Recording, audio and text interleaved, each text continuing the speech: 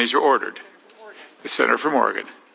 Mr. President, the Blackburn Amendment penalizes innocent people who are eligible for Medicaid coverage and are waiting to cut through a thicket of red tape and get health care. This can go on for months and months and defies basic fairness and common sense. The parliamentarian has already ruled that the federal government, if it does this, it would be coercive and not acceptable under the reconciliation rules. This is a distraction from Republican attempts to decimate the Medicaid benefit, and I therefore raise a point of order that the pending amendment violates the Byrd Rule, Section 313B1D of the Congressional Budget Act of 1974, and I ask for the ayes and nays. Mr. President, pursuant to Section 904 of the Congressional Budget Act of 1974, I move to waive, and I ask for the yeas and nays. Is there sufficient second? There appears to be. The question is on the motion to waive. Oh. Ms. Alsop Brooks. Ms. Baldwin. Let me read my colleagues a statement made this year by somebody, and I quote, "Anyone who says that about the," here's what he said, "anybody that says the current policy baseline is the way to go is engaging in intellectual and economic fraud," end of quote. I wanted to make sure I got that quote correct because it was made by a Republican congressman from Arizona, Congressman Schweihart. Here's another quote. "This is fairy dust, and they are all full of crap, and I'm going to call them out on it." Who said that? Congressman Chip Roy, Republican from Texas. And I think it's worth quoting those Republican members of Congress because while I dramatically disagree with what they did in their House bill, at least they used honest accounting. At least they didn't try to perpetrate this budget fraud that we're witnessing here in the United States Senate. A budget fraud that would, I dare say, make the Enron scammers blush. And if you go through the numbers, it's dramatic. For example, honest scoring of the bill shows that extending the individual tax rates from Trump 2017 will cost $2.2 trillion. That's what the House of Representatives said, $2.2 trillion. When you use the fraudulent budget math that Senate Republicans want to use, all of a sudden that's $83 billion. If you look at the cost of extending key deductions for businesses, the House used accurate accounting. It comes to $820 billion over 10 years. Under the Senate plan, $6 billion. So I'm not going to spend a ton of time, Mr. President, going over this chart, but I do want to put it up here. This is from the Committee for a Responsible Federal Budget. And the blue shade in each of these years shows what Senate Republicans say their bill will cost in each of those years. This is the so-called current policy baseline. This is what those House Republican members called fraudulent accounting, and it is. And if you add up all of those blue deficits over those 10 years, they claim it's $441 billion additional debt over 10 years. But if you use the honest accounting that we've always used in the United States Senate for the purpose of budget reconciliation, you get the full bar, including the orange numbers, which is $4.2 trillion in debt over those 10 years. I do want to point out to my colleagues something interesting because you have these dashed orange lines. What this is representing is that some of these costs from lost revenues in some of these out years go down. That's because under this House Republican plan, the tax cuts for people with the no tax on tips, they go away. They vanish. They vanish right here in 2029. But the tax cuts for very wealthy people, for billionaires and others, they go on for the 10 years. In fact, they go on forever. And the last point I'm going to make is, by letting them go on forever, tax cuts for very wealthy people, Senate Republicans are violating the entire structure of the budget reconciliation process.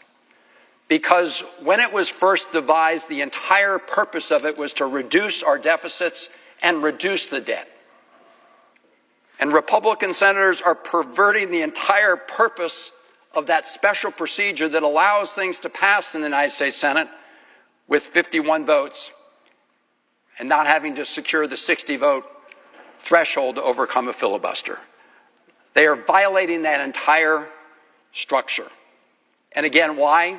Because they're hell-bent on making sure those tax cuts for very wealthy people go on forever. And again, at the expense of everybody else. And I'll just close, Mr. President, by pointing out that it wasn't that long ago that just down this hall here in the Senate Rotunda, Donald Trump took the oath of office. He looked at the cameras and he said he wanted a new golden age for America. But this is not a golden age for America. It is a gilded age for the wealthiest people in America. And those are the people he was really speaking to, because they're the ones who were sitting right behind him on Inauguration Day. Elon Musk, Jeff Bezos, Zuckerberg, the tech titans, the billionaire cabinet, more billionaires than any cabinet by far in American history. That's who this bill serves. It serves very wealthy and powerful people, and it does so at the expense of everybody else in America in one form or another. And I hope our Senate, on a bipartisan basis, will give it a big thumbs down. And I yield the floor.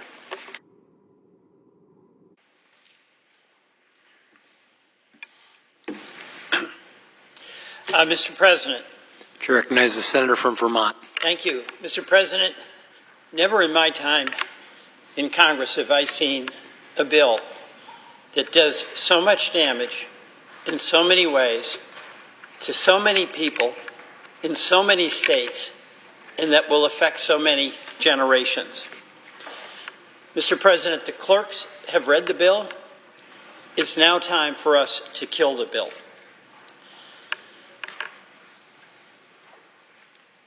The point of reading the bill was to reveal that this bill has one goal, and that is to extend tax cuts to very wealthy Americans, where the top 1% will get 60% of the benefit, and to make everyday Americans pay the price to fund those tax cuts. And it's no wonder right now that 2 in 3 Americans oppose this bill. The question is, will the United States Senate oppose this bill? Here are just a few ways that the President's so-called one big, beautiful bill will hurt Vermont. In Vermont, 11,500 people will lose their health care coverage under Obamacare, the Affordable Care Act. 21,000 Vermonters will lose Medicaid coverage. And food nutrition programs that are so essential to the well-being of your citizens and mine. In Vermont, the SNAP program, 11% of our households use it, 65,000 people. A little over a third of households rely on the SNAP program, and they have kids. Nearly 3,000 veterans in Vermont rely on the SNAP program. By the way, we're talking about $6 a day. Billions are going to be cut across the country, and that's going to hurt Vermont, and it's going to hurt everyone. In Vermont, some homeowners, to save money on their energy bills, use the home energy efficiency upgrades that was made possible under the Inflation Reduction Act. Those are being ripped apart. Folks saved about $420 to $980 a year. That's real money for people living paycheck to paycheck. This bill scraps that. Mr. President, here's the good, the bad, and the ugly. The good, we still have time to kill this bill. And we should kill this bill. we Democrats are united in opposition to this bill, but it's not only Democrats whose constituents are going to be hurt by this bill. My colleagues on the other side of the aisle have an opportunity to make a choice. Read the bill and decide, are you going to protect your constituents who are going to suffer the same afflictions as my constituents, or are you going to defer to President Trump? The bad in this bill, it's going to inflict bipartisan pain. This is not aiming at red state or blue state. This is aimed at working class and middle class Americans. More than 76,000, just to give an example, West Virginia, a great state I visited, went into a coal mine, hardest working people ever, except maybe for Vermont dairy farmers. More than 76,000 people in West Virginia will lose access to health care because of this bill. 278,000 West Virginians are going to lose access to the nutrition programs of SNAP. In Tennessee, more than 295,000 people will lose access to health care, Medicaid, through this bill. And SNAP means 758,000 Tennesseans lose their nutrition benefits. So I just want to repeat here, this is the bipartisan infliction of pain. This is real. This is real. And is the tax cut largely directed to the very wealthy people? Is it worth inflicting that kind of pain on so many when the tax cut benefits so few? Mr. President, let's talk more about what's in this bill, because the American people, they need to know what we're voting on. It makes major cuts, of course, as I've said, in Medicaid. But the immediate effect of those Medicaid cuts is that it really threatens the financial stability, the viability of the community hospitals that are in all of our communities. Folks are going to show up to get care. And across the country, 17 million people will lose any reimbursement from Medicaid. So they'll go to our community hospitals and they'll do what they do. They'll provide care even if they don't get paid, but they can only do that so long. So those hospitals are literally threatened to go out of business in every single state. This bill cuts Medicaid by over $930 billion. So that ripple effect is going to hurt all of our hospitals. And absolutely some of those are going to close. And by the way, that's going to result in a higher cost shift, so that those employers who are doing everything they can to provide employer-sponsored health care for their employees are going to see their premiums spike badly. The bill's going to rip away food assistance programs that more than 42 million Americans need. That's $6 a day, as I mentioned, and that'll be gone. This, by the way, has a real impact on our farmers. They put food on our table. One of the things that our farmers are so proud of is they feed America and they feed the world. And they've been able to supply the food that is then distributed through the SNAP program. It's going to undercut the revenue that they get for doing really good for a lot of people across our country. The bill takes us backwards in our effort to expand energy production and fight climate change. The bill actually adds a tax on wind and solar. It takes away the incentives and it adds a tax. And Mr. President, 95% of the new electric generation, and we need so much more of it, in the past few years has come from clean energy. We don't have that going into production to provide energy along with storage technology. The cost of electricity to the people you represent and the folks I represent in Vermont is going up. Mr. President, there's another aspect of this bill. It just makes no sense being in this bill. It makes no sense being in any bill, particularly. It is a Republican-led bill that strips states of their right to pass laws to protect their consumers against AI threats and against social media threats. It imposes a moratorium for 10 years on any states taking any action. This affects Vermont directly. It affects every single one of our states. And how, I ask, can one argue they're for state rights and then strip states of being able to act on behalf of their own citizens? This bill is a real threat to our economy. It's going to increase the debt, already about $35 trillion, by at least $3.3 trillion. And for what? Tax cuts to very, very wealthy people, multinational corporations who are having record profits at the expense of health care, at the expense of our community hospitals, at the expense of our investments in clean energy, at the expense of our food and nutrition programs. Invested in what?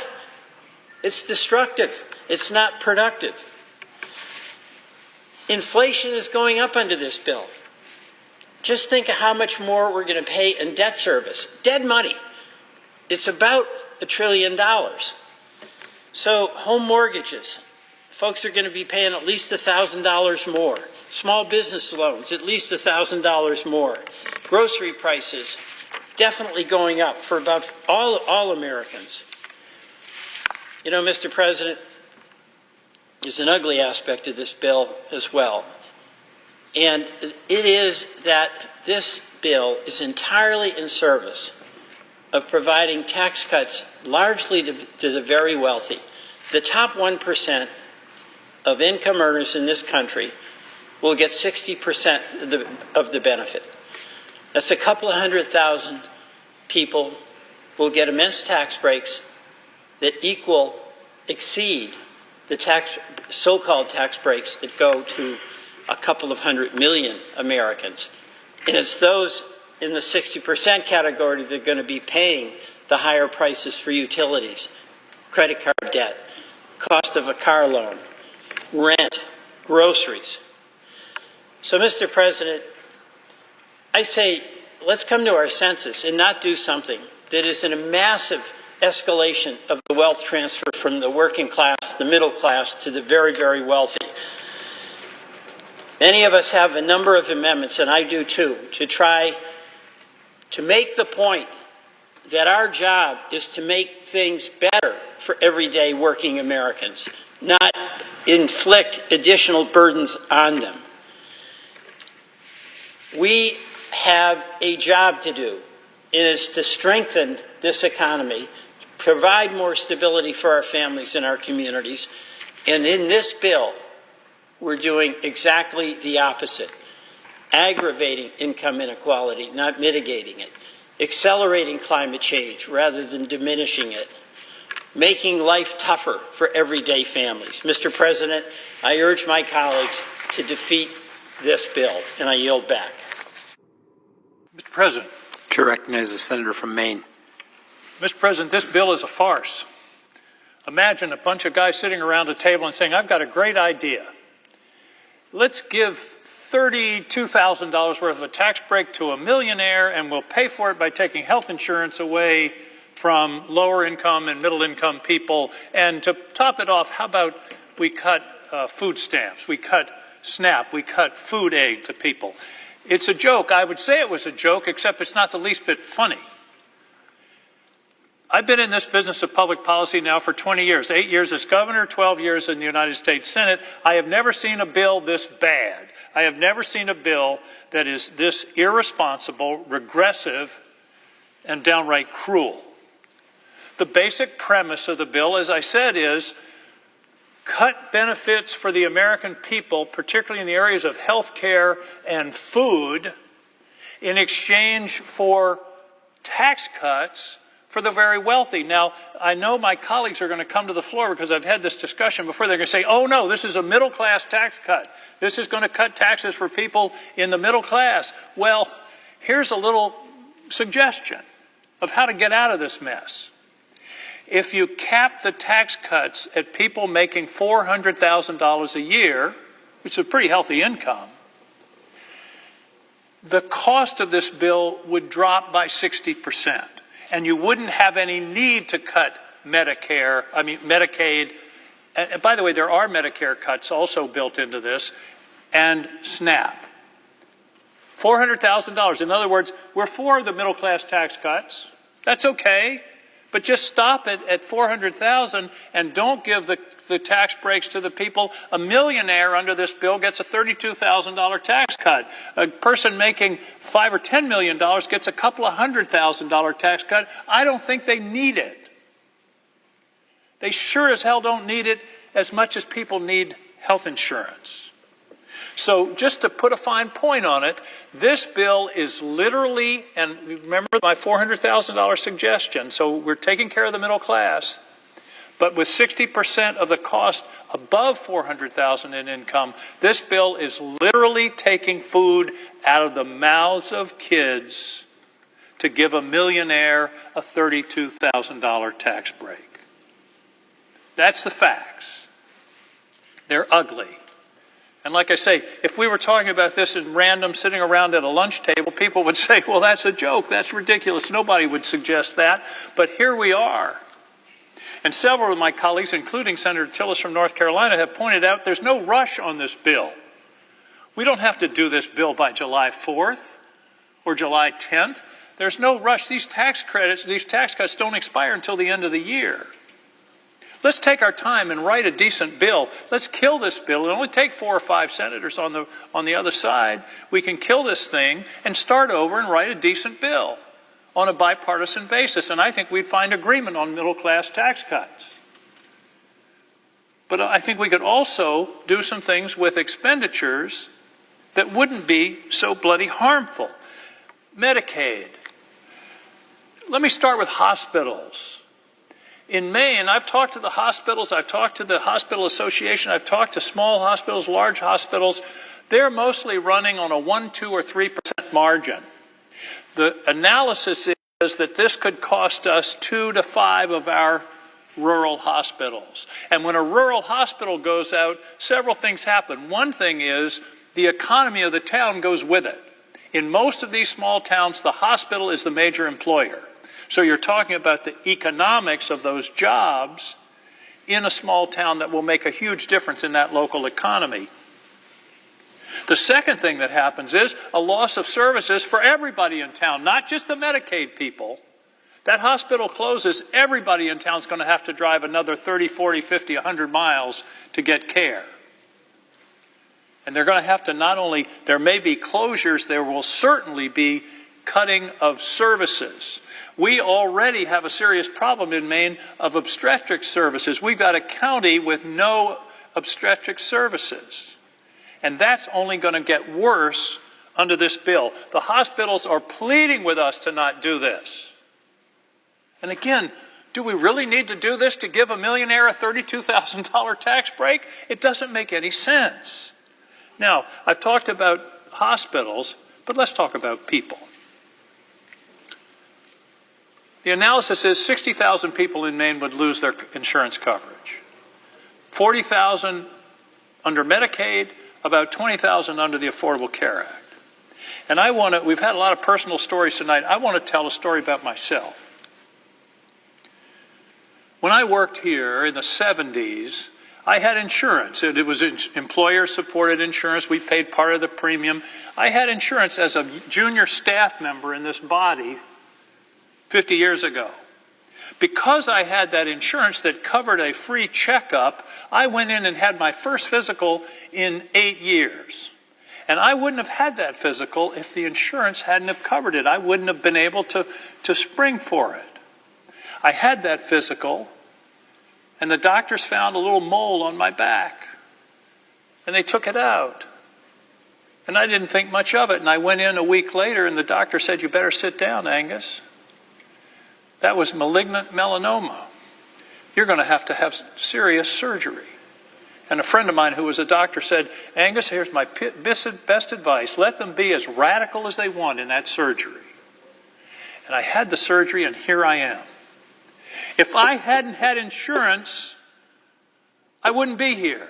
And it's always haunted me that some young man in America that same year had malignant melanoma. He didn't have coverage, he didn't have insurance, he didn't get that checkup, and he died. That's wrong, that's immoral. So the idea of cutting health insurance from people is just, oh, well, they just won't have coverage for their doctor's visits. No, people die when they don't have health insurance. There is statistical analysis to bear that out. So this isn't any joke. And by the way, people say, well, we're talking about fraud in Medicaid.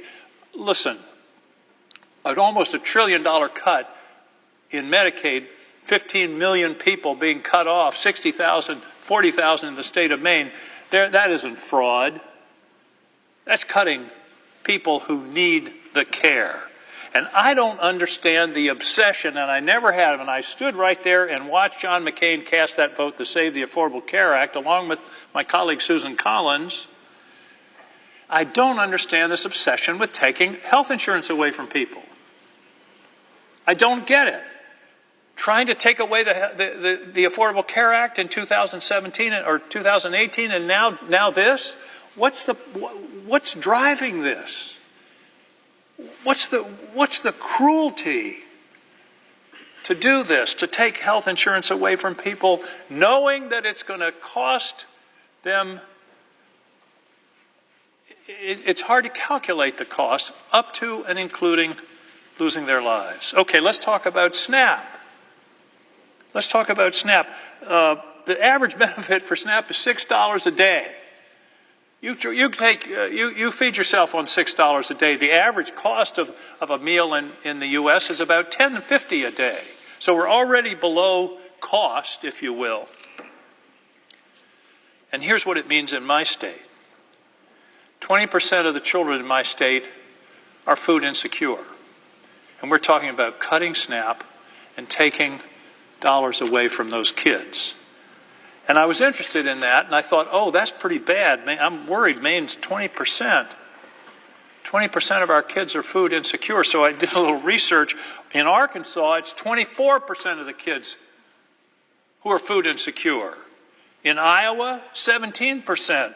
South Carolina, 14%. Michigan, 19%. Missouri, another 19%. That's 1 out of 5 kids are food insecure, and we're going to cut that food in order to give a millionaire a $32,000 tax cut. Mr. President, that's not only bad policy, it's downright immoral. Okay, what's the other problem with this bill? There's so many, and so many problems, so little time. It's irresponsible. It adds about $4 trillion to the deficit. And by the way, this current policy thing doesn't pass a straight face test. A 7th grader knows it's nonsense. You got to borrow the money to pay. If this bill doesn't pass, then there isn't a $4 trillion hit on the budget.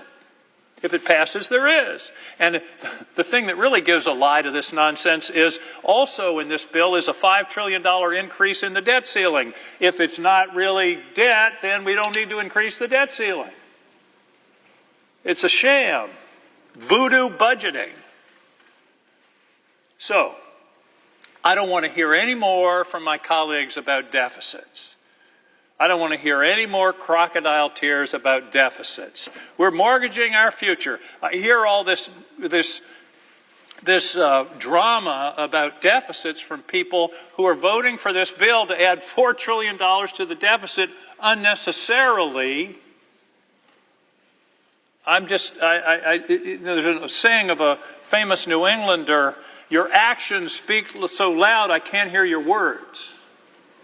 Your actions speak so loud I can't hear your words. Your actions are, you're adding to the deficit unnecessarily. So don't talk to me about deficits. Now, the first rule, if you're in a hole, is stop digging. And we're in a hole, Mr. President. We're in a hole, so you stop digging by not passing this bill or not passing it in the extreme form that it is to give the tax benefits, 60% of the tax benefits to people making over $400,000 a year. The reason, what's driven the deficit, if you go back and look over the last 20 years, there are 3 things. One were the unpaid for Bush tax cuts. We had major tax cuts and then a war that we put on the credit card. The unpaid for Trump tax cuts in 2017 and COVID. Now, COVID was an emergency. And the financial crisis in 2008 and 9 and 10. That were emergencies. That's where you run deficits. But you don't run deficits when times are good, and that's exactly what we're doing here. If you're in a hole, stop digging. And by the way, the Committee for a Responsible Federal Budget, a nonpartisan group, has said, and I haven't heard this mentioned, this bill will actually accelerate the insolvency of the Social Security Trust Fund and the Medicare Trust Fund. There's a nice thing for you. It'll make those funds go insolvent sooner than would otherwise be the case. Gutting the IRS. By the way, I have another suggestion for my colleagues. You want to find $600 billion a year? Enforce the tax laws against cheaters. That's the estimate. $600 billion a year is left on the table because cheaters, mostly high income, are not paying the taxes they owe. The poor stiff that gets a 1040, he has to pay it. Everybody knows what he's making. But it's these people with the fancy lawyers and accountants, and I'm not talking about tax avoidance here. I'm talking about stone cold tax evasion. $600 billion a year. That would be nice instead of cutting Medicare and Medicaid and food stamps. Another piece of this bill that hasn't got much attention is ICE. The current budget of ICE is $9 billion a year. Under this, they're increasing it $75 billion over 4 years. That's an additional $18 billion a year. They're tripling the budget of ICE. They're tripling the budget. We're dangerously close, Mr. President, to creating a federal police force, which we've never had in this country and we shouldn't have. And by the way, I have never in my life seen a law enforcement officer with a mask on. I don't get where that came from. A law enforcement officer wearing a mask. Where I come from, people that wear masks are not the good guys. And I don't understand that, but to triple this budget, you wonder where that's going to take this country. So let me go back to the beginning. All this damage to give a tax break to a guy who's making $1 million. The chairman of the Finance Committee wasn't here, I think, when I said this. Mr. Chairman, if we limit the tax cuts to people making $400,000 and less, it will reduce the cost of this bill by 60%. It will ameliorate the need for any cuts to Medicaid and SNAP. It would also minimize the hit on the debt and the deficit. There is no rush to pass this bill. Let's kill it, give it a merciful death over the next 24 hours, and then start over writing a responsible bill to deal with the expiring tax cuts for the middle class and deal with issues within the federal government that should be addressed. But this bill is not the answer. It is a sham, and it is a shame. And it is embarrassing to even be debating this bill. It should have never come before us in this form. I hope that enough of my colleagues will see that this is an unnecessary damage to the citizens of this country and the citizens of their state. Every state's citizens are going to suffer. And this is something that we in this body can and should prevent. Mr. President, I yield the floor. Mr. President. Chair recognizes the senator from Idaho. Mr. President, I ask unanimous consent that when the Senate complete its business today, it stand adjourned until 9 a.m. until Monday, June 30th, that following the prayer and the pledge, the morning hour be deemed expired, the journal of proceedings be approved to date, the time for the two leaders be reserved for their use later in the day, morning business be closed, and the Senate resume consideration of calendar number 107, H.R. 1. Further, that the leaders be recognized, and following their remarks, all debate time on calendar number 107, H.R. 1, be expired. Without objection. And Mr. President, if there's no further business to come before the Senate, I ask that it stand adjourned under the previous order following the remarks of my colleagues, pursuant to the relevant debate time limits under the Congressional Budget Act. Without objection. Mr. President. Chair recognizes the senator from Arizona.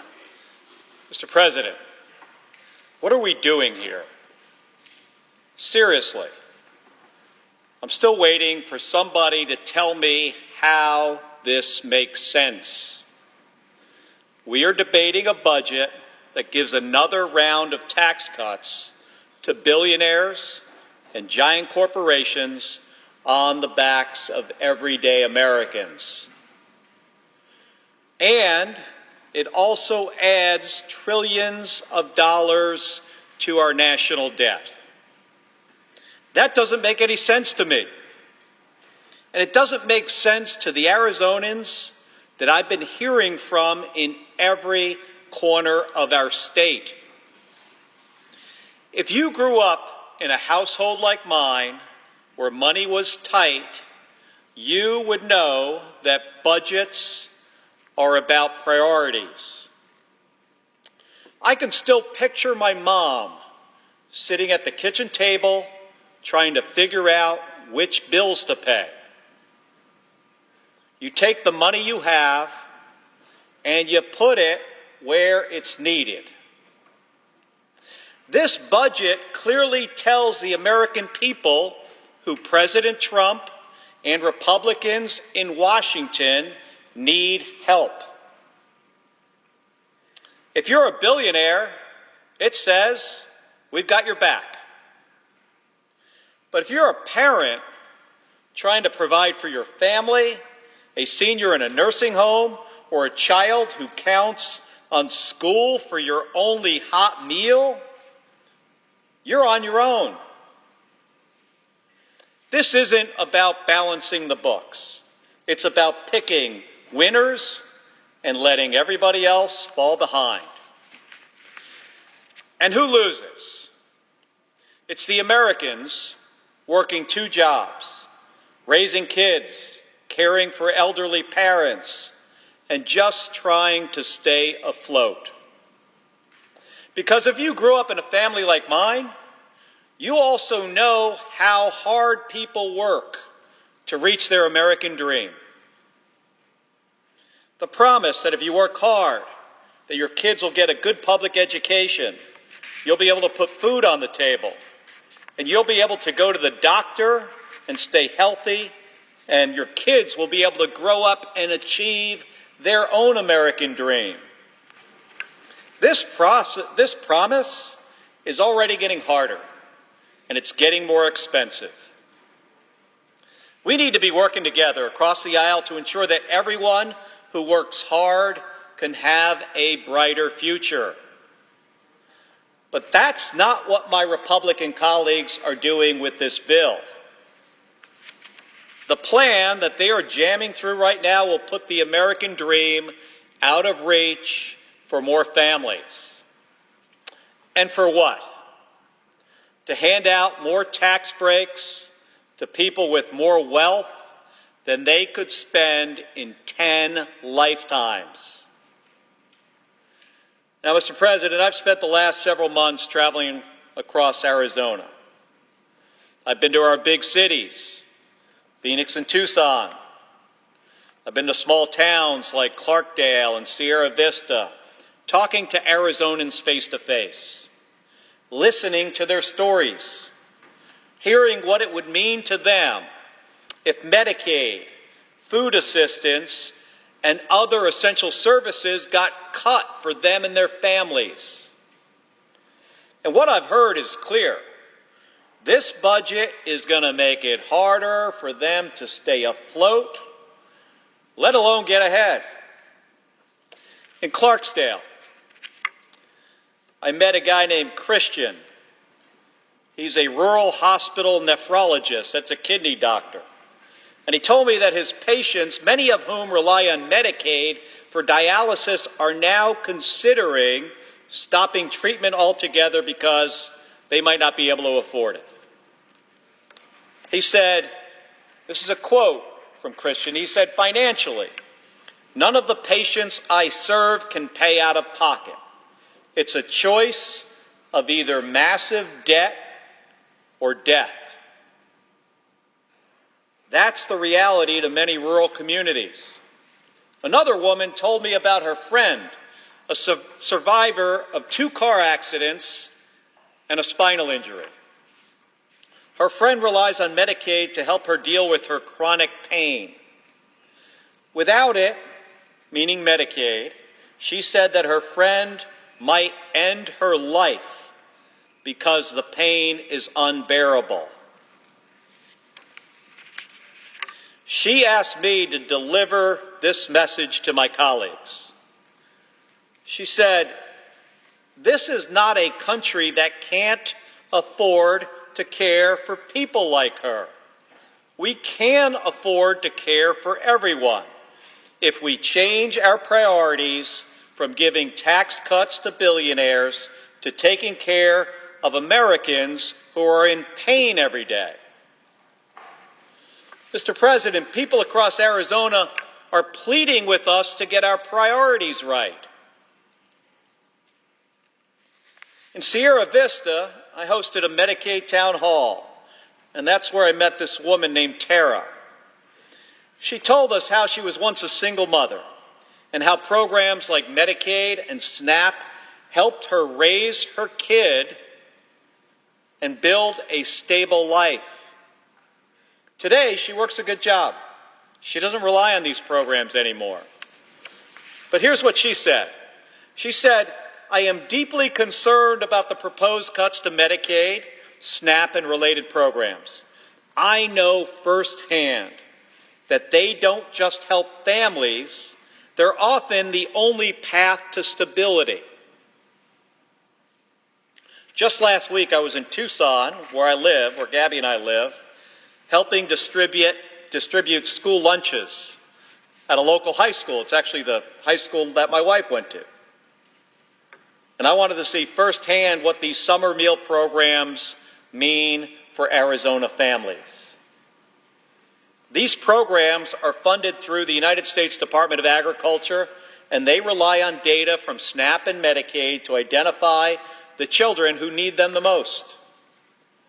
If this bill passes, a bunch of these kids that I served, I think it was last weekend, they won't be eligible for these programs anymore.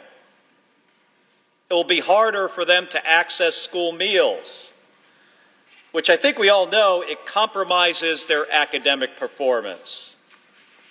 That's the real cost of this legislation. It's not numbers on a spreadsheet. It's hunger. It's illness. It's fear. It's a bunch of folks who work really hard, doing everything right, and they're still going to get punched in the gut. And it's not just what I hear in person, Mr. President. My office gets hundreds of letters and phone calls every week from Arizonans. People are scared, and they want us to listen. I want to share some of their voices. Frank is a veteran on dialysis. He called this week, and he said, "The food bank and my SNAP benefits are the only way I eat right now. I can't work. I'm not old enough to retire, and I'm dipping into my retirement early just to keep up with my mortgage. Without this help, I don't know what I will do." Mr. President, veterans should never have to say those words in this country. One of the most sacred promises we make to the men and women who serve is that we will take care of them when they return home. That promise doesn't end when they hang up the uniform. It includes making sure that they can afford food, access health care, and live with some dignity. And yet, here's Frank, sick, struggling, and wondering how he'll survive because the programs he relies on are under threat. Cheryl from Tucson, who is a 59-year-old widow, said, She said, I receive disabled widows' benefits, Medicaid, Medicare, and SNAP. Get this. She said, my rent and utilities eat all but about $300 of my monthly income. SNAP and my health care card used to cover most of my food costs. I used to have about $40 left over to buy some extra groceries for the unsheltered in my area. So here's a woman with $40 extra, and she's helping other people. She also says now buying food for my household takes all of it. I'm scared. If I lose even one of these benefits, I'll lose the grip that keeps the roof over my head. Karen from Scottsdale has worked for over 25 years helping veterans and people with disabilities. She wrote, many of the people I work with rely on Medicaid because they can only work part-time or because their employers don't offer benefits. Cutting them off will just make health care more expensive for everyone. The rich do not need an extension on tax cuts at the expense of low-income and middle-class families. Mr. President, these are my constituents. These are folks who, unprompted, took time to write or call their senator. And every single one of them, Mr. President, is saying the same thing. We're barely holding on, and we're scared this is going to put us over the edge. Now, I wish I could say that these stories were met with compassion by everybody here. But instead, one of my Republican colleagues apparently said, this is a quote, they'll get over it. And another, when asked whether cutting Medicaid would cost lives, said, well, we're all going to die anyway. Now, I didn't come here to throw jabs. I'm repeating those words because they reveal how this budget was written without any connection to the real-world consequences. This isn't about politics. It's about people. So I ask again, what are we doing here? Who do we serve?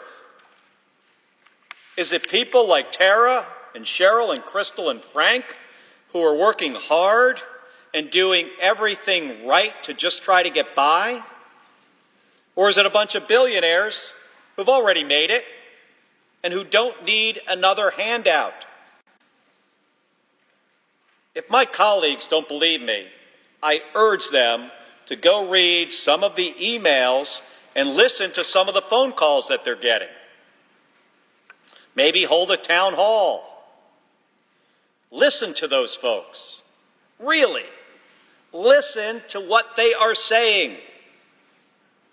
Don't crush their American dream. Don't rig the system even more against them. Don't take a vote just because it's easy. We can do better for the people we serve. Mr. President, they deserve that from us. Thank you, and I yield the floor.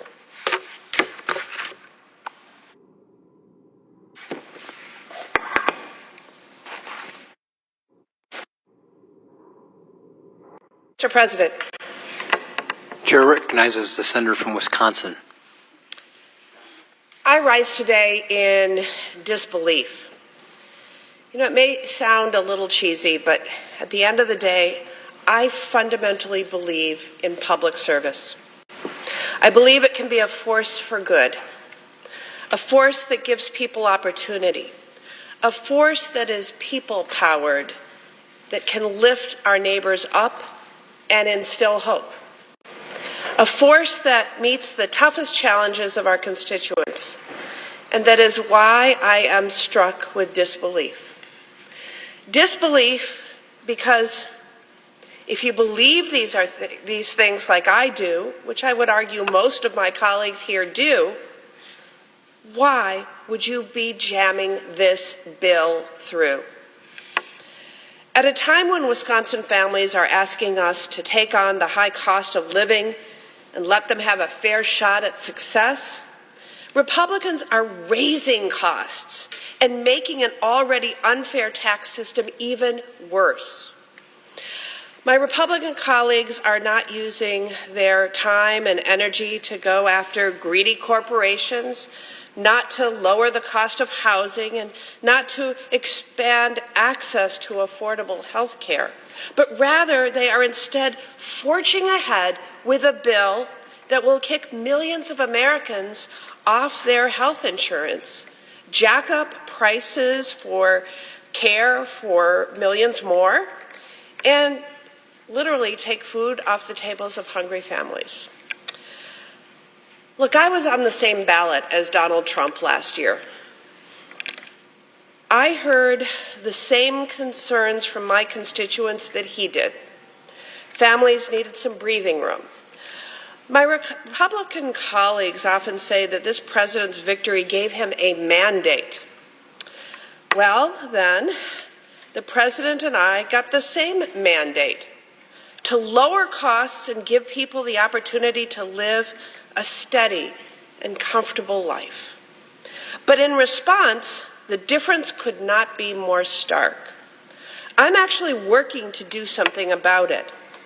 And this bill, the landmark bill from this president and the Republican Party, does just the opposite and will raise costs for families. One of the biggest cost drivers I hear about is health care. And so instead of standing up to big drug companies to lower prescription drug costs, and instead of building on the Affordable Care Act to expand access to health care coverage, this bill actually terminates coverage for Americans. In fact, 17 million Americans will be kicked off either Medicaid or the Affordable Care Act because of this bill. That is like stripping health care coverage from the entire populations of Wisconsin, Minnesota, and Iowa combined. And these aren't just numbers. These are people. These are people who have stories, and they matter. I should know, after battling a childhood illness, I became one of those Americans labeled as having a pre-existing health condition. And insurance companies were legally able to deny me coverage. But because of the Affordable Care Act, we changed that. And we gave families like mine hope. Hope that they can get health care at a price they can afford and sleep well at night knowing they have coverage. Medicaid has given that same hope for generations to some of our most vulnerable neighbors. But with this bill, my Republican colleagues are instilling fear.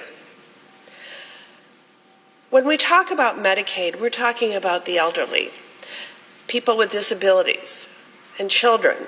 We're talking about a single mother of 3 who is struggling to make ends meet, and so many more. I have traveled the state of Wisconsin from Superior to Racine, La Crosse to Green Bay, and everywhere in between, to hear from people who will be harmed by this bill.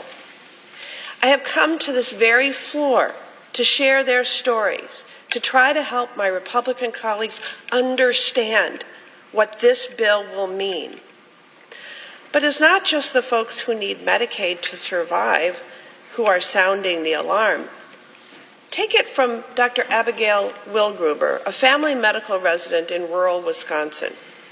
She said this bill, quote, will deprive millions of Americans, particularly children, seniors, and individuals with disabilities, of the care they need to survive. She continued saying, these provisions will limit my ability to complete my job to the fullest, will lead to worse outcomes for patients.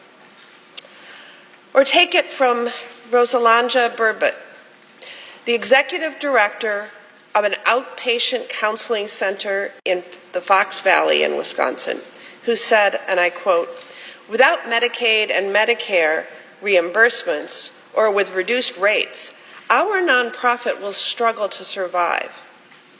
She continued to say, quote, "I would hate to consider cutting staff or programs, but that could become our only option.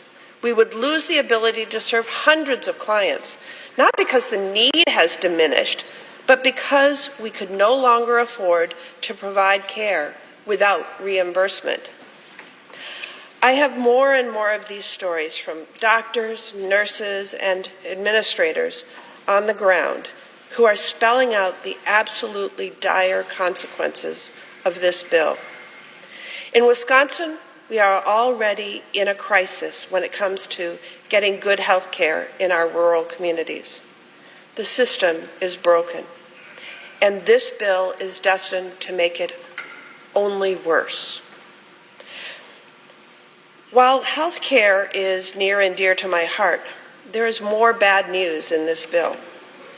Republicans' big betrayal will also take food assistance, the literal means by which some people are able to put nutritious food on the table, away from them. This bill will take SNAP assistance, our nation's best way to make sure that no one goes hungry, away from more than 3 million Americans. And that leads us to the why. Republicans are making all of these cuts so that they can rig our tax code, which I must say already is deeply unfair to working families. And they would further tilt it in favor of the biggest corporations and the richest in our country. The Republican bill gives people at the top 0.1%, the richest of the rich, a tax cut of more than $250,000 every year. Yes, $250,000 a year. All the while, this bill hits working families the hardest. When taking into account the disastrous Medicaid and SNAP cuts, many working families would see their annual incomes fall by over $1,500. And it doesn't have to be this way. Yes, our system for taxes and health care are broken, but this bill is not the solution. This bill would make it harder for working families to have the opportunity to get ahead, harder for parents to get their kids health care, harder for families to put food on the table. We, Democrats and Republicans, should be working together to give some relief to workers, but instead, Republicans will choose to go it alone and vote to give the biggest corporations and the wealthy another unfair leg up.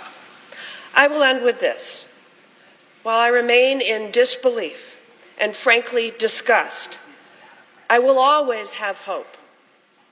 I have hope because it's not the people in this chamber with the power, it's the people. It's the people who will sadly feel the repercussions of this bill. It's the people who are rising up and will hold anyone who passes this disastrous bill accountable. That is where the true power is. And with that, I yield. Madam President. The Senator from Hawaii. Madam President, Democrats have been on the floor for hours today, pointing out what's in this 1,000-page bill that took over 16 hours to read. I call it the 1,000 pages of pain, the billionaires' gain. So it's bad enough that my colleagues have been on the floor talking about how this bill is going to hurt people on Medicaid, taking food away from our children and families through major cuts to the SNAP program, health care, food, housing, energy support, you name it. The pain is in this bill. But one of the areas that people don't know about is this bill actually has provisions that would take away support for our public schools. Okay, let that sink in. It's not enough that this bill has 1,000 pages of pain in just about every aspect of our lives that you can think of, but now they're coming after support for our public schools. So today I am rising as an advocate for the 49 million children who are enrolled in public schools across our country. Nearly 90% of K-12 students go to public schools, including 95% of children with disabilities. Yet we have a regime that is actively working to end federal support for public schools. We have a president who tried to totally eliminate the Department of Education, and sadly for him, he can't do it with through executive order because only Congress can do that, but they're doing a lot of other things that withhold support for public schools. So, as Republicans in Congress are trying to undermine support for public schools through the first ever national private school voucher program. Let that sink in. The first ever national private school voucher program. That is taking money away from public schools and basically turning it over to private schools through a voucher program. So let's be clear. The school voucher program, the provision, isn't about money for schools. It's about even more money for billionaires because they're the folks who are going to get the most out of this voucher for public schools program. Under this program, wealthy donors would receive large handouts for supporting school vouchers. So this is why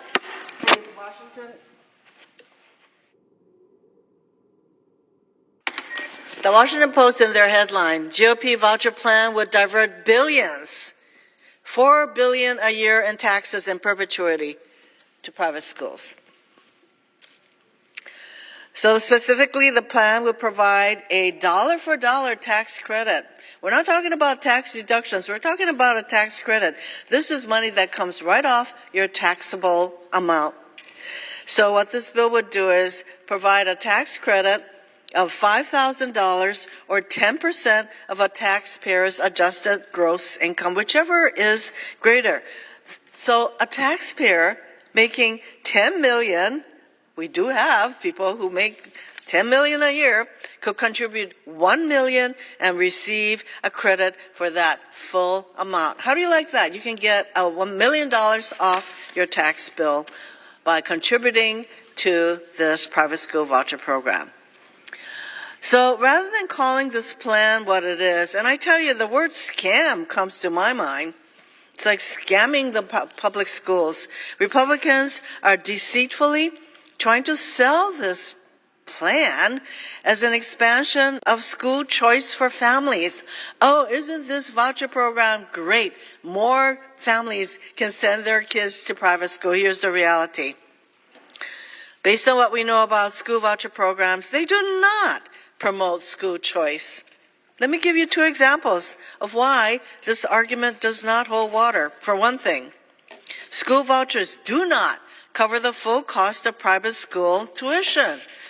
When was the last time anybody thought about how much private schools cost? Maybe, in schools in Hawaii, private schools can cost something in the order of $15,000 to $20,000 a year, starting from kindergarten. A voucher program will not support that full amount. That means that families who want to send their kids to these private schools will have to make up the cost difference. Well, how many middle-income, low-income families would be able to exercise that choice to send their child to a private school that costs that much? And not only that, as we have seen in states that have passed voucher programs, private schools often raise their tuition when they become eligible for vouchers. Iowa is an example. After they approved vouchers in 2022, private schools there increased their prices by over 20% for kindergarten and by over 10% for other grade levels. Here's another example of why this argument that this program promotes choice. There are fewer private schools in rural communities, so many families do not have access to private schools if they live in rural communities. How does this expand choice for these families? The reality is the majority of vouchers have gone to wealthy families and to subsidizing school tuition for students who already attend private schools. Under this bill, Republicans will make that even worse by prioritizing scholarships for these students. I'm going to repeat that because not only is it bad enough that we're going to divert all of this money basically to private schools, but this bill actually has a provision that says the people who will get these scholarships are students who already go to private schools. In Louisiana, for example, now 99% of voucher tax credits there went to families with annual incomes above $200,000. In Virginia, the number was 87% of vouchers in that state going to wealthy families. In Arizona, it was 60%. And the nays are 47, 3/5 of the senators duly chosen and sworn not having voted in the affirmative. The motion is not agreed to. The point of order is sustained and the amendment fails. Mr. President, I ask unanimous consent that it be in order for the following senators to be recognized to offer amendments, motions, or points of order, that the amendments be reported by number with no amendment in order prior to a vote in relation to the amendments or motions. Kane, motion to commit, and Blumenthal, motion to commit. Without objection. I have a motion to commit at the desk. Clerk will report. Senator from Virginia, Mr. Kane, moves to commit the bill, H.R. 1, to the Committee on Homeland Security and Governmental Affairs with instructions. I ask that further reading of the motion be dispensed with. Without objection. Mr. President, 30% of the federal workforce is veterans, compared with only 6% of the overall workforce. The Trump administration has fired more veterans than any administration in the history of the United States. Derek Copeland, as an example, was a 20-year Air Force veteran who trained bomb-sniffing dogs. He then took a job with the Department of Agriculture to train dogs to sniff out illegal agricultural products. He was fired 11 days before the end of his probationary year. His termination letter said, "You have not demonstrated that your further employment at the agency would be in the public interest." He said, "I gave blood, sweat, and tears to this country for 20 years to continue service to the federal government. I feel like I've been thrown out like a piece of trash." My motion hits pause on this bill and would stop mass firing of veterans because it's wrong, and I would ask my colleagues to support my motion. Mr. President. Chair recognizes the senator from Montana. Well, I thank my colleague, the other Tim, for his concern for our veterans. I feel compelled to note that this motion alone would stop the big, beautiful bill in its tracks. I've been asking for months, where was the Democrat outrage similarly when we laid off tens of thousands of veterans and contractors during the COVID vaccine hesitancy pandemic? There were no due process and no consideration for their service was given. Democrats trying to nitpick and derail this bill by disguising the fact that they are advocating for the largest tax increase in the history of mankind, a $4 trillion tax increase. That's what they're really advocating for. This is also completely unnecessary. Federal law requires the Office of Personnel Management to consider military preference in hiring within our federal workforce. We have to stop using veterans as political pawns. The best thing we can do for veterans is have a strong, capable federal government that is fiscally sound. I urge a no vote on this amendment. Do I have remaining time? 6 seconds. We can stop this, and we should. President Trump's only been in office 6 months, and he's already fired more veterans than any president in American history. Please vote yes. The question is on the motion. Is there a sufficient second? There appears to be. The clerk will call the roll. Ms. Also Brooks, Ms. Baldwin,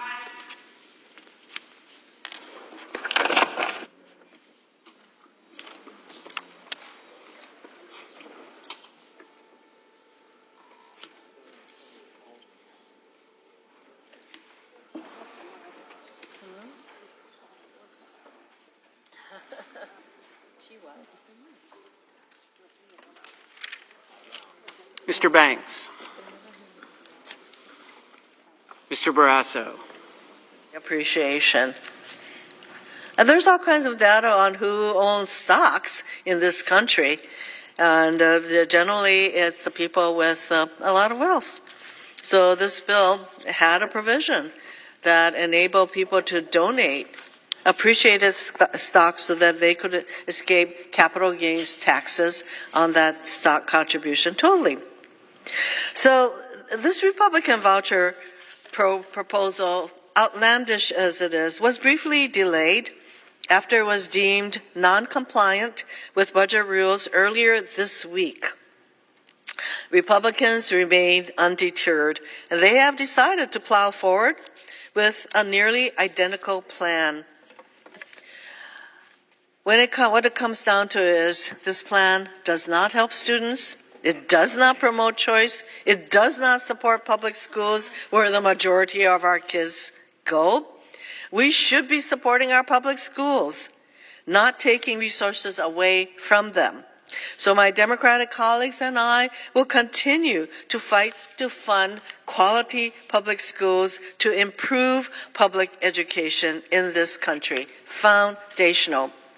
This voucher plan is yet another wrong-headed proposal that should be called out for what it is. A handout for the wealthy at the expense of hardworking American families. I urge my colleagues to reject this idea, and I yield back. Madam President. The Senator from Georgia. Madam President, I rise tonight in a moral moment in our nation. As we debate this bill, so much is on the line. The health care of over 16 million Americans, 750,000 of them Georgians, is on the line. Food for hungry children. In a wealthy nation where 1 in 5 children are already food insecure. They don't know where their next meal is coming from. Their livelihood, their welfare is on the line. The well-being of seniors in nursing homes and the disabled who rely on Medicaid and those who care for them is on the line. The fate of rural hospitals in Georgia, in Alaska, in Louisiana, in little towns all over this nation that are right now barely hanging on is on the line, and the scraps that they are throwing them while cutting them will not save them. And my friends on the other side of the aisle know it. They know that these scraps that they're throwing at rural hospitals will not save them. And so in a very real sense, lives are on the line. We are in a moral moment because something else is on the line. I submit that the character of the country is on the line. In a real sense, the question tonight is, who are we? Not who do we tell ourselves we are, but who are we really? What and who do we care about? What kind of nation are we? And what kind of people do we want to be? Who matters? And who doesn't? Who do we think is dispensable?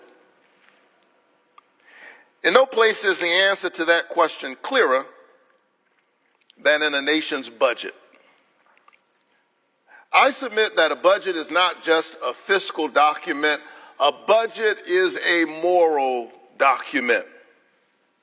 Show me your budget and I'll show you who you think matters and who doesn't.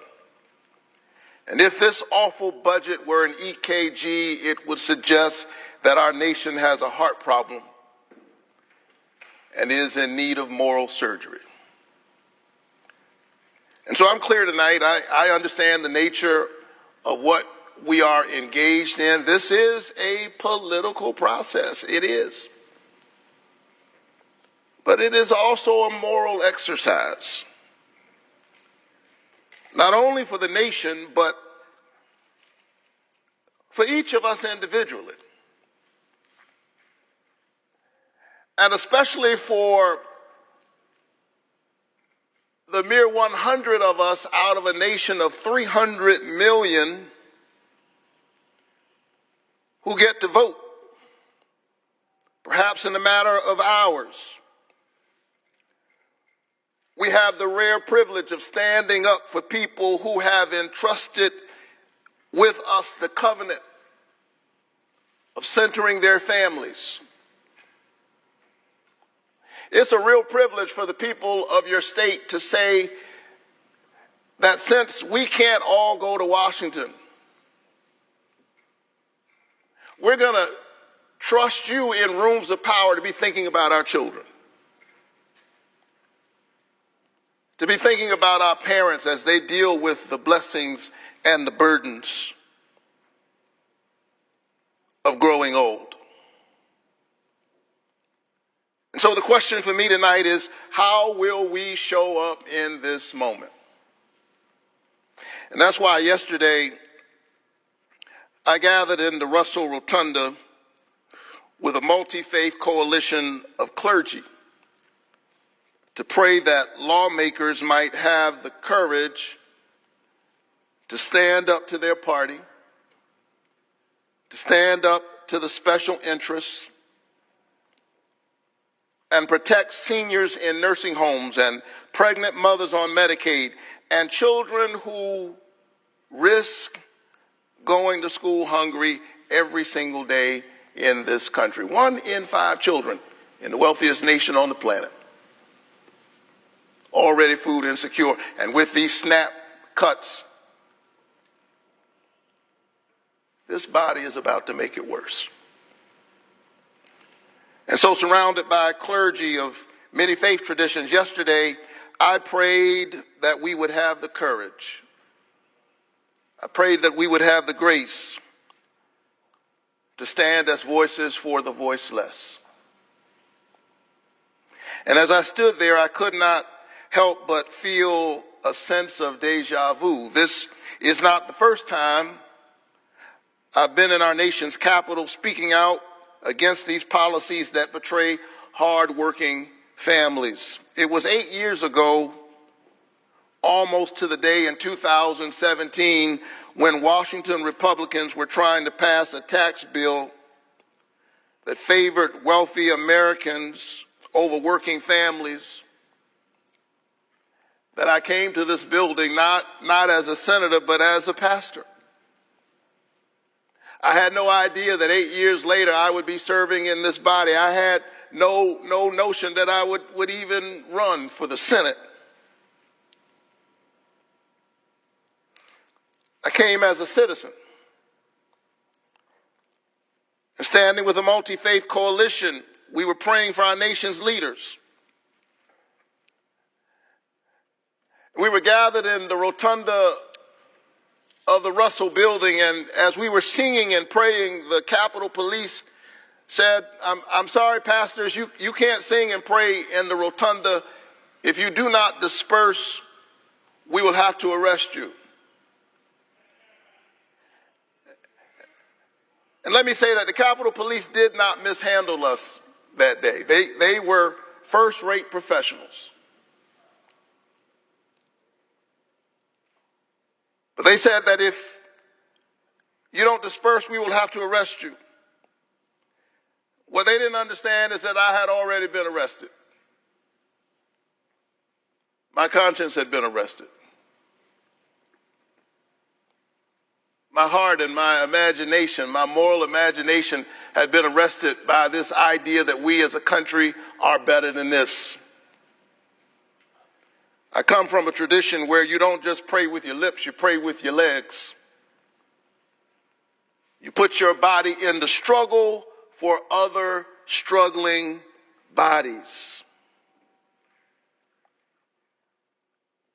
And so here I am tonight,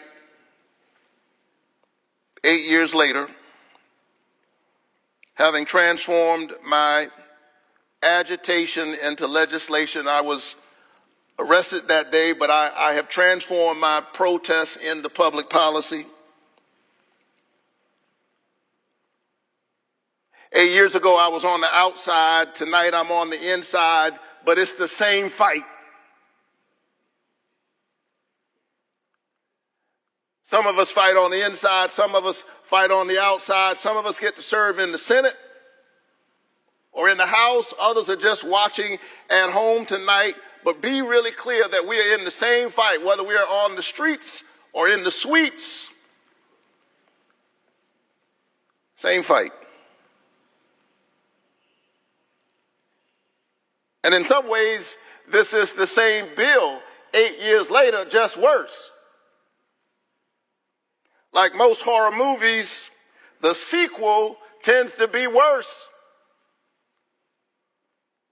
We were here 8 years ago. Washington politicians were trying their best to gut the Affordable Care Act. Remember that? They were trying to gut the Obamacare out of political motives. Millions of Americans were spared.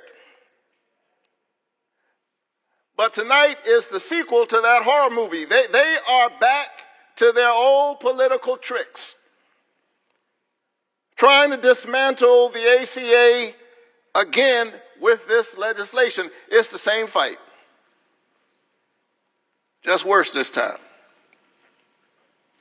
Instead of extending tax credits that would lower health insurance costs for the middle class, my friends on the other side are giving billionaires and the richest of the rich a tax cut. They are working real hard tonight to help billionaires because God knows they are having a hard time, apparently. And what that means is that 1.2 million Georgians and nearly 20 million Americans are going to see their health care premiums rise. That's what's at stake tonight. If they enact these deep cuts to Medicaid, as they are positioned not to extend these premiums, these tax credits, they are raising the cost of health care for all of us. Even if you are on private insurance, you are not safe. Your health care is about to go up. Your hospital might close because they're cutting these clean energy tax cuts. Your utility bills are about to go up. And so I have a question tonight. Who voted for that? Some of us are Democrats. Some of us are Republicans. Some of us are independents. Some voted for one party. Some voted for the other party. I get it. But who voted for that? Who voted for everybody's health care premiums to go up and their hospitals to close? Here's what I know. The folks back in Georgia didn't vote for that.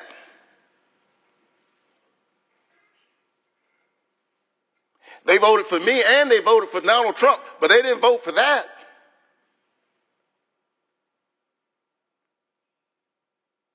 Ordinary folks don't want this. Just ordinary, everyday people who barely pay attention to politics, they don't want this. Even a Fox News poll, and you won't often hear me say that, but even a Fox News poll from this month found that Americans don't support this big, ugly bill. This is symptomatic of the ways in which the people's voices have been squeezed out of their democracy. This is not just a health care fight. It is that. It is not just a fight for food security, for SNAP. It is that. But in a real sense, it is a fight for our democracy, whose voice gets to be heard in this chamber. That's what this is about, the character of the country. Ordinary Americans don't want to do this to our children. That's why they need to know that 71% of all Medicaid enrollees in Georgia are children. 71%. Taking away health care from kids to pay for tax cuts for billionaires. Now, let me be clear. I'm all for tax cuts. I believe working families deserve a tax cut, and I certainly don't want to see them face a tax hike this year. That's why I want to nearly double the child tax credit. I believe in tax cuts for hardworking families, for middle-class people, for working-class families. But instead of doing that, instead of helping working-class families who are struggling now against a 10% tax on everything and rising costs, we're now burdening our children by adding $3 trillion to the debt. We're taking away health care from kids and then burdening them with the debt. We are engaged in Robin Hood in reverse, this body of stealing from the poor in order to give to the rich. This massive transfer of wealth from the bottom to the top. Yeah, this is socialism for the rich. And when the people hear about it, guess what? They don't like it. Democrats and Republicans and independents, when the people hear about what's in this big ugly bill, they don't like it. And that's why the folks on the other side are trying their best to fast track it. That's why they're trying to pass it, and they haven't even finished writing it. They're twisting themselves in knots, making their members walk the plank under the threat of a primary to pass this big ugly bill. The American people do not want to rob our children of food and health care and then burden them with trillions in debt to give billionaires and wealthy corporations another tax cut. The people do not want this bill.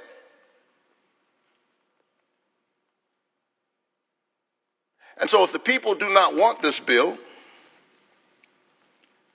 but they are trying to pass it, here's the question you got to ask yourselves at home. You have to ask yourselves, well, who are they working for? Who are they fighting for? Who do they think matters? Do you think they are working for you?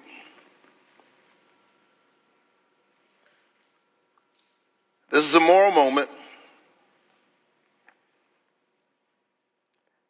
and a budget is a moral document. And we have been summoned to this moment, people of faith and people of moral courage who claim no particular faith at all.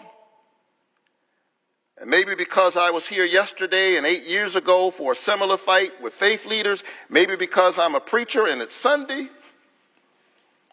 and I've been here instead of church, I have especially been thinking about those of us who are people of faith. People whose lives are informed by Scripture, people of the book. And maybe those of us who have different politics but read from the same book ought to spend some time together reading the book. Because I do sometimes wonder, and I say this with all humility, none of us owns the truth. But if I'm honest, there are days when I have to ask people of my faith tradition as a Christian, are we reading the same book?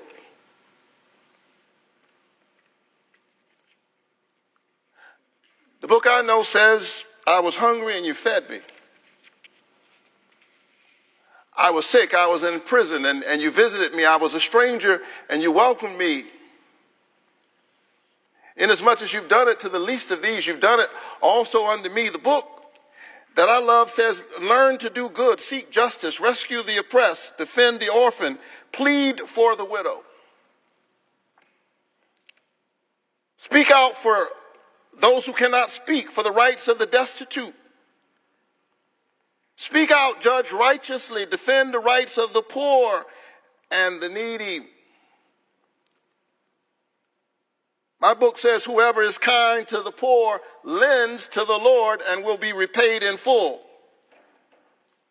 The prophet Amos condemns those who buy the poor for silver and the needy for a pair of sandals. They sell the poor out and working class people for cheap.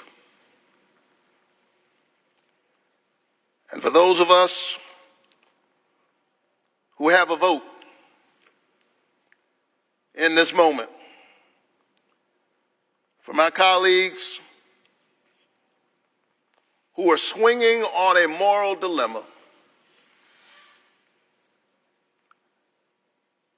I hear the prophet Micah say, he has already told you what is good. And what does the Lord require? But that you do justice, love kindness, and walk humbly with your God. May God be with our nation and grant us grace, wisdom, and courage for this moment. Madam President, I yield the floor. Madam President. The Senator from New Hampshire. Madam President, first I want to thank my colleagues, and especially just now my colleague from Georgia, for their work tonight, for their expression of what's at stake in this moment, and to Senator Warnock, I say thank you and amen.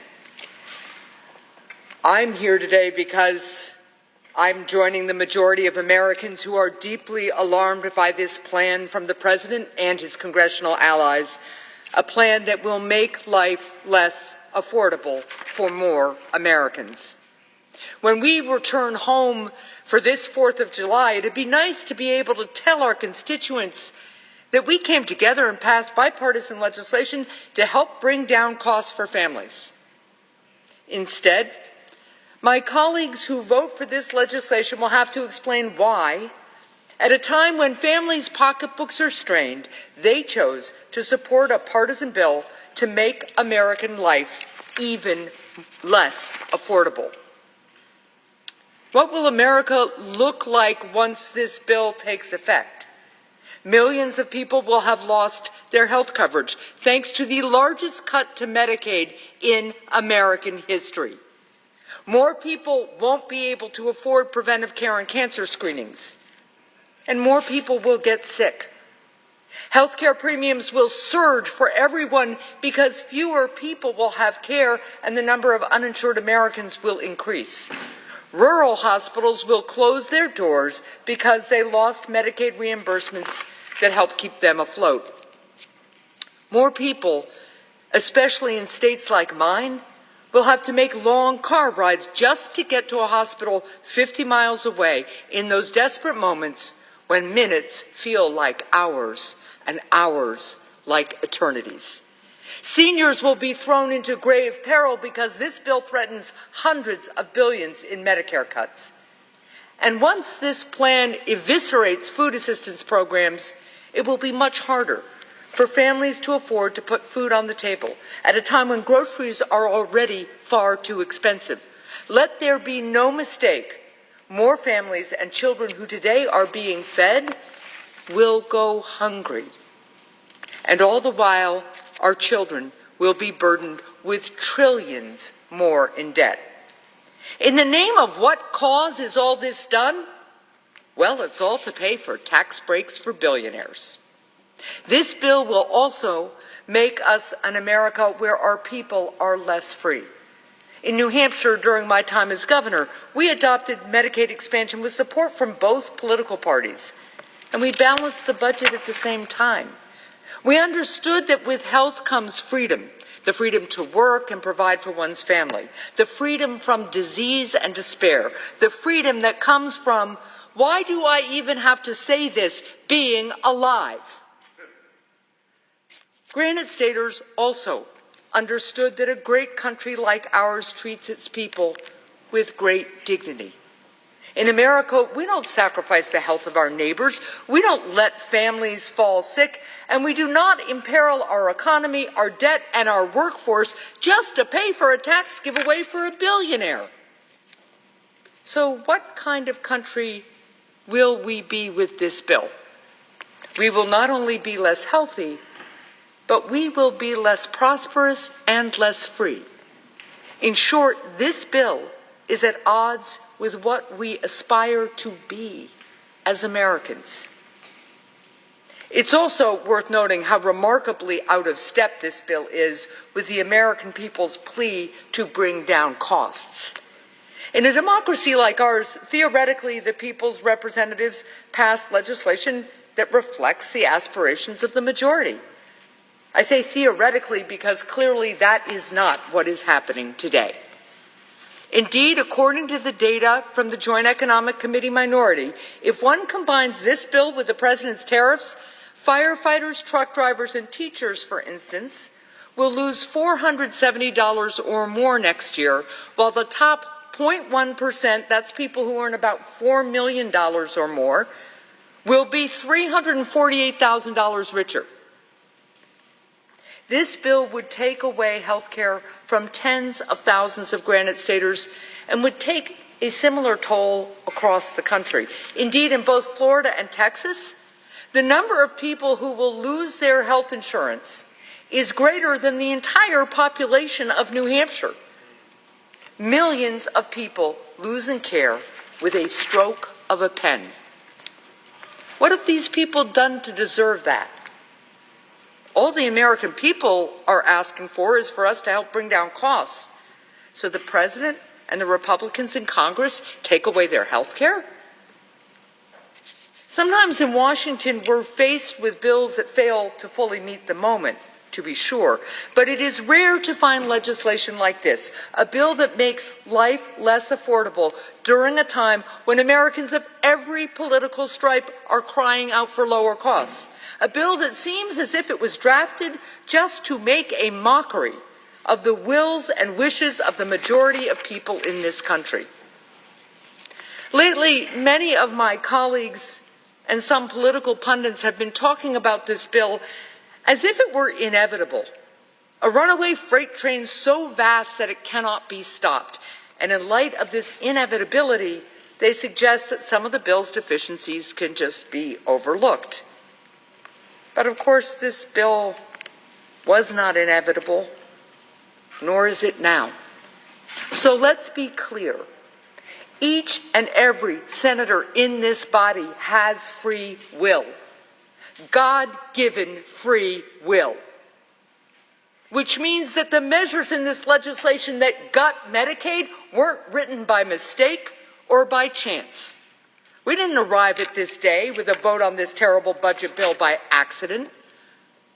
Let's not delude ourselves. We're only here because a majority in this body decided to ignore the majority of the country and made a series of decisions. The Republican majority decided to gut Medicaid. They decided to take away health care from millions. They decided to raise insurance premiums for the rest of us. They decided that closed hospitals were a risk worth taking. They decided that taking food away from hungry kids was acceptable. They decided that trillions more in debt was not a problem. The Republican majority decided that depriving the American people of all these things and raising their costs were worth it, just as long as they paid for another tax break for billionaires. Because that's the bargain that this administration, along with my Republican colleagues, is forcing the American people to accept. Our people will be less healthy, Our kids will have more debt, but the president and billionaires like him will get a tax break. Of course, part of what makes this bill so frustrating is that it includes some individual provisions that I've spent years trying to pass into law. This bill includes provisions I support, some even that I authored, like strengthening the R&D tax deduction to support our entrepreneurs and a tax cut for families to make child care more affordable. I also support this bill's provisions which would tackle our housing crisis by expanding the low-income housing tax credit to bring down the cost of housing, as well as a provision making mortgage insurance tax deductible so that it's easier to buy a home. And I'd support a bill with real tax cuts for the middle class and small businesses, unlike the token measures included in this bill.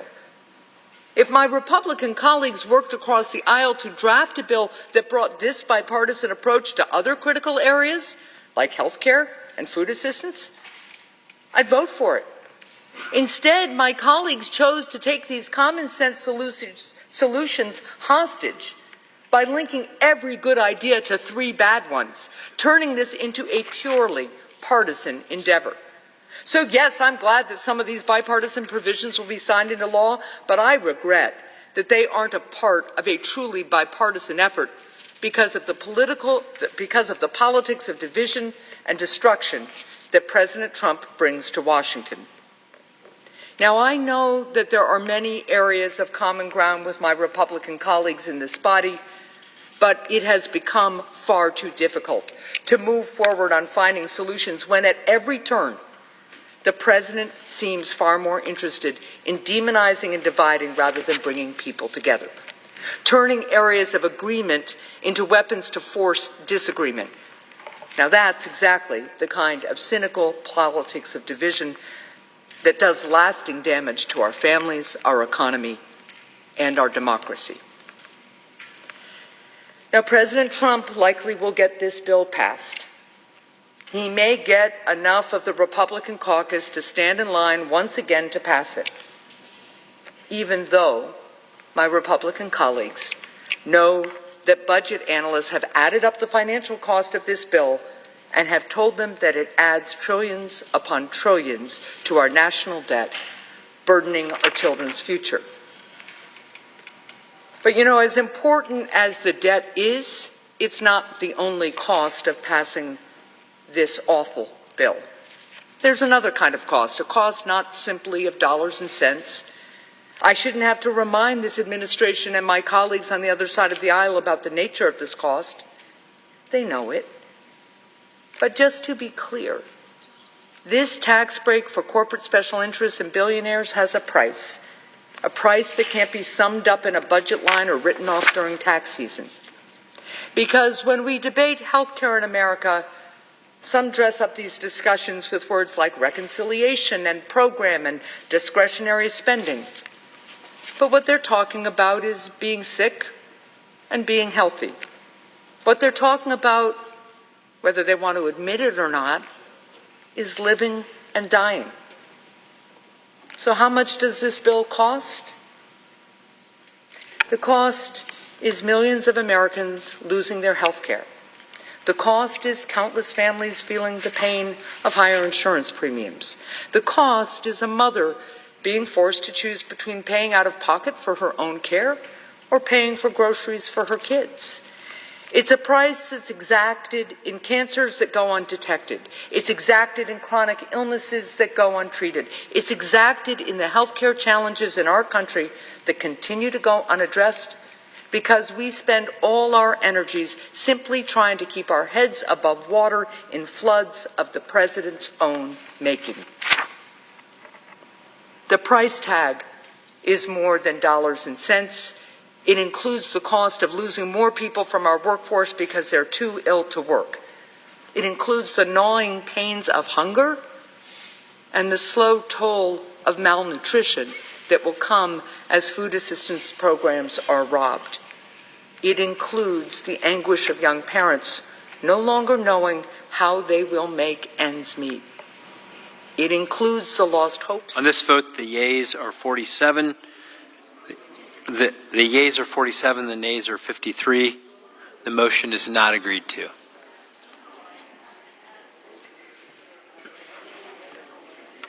Chair recognizes the senator from Connecticut. Thank you, Mr. President. I have a motion to commit. I have a motion to Clerk commit. will report. The senator from Connecticut, Mr. Blumenthal, moves to commit the bill H.R. 1 to the committee. Reading of the motion be dispensed with. Thank you, Mr. President. I make this motion to commit the reconciliation bill to the Armed Services Committee on behalf of myself and Senator Schumer, because President Trump earlier this year solicited and accepted a $200 million gift from the government of Qatar, a Boeing 747 jet, to be retrofitted supposedly for use as Air Force One. Make no mistake, this transfer is illegal. It's a blatant violation of the Constitution's emolument clause, which prohibits exactly this kind of foreign gift, risking undue foreign influence.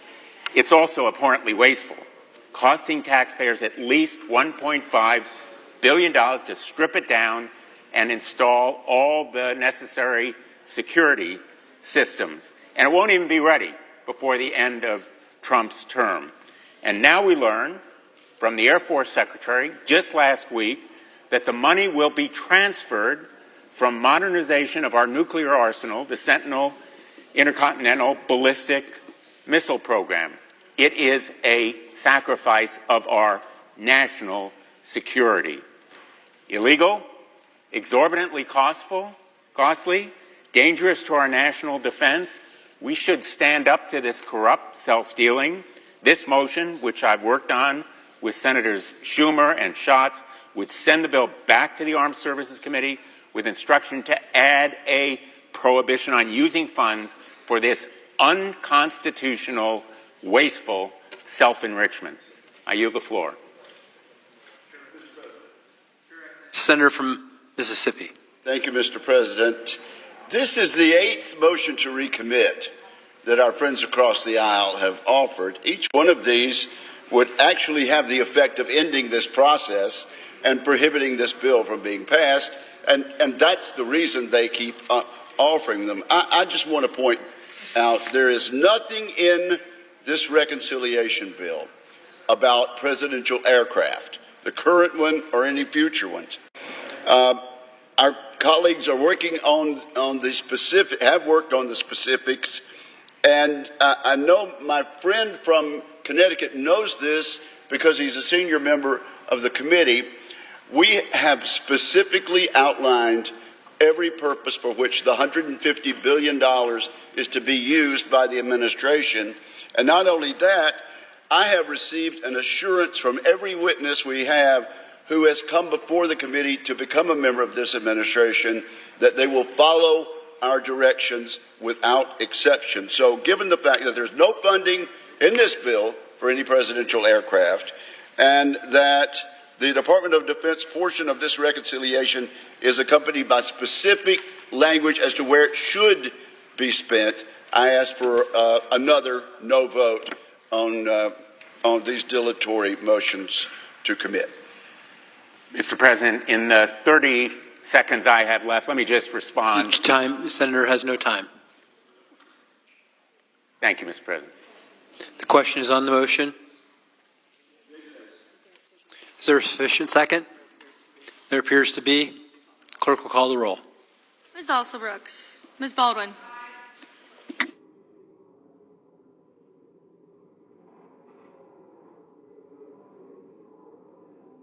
Thank you, Madam President. And the hour is late. I want to thank the presiding officer for being here. I'm glad to be here with my colleagues from New Hampshire and my neighbor from New Mexico. I want to thank the floor staff that's here tonight. And I would like to suggest, this is not the purpose of my speech, but the next time that senators make the suggestion that the floor staff should spend the entire night reading a bill here, that the senators actually read that bill instead of imposing that on the staff that's here. I think that would be a just thing for us to do and the appropriate and proper thing for us to do. Madam President, the last time that we were headed down this road, when Republicans were passing President Trump's 2017 deficit exploding tax cut, it didn't take a mathematical genius to figure out what was about to happen. I told the Senate at that time, as our debt grows, we will spend billions more, not on schools, roads, and innovation, but on interest costs. Worse, we're about to blow another hole in the debt without really helping the middle class. 8 years ago, I said, on top of that, we know that when deficits swell, as they surely will, cuts to Medicaid and Medicare are sure to follow. Further burdening working families struggling to make ends meet. Well, here we are. That's exactly the story of this bill. Utterly predictable. This bill which massively increases our deficit when our children can least afford it. The Republican senators passing this bill tonight or tomorrow morning, if they do, know they're doing it when we have already hit a new milestone for the first time in American history. Our interest payments, Madam President, exceed the amount that we spend on our national defense. For the first time, the American people, because of the irresponsibility in this chamber, are going to pay $1 trillion in interest. That is a massive number. That is essentially the same as what we spend on Medicare, what we spend on children and higher education together, what we spend on housing, bridges, broadband, ports, and highways combined. I want to be very clear tonight that over the years, Democrats and Republicans have pursued policies that have led to that $1 trillion in interest payments. There is no doubt about it. And it's worth thinking about what we could do if we hadn't made such fiscally irresponsible choices. Expand the child tax credit, as my colleague from Georgia said, and cut childhood poverty in half and hunger by a quarter. Build a modern energy grid to meet our expanding energy demands so Americans in cities and rural communities can enjoy affordable, reliable energy at home. Establish a healthcare system that the American people deserve, a modern system that people in other rich industrialized countries take for granted, a system that does not cost twice as much with worse outcomes, like in the United States of America, the richest country in the world, that forces parents to choose between their children's prescriptions and school supplies, that exhausts the American people who day after day after day have to fight endless negotiations with their insurance companies just to keep their children covered, that constantly threatens rural hospitals and clinics with closure in this country. No other rich country in the world puts up with that craziness. And we're spending twice as much as any other country in the world to get worse health care, worse outcomes, more scarcity. Every senator on this floor might make a different choice about the policies that they would enact, their preferred policies. But I doubt, Madam President, there is anybody here who is willing to go home and defend the virtues of wasting $1 trillion of the American people's money on interest payments. The nonpartisan Congressional Budget Office and outside groups like the Penn Wharton Budget Lab tell us that by the end of the next 10 years, we will have the highest debt ratio ever, eclipsing the debt our nation had in the 1940s. What was happening in the 1940s? That's when the greatest generation had borrowed money to defeat economic misery at home through the New Deal and European fascism by becoming the arsenal of democracy. Those were their receipts. Those were the receipts of a generation that understood its commitment to the next generation, to us. When we contemplate from this broken Senate the patriotic accomplishments of the greatest generation, what has always seemed particularly egregious to me have been the tax policy Republicans have passed 4 times since Ronald Reagan passed it in 1981. Every single time they made the same promises.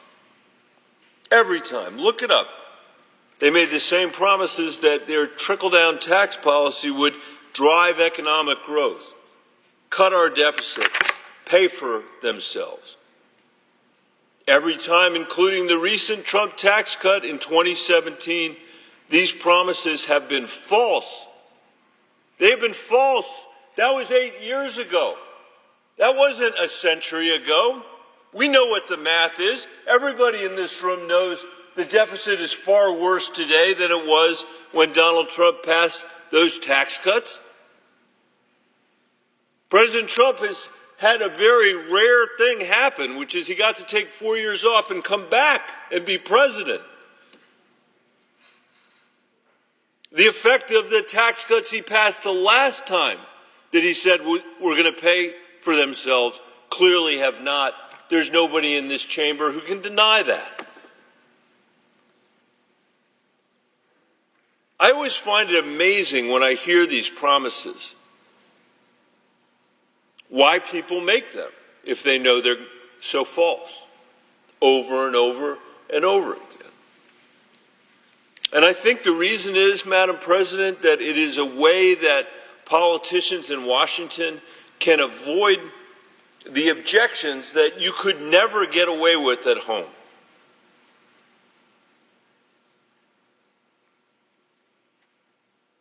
Imagine for a minute if there were a mayor in America, any mayor, in any town, in Santa Fe, New Mexico, or in Lyman, Colorado, or in Los Angeles, California. It doesn't matter, Republican town or a Democratic town. Imagine if a mayor came to you, Madam President, and said, this town is going to borrow more money than we have ever borrowed before. That would worry you, that would worry me. And I think our first question would be to that mayor, okay, that worries me. What are you going to spend the money on that you're borrowing?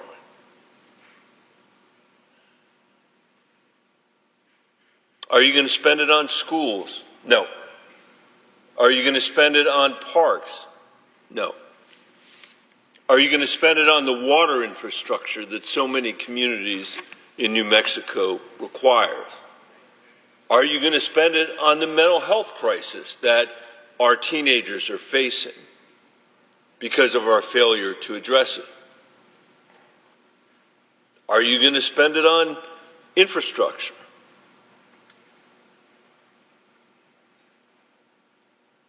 And the answer to all those questions would be no. What are you going to spend the money on, Mr. Mayor? Well, the answer is I am going to give tax cuts to the 2 richest neighborhoods in town and hope that those trickle down to everybody else. That is the Republican tax policy. There's a reason why no mayor in America has ever done that. There is no mayor in America who has ever pursued trickle-down economics, because you would get run out on a rail. You would get run out on a rail if you went and said we are going to borrow the most money that has ever been borrowed from our children to finance tax cuts for the richest neighborhoods in town. It makes no sense. It is preposterous. And yet that has been the argument since Ronald Reagan first said these tax cuts will be paid for The economy will grow. There won't be a deficit. There's a reason we're paying more than $1 trillion in interest today, and that's because our deficits are enormous.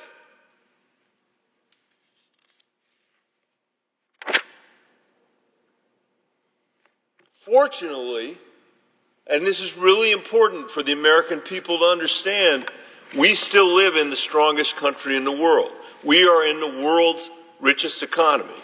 We have the most lethal military. Apart from our president, we have a national commitment to an independent judiciary, the rule of law, and low levels of corruption in our economy and in our society. We have unparalleled capital markets, cutting-edge innovation, and world-leading universities. We have all those things going for us, partly because the folks that came before us invested in those things and built those things and tended those things. But what we struggle with in our time is a sense among most Americans that they can't get ahead, that the American dream is farther and farther out of reach for themselves and for their family. And in my view, that is the biggest challenge our country faces. And in the face of this bill's ill-considered tax cuts to our health care, and in the face of this bill's ill-considered tax cut and cuts to our health care system, which is going to throw millions of people off their health care and make health care more expensive for everybody else. By the way, what's the logic of that? The logic of that is that when you throw people off their health care, they end up going to the emergency room to take care of themselves and take care of their families, just as anybody would. That's the most expensive care that anybody could have. That expense is then put into our insurance, in our insurance policies, and all of us are going to pay more. You can't wish away people just because you throw them off health insurance. When other countries in the world, other wealthy, rich countries in the world have a system of insurance that basically guarantees health care and mental health care to their citizens, it's worth asking why we would throw our people off the not so great health insurance that they have. That's a good question. But it's particularly crazy when it just drives up the cost for everybody else. We need to deeply think about the challenges that our country is facing today. It's more unequal. The top 1% owns 30% of our nation's wealth, Madam President, and the bottom 50% owns 2.5%. The top 1% of Americans own 50% of the value of the stock market. The top 1% of Americans own 50% of the value of the stock market, while the bottom 50% owns just 1% of its value. Something that's really affecting my state is the nation's median home price is now 5 times higher than median family income. And as a result, the average first-time homebuyer is now 38 years old. Madam President, 38 years old versus 29 just a generation ago. Reading scores in our nation have hit a 20-year low. And perhaps most damning and perhaps most upsetting is that our lifespan has declined since the 1980s. We are now on average likely to die 6 years shorter than other people that live in wealthy countries around the world. If you're African American, your chance of dying is on average 12 years sooner than people living in the industrialized world. If we don't shift course soon, Madam President, we will be the first generation of Americans whose kids and grandkids will be worse off than we are. That has never happened before. We are on track for that to happen to our children. Many young people today can't afford to live on their own, and they may never be able to afford a house. They can't afford health care or child care. They can't count on a quality education for their children in too many parts of America. Some are really worried about whether they're going to be able to afford a child at all. If you haven't heard a family say that to you in your town halls or in your meetings, you haven't been paying attention. But instead of addressing any of these challenges, we are debating a bill tonight that will make the wealthiest Americans even wealthier and the poorest Americans even poorer, 500,000 of whom live in Colorado, while adding millions more to the debt which working Americans are going to have to pay back.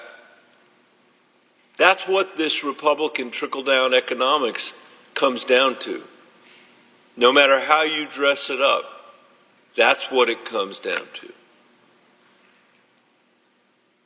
Our generation has made some very bad choices when it comes to our children's future. This bill only makes matters worse for them. And all this debt will constrain the choices that they are going to be able to make for themselves. And that's a shame, Madam President. Because unlike us, perhaps they will aspire to following in the footsteps of the greatest generation to build a country where lifespans are growing, not falling, where economic mobility is rising, where poverty and economic anxiety are falling, where energy exports are increasing and emissions are decreasing, where quality health care and child care, education, and affordable housing are abundant, not scarce. It seems obvious to me, Madam President, that our child's ambition should be ours as well. Unfortunately, tomorrow, the Republican majority may pass a bill that takes us further in the wrong direction. In its wake and in its wreckage, Americans who do feel an obligation to the next generation are going to have to fight even harder to fulfill our duty. Madam President, I yield the floor. Madam President. The Senator from California. Madam President, today we meet at the center of a great debate, at a crossroads that will determine the direction of the country for another generation. And this debate, this choice, goes to the heart of a central question that has been plaguing families in America over the last 3 decades, but that is now just coming to the forefront. And that question is this: if you are working hard in America, can you still earn a good living for yourself and your family?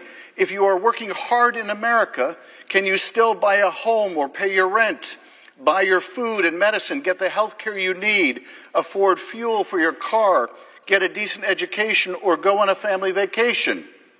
And if the answer is no, and for all too many millions of people the answer is no, what do we do about it?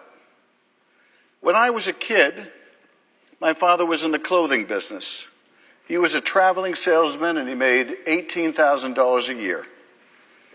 On the strength of that single income, my parents bought our first home for $18,000. He made $18,000 a year and he bought a home. My parents bought a home for $18,000. It was the American dream and it came true for our family. Today I'm a U.S. Senator. That too is part of the American dream, that anything is possible in this country. But could anyone buy a home for the cost of the annual income even of a U.S. Senator? Not a chance in the world. An average home in California costs 3 or 4 times that much. My kids are paying thousands and thousands of dollars a month in rent. Could they find a home for the cost of their annual income? There is even less of a chance of that. And what about your grandkids? At the rate we are going, at the rate housing prices are rising, what chance will they have to afford a home at any income? And of course, it's not just a home. Healthcare costs are rising even faster. Millions of families are only one healthcare crisis away from failing. And it's not their fault. It's not their fault. They are working hard, harder than ever, and they can't keep pace with rising premiums, out-of-pocket costs, hospital stays, drug costs, and charges at the emergency room. Energy prices are going up. It costs more to heat your home in the winter and a lot more to cool your home in the summer. Utility bills have been rising by double digits, while incomes have remained comparatively flat. It's too much. It's too much. Now, why is this coming to a head now? Why, when we're not in a Great Depression, not even a Great Recession, although with Trump's destructive tariff wars, we may get there soon enough, why now? Why now is this coming to a head? And the answer is that people feel more squeezed than ever, more pressure than ever, more like a failure than ever because they're doing their best, working their hardest, and they are still hanging by a thread. And you know something? It's not their fault. It's not their fault. They are doing everything they can to provide for their families, and it's just not enough. It's not their fault, but it is someone's fault. It is someone's responsibility. There is someone who should be held accountable for the fact that this generation is the first to renege on a compact between generations that we would leave the country better off to the next generation than the one that came before. And you know who that someone is? It is us. It is us. The world has changed. The nature of work has changed, and we have not changed with it. We have not kept pace, and in too many ways, through our policy failures, we have moved the country in the wrong direction. And the question before us today is whether we continue to barrel down that track towards higher home prices, bigger health care costs, more hunger and greater hardship, or whether we change direction.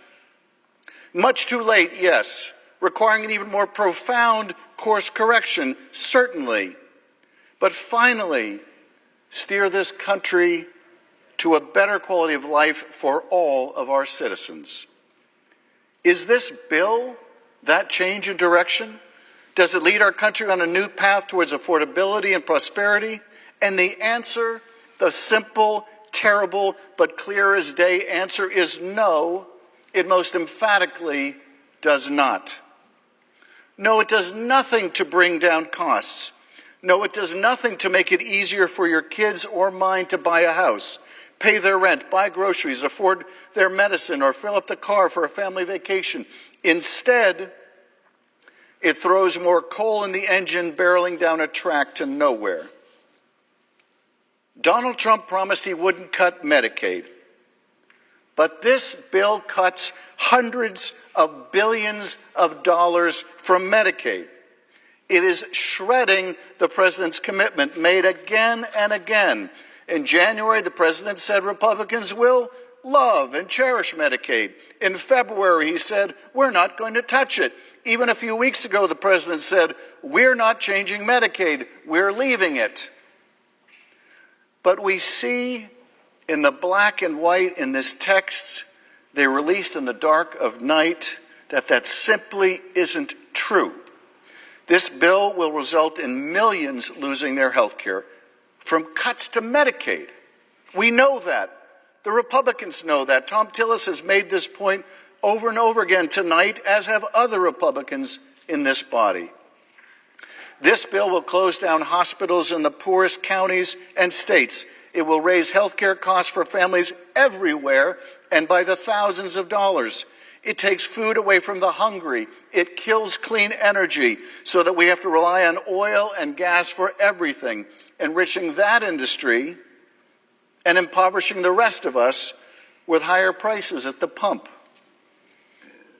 It raises taxes on working families and the middle class while lowering taxes on the very wealthy and corporations. If you are in the top 0.1% of income earners making more than $5 million a year, you will get a $346,000 tax cut. How is that fair? How is that right? And it borrows the money from our kids to pay for that $346,000 tax cut, to pay for the habits of really rich people. Where is the fairness, the morality in that? When is enough enough? My father was part of the greatest generation. We, it would appear, are part of the most selfish. And I'm fed up with it. I'm fed up with it. What happened to any sense of responsibility in this generation? What happened to love of country? Can we love our country and impoverish it? Can we love our children and grandchildren if we take from them only to give to ourselves? In this bill, we borrowed trillions from our kids. And for what? So the rich can have a bigger boat? So corporate CEOs can have more money? So a company can buy back more of its stock? So we can be richer than our neighbor while his neighbor has no home at all? The test of our progress, Franklin.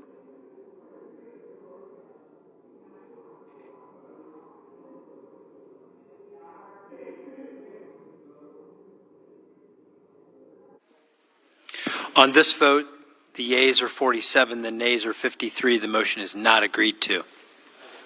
Mr. President, I ask unanimous consent that it be in order for the following senators to be recognized to offer amendments, motions, or points of order. The amendments be reported by number with no amendments in order prior to a vote in relation to the amendments or motions. Gagel, motion to commit. Hassan, motion to commit. Without objection.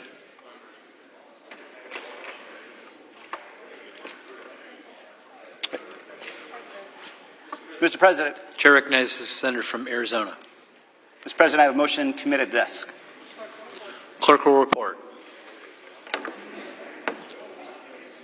Senator from Arizona, Mr. Gallego, moves to commit the bill. Mr. President, I ask the further reading of the motion be dispensed with. Without objection. Thank you, Mr. President. I rise today to offer a motion to strike provisions that cut Medicaid funding for substance abuse disorder treatment. Families across the country are facing the heartbreaking reality of loved ones battling substance use disorders. For many, Medicaid is the only way to afford the treatment they need. Republican efforts to cut Medicaid funding for substance abuse treatment is cruel. It hurts those who have shown the bravery to seek help and undermines our nation's efforts to combat public health crises such as the fentanyl epidemic. At the same time, this Republican bill will give the wealthiest Americans and large corporations tax cuts and loopholes that will only benefit the elite. We can continue to fund substance use disorder treatment by finally making corporations and the ultra-wealthy pay their fair share in taxes. I urge my colleagues to support this motion to protect those seeking treatment and finally make corporations and the ultra-wealthy pay their fair share. Mr. President. To recognize the senator from Idaho. Mr. President, Republicans are strengthening Medicaid and setting it on a more fiscally sustainable path by targeting waste, fraud, and abuse. This bill does not take Medicaid away from children or the elderly, the disabled, or the medically frail, adults caring for children and elderly relatives, or any recipient the program was originally designed to help. It increases eligibility to home and community-based services, which will increase access to mental health or substance abuse disorder treatments. If this motion were adopted, it would delay a vote on this bill and stand in the way of Republicans' efforts to prevent a $4 trillion tax hike on working families and deliver additional tax relief to the middle class. I urge my colleagues to vote no. Questions on the motion? Ask for yeas and nays. I think I said that. Is there a sufficient second? There appears to be. Clerk will call the roll. Ms. Also Brooks.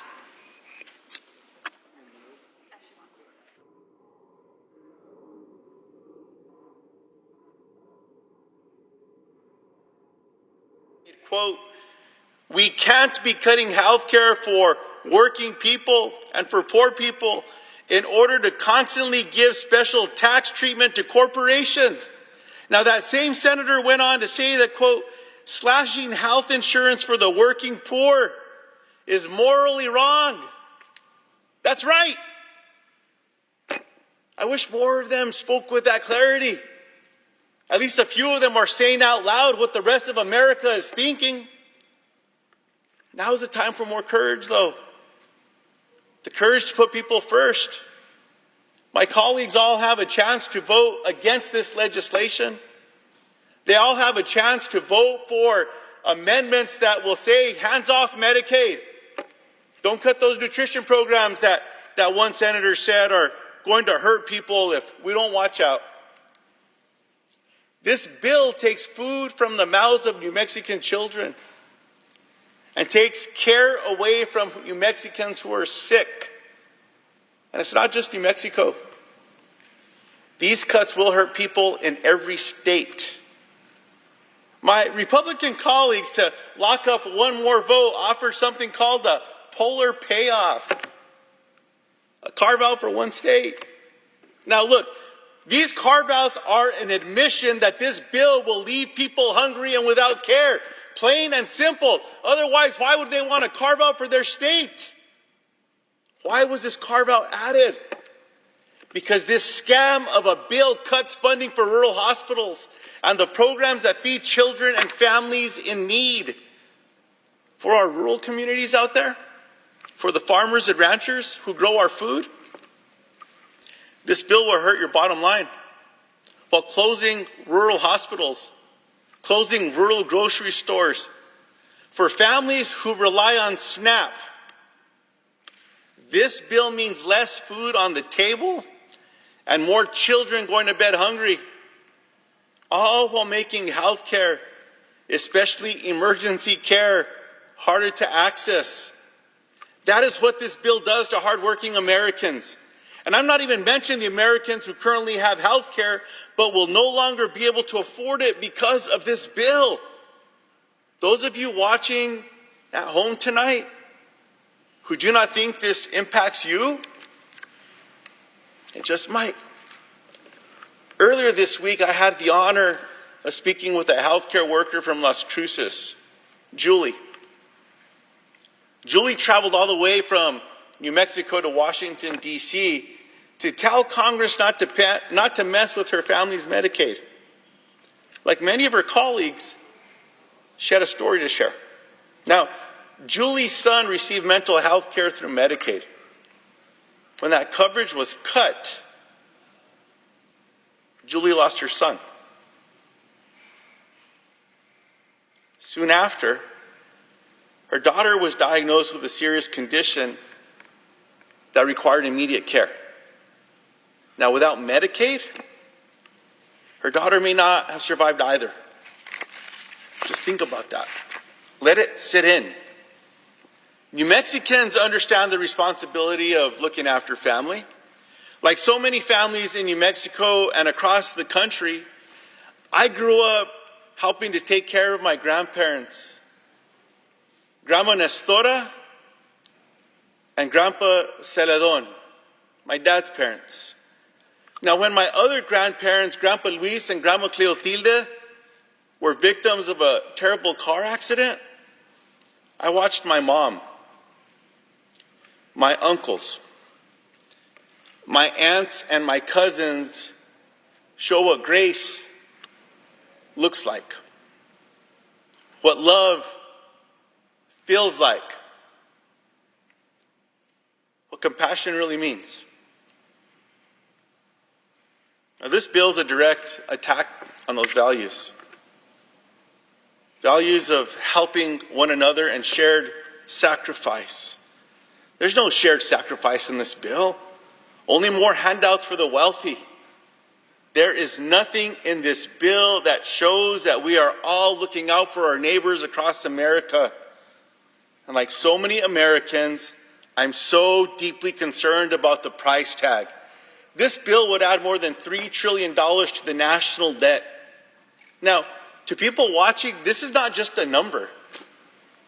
It affects your everyday life. Higher interest rates. Think about your credit cards, your car loans, your mortgages if you're fortunate to have one. This bill is going to make your life more expensive. It's a total betrayal of our constituents. So to the American people, hear me when I say keep speaking. You've done it before.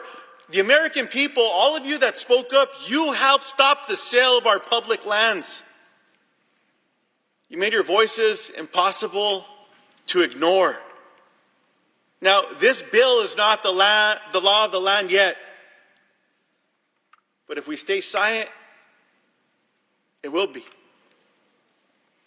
So keep organizing, keep calling, and keep showing up.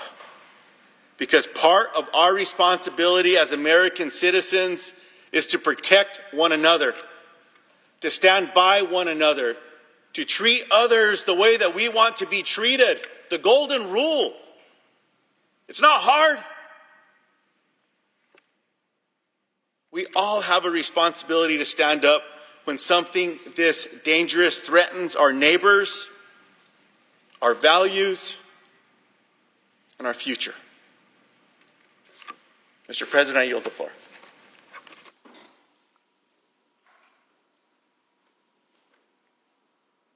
Mr. President. I recognize the senator from New Jersey.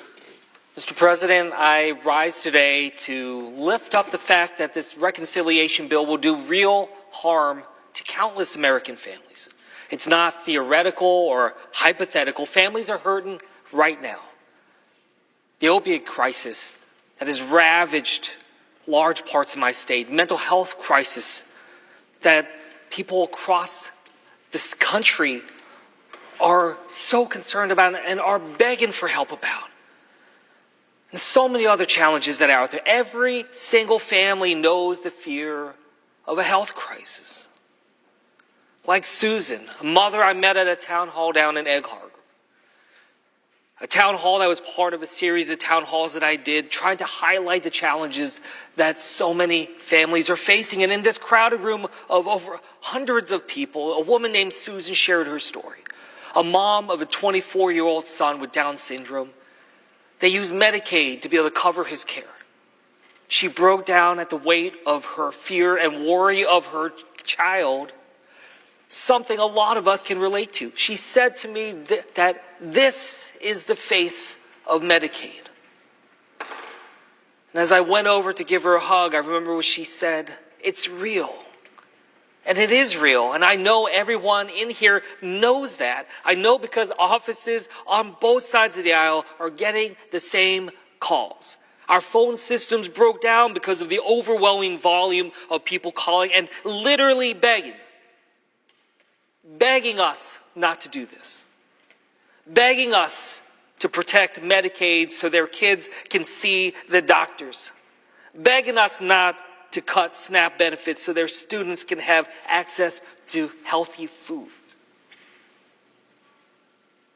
It is a humbling experience seeing a parent begging for the resources to take care of their sick child. And yet, as I look around, I see far too many people rushing through this process to get it done, with little care about the resulting impact it will have, generational damage that will be done, while we are rushing through, barreling through, without the ability to properly debate this.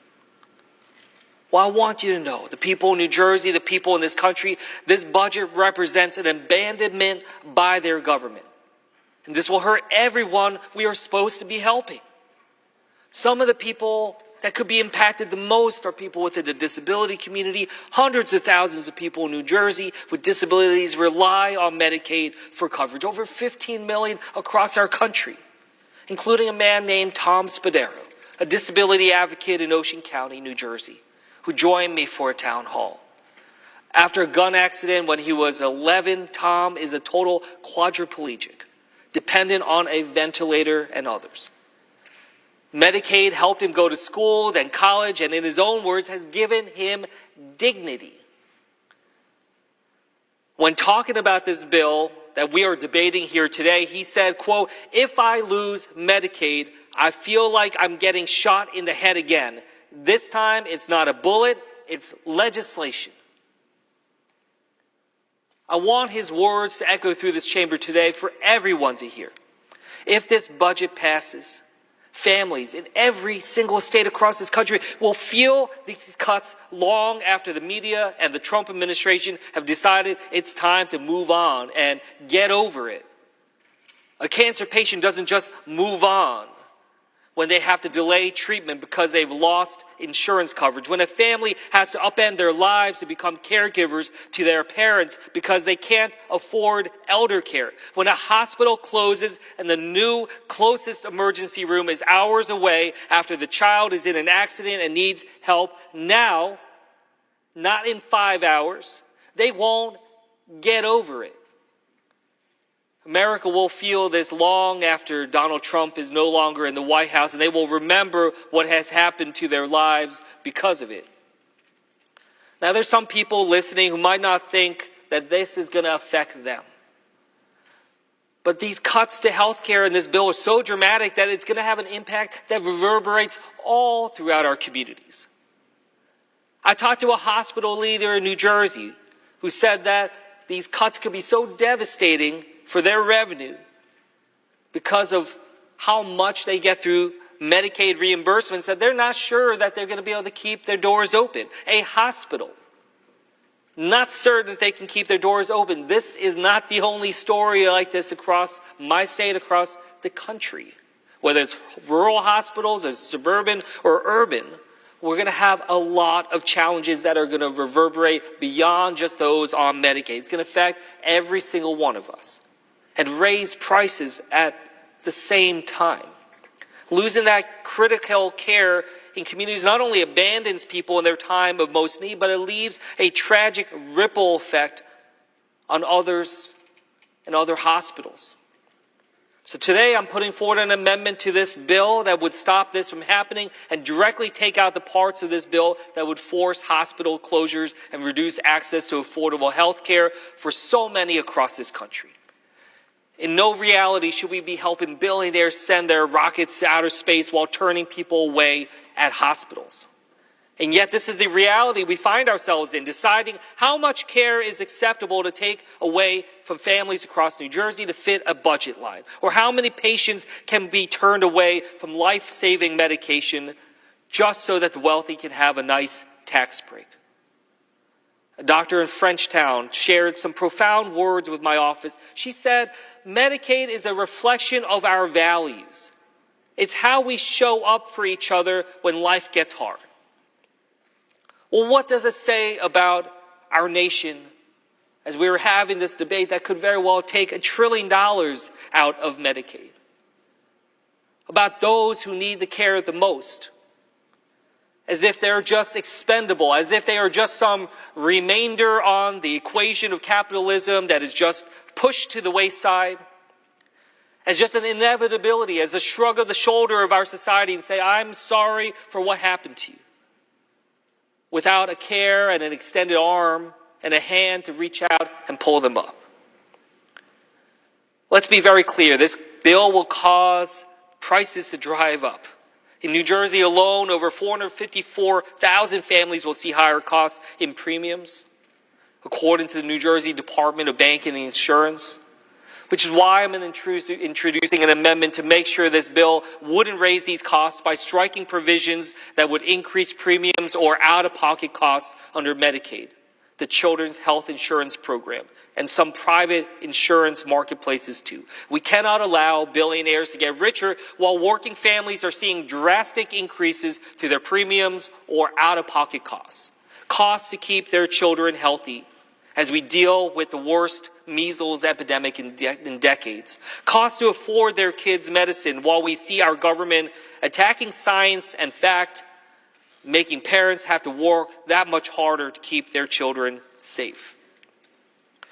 With all the challenges we are dealing with right now, it's painful to think through what will happen if this bill goes into effect.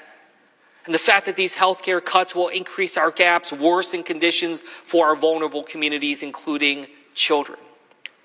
If we can't stand up for them, for our children, who are we willing to stand up for? And as I said at the beginning, every family has a healthcare story. Everyone has felt overwhelmed in the face of sickness and injury. Just a year ago, my father took a fall. I got the call while I was on the campaign trail, rushed down to the hospital. But even after the surgery, what we learned is there was an even more debilitating challenge that we face, a cognitive decline as my father is descending into dementia. I just spent Father's Day weekend with my father, the entire weekend. But it was in the emergency room as he had twice fallen in 2 days. 2 separate trips to the emergency room. My family is overwhelmed right now.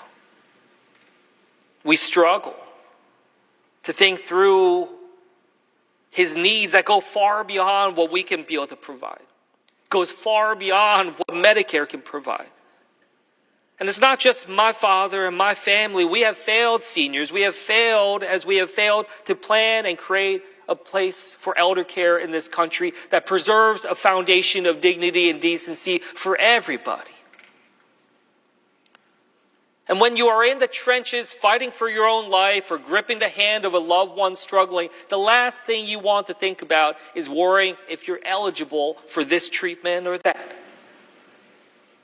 You want to be able to provide what it takes for your loved one to survive, to be able to go a little further, spend a little more time on this planet with us, and to grow our love deeper. And we think about that, and then we ask ourselves, well, why is this bill happening? Why are these cuts happening? It's not to bring down the deficit. Instead, it's going to balloon the deficit by trillions of dollars. Who among us in this country think that the problems that we face as a nation is because the wealthiest among us don't have enough? The distrust in government right now, it's not because politics isn't doing enough to help the most well-off in our country, the billionaires and the millionaires. I ask my colleagues to find the courage to do the right thing. I want us to bring back to 2017, in this very chamber, as senators gathered to decide the fate of the Affordable Care Act, which was at the time hanging by a thread. Many of my colleagues here in this chamber were also on the floor at that time. I was not. I was a regular citizen, angry at what I was seeing unfolding, watching it on my phone. A citizen that felt so detached from what was happening on this chamber. I remember thinking to myself, how could the Senate be seriously considering doing such harm to this country, to so many Americans, by trying to gut pre-existing condition protections, the Affordable Care Act, so much others? I asked myself, am I missing something? Am I missing information to understand why it is that this is even happening? And we saw rushed conversations, and we saw people running back and forth. And we also saw Senator John McCain step up and signal with his arm that he did not stand for this. Senator McCain's vote was a rare moment of doing what you know is right, even when you're surrounded by noise telling you it's wrong. It's surreal now finding myself on the floor of the Senate in a similar moment in our own nation's history, when so much on the line with this vote, and I look around this chamber and yet again think the exact same questions from 8 years ago. How can the Senate seriously be considering gutting care for so many? And now with the benefit of being here and the conversations and the information, I'm still left with this question of, am I missing something? How is it that such an esteemed body that is meant to protect the American people, in this chamber where so many decisions have been made to protect the American people, that we are on the cusp of doing something that will do generational damage to so many American families? This vote before us seems as surreal and reckless from within this chamber as it does from outside. But while the problem is the same, so is the solution. It is about courage. The courage John McCain had. The courage that so many of my constituents have. So many people who have called and shared their personal stories, stories about their family's health they probably have never told anybody. But they feel so desperate right now to do something that they are willing to open themselves up.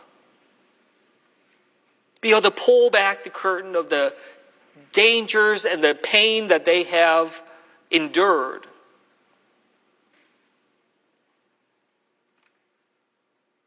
To be able to try to do anything to stop this bill from hurting Americans.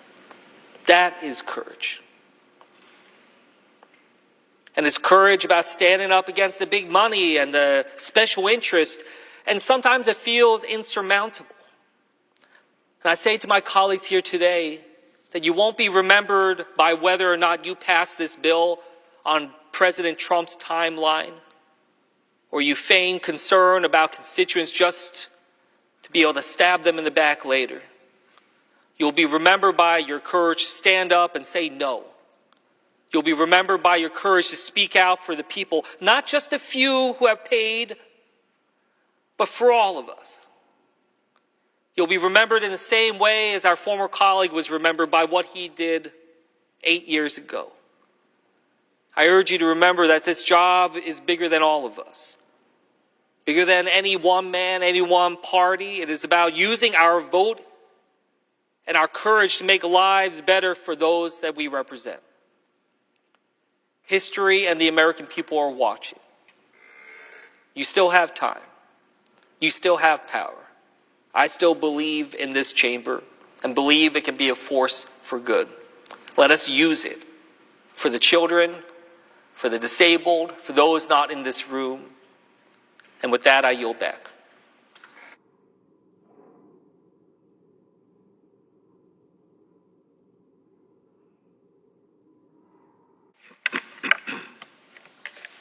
Mr. President. I recognize the senator from California.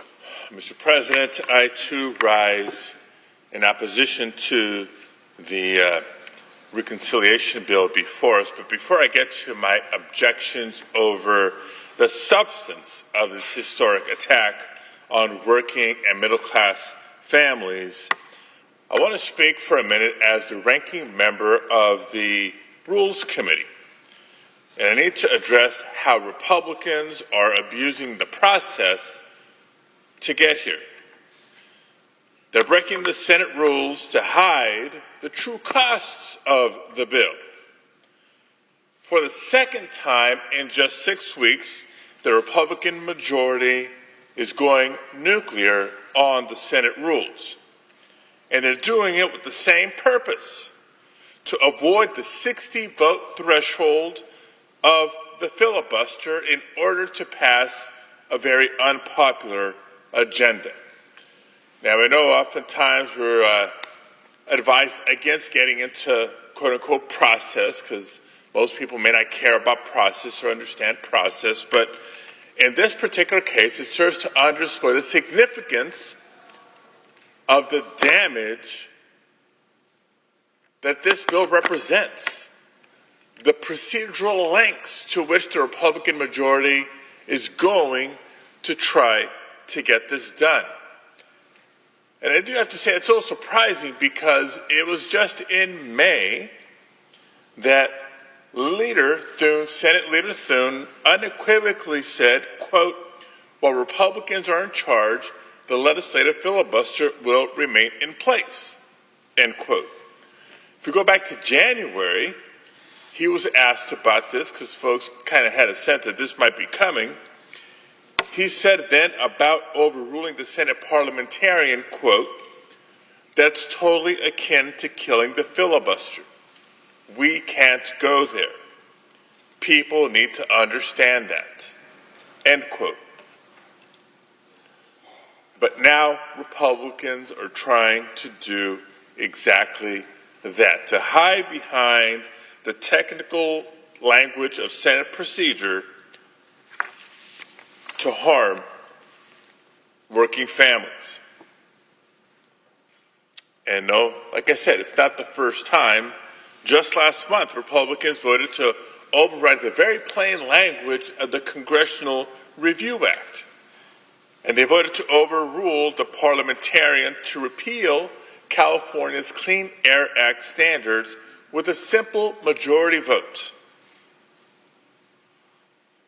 Fast forward to today, they're running the same play, this time with trillion-dollar consequences, not just air quality and public health consequences.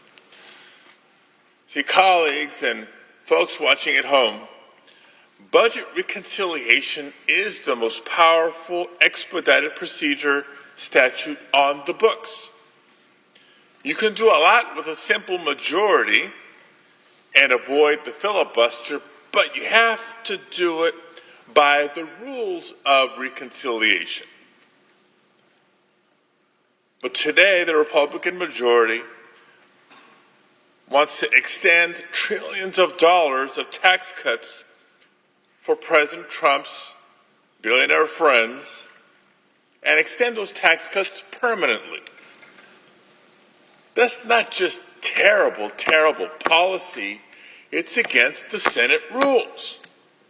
The Congressional Budget Act says clearly that reconciliation bills cannot increase the debt beyond 10 years. Now, it doesn't take a Nobel Prize-winning economist to know that a permanent... Mr. President. Senator from New Hampshire. Mr. President, I have a motion to commit at the desk. Clerk will report. The Senator from New Hampshire, Ms. Hassan, moves to commit the bill, H.R. 1, to the Committee on Finance with instructions. I ask the further reading of the motion be dispensed with. Without objection. Mr. President, across the country, Americans of every political stripe are urging us to come together to help bring down painfully high costs. Instead, the President is making life even less affordable, both with this partisan budget bill and with his decision to launch a trade war with our ally, Canada. The President's tariffs, combined with this bill, will raise costs for firefighters, truck drivers, and teachers by $500, all so that the wealthiest 0.1%, making over $4 million, get a $350,000 windfall. At a time when the American people need their costs to come down, I can think of few ideas as willfully self-destructive as launching a trade war with one of our closest allies and, in effect, imposing a national sales tax on families and small businesses. I urge my colleagues to listen to the great majority of Americans who need their costs to come down and to support my motion. Mr. President. Senator for Idaho. Crapo. Oh, Idaho, sorry. That was an Oklahoma accent for you, sir. Yeah, I got to get used to that. Mr. President, no decision has been made about tariffs in this bill. More importantly, none of the President's tariffs rely on any authorities made from a prior reconciliation bill or are contingent on this bill. We can and should have a debate about the precise approaches, including how to best incorporate tariff policy. But this is not the appropriate vehicle to have a serious debate on trade. If adopted, this motion would commit the whole bill to a delay and stand in the way of our efforts to prevent a $4 trillion tax hike on working families and deliver additional tax relief to the middle class. I urge my colleagues to vote no. For the yeas and nays. Is there a sufficient second? There appears to be. The clerk will call the roll. Ms. Alsobrooks, Ms. Baldwin, Mr. Banks, Mr. Barrasso, Mr. Bennett.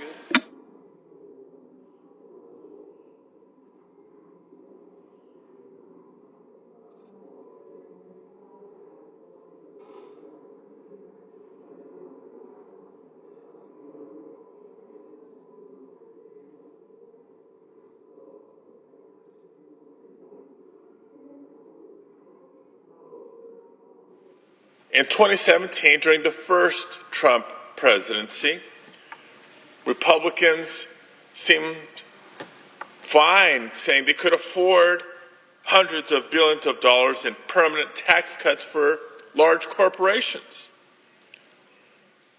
I remember the arguments back then. This is going to grow the economy, they said. In time, it will reduce the debt, they said. That didn't happen. So today now they're arguing that we can't afford programs that keep kids from going hungry. We can't afford the programs that keep lights on in emergency rooms. It's outrageous. In 2025, so many working families are struggling to keep up with the rising costs from Trump's chaotic tariff wars, with prices going up for groceries and other everyday goods. Many are working long hours and still struggling to make ends meet or to afford care for their loved ones. I get it. I've been there. Colleagues, as I've shared with you before, I'm the proud son of working class parents who came to the United States from Mexico in the 1960s. I'll remind you that for 40 years my father worked as a short order cook and my mom cleaned houses. On those modest salaries, they raised my sister, my brother, and I in the proud working class community of Pacoima, California. And I remember what it was like to live paycheck to paycheck. I know how unnerving it could be, for example, when the car broke down and you listened and witnessed your parents' debate because, on the one hand, maybe they couldn't afford the cost of repairing the car right away. But they also realized that they couldn't afford to not fix the car because they had to get to work. And I know that there's so many Americans in communities like the one I grew up in that aren't looking for handouts. That's not what we're arguing or debating in this bill. Americans just want a fair chance to work hard and provide for their family. There's pride and dignity in working hard and providing for families. That's part of the American dream. People just want a fair playing field. In a country with as much promise and profit as the United States of America, that shouldn't be too much to ask for.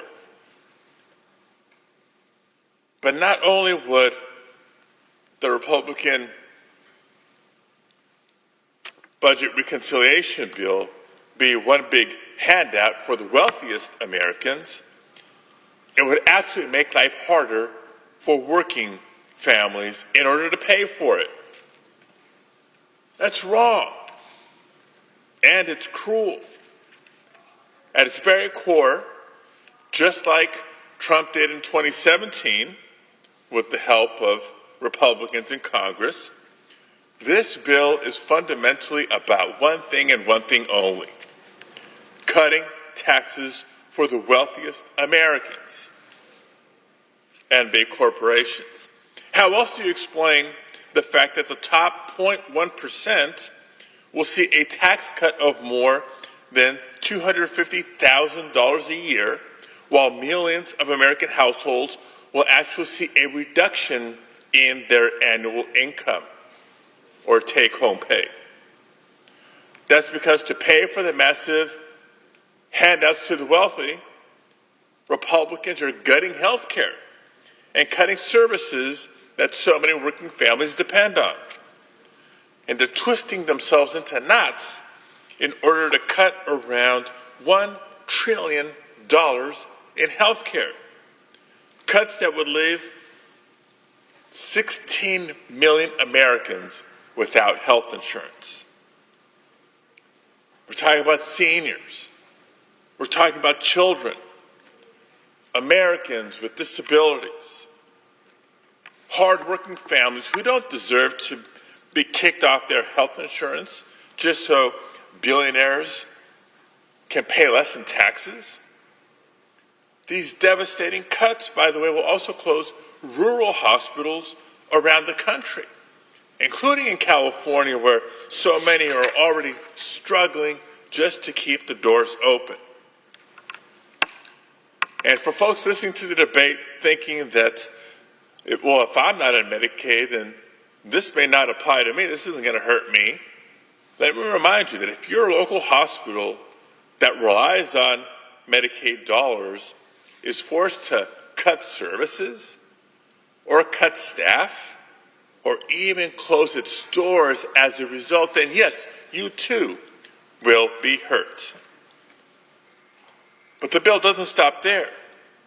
In this bill, Republicans cut SNAP, nutrition assistance, that critical lifeline that so many count on to literally feed their families. How much more cruel can you get? But wait, there's more. Republicans are also rolling back the historic progress we've made investing in our transition to a clean energy economy, targeting the millions of clean energy jobs that are fueling innovation and helping us stay ahead of China. The cuts to clean energy that Republicans are making in this bill will lead to higher energy costs, higher electricity bills for so many families.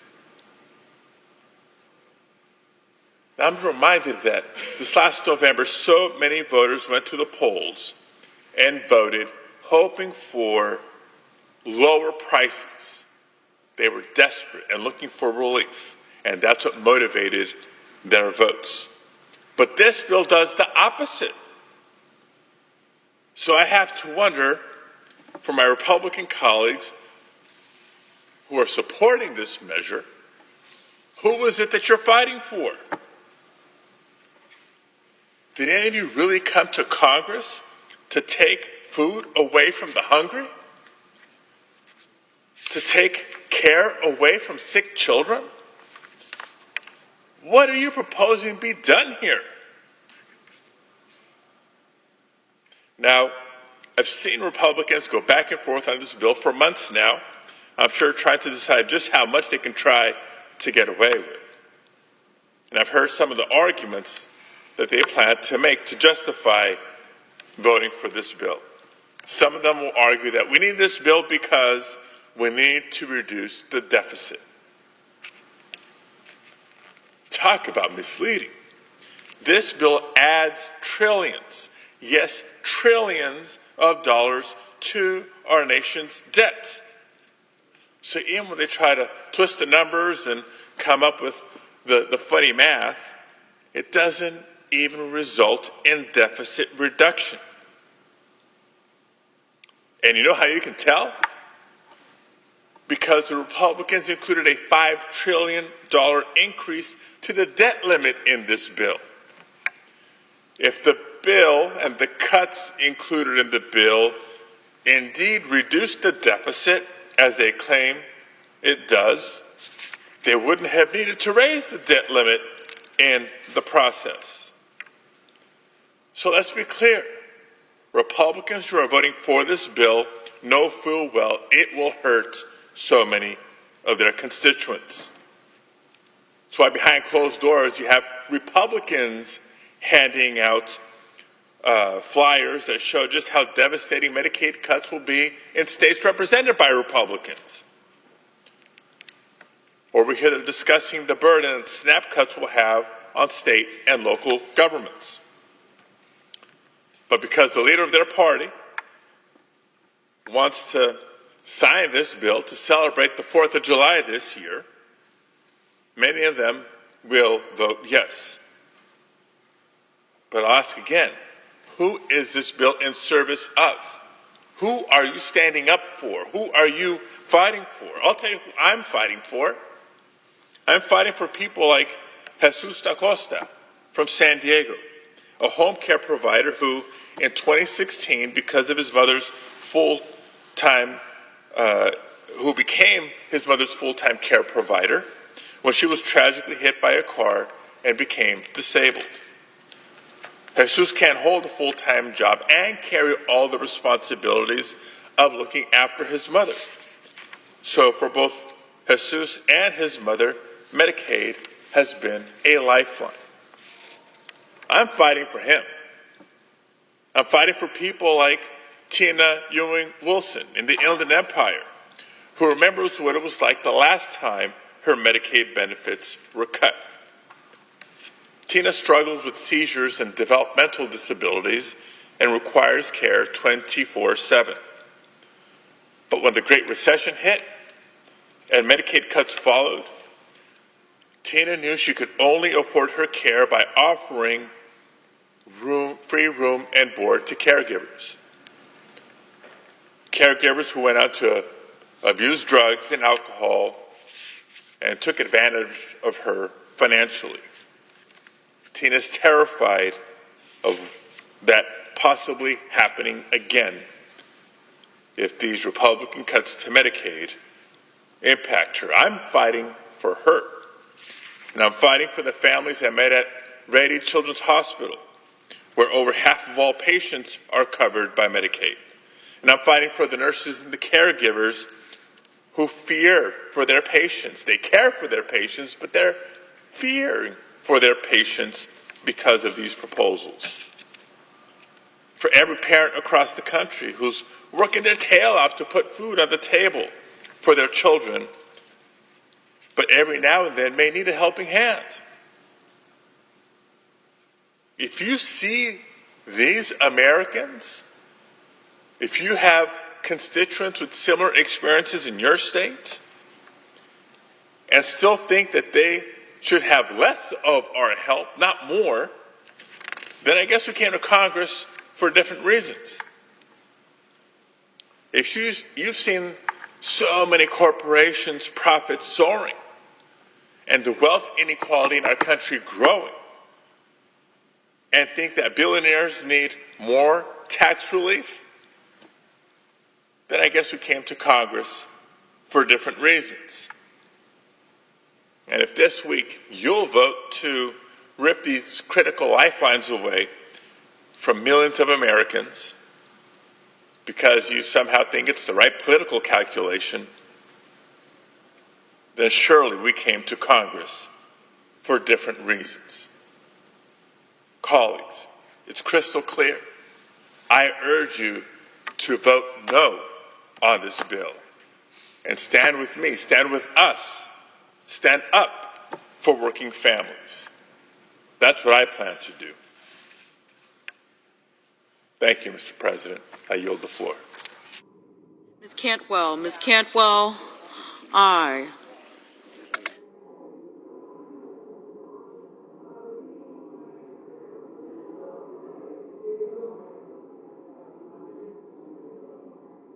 Senator from North Carolina. Thank you, Mr. President. Mr. President, I come today to explain my vote yesterday for voting against the motion to proceed on this bill.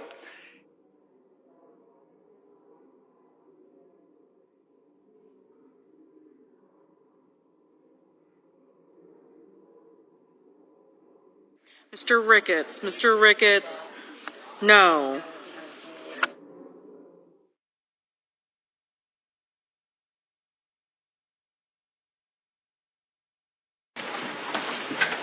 Happy Monday.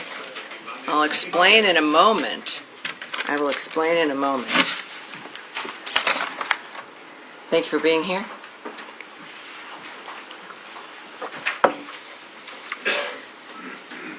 It's a Monday, and I will be a little short today as the President is beginning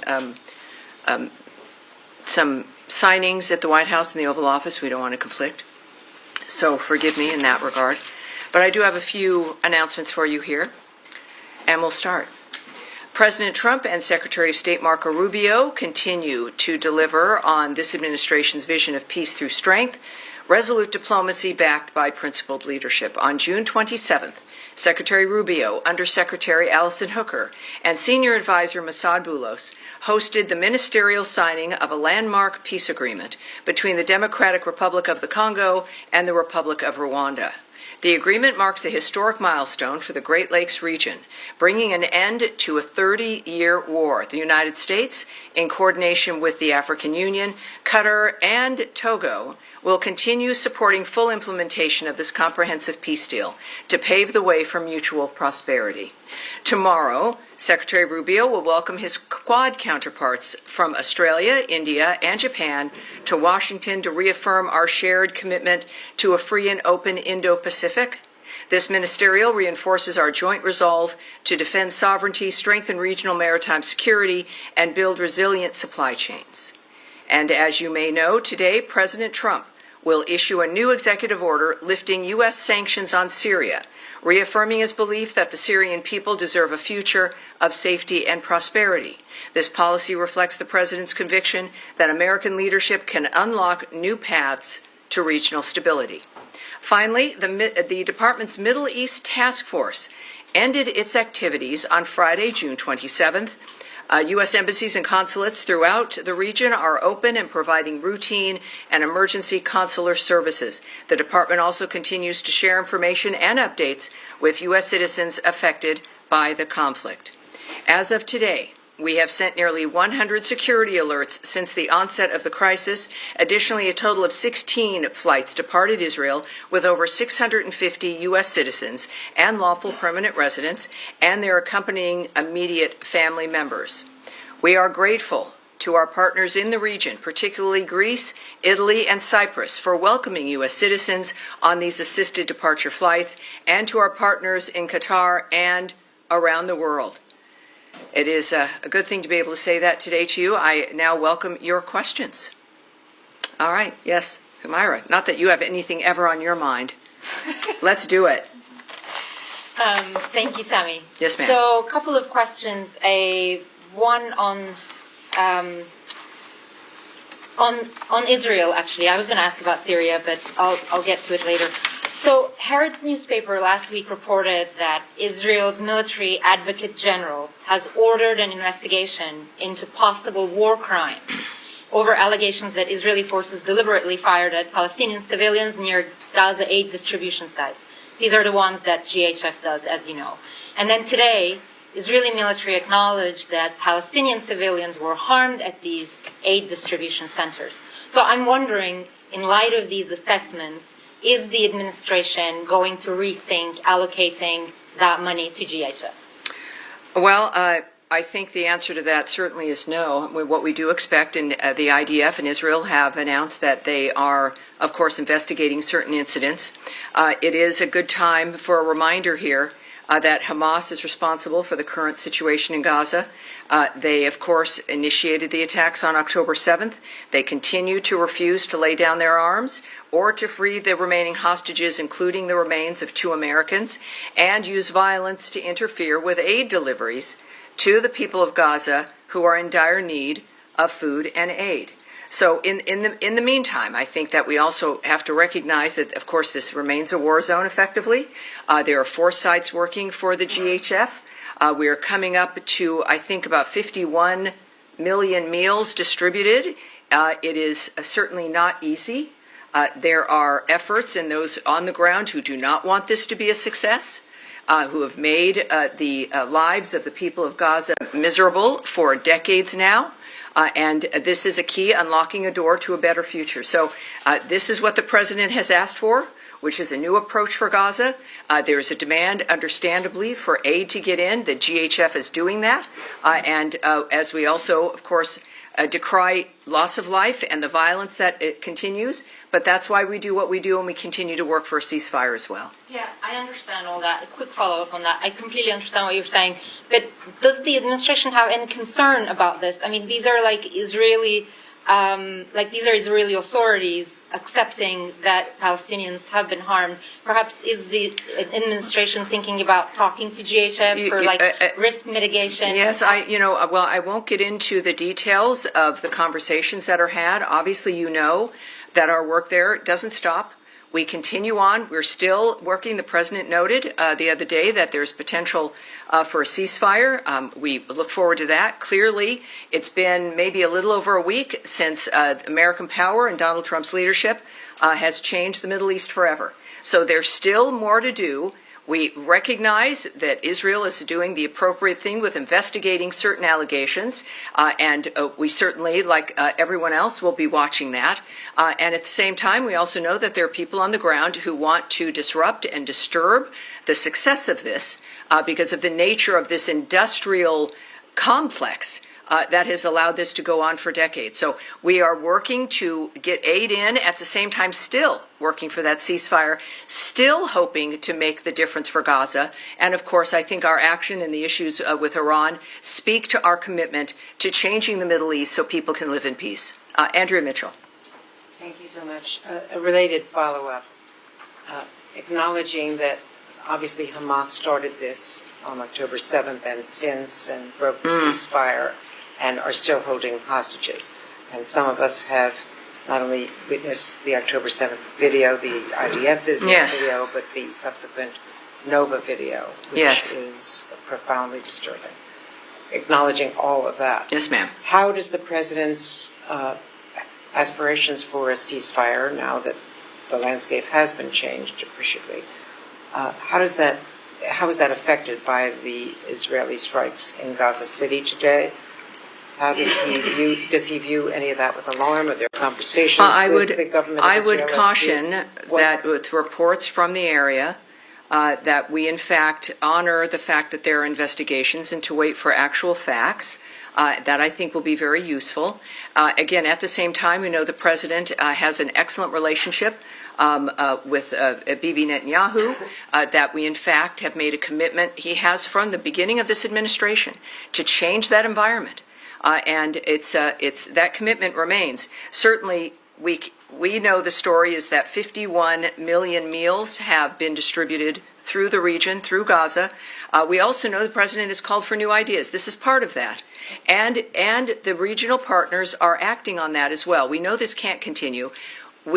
Israel is an ally of ours. We, of course, I'm not going to discuss or presume to know the conversations the president's having. That is his prerogative. May I just clarify? Yes, ma'am. I may have been imprecise. I was not referring to any strikes on the age of food delivery. I was referring to separate strikes that have been reported in the north, in Gaza City, that resulted in several casualties. Well, again, this is a war zone. Hamas has still not put down their weapons. We had a ceasefire, which they violated, and refused to engage in another one. We continue, despite all of that, to get another ceasefire, but the ceasefire was broken by Hamas. It's a war. If to speak about the specifics of what Israel is doing, I would direct you to the Israeli government. And I think it's important to recognize that this is a process that is ongoing. Our role in this is to help ease the suffering as much as we can. And certainly part of that is going to hopefully get a ceasefire. The president is optimistic, and so we will be as well. Matt Lee maybe has a question. Sure. Thank you, sir. Yes, I do. I do want to ask about Syria, but first I just want to get very, very briefly. I might want to go on and on, Matt. I don't know. How do you decide? Well, my question is going to be very, very brief. Oh, all right. Yes. How do you decide when it's okay to speak about revoking someone's visa? Because for years and years and years, decades in fact, in covering this building, it's always the mantra has been visa records are confidential. Mm-hmm. And yet we have a situation where an entertainer in the UK has had his visa revoked very publicly by the Deputy Secretary of State in a tweet, retweeted by Secretary Rubio and confirmed by other officials. So, what's the deal with this law? Does it not really apply unless you want it to? unless you don't want to talk about it? Well, yeah, I can't speak to the decisions at the times of when to discuss something of this sort. What we do know is a very public dynamic with individuals. We have a very public policy and procedure and process now that we're discussing regarding national security and how we are handling the visa process. In this particular case, of course, what you're referring to is the tweet from our Deputy Secretary of State, Christopher Landau, that the State Department has revoked the U.S. visas for the members of the Bob Dylan band in light of their hateful tirade at Glastonbury, including leading the crowd in death chants. Foreigners who glorify violence and hatred are not welcome visitors to our country. Now, we've stated that when it comes to how we vet people, if they are going to be coming here to be helpful, to be nice people, to be great tourists, or if they're coming for other reasons, that every sovereign nation has a right to decide who's going to come to this country. So we've been public about that standard. And this was a very public event that violated, as you've seen from the Deputy Secretary's tweet, that very basic standard about the nature of who we want to let into the country. That's all right. It is important the American people support us taking care about who comes here. And I think his tweet and the Secretary's language and his approach on the policy speaks for itself. Okay, so basically, if it's a public kind of facing thing, then I didn't say that. I said in this case that that's what has occurred.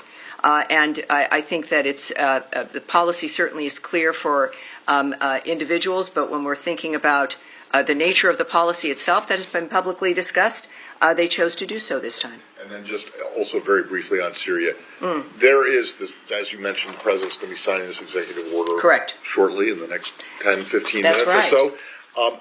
Can you give us an idea what the State Department component of the impact of what this will do? What is state? Because I know it's Treasury and Commerce all involved. So what happens at the State Department after this EO is signed? Well, it is sanctions and aspects like that, of course, belong to the Treasury. A lot of people don't know that they're the ones who manage that with the application, the nature of what occurs. I will repeat what my colleague Caroline said just a little bit ago about this event.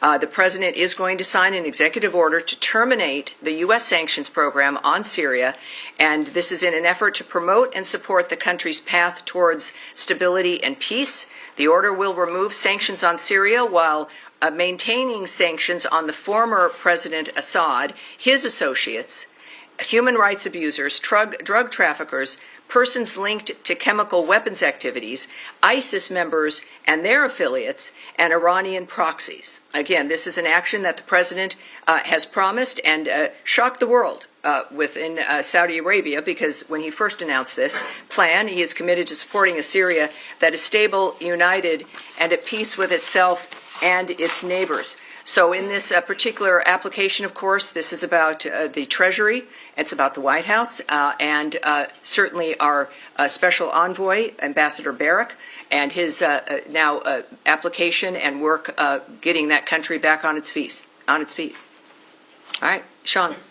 Can I go back to the music a bit? Yes, sir. On Glastonbury, just getting to the decision to revoke the visas, members of this administration, particularly the Vice President, have been very vocal about free expression, saying that even if things are hateful, particularly the Vice President took to task Germany and to a certain extent the UK, saying that there are laws that prohibit hateful content and insults, that those are inappropriate. What's the difference here? I mean, I'm not justifying, I'm not supporting the Bob Dylan as a band, but why is it that this speech is out of line while you have there's at the same time a push to not to outlaw free expression elsewhere when it comes to insults? Right. I think that, again, this is not about the nature of a concert, I suppose, but it really is about our standards, about who we let in the country. That we're not telling people what they can sing about or what they can say. It's not involved here at all. They obviously felt free to say what they were saying and chanting at Glastonbury, and they can do that. And we can do what we do. So it really is about the issue of national security, about issues of violence, the increase certainly of anti-Semitism, but of terrorism in general.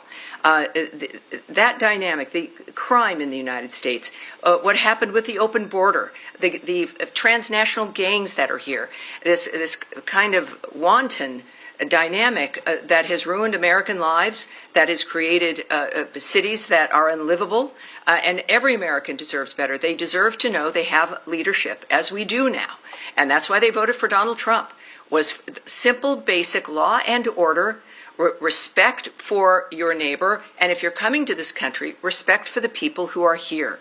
So I think that when we think about why you have a visa system, which is in part to vet and to stop and to ask questions, is to take that seriously. Well, can I just pursue that in one other case, a free expression? Hungary, Prime Minister Orban, who of course is a close ally of the president, tried to ban a pride parade this weekend. Tens of thousands and hundreds of thousands of people came out. Does the U.S. have a view on that? Do you think that it's justified to ban an LGBTQ pride parade? Well, when the vice president or any of us speak about the nature of policy, or I think what's important regarding freedom of expression, that's our plan and what we feel is important to convey, and then what countries do is their business. Events happen all over the world, as we know, every day, which the United States has no comment about. And we have nothing to add on this matter. But again, I think it's about what countries do, the choices they make with their nations, and what citizens do and how they respond to that. With respect, I mean, the U.S. did criticize the UK over bans on anti-abortion protesters. Is there any contradiction in not? Well, again, I'm not going to speak to individual situations or instances or comments that are made. Again, we have events that happen all the time all over the world, which might be worth commenting on, but we don't comment on all of them, I think, for a very good reason. Yes, sir. On events happening all over the world, in Nigeria recently, more than 200 people were slaughtered earlier this month in a series of attacks on Christian villages by Islamic militants. Some 6,000 were displaced. What's state doing to address this? Is there anything state can do to address this? Well, I can't speak about what is being discussed now or is in any kind of diplomatic conversations or planning, et cetera, but I'm going to be briefing again on Wednesday. Today is a unique week because we have the Quad with the Secretary tomorrow, which I'll be a part of. So we'll be briefing on Wednesday. Let's take that back and find out where that stands and what our plans are. I'll have that for you. Yes, sir. Thank you, Tony. We'll move to Ukraine, if I may. Russians are stepping up their air attacks on Ukraine, which happen to be larger than ever before. The president on Friday addressed the Ukraine issue, and he said that Putin, quote unquote, respects our country again. Well, hours after that, Putin unleashed the largest ever air attack on Ukraine. Do you think Russia respects President Trump? I'm sorry, do I think? Do you think Russia respects President Trump? President Trump says that they respect me, and next thing we see, hours after that, they launch the largest. Well, I don't. I certainly, for obvious reasons, refuse to characterize the most powerful man in the world who is saving this country and the world at this time. But I can tell you other things that he has said. Most recently, on the 25th, he said, "I consider him, Putin, a person that's been misguided." I'm very surprised, actually. I thought we would have had that settled, talking about certain issues. He also said, he called the other day, he said, "Can I help you with Iran?" I said, no, you can help me with Russia. You help me to get a settlement with Russia, and I think we're going to be able to get that done too. And also on Putin's ambitions regarding Ukraine, he said, I know one thing is that he'd like to settle. He'd like to get out of this thing. It's a mess for him. So the president, in negotiating and dealing with some of the worst conflicts, certainly that we've ever had, the carnage that is going on. The president is the one person who's been able to bring everyone to the table, who's willing to talk to everyone, who has the power of the United States at his back and the support of the American people. And I think that he understands, and he has repeated again within the last few days, just his frustration and lack of acceptance at the attacks that have gone on in Ukraine by Russia, and that it has to stop. That there are too many people dying. This remains a key element for his administration. It is a key part of the work that his administration as a whole is doing, is our support for Ukraine and the need for that carnage to stop. For some of us, covered President's trip last week, and you addressed from the podium his signature achievement, which is 5% of GDP spending, among NATO members. Lavrov today called it catastrophic, and he said that defense spending decision could lead, quote unquote, NATO's collapse. How do you read that? Yes, I'm not going to speak to that, but what we do know is what apparently bothers Russia is the fact that NATO is going to be strongly returning to its original roots of being a deterrent. And that is what NATO's job has been. The advancement of their commitment to defense is remarkable, and not only we of course support NATO completely, and their role is imperative for a safe and stable Europe, and that's the point. Being a deterrent, this kind of defense spending helps them achieve that. And of course, it is something that would not have happened without President Trump's encouragement and demand. And so we're excited about that. Yes, sir, in the back there. Thank you very much. Two quick questions. Some regional sources said this week or next week, the U.S. representative to Syria will meet Mazloum Kobani and Prime Minister Masroor Barzani in Erbil. Can you update us about that? No, I can't speak to any ongoing meetings or meetings that may or may not be coming up. And second question about Iran. Iran's representative to United Nations has said that the conditions are not favorable for negotiation with the United States.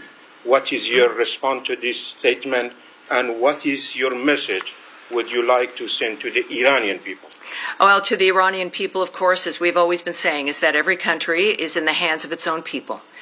When it comes to what Iran's leadership is saying, of what's left of it, the president's words and the president's position is the one that prevails here. It is his guiding hand, and he has been very transparent about his opinion, his desire for Iran to move into the normal order with countries, but also his awareness that, as he has stated, that he continues to be willing to do whatever is necessary to make sure there's peace in the region. And now this is the unusual point because of the president's schedule. It is 30 past the hour. I'm going to wrap it up today, but I will see you again on Wednesday. And you know how to reach me here. I think I've got an email. All right, thank you, everyone. Have a great day. I appreciate it. Thank you. Thanks for your patience. Anything on the RIPS? No.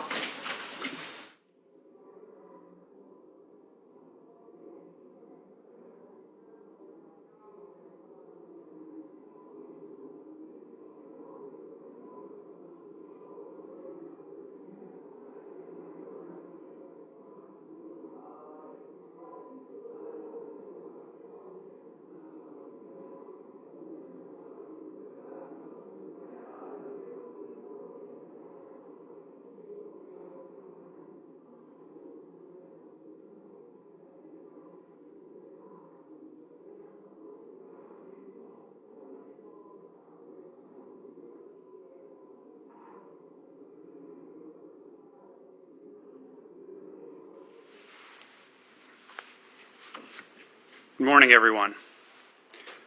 My name is Matthew Gagliotti, and I'm the head of the Justice Department's Criminal Division. Thank you all for joining us today as we announce the largest coordinated healthcare fraud takedown in the history of the Department of Justice. Today marks a decisive moment in our fight to protect American taxpayers from fraudsters and to defend the integrity of America's healthcare system. We are announcing today charges against 324 defendants for their alleged participation in healthcare fraud schemes involving approximately $14.6 billion in false claims submitted to Medicare, Medicaid, and other healthcare programs. In a takedown this large, I can't possibly describe all of the work that went into dismantling each scheme, but there are 4 key points that bear emphasizing. First, let me be clear about what these healthcare fraud schemes mean for every hardworking American family. These criminals didn't just steal someone else's money. They stole from you.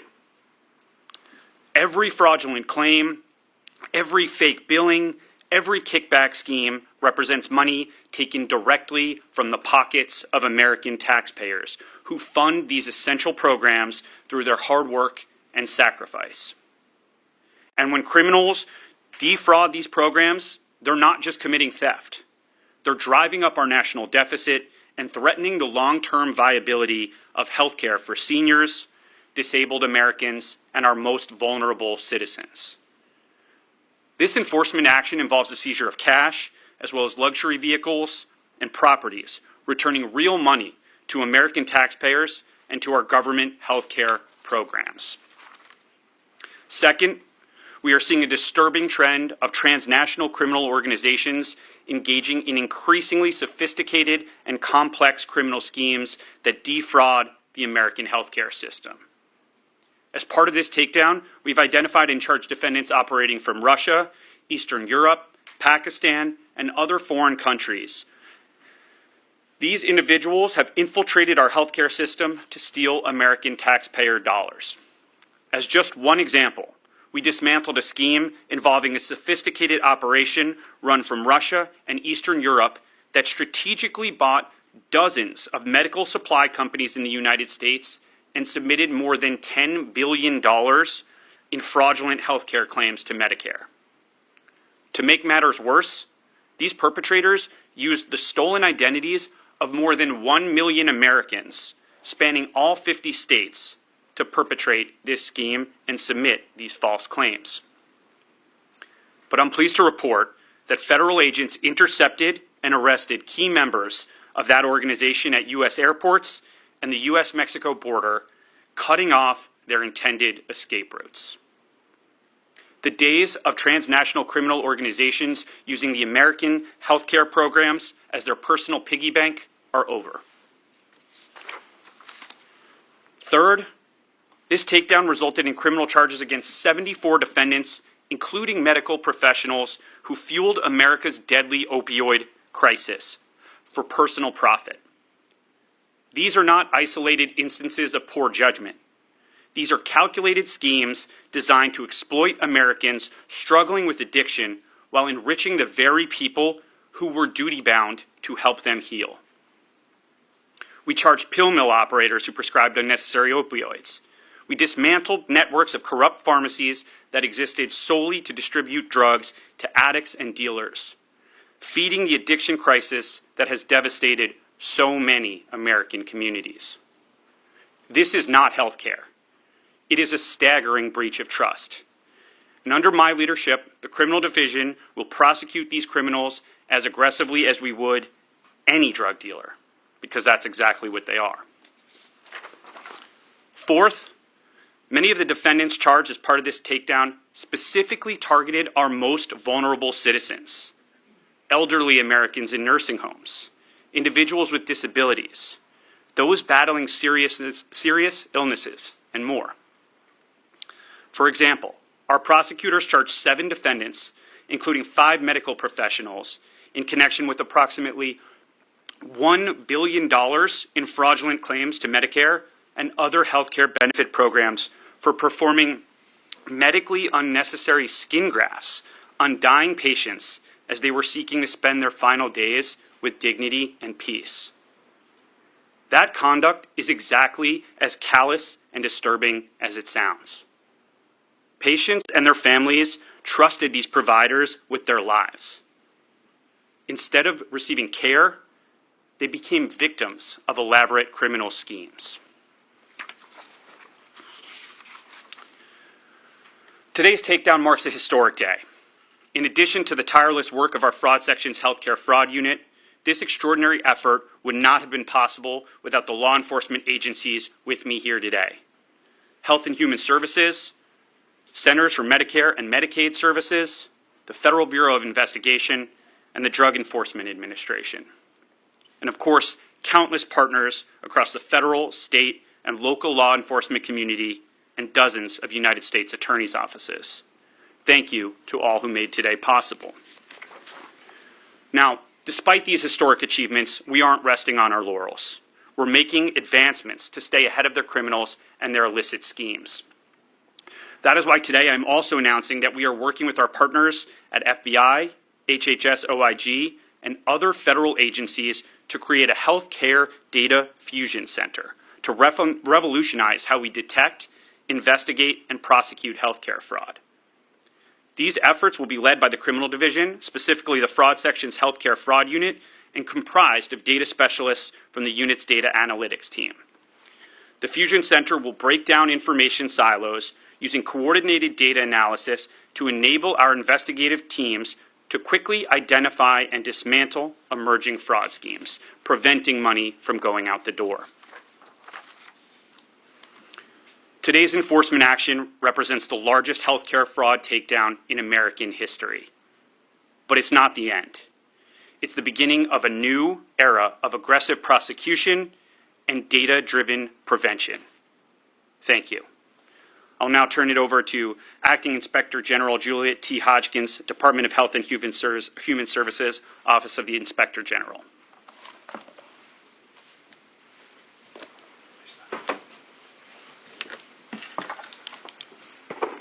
Good morning, and thank you to Mr. Gagliotti and to the Department of Justice for inviting me to join here today. Combating fraud, waste, and abuse in Medicare, Medicaid, and other HHS programs is our mission at the Office of Inspector General. I am proud to be here today representing the tremendous work of our criminal investigations team in this takedown. This unprecedented healthcare fraud takedown is more than twice as large as any past one, having stopped national and global fraud schemes alleged to have resulted in over $14 billion in intended losses. The results announced today were only possible, though, through a strong partnership of federal and state agencies. By working shoulder to shoulder, we harness the best information, tools, and expertise to find criminals, no matter where they hide, and no matter how they try to disguise their crimes. I would especially like to thank DOJ, CMS, FBI, DEA, and our other federal partners that are here today.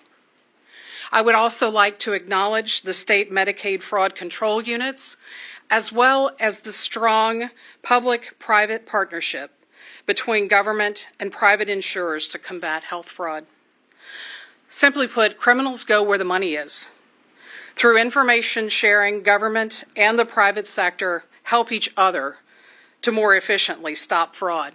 And under our watch, criminals will not be allowed to enrich themselves with dollars meant to improve the health of Americans. One massive fraud scheme that was charged as a part of today's takedown involved multiple durable medical equipment companies that billed Medicare over $10 billion for equipment that patients did not need or that they never received. The good news for the American people is that the alleged criminals in this scheme never got their hands on most of that Medicare and Medicaid money that they tried to steal. Instead, the government coordinated to use our collective tools and authorities to protect taxpayer dollars. This takedown also demonstrates, though, our commitment to shield Americans from harm. The actions taken by our partnership stopped individuals and entities that were alleged to have used stolen medical identities from over 1 million patients to submit false claims. They preyed on patients who needed addiction services, billing for treatment that was never received. They illegally diverted prescription opioids, millions of pills that continue to fuel the devastating opioid epidemic. But as fraud schemes span borders and jurisdictions, OIG and our partners respond quickly and effectively. And as fraud schemes increasingly exploit technology, we use cutting-edge investigative methods to detect fraud, prevent losses, and protect patients. Before I close today, I must take a moment to applaud the exceptional work of the dedicated OIG professionals that participated in this takedown. Every day, these outstanding law enforcement professionals do the dangerous work of holding criminals accountable. Thank you for your service to the American people. Thank you so much, and I will turn the microphone over now to Dr. Mehmet Oz, the CMS Administrator. Let me put on my clinician's hat first, because it is my culture, my story. I'm a heart surgeon. And when I hear about this fraud, I think about patients who have trusted us, people who are at their most vulnerable time looking for the protection of our services. And too often these criminal entities have tried to pierce that trust. When you walk into the Health and Human Services building not far from here, there's a quote from Hubert Humphrey, from whom the building is named, and it says, "It is the moral obligation of government," that's what we're doing here today, "it's the moral obligation of government to protect those who are at the dawn of their life, our children, those at the twilight of their life, our seniors, and those living in the shadows, folks who are having trouble like the substance use disorder mentioned a second ago by Juliet." I want to applaud all of the agencies that collaborated today, because when President Trump signed the executive order on fraud, waste, and abuse, a pledge to crush this reality, this is exactly what he had in mind. At Health and Human Services, under leadership of Secretary Kennedy, we have strived to break down barriers and silos in every way possible. What you're witnessing on stage today is exactly that. The American government at its best, making sure all of us work together for the same common purpose, in this case especially, expressly to protect those who are our most vulnerable. Because all great societies are judged by how they take care of those who are vulnerable, and we are great people. We will do that.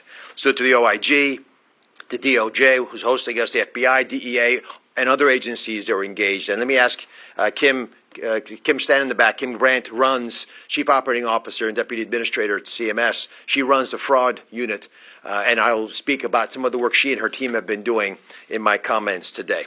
It is, and you'll hear this said by all of us, and we should, the largest Department of Justice health care fraud takedown in history.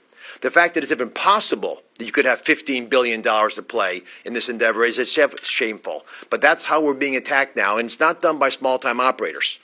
As you're hearing about and you will read about, these are organized syndicates who are designing to hurt America. And why do they hurt our healthcare system?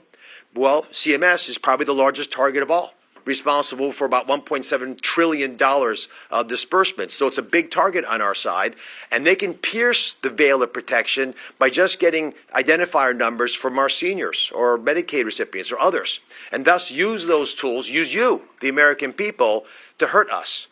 What we're doing today is changing the paradigm. Not just going after bad guys and putting them behind bars, but actually getting ahead of these schemes so the money never leaves our bank account. Because by the time we find out that these criminals have stolen and the money has left the building, it's already offshore somewhere in some foreign country's vaults where foreign leaders are rejoicing in the fact they took advantage of the American people. That's why we use the word crushing fraud, waste, and abuse. Because this is not just a nice thing to do in an accounting pickup that we can claw back money. It doesn't happen that easily. And this is a modern era. There are modern tools being used to attack us, and we need even more modern ways, including AI, which I'll speak about in a second, to take them down. The oversight has to be unrelenting. We can never let our guard down. While we're sitting in here right now, there's hundreds of thousands, probably millions of efforts being made to hack into CMS and our system, and we have systems designed to prevent that, to make sure the people who need us the most will find that we're there to protect them. The CMS Fraud War Room that I want to announce that Kim is going to lead is an effort as an example of this. It's prevented most of the fraudulent efforts to take money out of our agency. So most of the money never left the door, so most of the money was never stolen, even though we know you were trying to do it. And when I speak to you, when the president signed that executive order, he put a bunch of sheriffs, new sheriffs in town. And that's what you're looking at on stage today, and many others like us who are not going to tolerate this anymore. We're stopping stolen taxpayer money from leaving the door, stopping it in its tracks. Just when I was leaving the room today, the offices today, I was hearing about over $100 million that we've stopped from leaving the agency just in the past few weeks. There are 27 providers that are under active prepayment review, which means we're not going to pay their money until we verify that they're actually doing their jobs correctly. There's examples from telemed schemes in Florida with clinics billing for activities that they're not really, we don't believe, providing. There's a cardiology provider, and please help me understand this, who's providing cardiology services in person in Georgia and Nevada at the same time on the same day. Unless teleporting is being made feasible, not possible, but it happens. The audacity to think you could get away with this highlights the fact that folks believe they could have taken advantage of the agency in the past. We're going to make sure it doesn't happen again. There are mental health clinics, listen carefully, mental health clinics providing skin substitute placement on their patients. Again, you're dealing with ulcers in a mental health clinic. These services are provided by an anesthesiologist. Improbable. Money's not leaving the building. You're going to have to prove to me that there's a clinical benefit of a psychiatrist telling an anesthesiologist to put a surgical graft on a patient. It's not going to happen. We need your help. That's my big plea. We need your help, the American people. Why? Over half of the whistleblower tips that we get are for healthcare fraud, and over half of the fraud against our government is in healthcare. So we need your help, both to protect your own important information. Don't give it away because con artists come to your door and try to get it, but give us tips. You're going to hear all of us share opportunities that we have, but it only happens in healthcare because we know we have allies, the American people. We provide care to 68 million Medicare beneficiaries. 80 million Americans are on Medicaid or CHIP. There's another 20 million on the exchanges. There are a lot of people that will come to help us. So write this down, 1-800-HHS-TIPS. 1-800-HHS-TIPS. We have a URL, obviously, if you go to our website as well. And I'll leave you with one last thought. In addition to the massive fraud, especially from foreign entities trying to invade America using their financial tools and criminal mindsets, we also have 25% of all of our money being spent probably subject to abuse, and that's not fraud. This is abuse and waste. Money not being used wisely. We just launched a new model called WISER with the Centers for Medicare and Medicaid Innovation under Abe Sutton that is looking at ways for us to identify inappropriate use of services that are wasteful and should not be offered to the American people because they could hurt them, and they're certainly not providing value for these wonderful Americans whose health is being taken advantage of to generate higher savings, higher revenue, rather, for providers. We're not going to tolerate it anymore. We're going to use data analytics, real-time monitoring, and unhesitating and unwavering pursuit of the law to make sure this happens. I want to thank my colleagues on the stage and their agencies for all the wonderful work you have done. God bless you.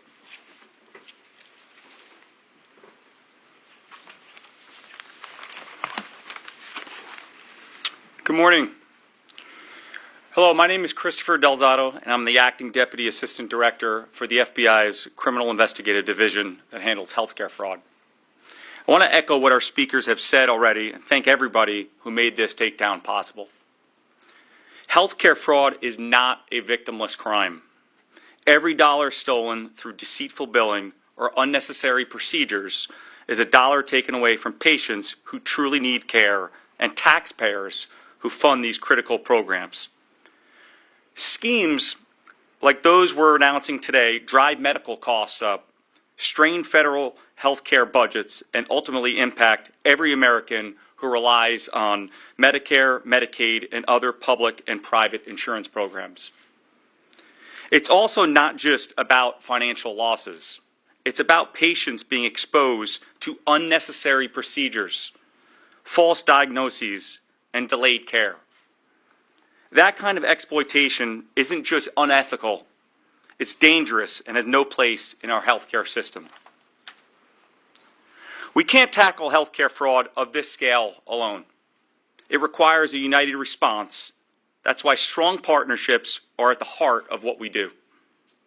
This initiative is part of a strategic and coordinated effort with the Department of Justice's Healthcare Fraud Unit of the Criminal Division's Fraud Section, Health and Human Services, Office of Inspector General, Drug Enforcement Administration, and other federal and state agency partners.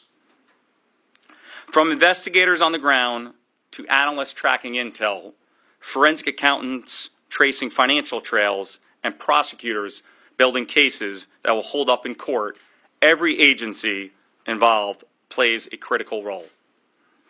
By leveraging these critical partnerships, it allows all of us to share intelligence in real time and connect the dots across multiple jurisdictions, not only in the United States, but around the globe.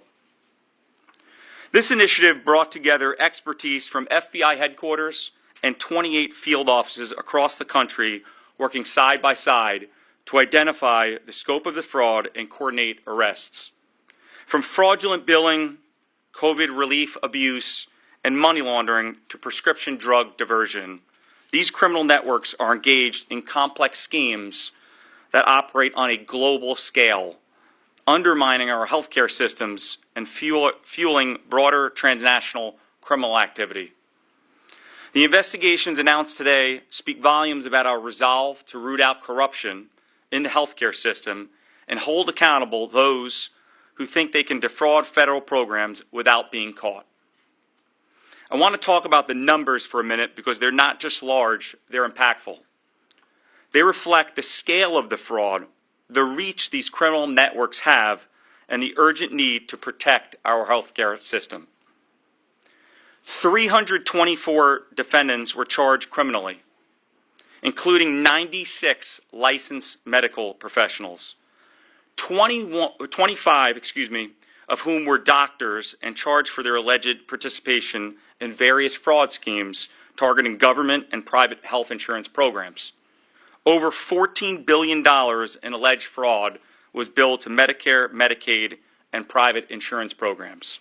Unfortunately, those numbers represent Americans impacted in every state. Behind the numbers is a web of criminal activity that stretches far beyond our borders. The FBI's Operation Gold Rush resulted in the largest amount of loss charged in a healthcare fraud case brought by the Department of Justice. More than 20 members of a criminal organization based in Russia and elsewhere were charged for their roles in a $10 billion Medicare fraud and international money laundering conspiracy. The organization allegedly used a network of foreign straw owners, including individuals sent into the United States from abroad, who acting at the direction of others overseas, strategically bought dozens of medical supply companies that were enrolled in Medicare and located across the United States. After the organization gained control of the companies, it rapidly submitted billions of dollars in fraudulent healthcare claims that were never ordered by doctors, requested by patients, or provided to anyone. In doing so, the defendants are alleged to have exploited the identities of over 1 million Americans spanning all 50 states by using their confidential medical information to submit the fraudulent claims. This not only illustrates just how global these schemes have become, but how advanced and coordinated they are becoming. In Atlanta, 5 people, including 3 medical professionals, were charged with manipulating the price of skin grafts and forcing services on patients that were not medically necessary. In this case, Medicare was scammed out of $760 million. And in Phoenix, we opened an investigation after receiving a complaint about suspicious billing to Arizona Medicaid. It led us to a network of sober living homes that were supposed to be helping those struggling with drug and alcohol addiction, many of whom were Native Americans. Instead, this was a massive fraud scheme that billed for services that were never actually provided. The sober living home facilities owned by ProMD received more than $560 million for services that were not provided. Those are just some of the investigations that were part of this initiative. As these threats grow more complex and transnational, the FBI and our law enforcement partners must continue to evolve, stay ahead of the curve, and meet the challenges with equal force. Reducing federal health care spending, stopping fraud and waste, and controlling costs isn't just about budgets. It's about protecting the integrity of programs millions of Americans depend on. And we will not tolerate those who put personal gain above patient care. Remember, you can always report suspected health care fraud to your local FBI office or call 1-800-FBI-TIPS. And we count on you reporting those tips. Your vigilance plays a critical role in helping us uncover fraud, protect patients, and hold offenders accountable. Next, I'll turn it over to the DEA. Good morning, and thank you for being here. Today's announcement represents a landmark victory in the fight against healthcare fraud and the illegal diversion of controlled substances. The Drug Enforcement, alongside our partners at the Department of Justice, FBI, HHS, OIG, CMS, and our state and local law enforcement agencies took part in this unprecedented national takedown that uncovered more than $14.6 billion in intended healthcare fraud, as well as over 15 million controlled substance pills being diverted, a staggering abuse of public trust and public funds.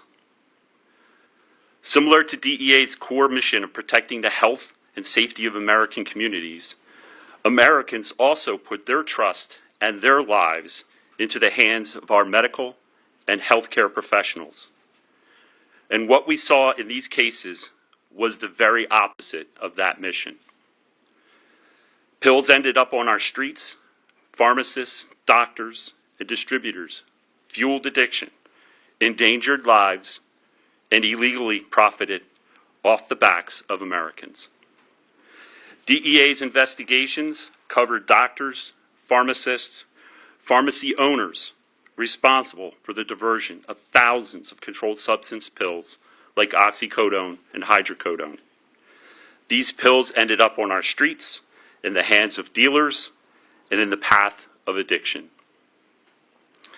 In other cases, DEA helped investigate providers who stole opioids intended for their own patients, diverted fentanyl from hospitals, and exploited vulnerable individuals seeking treatment. And we didn't stop there.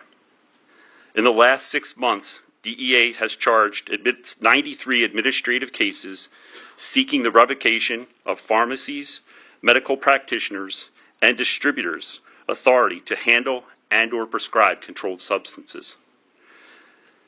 This sends a clear message. If you use your license to harm the public, you will lose it.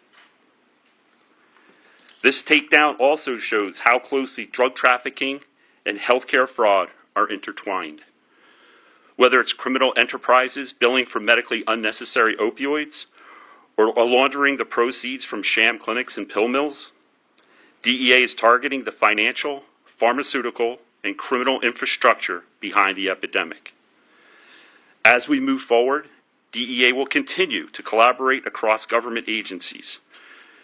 Together, we are building a smarter, data-driven enforcement model, harnessing the power of artificial intelligence and forensic analytics to stay ahead of criminal actors. To those who think they can hide behind white coats or offshore bank accounts, think again. DEA remains relentless in our pursuit of those who poison our communities and exploit our healthcare system, all to line their own pockets with profit from others' pain.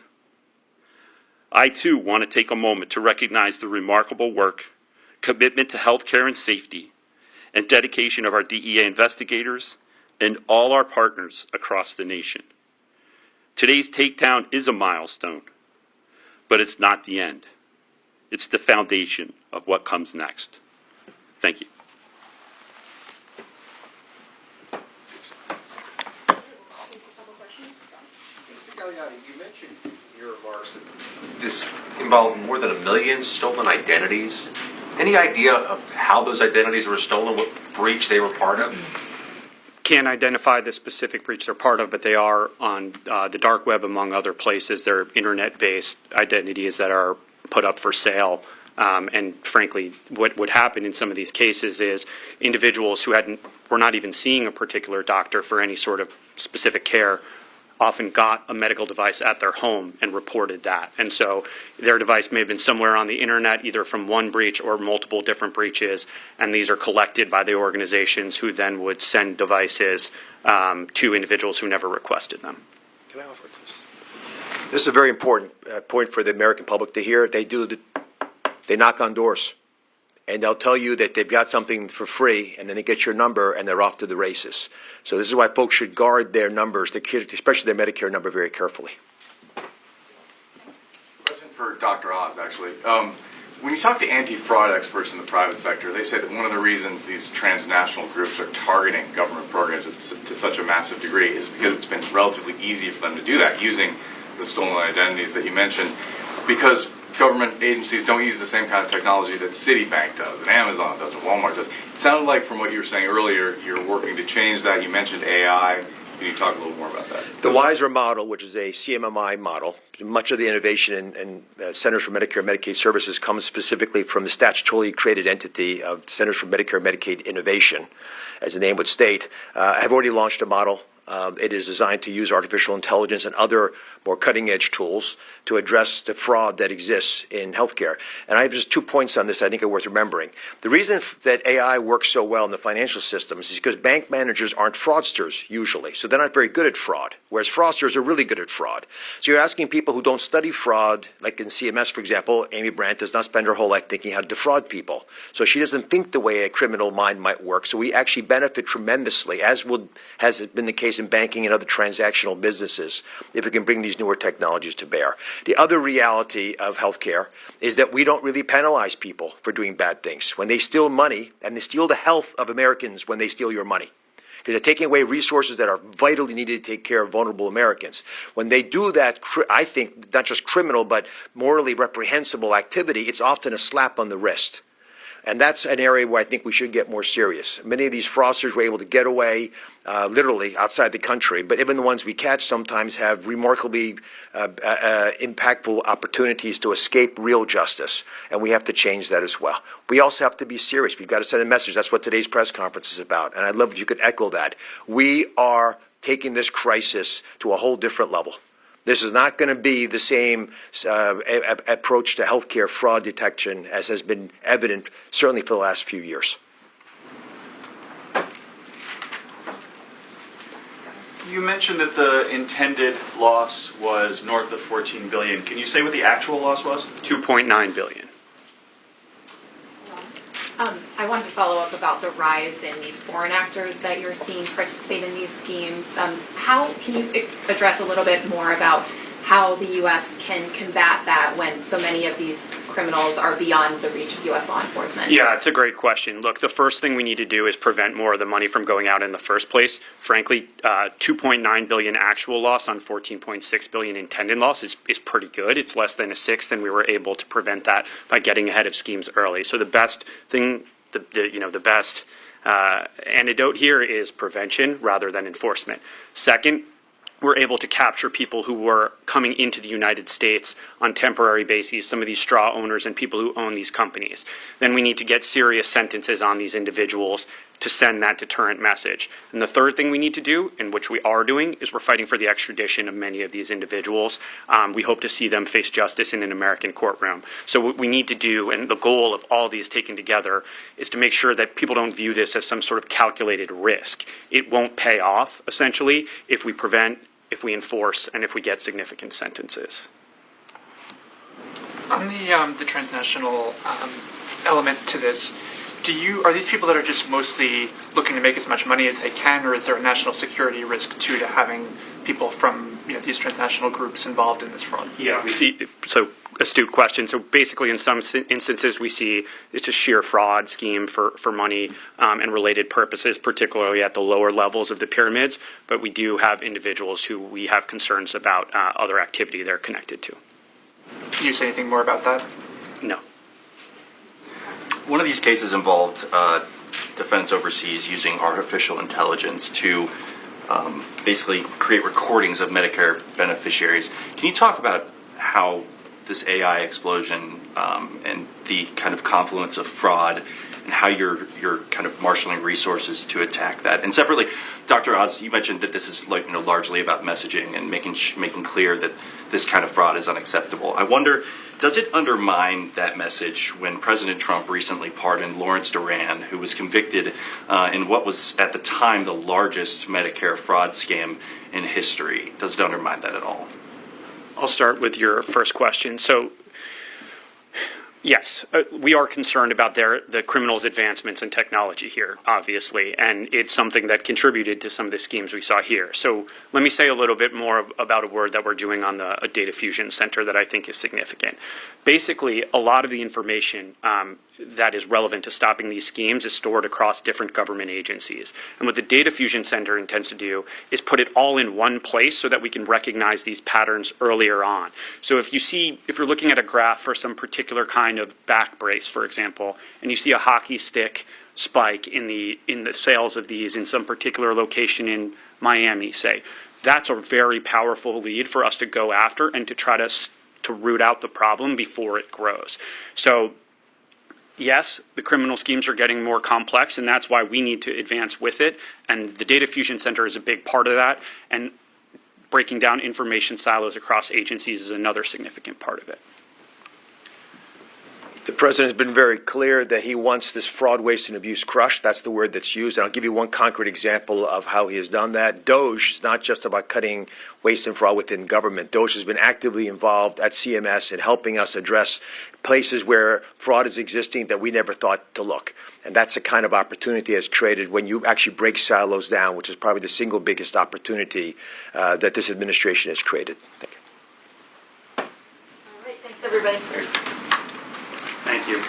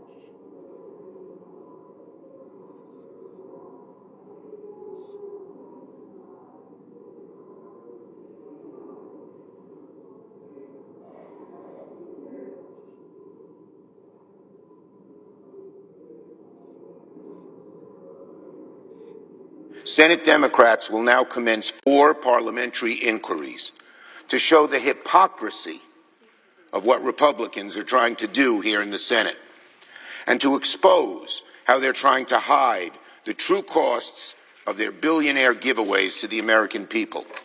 I thank my colleagues who will speak momentarily, as well as all of my colleagues who have come to the floor as we debate this bill before Vote-A-Rama. So before I yield to them, I just want to hammer home exactly what is going on here in the Senate for the people back home. Republicans are about to pass the single most expensive bill in U.S. history to give tax breaks to billionaires while taking away Medicaid, SNAP benefits, and good-paying jobs for millions of people. CBO just this morning said it will explode the debt by $3.3 trillion.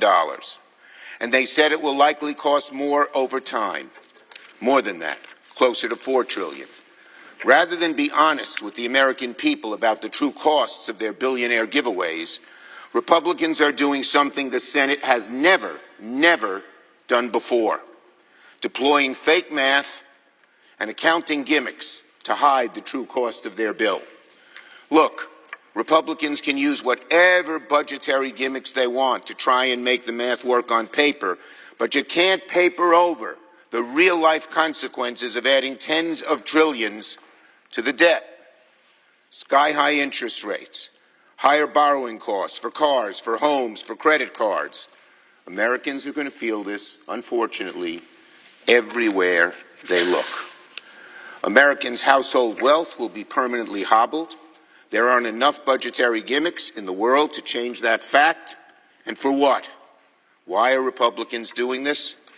So that billionaires can pay less in taxes while tens of millions lose their health care benefits and pay more for everyday expenses. I now yield to my colleague from Oregon for the first parliamentary inquiry. Mr. President. I recognize the senator from Oregon. Parliamentary inquiry. The senator will state his inquiry. When the House bill was first laid before the Senate, was the operative baseline under which it would be considered the current law baseline under Section? Yeas are 48, the nays are 52. The motion is not agreed to. President, I ask unanimous consent that it be in order for the following senators be recognized to offer amendments, motions, or points of order, that the amendments be reported by number with no amendments in order prior to a vote in relation to the amendments or motions, and with 12 minutes of debate equally divided on the Kennedy Amendment, number 2772, between Senators Kennedy, Welch, and Scott of South Carolina. Duckworth, motion to commit. Schiff, motion to commit. Kennedy, number 2772. Also Brooks, motion to commit. Kelly, motion to commit. Murphy, motion to commit. King, motion to commit. Padilla, motion to commit. Bennett, motion to commit. And Collins, number 2812. Without objection. Mr. President, The senator from Illinois. I have a motion to commit at the desk. The clerk will report. The senator from Illinois, Ms. Duckworth, moves to commit the bill H.R. 1 to the Committee on I ask that the Agriculture. further reading of the motion be dispensed with. Without objection. Mr. President, when House Republicans confronted concerns that H.R. 1 would threaten SNAP benefits of veterans, the Republican chairman of the House Agriculture Committee finally claimed our veterans are exempt from the SNAP work requirement, which is the law, and we are not changing it. Well, he spoke too soon, because without a hearing, without notice and certainty, without good cause, Senate Republicans literally stripped away the very protection that House Republicans cited when arguing that veterans would not be harmed by this ugly bill. Senate Republicans are abandoning veterans, the homeless, former foster youth, and also parents with children above the age of 13, because we all know teenagers don't have big appetites. To be beaten down with complex paperwork and confusing bureaucracy that has nothing to do with helping struggling Americans find work, and rather is simply a cynical scheme to discourage those who serve our nation in uniform from receiving the safety net support they're eligible for under the law. Mr. President, Senator from Arkansas. I rise in opposition to the motion raised by my colleague from Illinois. The agriculture title of the bill empowers individuals to pursue work, education, training, and volunteer opportunities, equipping SNAP recipients to eventually transition off the program through real growth in their income. It's reasonable to expect SNAP recipients who can work to do so, including parents of school-age children who can work while their children are at school. Any individual who is physically or mentally unfit for employment continues to be exempt from the work requirement. This motion would jeopardize the ability for the Senate to meet its reconciliation instructions and deliver the President's agenda to the American people. I urge my colleagues to vote no. I ask for the yeas and nays. Is there a sufficient second? There appears to be. The clerk will call the roll. Ms. Alsobrooks. Ms. Baldwin. Mr. Banks. Mr. Barrasso. Thank you. I know you want to invest in childcare, Patty, but we got to get this budget under control. But now that it's tax cuts for billionaires and corporations, suddenly the budget doesn't matter anymore. Suddenly the rules do not matter anymore. Suddenly a couple trillion goes away with a sprinkle of fairy dust. And bypassing the parliamentarian and president isn't really bypassing if you just close your eyes and just pretend real hard. Have you no shame? If you think you can look the American people in the face and tell them we have to bring down the debt after passing what might be the most expensive bill in history, if you think you can do that and then be taken seriously, well, you know what?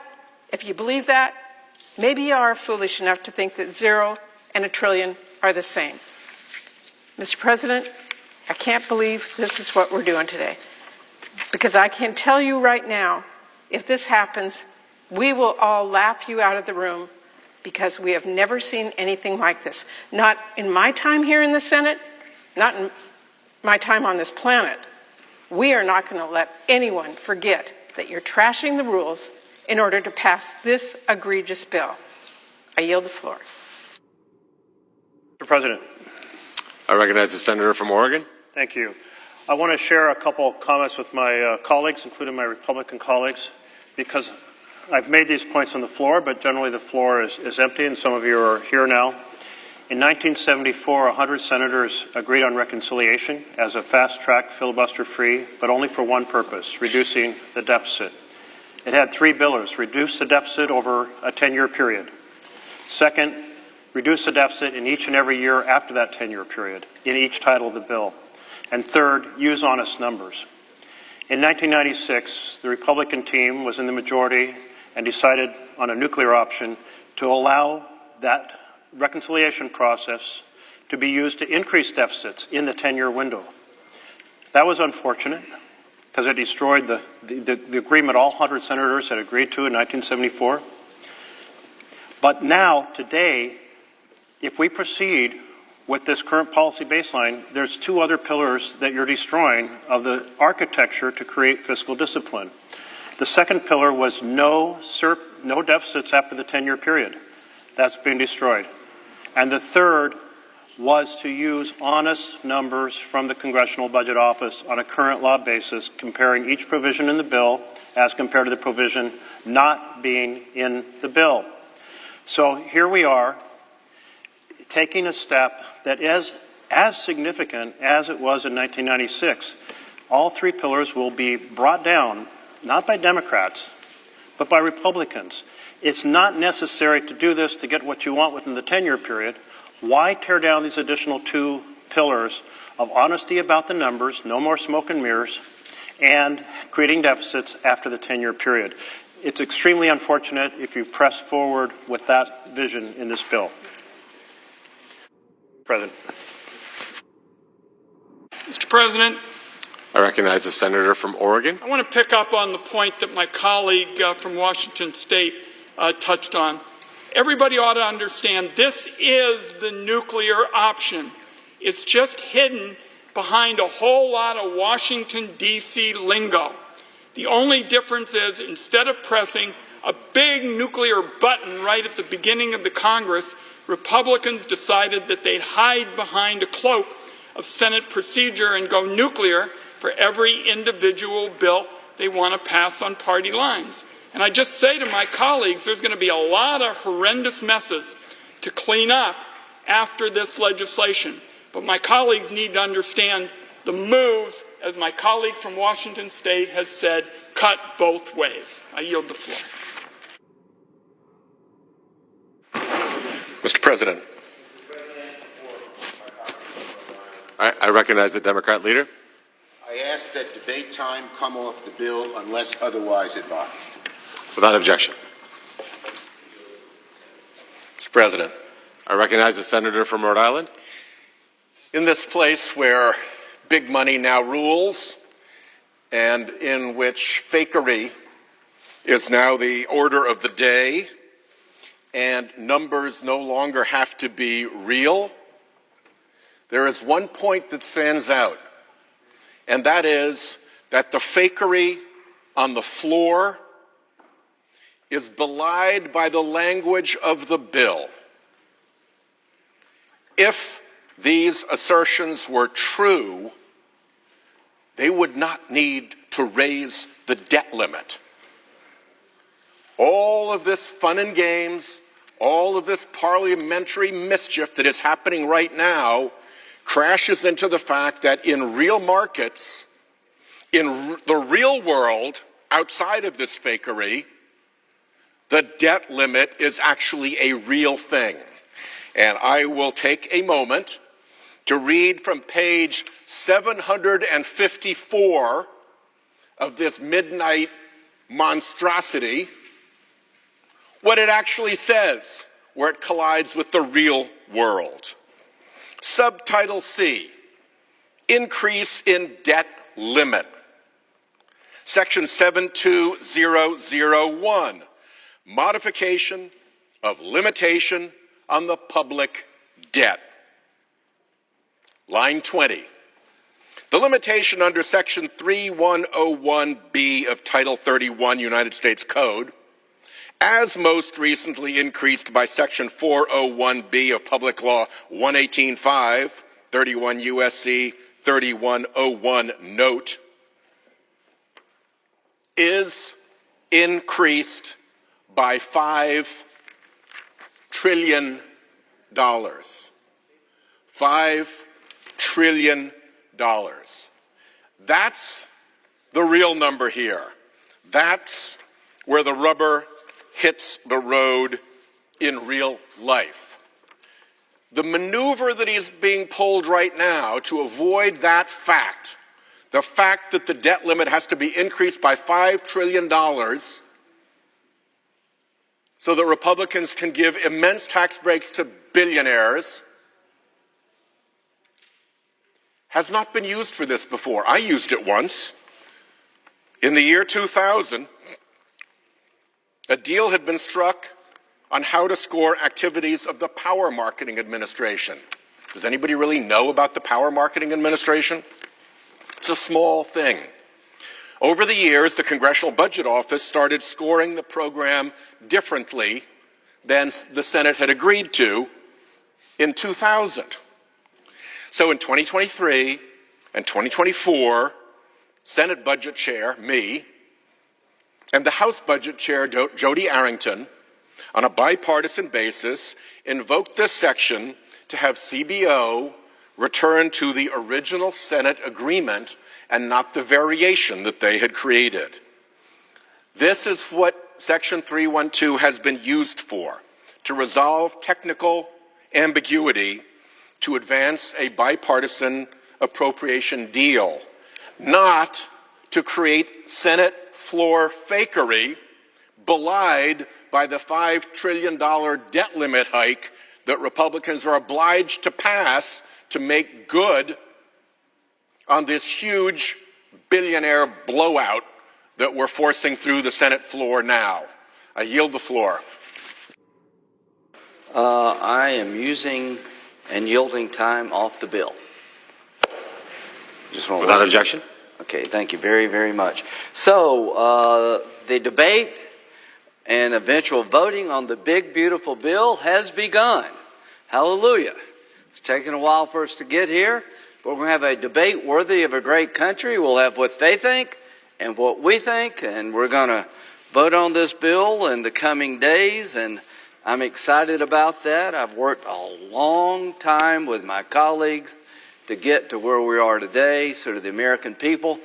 The debate is beginning right now regarding the big, beautiful bill, and I'll tell you why that's good news for you, but let me take a little bit of time to talk about current policy versus current law. I know everybody's on the edge of their seat at home, but here's what I would tell you about numbers and budget chairmen. I'm not the first budget chairman. There have been those who came before me. In 2008, Chairman Kent Conrad, a really nice guy from North Dakota, used a new baseline in the budget so he could get the farm bill in the budget. And Jared Gregg, really smart guy, former budget chairman, said the chairman of the budget committee declared the new baseline under a new budget. The budget chairman has a right to do that. That's what I'm doing. I'm setting the numbers. The parliamentarian said, that's my job as budget chairman. The resolution we're operating under to get us here, we voted to make that the case. So we're not doing anything sneaky. We actually voted to give me the authority to do this, and it passed. But again, I'm not the first chairman to change a baseline for different reasons. One, to get the farm bill in, and another occasion, Senator Sanders changed the baseline in 2022 when he was budget chairman under budget reconciliation to issue a budget rule allowing the numbers to change to get more money for Head Start. So Senator Sanders, as budget chairman, directed a new rule be written to get more money for Head Start. So don't tell me you've never done this before in terms of changing the baseline as budget chairman. The budget chairman under 312 sets the baseline. This has been acknowledged by Republicans and Democrats. The baseline has changed in the past based on the budget committee chairman's desire, one to get a farm bill in, and the other to change the numbers, a new rule to get Head Start spending. So this has been done before. But I'll be the first to say that what we're doing here is historic in a good way. In 2017, we passed the Trump tax cuts. They're due to expire in December. Why is that? Before I got here, current law was the way to score or implement tax policy. After 10 years, the tax cuts expired. Current law. As budget chairman, I've decided to use current policy when it comes to cutting taxes. If you use current policy, they never expire. So the policies that were created in 2017 would not end in December. They would continue. And that's a good thing for the American people. That's a good thing for the economy because it gives you certainty. So I made a decision as budget chairman, working with my colleagues, to look at tax cuts, something important for the country, to give certainty to businesses and individuals, and make sure after 10 years they don't arbitrarily go away and have a cliff. So I made that decision. My colleagues backed me up, and that's in the budget resolution governing the debate that we're here today. So why do we want to make the tax cuts permanent? Because if they expire in December, the average family of 4 in South Carolina will have a $1,700 increase. I don't want that, and I bet you people at home don't want that. So we have to deal with that. That cliff is coming, and not only do I want to avoid that cliff, I don't want to put us in that position ever again. So the tax cuts have generated more revenue for the government than CBO estimated in 2017. The one thing about our friends at CBO, I appreciate all your hard work. You've worked really hard. When it comes to taxing, they always get it wrong about how much revenue to be collected. So when you look at the years that have passed since 2017, on the corporate side and on the individual side, the revenue to the government has actually grown because of those tax cuts. And that's a good thing. So cutting taxes means more money for you and your family. Our friends on the other side, if you're waiting on them to cut your taxes, you're going to die waiting. So they're never going to do it. Why are we doing it? Because they won't do it. We could never get 60 votes for this. So the bottom line is we're going to make these tax cuts permanent, and that's a good thing for businesses. Expensing will be allowed so you can invest and grow in your business. You can buy new equipment. You can write it off sooner, and that will get more activity in the economy. It's not me saying that. There's a track record, Mr. President. You've been in business. This stuff works. They don't like it, but it works. If you're in business and the tax code encourages you to invest in your business, you will. This stuff literally works. And they hate it because it's money that could have gone to the government went back into the economy. What they don't realize, actually, the government gets more money. They just keep spending it. And we could do better on the spending side. And we are going to do better on the spending side. So this bill makes the 2017 tax cuts permanent. It avoids a tax increase for your family that's coming in December if we don't act now. It secures the border. One of the reasons there are more of us than our Democratic friends is how you screwed the country up for the last 4 years.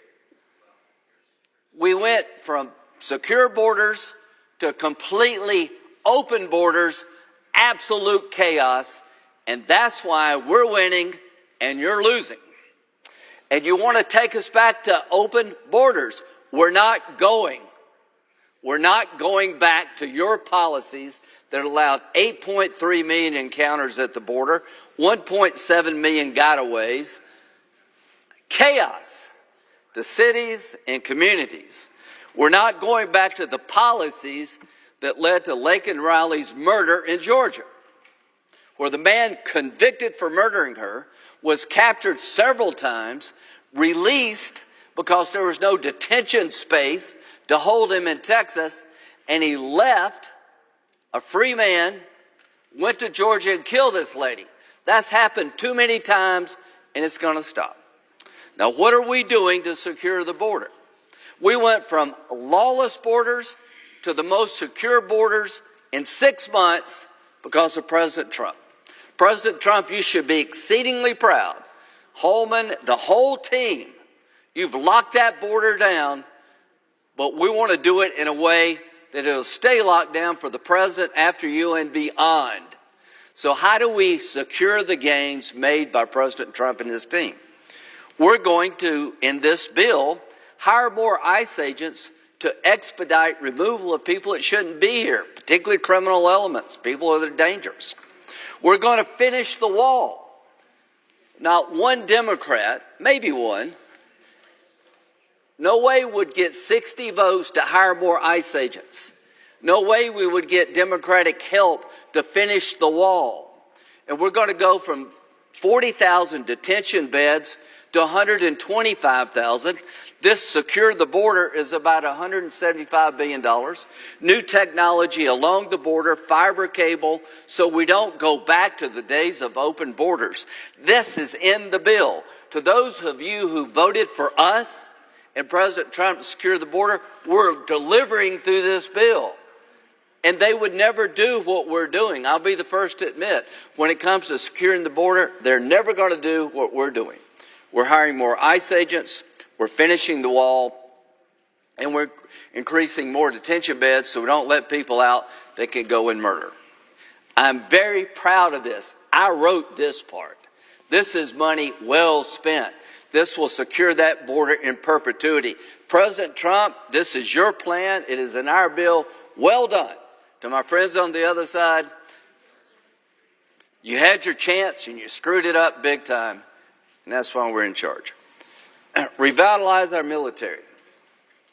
The world is a dangerous place. We have $150 billion in this bill to help build out the Golden Dome, to help improve the quality of life of men and women serving in the military by improving their barracks and housing. They need the money, more weapons. It's in this bill, and we didn't have to get extorted to buy a bunch of butter to get $150 billion. We reduce government spending over a decade by $1.6 trillion. We're running deficits, national debt of $37 trillion. So what have we done here?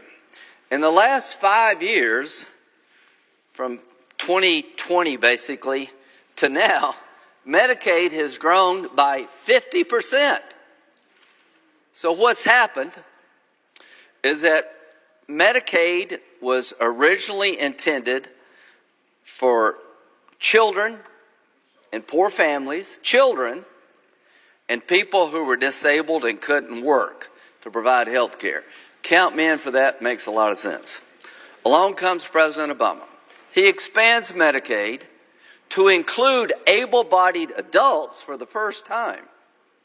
And what he did was he incentivized states to include these people in Medicaid.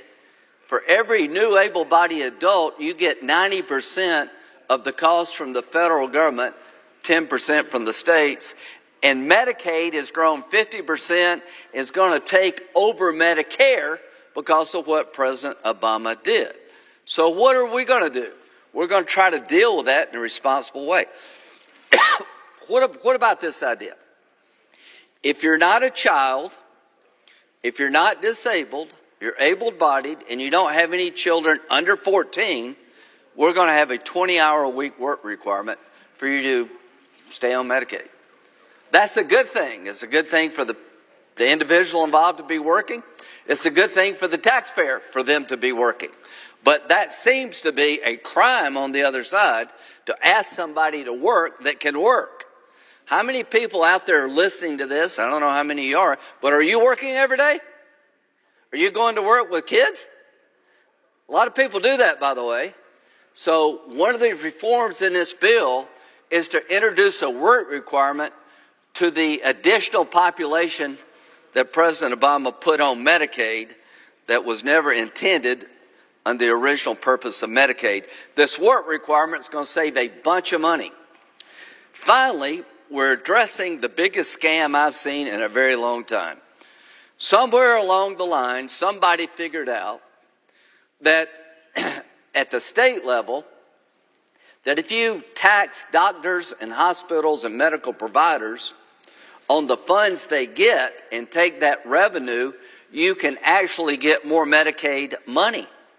This is a money laundering scheme. It needs to come to an end as we know it. States have gone up to 6% of a provider tax. They take that tax revenue and they use it to get more money from the federal government. The hospitals and doctors don't lose, they get the money back. The state doesn't lose, they get more money. The only group that loses is the federal government, and we're deep, deep in debt. So we're going to reform the provider tax system that I think is abusive, very abusive. As to Medicaid, it's on a growth trajectory that will overtake Medicare. Now is the time to put common sense reform in place, not only to slow the growth, and we're not talking about cutting Medicaid, we're slowing the growth, but try to create some sense of fiscal responsibility. So, to our chairman.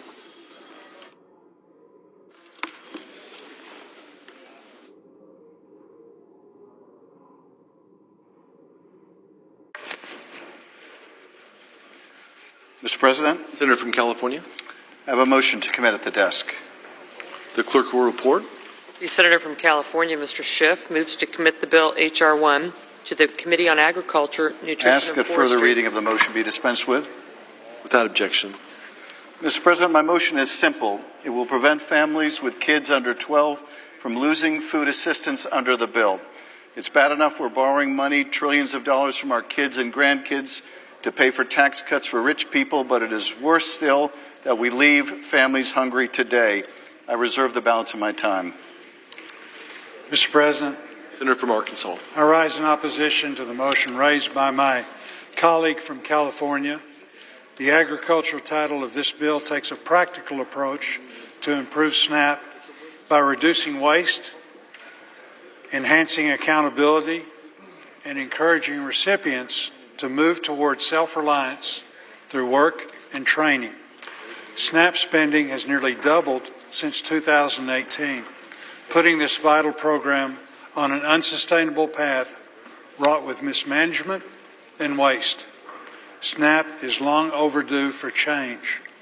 This program has devolved into viewing success as enrolling more individuals to be dependent on government assistance. This motion would jeopardize the ability for the Senate to meet its reconciliation instructions and deliver the President's agenda to the American people. I urge my colleagues to vote no. Spending my time feeding hungry kids is not waste. And if we have to send this bill back to committee to fix it and bring it back so kids can get fed, we should do it. This bill is going to take lunches out of school cafeterias. It's going to mean hungry families. You can't pick a number like $200 billion out of thin air and say you can take that money for tax cuts and not leave a lot of American kids hungry. I urge an aye vote. The question is on the motion. I ask for the yeas and nays. Is there a sufficient second? There appears to be. The clerk will call the roll. Ms. Also Brooks. Ms. Baldwin.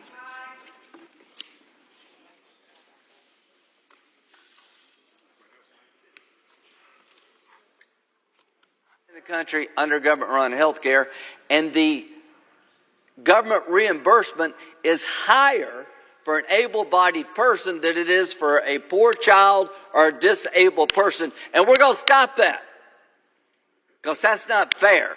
It's not fair to the taxpayer, and it's not fair to the population that we're trying to help. So we're going to control spending in a common-sense way. We're going to revitalize our military at a time of great need. We're going to secure the border, and we're going to make the tax cuts that expire in December permanent so we don't have to deal with this every 10 years. It's a big, beautiful bill if you believe in cutting people's taxes, securing the border, having a strong military, and controlling government spending. It is a nightmare, this bill, for those who want to raise taxes, who want open borders, who want a weak military, and never want to control one dime of federal spending. This bill is your nightmare if you're for open borders. This bill is your nightmare if you want the government to grow without any limitation. This bill is your nightmare if you want a weak military, because it's going to give us a stronger military. So why do we have this debate? That's what they, through years of effort, have done. The military is always the last thing that gets funded when they're in charge. When they're in charge, you have no border. Completely broken, millions of people running through our country, lawless.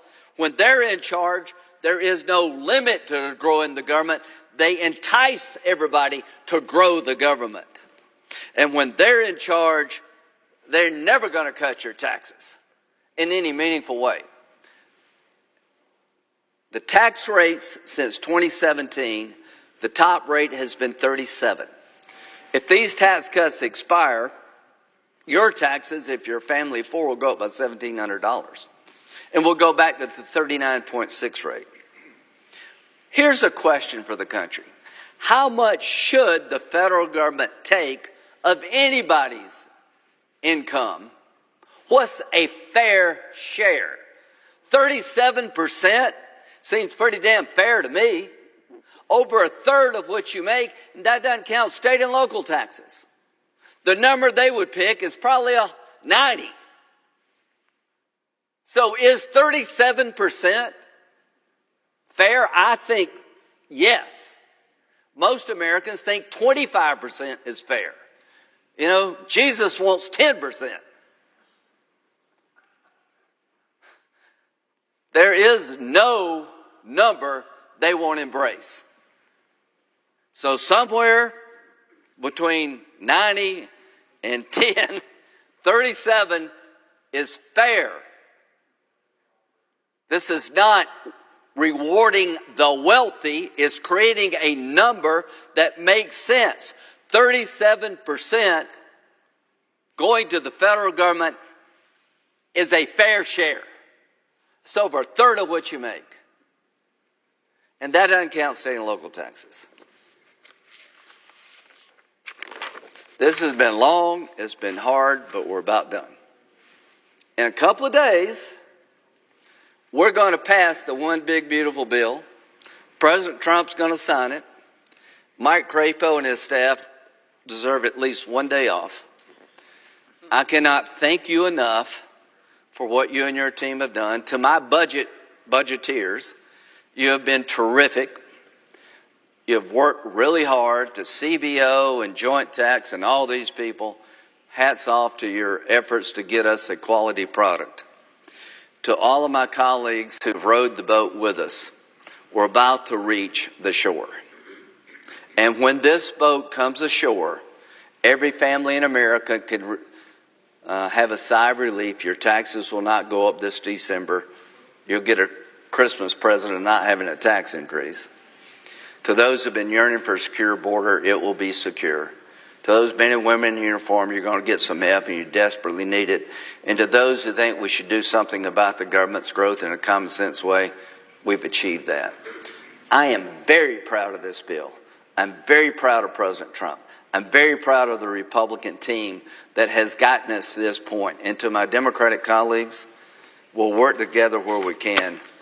But nobody over here ever expects you to do anything about the border because you've proven you can't. Nobody over here believes you're ever going to reduce the size of government because you don't want to. So the bottom line is we're about to make history, Mr. President. This is your first term. I don't know what comes later for you. I hope you're here a long time. If that's what you want to be, you're a great senator. You're a good businessman. You've made a real success story. Family from Colombia. You've created a lot of job opportunity. I doubt if you'll ever do anything more important than this.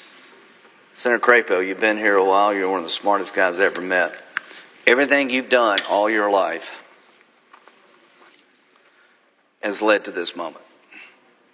This is what you were built to do. This is what you were meant to do.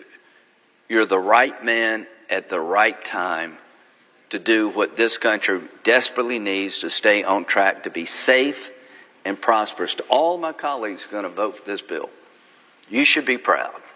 And you should talk about it because it's going to make us all safer and it's going to make us all more prosperous. Me being budget chairman is a quirk in the history of the Senate.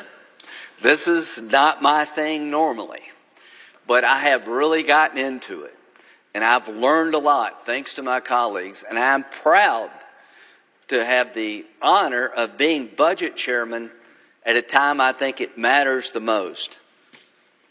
Mr. President, I ask unanimous consent that the following staff members from my staff and from Senator Merkley's staff be given all access floor passes for the consideration of the bill. Caitlin Wilson, Lillian Meadows, Scott Graber, Walker Turlock, Taylor Reedy, Democratic staff Mike Jones, Melissa Pistner, Josh Smith, and Tyler Evilsizer. Tyler, Evilsizer. I ask that unanimous consent. Without objection. With that, I will yield to my good friend from Idaho. There's one more behind it. Huh? Behind that. Oh, wait a minute. Nope. That the use of calculators, whatever they are, be permitted on the floor of the Senate during consideration of the bill. Without objection. Mr. President. I recognize the senator from Idaho. Thank you, Mr. President. And first of all, let me thank my colleague from South Carolina, Senator Graham, for his very kind words. I return the same kind of compliments to him for his great work in helping to build this bill and get us moved to this point. I'm going to make just a few remarks right now in response to some of the allegations and mischaracterizations that my colleagues on the other side have made about how this bill has been structured in terms of its evaluation and scoring. And then later I'm going to come and give a much longer speech, sorry sir, on the bill itself. But the things that were said this morning just have to be responded to. First of all, it is said that the reason that we are going to increase the debt ceiling in the bill is because we are spending so much money and driving the deficit up. Well, first of all, our bill drives the deficit down, not up. And secondly, the reason we are dealing with the debt ceiling in the bill is because under the previous administration's operations, the debt ceiling has already been breached. It was breached on January 2nd. And we are limping along with extraordinary measures, is what we call them here in Washington, to try to keep the government funded until Congress can extend the debt ceiling.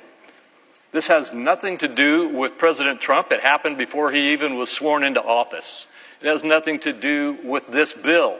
It has to do with the profligate spending that drove us into a breach of the debt ceiling on January 2. Secondly, my colleagues on the other side try to characterize our choice of the current policy baseline as a gimmick and said it's never been done before. Well, they should have been more careful in their words, because the current policy baseline is currently utilized in the current CBO baseline for many spending programs. In fact, many spending programs, about $2.5 trillion of spending programs, are measured under the current treatment, which the Democrats have been using for decades, to make it so they don't have to count spending increases as an increase in the deficit.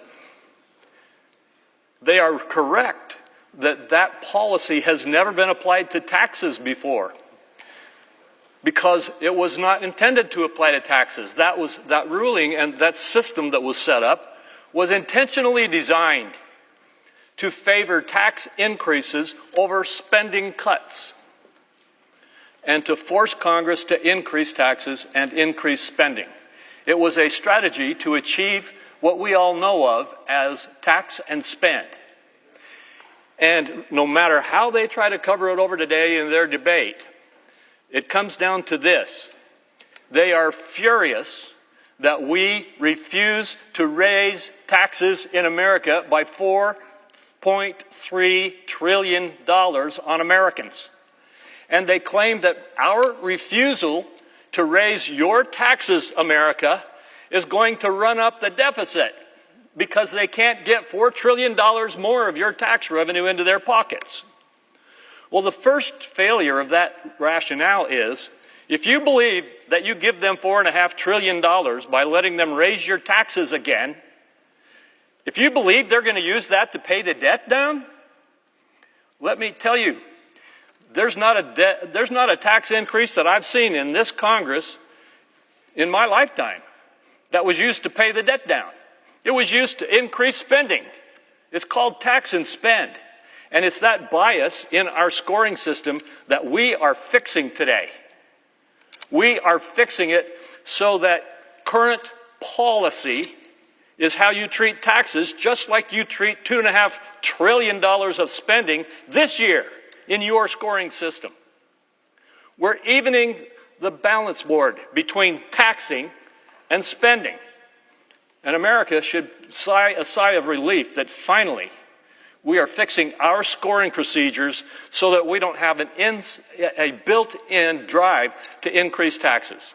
Let's put it another way. One of my colleagues said, just even children can understand the difference between $1 trillion and $0. I think they can also understand that if you don't raise taxes, you're not changing the tax code. You're making it bring in the same revenue that it brought in before. You're not increasing the deficit. You're protecting their wallets. And the bottom line here is very simple. I think every American, at least 90% of them, intuitively understand that the refusal to let your taxes go up by $4 trillion is not a deficit increase. You are not the responsible. Us keeping your money in your pocket is not making you responsible for increasing the deficit. Deficit increases come when Congress keeps spending your money and never, ever controlling its spending. The problem is not a lack of revenue. It is too much spending. So let's make it clear. This is not a gimmick. The gimmick is the one that's been used for all these years. We are making a balance between the treatment of tax and spend so that those taxpayers in America have at least a fair chance against the rules of this chamber. Now, one other thing that I think needs to be made here is there was a lot of talk on the other side, and then I'll stop and bring my longer speech later. One other point that needs to be made here is that it was suggested that this has never been done before, even on taxes. Well, there's a president named President Obama who faced a similar situation like we face today. Only then, he was president when a huge tax cut that President Bush had accomplished was expiring. And all of those tax cuts that President Bush had been able to achieve were going to go away, and everybody's taxes were going to go up. And President Obama said, no, I'm not going to let that happen. So he put a bill out on the floor to stop those tax increases from happening. And he was attacked, actually, for increasing the deficit by not letting taxes go up. And President Obama, through his OMB deputy director, said that keeping tax policy current should be scored under a current policy. And that if his act in letting those tax increases be kept in place should be scored as current policy, not as a tax increase. So you've got one of your own presidents from the Democratic Party saying that letting existing tax law stay in place and protecting against huge tax increases on the American people is the appropriate approach to take. That current policy, and those are their words, current policy is the way we should treat tax policy. So I say to everybody in America who's been hearing all of the politics of fear about what we're doing here and running up the deficit, need to remember that only in Washington, D.C. is the refusal to raise your taxes an increase in the deficit. And we're not going to let that happen. Thank you very much, Mr. President. I yield the floor. Mr. President, I rise today in opposition to a widely irresponsible legislation that is before us now. Although our colleagues are calling it the big, beautiful bill, This bill would instead be a betrayal to our economic future, hardworking American families, and some of our most vulnerable seniors, children, and people with disabilities. This bill will blow up our national debt, kick millions of people off of their health care, and take food off of families' tables while cutting food assistance. And for what? What are our colleagues are mortgaging our country's future for? What are they slashing health care and food assistance to pay for? Well, they're doing it for tax cuts for billionaires. So before my colleagues rush to pass this irresponsible, reckless legislation, let's take a moment to go through exactly how much harm this bill will actually cause, and hear from the people in my state who are going to suffer if this law becomes law. To start, this bill will blow up the national debt. Since President George Washington gave his farewell address, our nation's leaders have warned against the dangers of accumulating a national debt. 15 years ago, Admiral Mike Mullen, former chairman of the Joint Chiefs of Staff, stated, quote, "The most significant threat to our national security is our debt." The national debt is at an all-time high, $36.2 trillion. And just in the last 16 years, it has tripled. Our annual deficits frequently exceed $1.5 trillion, including a record $3.1 trillion deficit in fiscal year 2020 during the Trump administration. Unfortunately, these are the first of many grave financial milestones that we face. Within the next decade, our country will spend more on servicing the debt than we do on any other federal account outside of Social Security. Our fiscal house is basically on fire.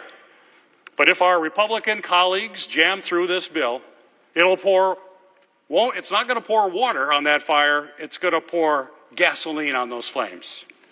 Democrats have tried to make efforts to pay down that debt in recent years. In fact, under the Inflation Reduction Act, a law that this bill attempts to actually gut, we reduced the deficit in that bill by nearly $250 billion. And in 2023, we passed the Bipartisan Fiscal Responsibility Act, which responsibly addressed the debt ceiling and had the potential to reduce deficits by up to $1.5 trillion. But unfortunately, the bill before us basically wipes all of that away.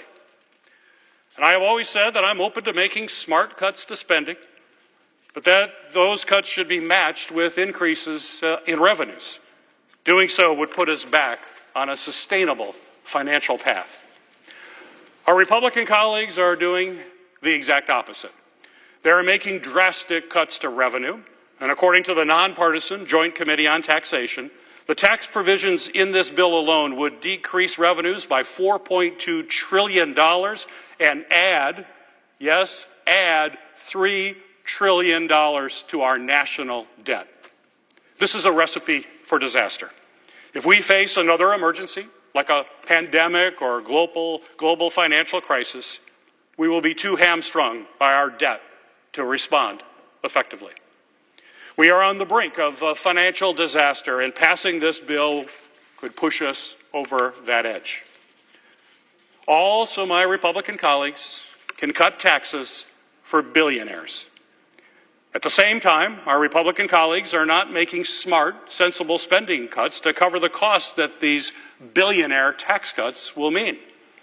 Instead, they're gutting health care for millions of Americans, including hundreds of thousands of Michiganders. It's reckless and it is wrong. Medicaid is a lifeline for people in every single community across this country. It ensures that millions of Michiganders and Americans can have access to quality, affordable health care. And right now, folks across my home state of Michigan are scared. Scared about what this bill will mean for their families. The yeas are 47, the nays are 53. The motion is not agreed to. Mr. President. The senator from Louisiana. Mr. President, we just spent 13 hours doing motions Does the senator want to call up his amendment? Mr. President, I call up my amendment 2772 and ask that it be reported by number. The clerk will report. The senator from Louisiana, Mr. Kennedy, proposes an amendment number 2772 to amendment number 2360. Mr. President, we just spent 13 hours on motions to commit. I'm not blaming my Democratic colleagues because we had to agree to it. But anybody with a brain above a single-cell organism knows that a motion to commit has no chance of passing. So basically, we've been standing around for 13 hours. We might as well just been standing around sucking on our teeth. Now, I'd like to ask for order in this chamber. At least we can have that. There'll be order, please. Mr. President, in this bill, $1 billion is set aside to be spent by September 30th, 2027 to carry out the Defense Production Act. That's it. That's all there is. Now, I'm not a big fan of government-directed industrialization. Government-directed industrialization is when government, with its superior instincts and infallible judgment, decides to pick winners and losers in the private sector. This business gets some money, but you, Ms. Businesswoman, you can't have the money. I'm against that for two reasons. Number one, it's immoral. It's unfair to people who don't get the money, the gift from government. And number two, when government does it, when it picks winners and losers, government consistently picks losers. Now, I was against it in the prior administration. And just recently in my committee, subcommittee, we had a hearing where the prior administration handed out $90 billion in the last 76 days of its administration in gifts and loans to entities in the private sector. And I raised fresh hell. And now we're about to do it again. $1 billion. Now I am told, and that's all it says, $1 billion to be spent, period. Now, I have been told that the Secretary of Energy and the Secretary of the Interior are going to decide in their unfettered discretion who's going to get this money in the private sector. And they are both two good men. I know that both of those secretaries, I voted for them. They are total ballers. I love them to death. But when I'm in Washington, I live by this adage: trust in God, but tie up your camel. Trust in God, but tie up your camel. This bill will say they can give these gifts and grants to whomever they want, but Congress has to approve them. Now, about, an hour ago, I got a call from one of my supporters, Mr. President. And you know what he said to me? He said, Kennedy, for your own good, you need to pull down this amendment. You have to pull down this amendment. Kennedy, for your own good, you have to pull down this amendment. And you know what I told him, Mr. President? I said, Scooter, there are only two things I have to do in this world. Be cool and die. And I'm not pulling down this amendment. It wasn't right when it was done in the prior administration. It's not right now that we're in charge. This is Congress's job, and by God, we ought to do it, and I reserve my time.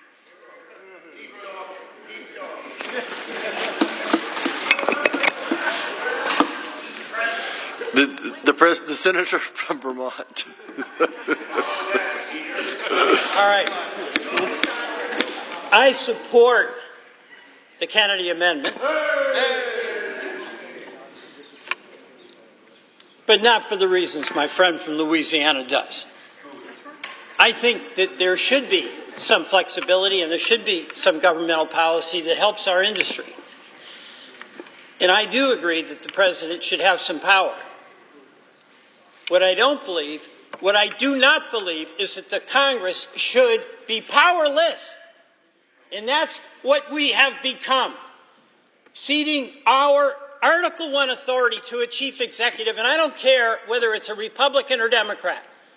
The most important branch is the Article I branch because we are the closest to the people. And how is it that we have in this bill $1 billion that goes to an executive to be spent in ways we have no input as to how it will be spent? We have no accountability. We have no way to tell the people we represent how this money is being spent and why. Mr. President, I believe that the biggest threat we have to this democracy is the failure of this Congress to assert its authority and accept its responsibility to make the decisions that the Constitution says is our obligation to do, and that starts with the power of the purse. I support the man from Louisiana and his amendment. I yield the floor. Mr. President, how much time do I have? Mr. President, I understand my esteemed colleague and I disagree. Okay. The Senator from Louisiana has 30 seconds, and the Senator from South Carolina has 4 minutes. Thank you, Scooter. I'm Mr. President. Mr. President, I appreciate my colleague's support. I don't mean any disrespect to anybody. But this town operates on two wrongs, don't make it right, but they do make it even. It's time that Congress have a say in how the money's being spent. And this doesn't say the money can't be spent. It just says Congress gets to approve it. Mr. President, I really like my good friend from the great state of Louisiana. And Scooter's cousin Bubba called me recently. And I got to tell you that there's no doubt in my mind that the importance of the Defense Production Act is undeniable. And specificity is a necessary component for us to have our oversight. And that is why this administration, unlike the last administration, has committed to making sure that we understand how the resources in the DPA will be spent. We have that commitment on a quarterly basis to receive the necessary information so that we understand with great clarity and transparency how the dollars within the DPA will be spent. But here's what we also know, that we remain reliant on China for critical minerals. Here's what we know, that the United States of America, the city on the hill, remains dependent on foreign powers for our necessary resources. We are not self-reliant in areas that matter the most to the American people and, frankly, to America's future. Now, you can think of this as just hyperbole, but the fact of the matter is clear when you look back to recent issues like COVID and PPE. We were begging China to help the American people, Mr. President. We were begging China for medicine, masks. We cannot allow this great nation to be dependent on other nations. We must become more self-reliant. And in the spirit of self-reliance, this administration, whom I will say, I trust President Trump. I trust his word to produce the results we need for this nation, to make sure that we are self-reliant, and I trust the president to produce the information that will satisfy my good friend, Senator Kennedy. But let me close with this. We need the DPA, and we need the funding at the levels requested. We must make sure we always have the resources to produce for ourselves if there's another COVID. In the same way that we use the DPA to build levees and flood walls after Hurricane Katrina, we need to make sure we have the resources in place for natural emergencies. In the same way that the DPA was used to help protect service members who were deployed overseas from IEDs, we need the DPA. So, Mr. President, I ask my colleagues to vote no on this amendment. The pending amendment does not produce a change in outlays of revenues. I raise a point of order under Section 313B1A of the Congressional Budget Act of 1974. The Senator from Louisiana.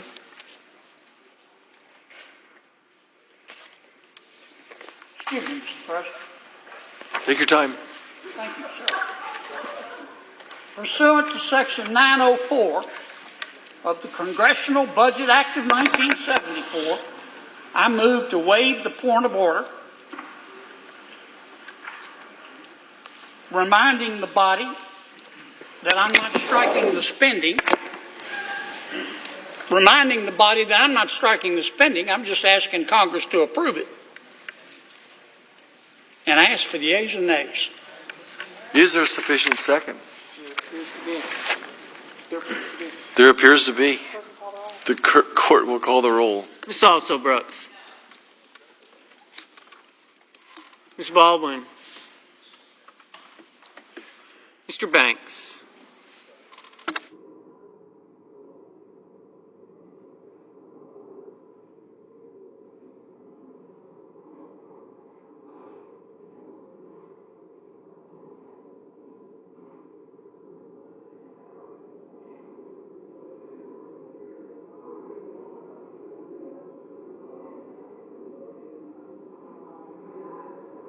Senator from North Carolina. Thank you, Mr. President. Mr. President, I come today to explain my vote yesterday for voting against the motion to proceed on this bill. Mr. President, I spent most of my career in management consulting, managing large, complex enterprise projects, multi-year, thousands of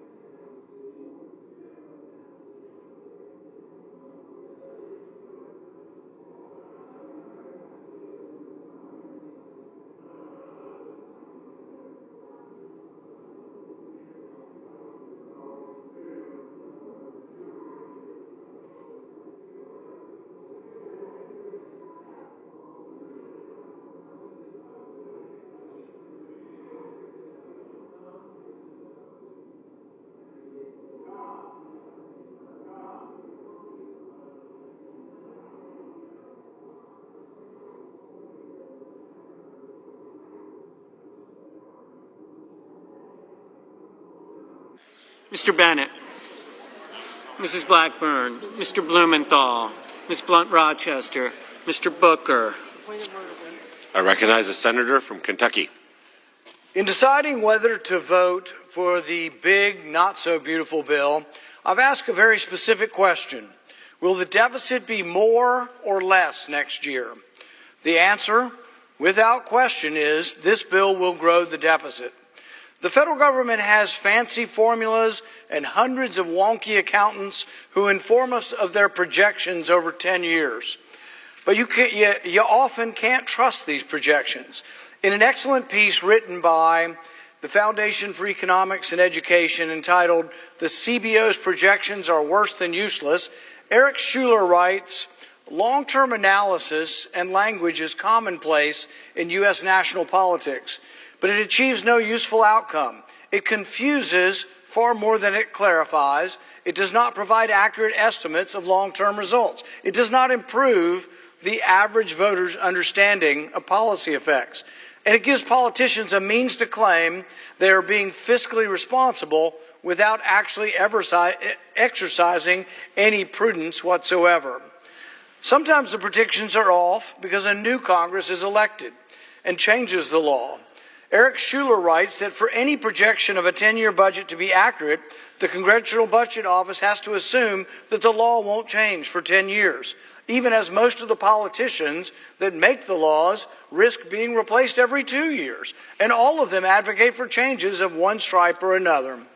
Schuler states that few in Washington will admit Congress has a knack for starting any proposed cuts in the later years, while letting spending run wild in the immediate future. Sometimes these predictions are off by $1 trillion or so because the economy grew more slowly or more quickly than anticipated. Bruce Thompson, a former Senate aide and Assistant Secretary of Treasury, writes, "The Congressional Budget Office miscalculated the deficit last year by $1 trillion. So in deciding whether to vote for any big, monstrous bill, it helps to ask the right question. To me, the most pertinent question is how will the bill affect the deficit in the next year? Currently, our deficit is estimated to be a little under $2 trillion this year. What will happen to the debt in 2026 if this bill passes? Well, using the math most favorable to the supporters of the bill, referred to as the policy baseline, the deficit in 2026 will still be $270 billion more than this year. So even using the math, even using the formulas that the supporters of the bill like, the deficit will grow by $270 billion next year. That's just not good if you profess to be fiscally conservative. Why will the deficit grow next year? Well, even if you argue that the 2017 tax cuts don't need to be counted in the calculation at all, the new tax cuts add up to $234 billion to the debt next year. In addition, the big not-so-beautiful bill adds new spending of over $500 billion, military, border, agricultural subsidies, etc. That spending is front-loaded and will be spent in the first 4 years of the 10-year window. Legislative spending is one of the few items in the bill that is exact. It isn't estimated. If they say they'll spend $500 billion, they're going to spend $500 billion, all in the first few years. So in order not to add to the deficit, the BBB, the big not-so-beautiful bill, has to have corresponding spending cuts to counter all the new spending.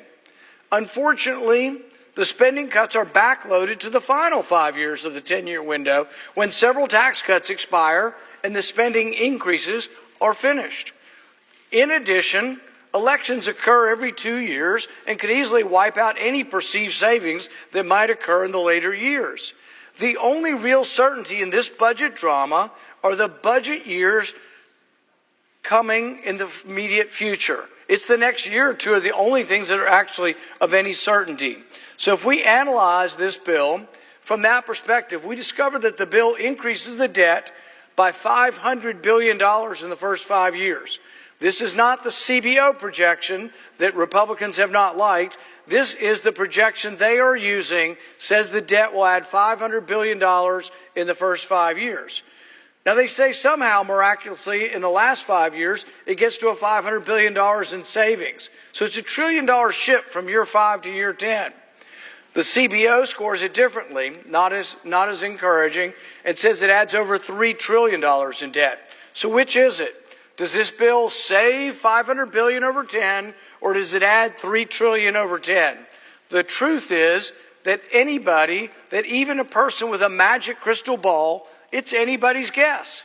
Which brings us back to maybe we have to judge the effects of the big, not-so-beautiful bill by looking at what happens to the debt next year. Supporters of the bill admit it adds $270 billion to the debt next year. That's the only thing we know for certain. We don't know what happens in year 3, 4, 7, 8, 9, 10, but we know next year this bill will grow the deficit by $270 billion. In addition, the bill increases the debt ceiling by $5 trillion. What does that mean? That is an admission that they know they aren't controlling the deficit. They know that the ensuing years will add trillions more. So we're adding $2 trillion this year, but they're anticipating, the authors of the bill anticipating adding more than $2 trillion next year. That doesn't sound at all conservative to me, and that's why I'm a no. Thank you, Mr. President. Mr. President, I come today to explain my vote yesterday for voting against the motion to proceed on this bill. Mr. President, I spent most of my career in management consulting, managing large, complex enterprise projects, multi-year, thousands of hours, a lot of complexity that take people, process, and technology to make it work. I learned a lot in that career. And I was able to go to the legislature and take that mindset as a member of the minority for 2 terms. And then we got a majority in 2010. And I found myself being the Speaker of the House. Mr. President, we were in the middle of the financial crisis. When I got sworn in January of 2011, North Carolina had a $2 billion shortfall on a $20 billion general revenue fund. And I had 6 months to balance that budget. Well, Mr. President, we did something that had not been done in North Carolina. We took the time to understand every aspect and every dollar that was being spent in government. We determined how to cut government in a way that was sustainable. We cut 12% from the university system budget. Not the rate of growth, but the actual spending. And I had some people say that it was going to be disruptive and the University of North Carolina would never be the same again. But Mr. President, we did it in a way that was instructed by the operations of the university system. And we did it in a way in concert with the chancellors. And you know what happened, Mr. President?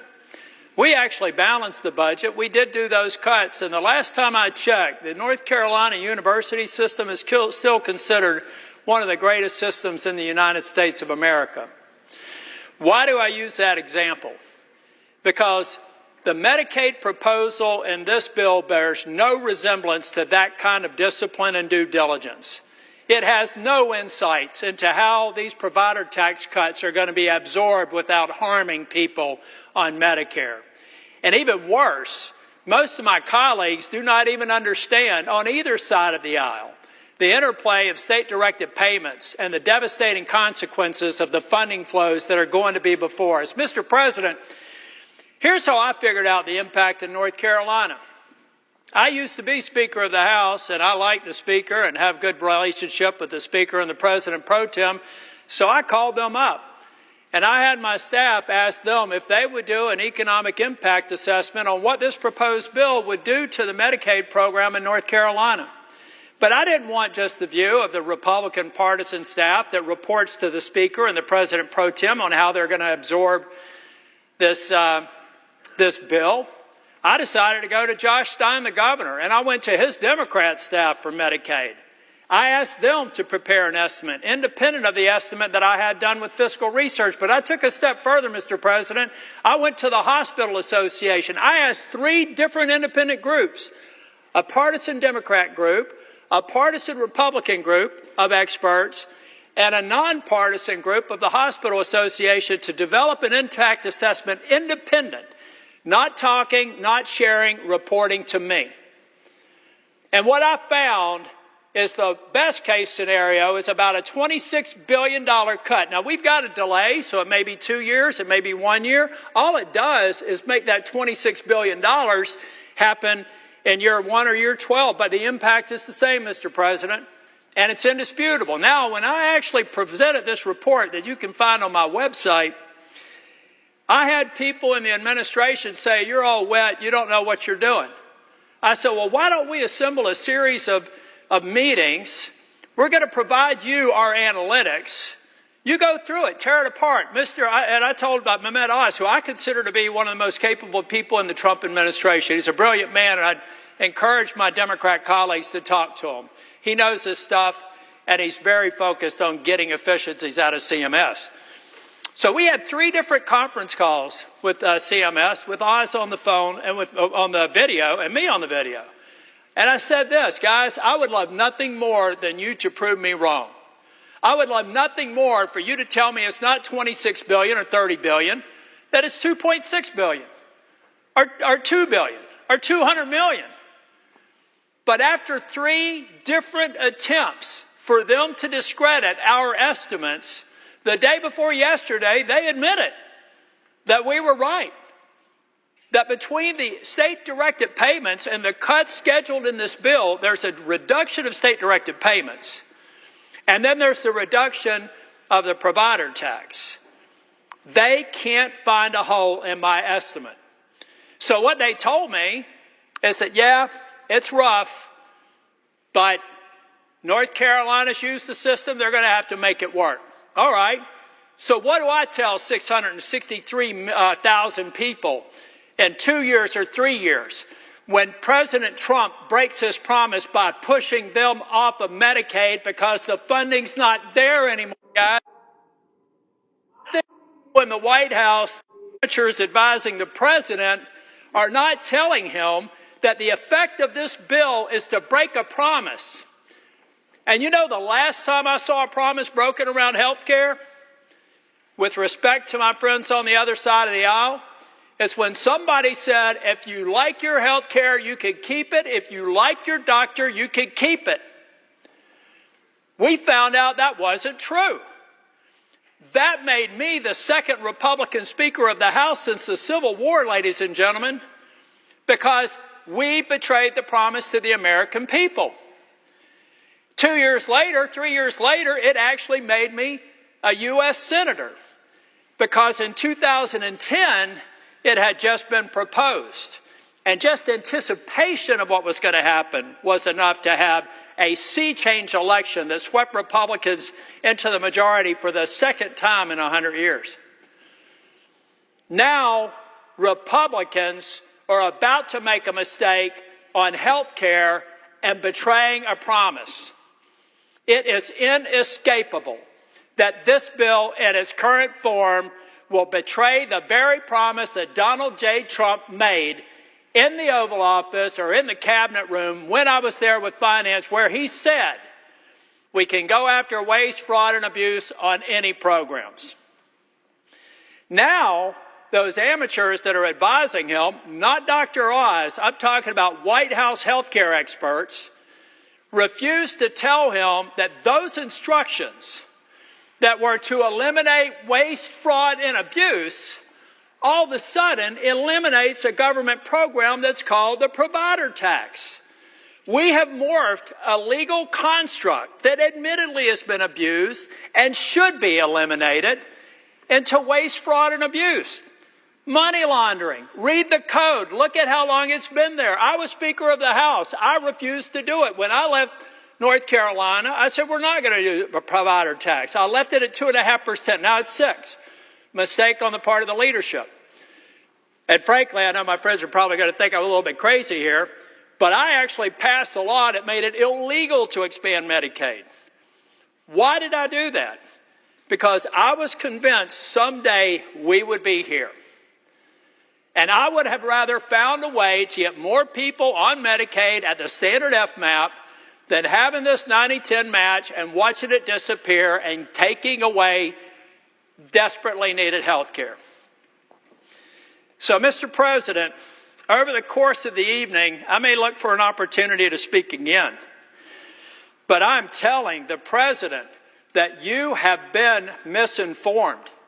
You supporting the Senate mark will hurt people who are eligible and qualified for Medicaid. I love the work requirement. I love the other reforms in this bill. They are necessary, and I appreciate the leadership of the House for putting it in there. In fact, I like the work of the House so much that I wouldn't be having to do this speech if we simply started with the House mark. I've talked with my colleagues in North Carolina. I know that we can do that, and I believe that we can make sure that we do not break the promise of Donald J. Trump that he's made to the people who are on Medicaid today, Mr. President. But what we're doing, because we've got a view on an artificial deadline on July 4th that means nothing but another date and time, we could take the time to get this right if we lay down the House mark of the Medicaid bill and fix it. And I know that my friend and colleague from New Hampshire, I jumped in front of her, so I'm only going to take another minute or two. But, Mr. President, we owe it to the states to do the work to understand how these proposals affect them. How hard is that? I did it. How hard is it? How hard is it to sit down and ask the Medicaid office, ask the legislative staff, ask the Independent Hospital Association what the impact is? If there's no negative impact, what's wrong with daylight? What's wrong with actually understanding what this bill does?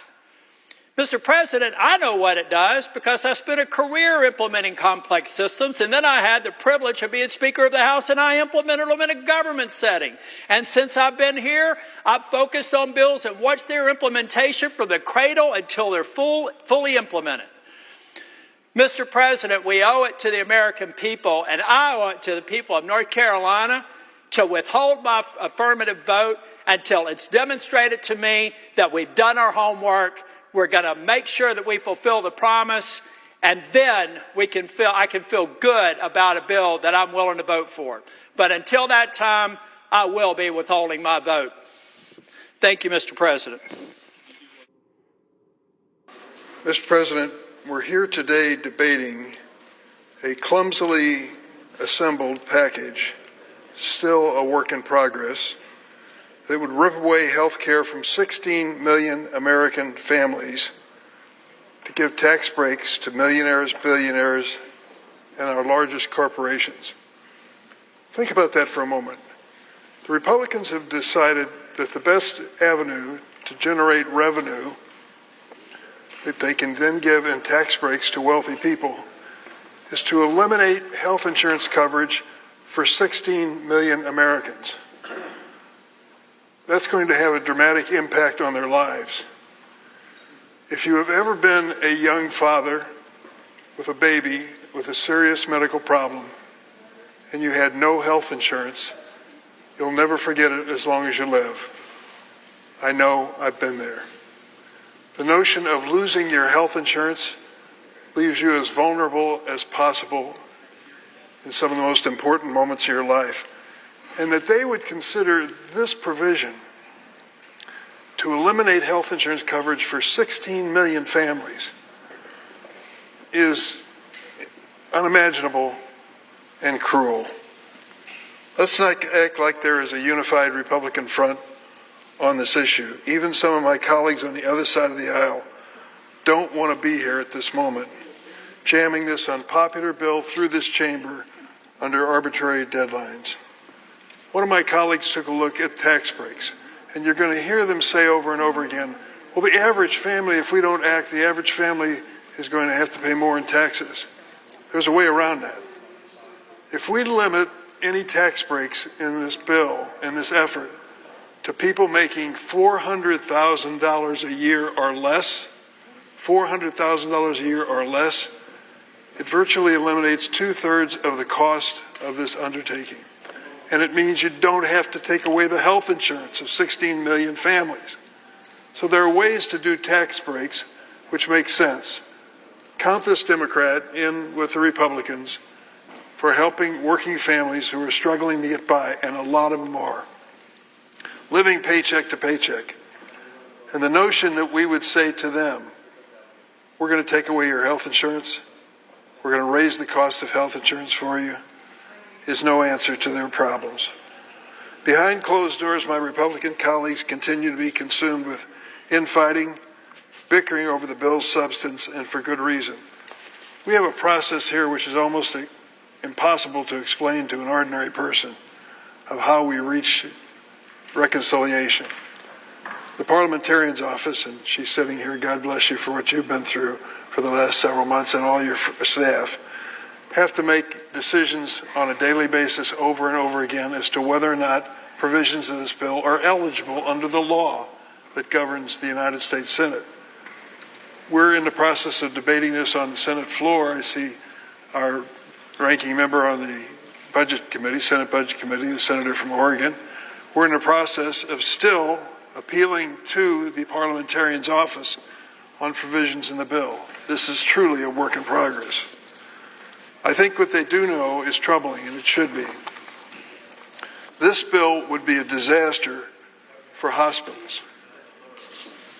The Senate Republican bill, unfortunately, is going to endanger hospitals all over the United States.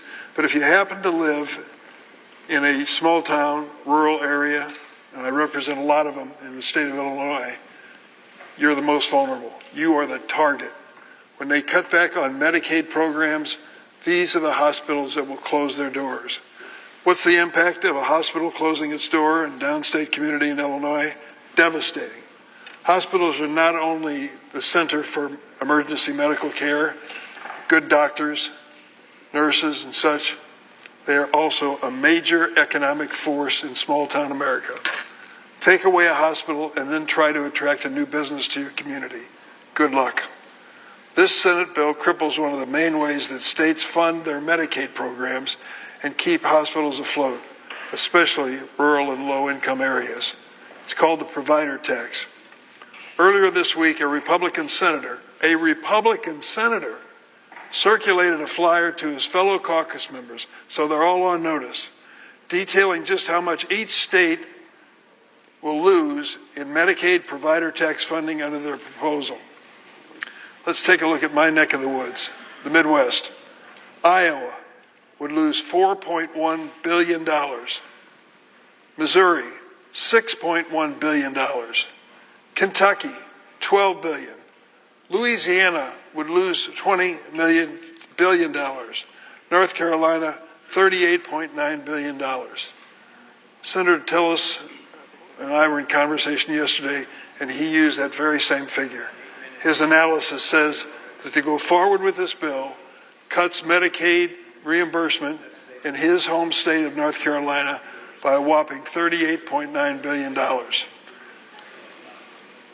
This list of states and what they will lose was passed around by a Republican senator to his own caucus. They know what they're up against here. If Republicans have their way and pass this bill, hospitals will be forced to shrink or eliminate services. In Decatur, Illinois, one of the major hospitals facing the crunch time had to make a decision whether they keep their doors open. They did, but they eliminated OBGYN, delivering babies, and they eliminated all mental health and addiction counseling, two critical areas for the hospitals. So these doctors, this bill will force hospitals to shrink or eliminate services. Doctors and nurses will leave, and in some cases, the hospital will close. Imagine that in a rural area, a remote area, an extra 45 minutes, an extra hour in the car with somebody in the front seat you love very much who's in a desperate situation. As it stands today, half of the rural hospitals around the country already operate in a danger zone. And it's the same thing for children's hospitals. Do you have one in your community that you've used? I do. These children's hospitals have warned us they can't keep their doors open if Medicaid is cut as dramatically as the Republicans want to cut it. If Republicans have their way, we're going to see massive layoffs, fewer nurses, technicians, and doctors, along with decreasing quality of care. The American Hospital Association has estimated how these cuts to Medicaid could impact not just jobs at red state hospitals, but across the entire economy. Here's what they found. If the Republican provision goes through that cuts Medicaid reimbursement in order to provide tax breaks for wealthy people, Maine, as an example, one state, would lose 5,000 jobs. Kansas, 6,200 jobs. Iowa, 11,000 jobs. Missouri, 26,600 jobs. I've talked to the administrator of BJC in St. Louis, Missouri. The reason is it's not just a Missouri hospital. They have their facilities on the Illinois side of the river. In fact, 1/3 of their patients are from Illinois, and 1/3 of their patients overall use Medicaid to go to their hospital. So he's told me what's going to happen if the Republican measure goes through and the cutbacks to these hospitals. They came up with, incidentally, the rescue fund to solve the political problem. I want to check to make sure Senator Murray can back me up on this. Our overall cut in Medicaid now is about $1 trillion. Correct. $1 trillion. Imagine, this is Washington, we talk in those terms. Cutting Medicaid nationwide $1 trillion. And the rescue plan for the small hospitals that are in danger, the ones I've talked about, $1 trillion cut. How big's the rescue plan? $25 billion. Do the math. It's a joke. It is a joke. If Republican leaders think this is an adequate amount to alleviate pain all of our nation's rural hospitals are going to feel, then that's like trying to put out a forest fire with a garden hose. This simply won't work. I want to conclude by saying this. We passed the Affordable Care Act 15 years ago. Of all the things that I've worked on in Congress, I think it had more positive impact to help the families across America than anything. We found a way to make health insurance more affordable for families 15 years ago. And to do it, we held hearings. 100 hearings on the Affordable Care Act, Obamacare is what they called it, roundtables, walkthroughs. 2 committees spent a combined 21 days holding markups so that everyone could offer an amendment. Do you know how many amendments were made to the Obamacare program? 400. 400 votes in committee and on the floor on amendments. 147 Republican amendments were included, though not a single Republican senator ended up supporting Obamacare when it was all over. What do we have here with this measure? At the end of the day, that legislation, the Obamacare, allowed more than 40 million Americans to gain health insurance. Today, how many hearings have we had on the bill that's before us, this dramatic multi-trillion-dollar bill? None.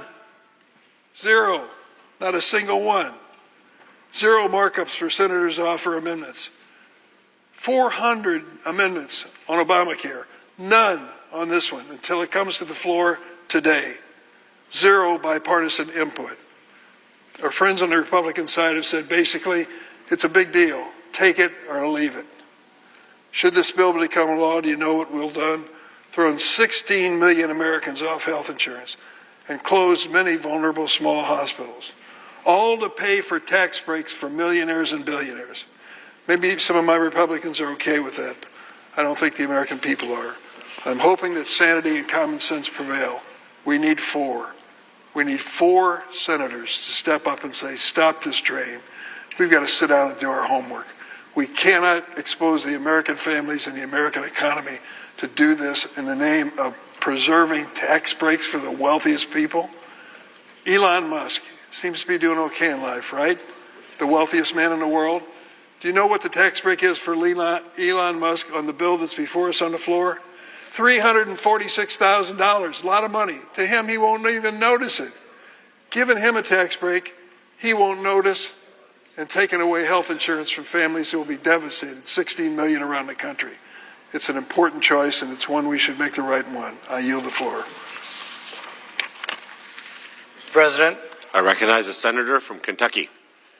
In deciding whether to vote for the big, not-so-beautiful bill, I've asked a very specific question. Will the deficit be more or less next year? The answer, without question, is this bill will grow the deficit. The federal government has fancy formulas and hundreds of wonky accountants who inform us of their projections over 10 years. But you often can't trust these projections. In an excellent piece written by the Foundation for Economics and Education entitled "The CBO's Projections Are Worse Than Useless," Eric Schuler writes, "Long-term analysis and language is commonplace in U.S. national politics, but it achieves no useful outcome. It confuses far more than it clarifies. It does not provide accurate estimates of long-term results. It does not improve the average voter's understanding of policy effects. And it gives politicians a means to claim they are being fiscally responsible without actually exercising any prudence whatsoever. Sometimes the predictions are off because a new Congress is elected and changes the law. Eric Schuler writes that for any projection of a 10-year budget to be accurate, the Congressional Budget Office has to assume that the law won't change for 10 years, even as most of the politicians that make the laws risk being replaced every 2 years. And all of them advocate for changes of one stripe. The nays are 58. 3/5 of the senators duly chosen and sworn not having voted in the affirmative. The motion is not agreed to. The point of order is sustained and the amendment falls.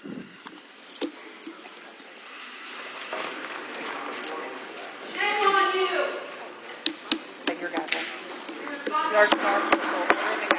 Order in the gallery.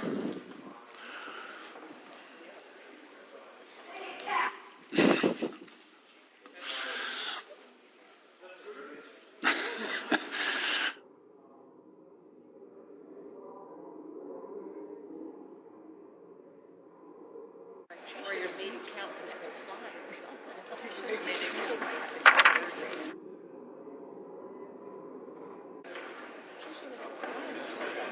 Mr. President, Senator from Maryland.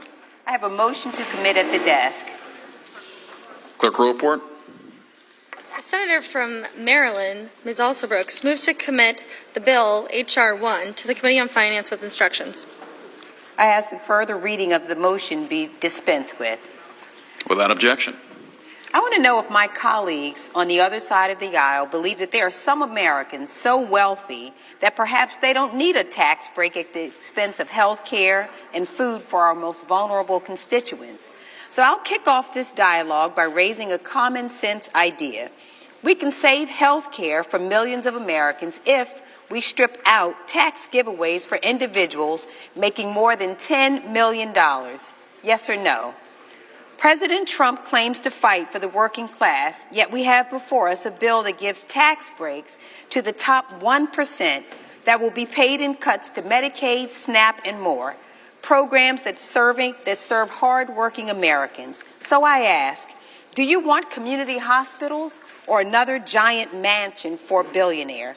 Should we save health care and nutrition assistance for millions of Americans by stopping giant tax giveaways at $10 million? If my colleagues on the other side want to put their money where their mouth is, then they'll say yes. I yield. Mr. President. Thank you, Mr. President. Well, Senator Kennedy talked about Scooter and Senator Scott talked about Bubba. I want to talk about Jelly Roll. It turns out in a committee hearing with Jelly Roll, the country music rock singer, he grew up in Antioch, Tennessee. And I said, you remember Countryside Village? He said, well, they call it Countryside Meadow. I said, I used to live there. He said, I did too. It's a trailer park that's still standing on Richards Road in Nashville, Tennessee. Back in the late 70s and early 80s, I was living in that trailer park, and I was living with a family on the economic bubble. And I remember back then when President Reagan came in and he offered tax cuts, that everybody characterized those tax cuts as cuts for the rich. But let me tell you all, when we saw those tax cuts implemented, Tom Tillis and Jelly Roll ended up finding opportunities beyond our wildest imagination. So it turns out that those so-called tax cuts for the rich back then lifted me out of that situation into a high-tech career and now standing here before you in the U.S. Senate. This and several other amendments are amendments that are standing in the way of other people getting lifted out of that same trailer park. So ladies and gentlemen, on our side of the aisle and those over there, I hope you will join us. Shout loudly no. Thank you, Mr. President. The question is on the motion. All in favor say aye. Aye. Opposed, no. No. Noes appear to have it. Noes do have it. Motion is not agreed to.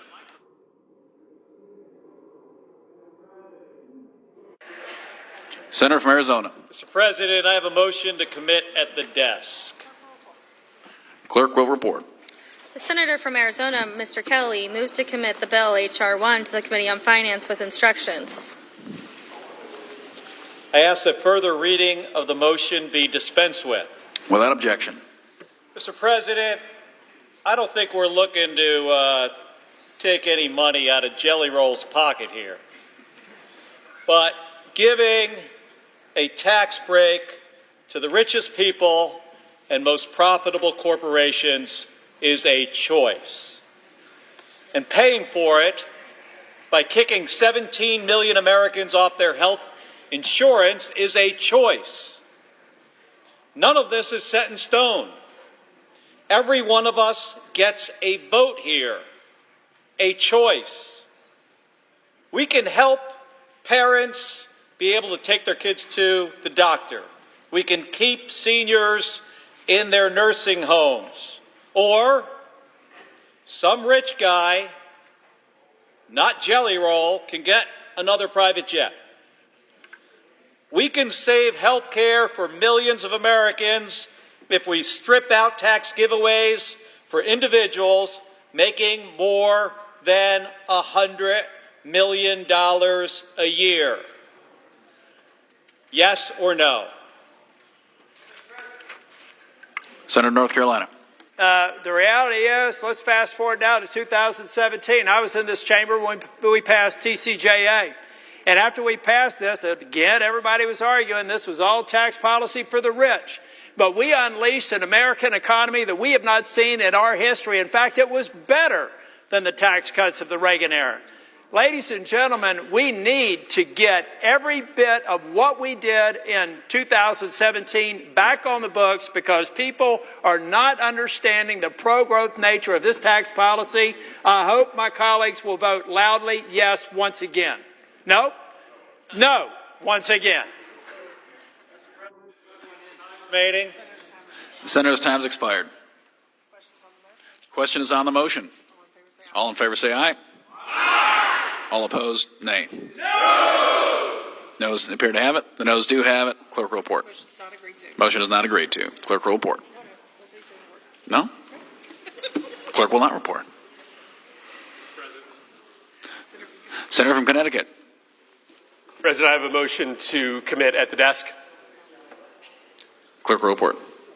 Senator from Connecticut, Mr. Murphy, moves to commit the bill H.R. 1 to the Committee on Finance of the Senate with instructions to report back the same to the Senate in 3 days, not counting. I'd ask that the further reading of the motion be dispensed with. Without objection. Mr. President, at the foundation of this bill is something very simple, the most massive transfer of wealth from the poor to the rich in the history of the country. That's essentially what we're talking about here. Now, that's really bad policy, but just as importantly, it is also deeply, deeply immoral. This bill is going to ruin people's lives. There are going to be moms who are going to watch their kids go hungry because of the cuts in SNAP.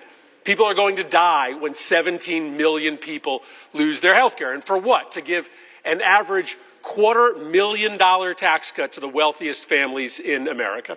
We have tried to convince our colleagues to throw less people off their health care or to make the nutritional cuts a little bit easier to stomach, but they won't do it. So now we're just trying to address the other side of the immorality. This amendment would just say no tax cuts for people making over $500 million a year. If you are going to ruin people's lives by kicking them off their health care or cutting their food stamps, don't make the moral injury even worse by padding the pockets of the richest people in the country. Tax cuts for people making over $500 million a year while you throw 17 million people off their health care, yes or no? Senator from North Carolina. Mr. President, I'm guessing, well, they're probably focused a little bit less on me because I made an announcement this weekend, but you can already tell that this narrative is about how we're all about the wealthy. And I've already stipulated I have concerns with the Medicaid bill. You all know where I am on that. But we're talking about the tax bill. And there is nothing in this tax bill that I think falls short of extraordinary opportunity for economic growth that lifts up the very people that I grew up with. And for that reason, once again, I hope you will vote loudly no. Question is on the motion. All in favor say aye. Aye. All opposed, no. No. The noes appear to have it. The noes do have it. The motion is not agreed to. Mr. President. Senator from Maine. I respond. We can solve this problem and solve the problem of people in trailer parks by limiting the tax cuts to people making $400,000 a year and less. That would cut the cost of this bill by 60%. It would also obviate the necessity of kicking 17 million people off of health care and thousands of young people and people across the country from SNAP. You can do this and give tax relief to the middle class without the unnecessary tax relief in this bill that goes to the richest people in our country. So my amendment is really simple. If you think people making $1 billion a year need and deserve a tax break, and also if you want to give a really good ad to these guys in November of 2026, vote no on the amendment and say that billionaires, not billionaires, people earning $1 billion need and deserve a tax break. I urge a yes vote. Mr. President. Does the senator wish to call up his motion? I have a motion to commit at the desk. Clerk report. The senator from Maine, Mr. King, moves to commit the bill H.R. 1 to the I ask that committee. further reading of the motion be dispensed with. Without objection. Mr. President. Senator from North Carolina. Mr. President, in truth, you could see this sort of upping of the ante. These are the gimmicks that we play when we want to get a show vote, especially with somebody who may be running for reelection. We know that this isn't going to materially change things. Now, my friend from Maine knows where I am on health care, and I hope that we get things fixed. But this exercise, by virtue of it being a voice vote, tells you all you need to know about this process. And for that reason, I would suggest just one more loud no vote. Questions on the motion? All in favor say aye. Aye. All opposed, no. No. The noes appear to have it. The noes do have it. Motion is not agreed to. Mr. President, Senator from California. I have a motion to commit at the desk. Clerk report. The senator from California, Mr. Padilla, moves to commit the bill H.R. 1 to the Committee on Finance of the Senate. I ask that further reading of the motion be dispensed with. Without objection. Colleagues on the other side of the aisle, I know that you take great pleasure in criticizing the federal deficit under Democratic administrations. But the numbers don't lie. The biggest driver of the ballooning national debt has been Republican tax cuts for the wealthy and large corporations. And despite the parliamentary gymnastics that are being played here, our Republican colleagues know that this bill is adding an additional $3.5 trillion to the deficit over the next 10 years.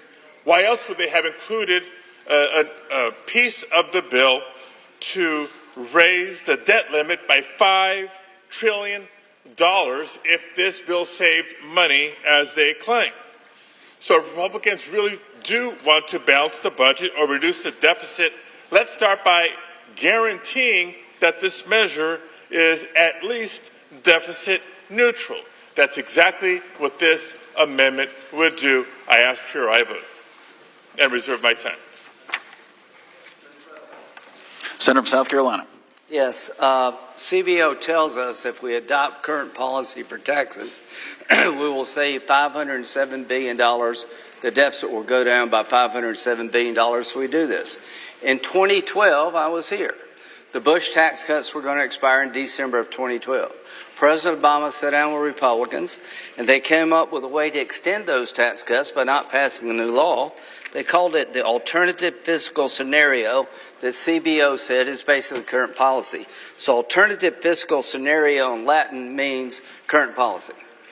So we're doing what they did then. We're just doing it without any help from y'all because y'all will never do anything to make sure taxes go down.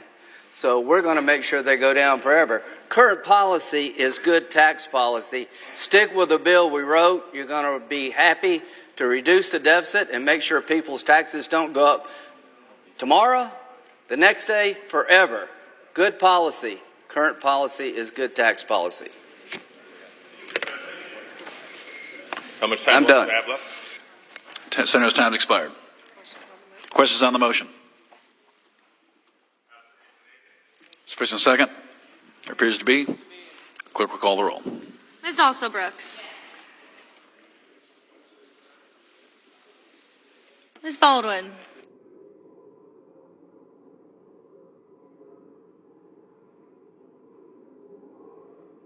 Mr. Banks.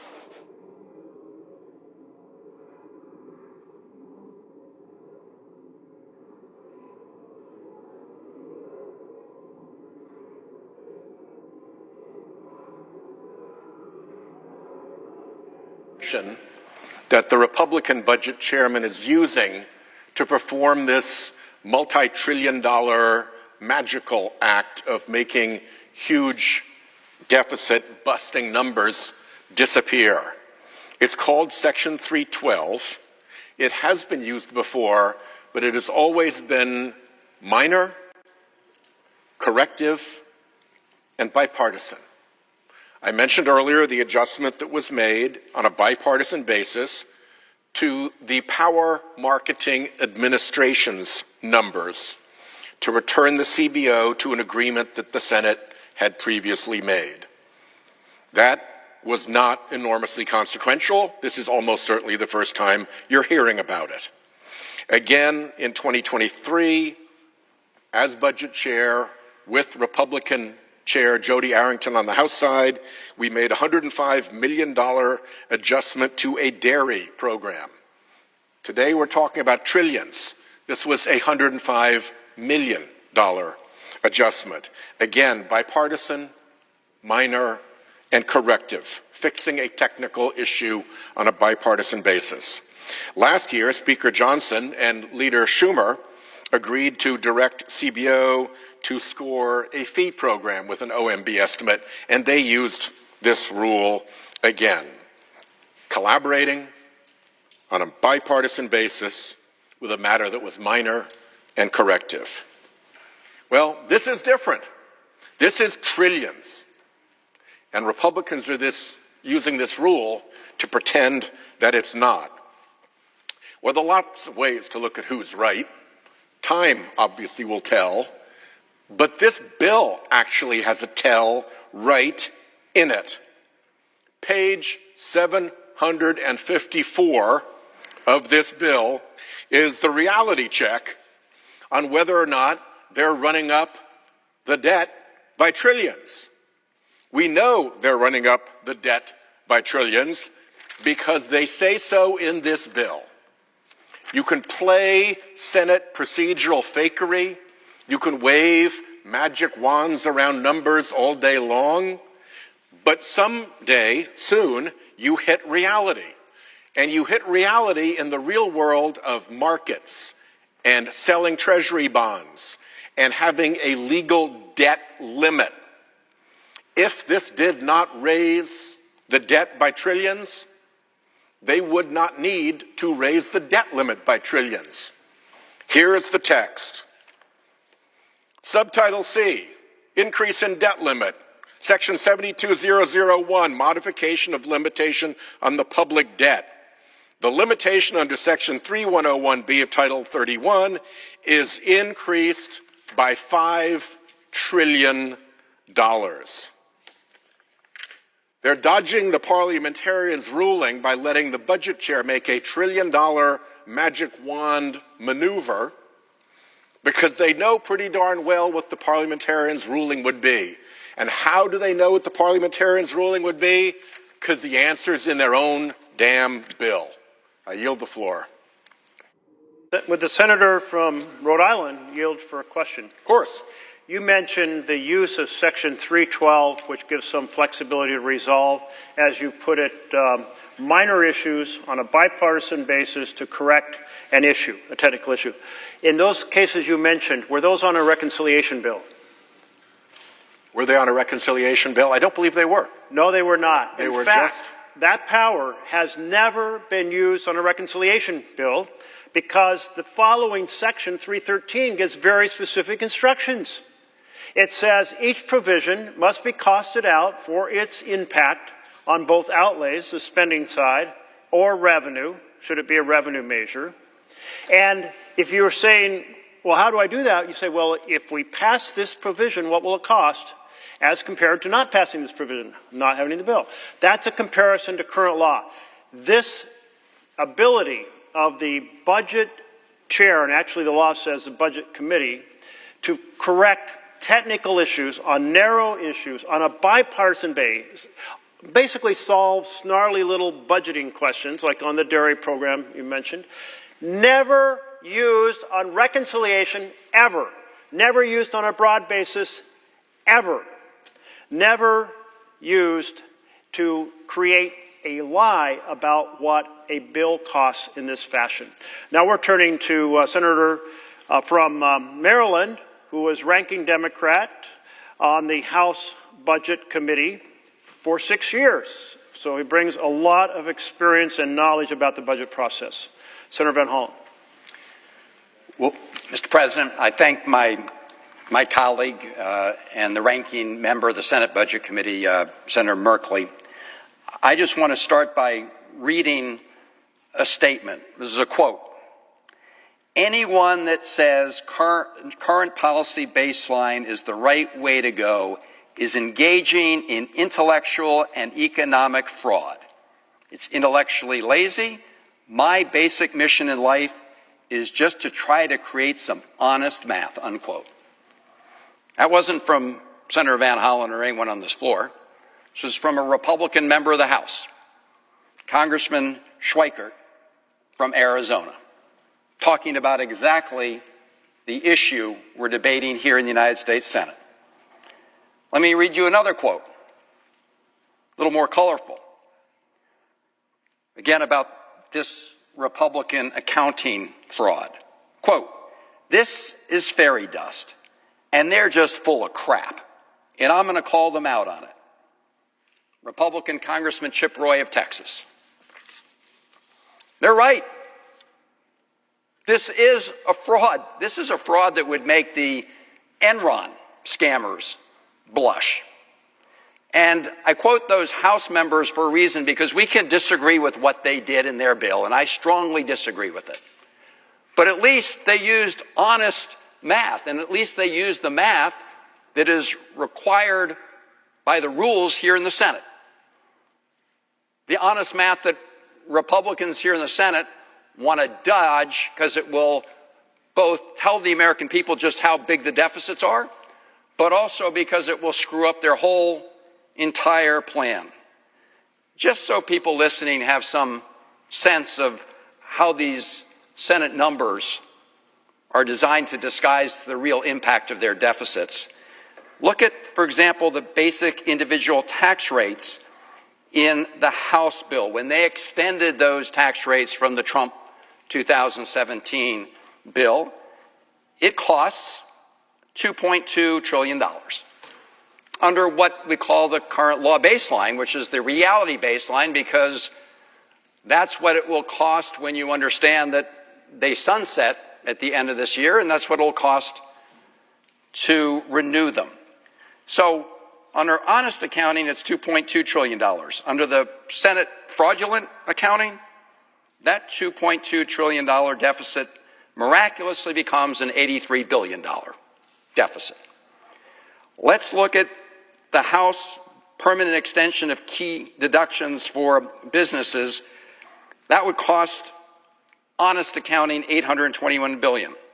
Under the Senate accounting scam, $6 billion.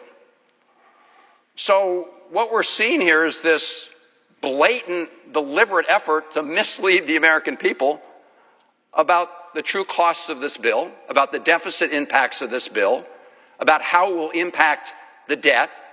And we all know that when the debt goes up and we have to put more of our costs on Uncle Sam's credit card, it puts upward pressure on interest rates. That means Americans will pay higher interest rates on their mortgages, on their car loans, and everything else. So when you try to hide the deficit impact, you really are trying to fool the American people, and we're here to blow the whistle. Now, I just want to show our colleagues something that was put together by the Committee for a Responsible Budget. And if you look at the blue, you can see for each year, starting this year, 2025, 2006, the blue is what Senate Republicans claim their bill will add to the deficit.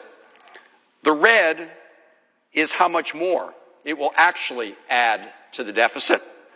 So at the end of this 10-year period, what you see is Senate Republicans are claiming that their bill will add $441 billion, which is still a big number, but the real number when you do honest accounting, when you add up all of these, it's $4.2 trillion, a much bigger number. Now, I do want to point something out on this chart. I think everybody watching should understand it. If you look at these orange parts, these are the additional deficits from tax cuts. Starting here in year 2029, 2030, you'll see that they actually do start going down. Why is that? It's because the tax cut that President Trump promised for no tax on tips, they phased those out. This is all just a make-believe ruse. Yeah, we start providing no tax on tips, but those disappear.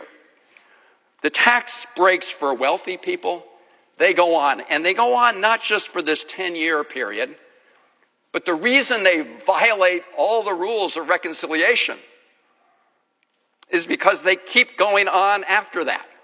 And as Senator Merkley said, if you look at the entire history of the Byrd rule, that's Senator Byrd, it was designed to make sure that 51 senators through a vote could not make these kind of permanent changes in any area, but specifically they were worried about areas that increased the national deficit and debt. So what Republican senators are doing is not only misleading the American people, but they're violating the entire structure that carved out this special procedure that we call reconciliation for the budget, which was intended to lower deficits and debts, not have them go on forever. As Senator Merkley has pointed out, I think if you look over a 30-year period, we're talking about $35 trillion plus additional to the debt. And Republicans want to hide that from the American people. That is budget fraud, pure and simple, and it is a violation of the rules of the United States Senate. This whole special structure that was created not to blow bigger holes in the debt and deficits, but to actually try to constrain them. So shame on everybody who's part of this fraud on the American people. I yield back my time. Would the senator from Maryland yield for a question? I will. I found it very interesting that you pointed out that these tax provisions for the middle class, no tax on tips, is phased out, and no tax on overtime is phased out. And what you're saying, I believe, is that when they put into this bill that a tax break is ending, they're saying that it doesn't cost any more in the following years. So they are certainly saying that their current policy baseline that they want us to make believe about would say that this wouldn't cost them. In other words, if they extended this, it wouldn't cost anything. It is interesting to note, not only does that expose the fraud behind the current policy baseline, but they made a very deliberate choice. Even though they now say that they can make these tax cuts permanent and still comply with the rules, they decided to make the tax cuts for very rich people permanent. But even though they say it's not going to cost anything anymore to provide, tax cuts with no tax on tips, they're phasing those out. And all of these areas are where President Trump made promises that he was going to take care of some working people. Well, man, those go away fast. Tax cuts for the rich, they go on for not just the full 10 years, but they keep going, which is why this is a violation of the entire reconciliation process. So I find two things very interesting. They're saying if something was in the law that they passed in 2017 and it expires, they're pretending it doesn't expire and therefore extending doesn't cost anything. But in their own bill, when they say a provision expires, they say, no, it really does die, and therefore we're saving money in the years after. How is those two things possibly consistent? Clearly they're not. I mean, this is literally magical thinking. This is why Republican Congressman Schweithart called this, or Chip Roy called this fairy dust, and why the Congressman from Arizona said this was pure intellectual and economic fraud. That's what it is. That's the bottom line. Well, I really thank the senator from Maryland also pointing out that President Trump, he did, when he was campaigning, say he was fighting for ordinary families. But at his inauguration, who did he have standing behind him? Not champions for health care or champions for housing, certainly not champions for nutrition or education, but in fact a series of like 5 or 6 billionaires. And now you're telling me that in this bill, and I want to make sure the American people understand this, the provisions that were sweeteners to say we were helping working people are being phased out, but they're keeping all the tax breaks for billionaires. Well, you're right. You know, it was right down this hall, actually, that President Trump was sworn in, and he said it was going to be a new golden age for working people. Well, as you're pointing out, and this chart clearly shows, and their own budget reveals, it's clearly a golden age for billionaires and people who make a lot of money. And in this bill, they make sure that that golden age for very rich people goes on forever. They had a few little crumbs that they were throwing for a little while, we can see, to others, but just for a little while and just small amounts compared to the golden age for the billionaires. Well, I must say my impression is, and I hope you'll correct me if I'm wrong, is that the Republicans are embarrassed by the fact that they're proposing a bill that creates over $3 trillion in debt in 10 years and over $30 trillion over 30 years, and that the vast bulk of it goes to billionaires. And so they want to say, we're so embarrassed because we mentioned fiscal responsibility when we were running for office. We were going to get the budget under control, and they're doing the opposite. And they're embarrassed that they're doing these cuts in programs to fund tax breaks for billionaires, cutting regular health care, 16 million people losing health care for tax breaks for billionaires that, as you point out, go on and on and on, actually permanent. I would certainly love to yield to my colleague from Rhode Island.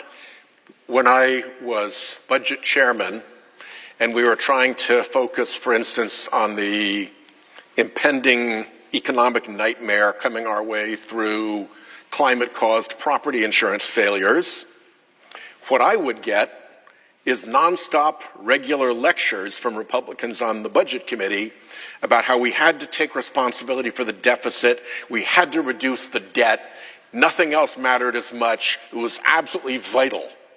And now, of course, we see that at their very first shot, with the power to do anything through their majority and using reconciliation, they're raising the debt.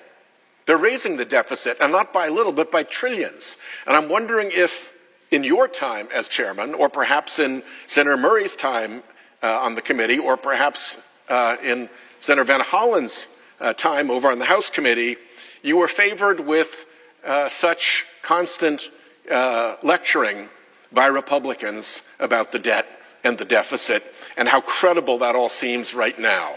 I'll yield to Senator Murray. I thank the senator for his question, because it's just stunning to me that the vast majority of debate, in fact, all the debate that came from Republicans at the time I was chair of the Budget Committee trying to put forward a smart budget for the United States of America, the only thing they talked about was debt and deficit. The only challenge they made to us was debt and deficit. The only time we tried to do anything for childcare, for health care, they threw the debt at us. So it is pretty stunning to me that now that they need to raise the debt for giving tax breaks to the very rich people who stood behind the president at his inauguration, then they play with the numbers and pretend it's not real, and a trillion all of a sudden becomes zero, and I'm using some rule you've never heard of to try and pretend that this isn't real. It's fairy dust. I just want to say, to answer the question from the senator from Rhode Island and pick up on what my colleagues have said, that when I was the senior Democrat, the ranking member on the House Budget Committee, Paul Ryan was the chairman of the committee. And look, we disagreed on many things. We agreed on many things. We both agreed that we should get our deficits and debt under control. We had different ideas on how to do it. He wanted to privatize Medicare. We wanted to close tax breaks for the rich.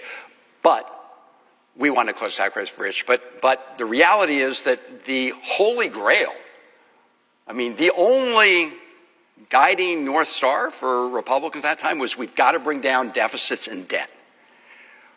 This is not that Republican Party, not in any way, shape, or form. They clearly don't give a damn. In fact, they are worried, as we can see, that the American people still care, which is why they want to engage in this fraudulent scheme. But I'll just close on this. I remember one of those years, I believe it was the 2012 Republican convention. They even put up a debt clock. They put up a debt clock at the convention. I can't find it. Right? I'm looking under my desk for the debt clock here because Republicans seem to have hidden it away forever. They want to wish it away. That's what they're telling us. But the bill actually is required to raise the debt limit by $5 trillion. So in reality, there's a huge hit to our debt, huge additions to our deficit, and it makes me a little bit frustrated to think back to all those lectures that I had to receive as budget chairman, which the senator from Maryland witnessed as a longtime member of the Senate Budget Committee, which the ranking member witnessed in his time on the Budget Committee, and which Senator Murray experienced when she chaired the Budget Committee.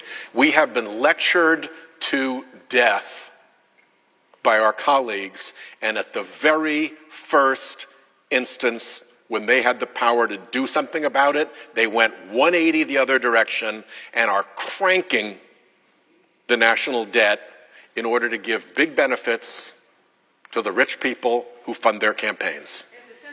For a question, and I know we need to move on here. I just want to add one thing.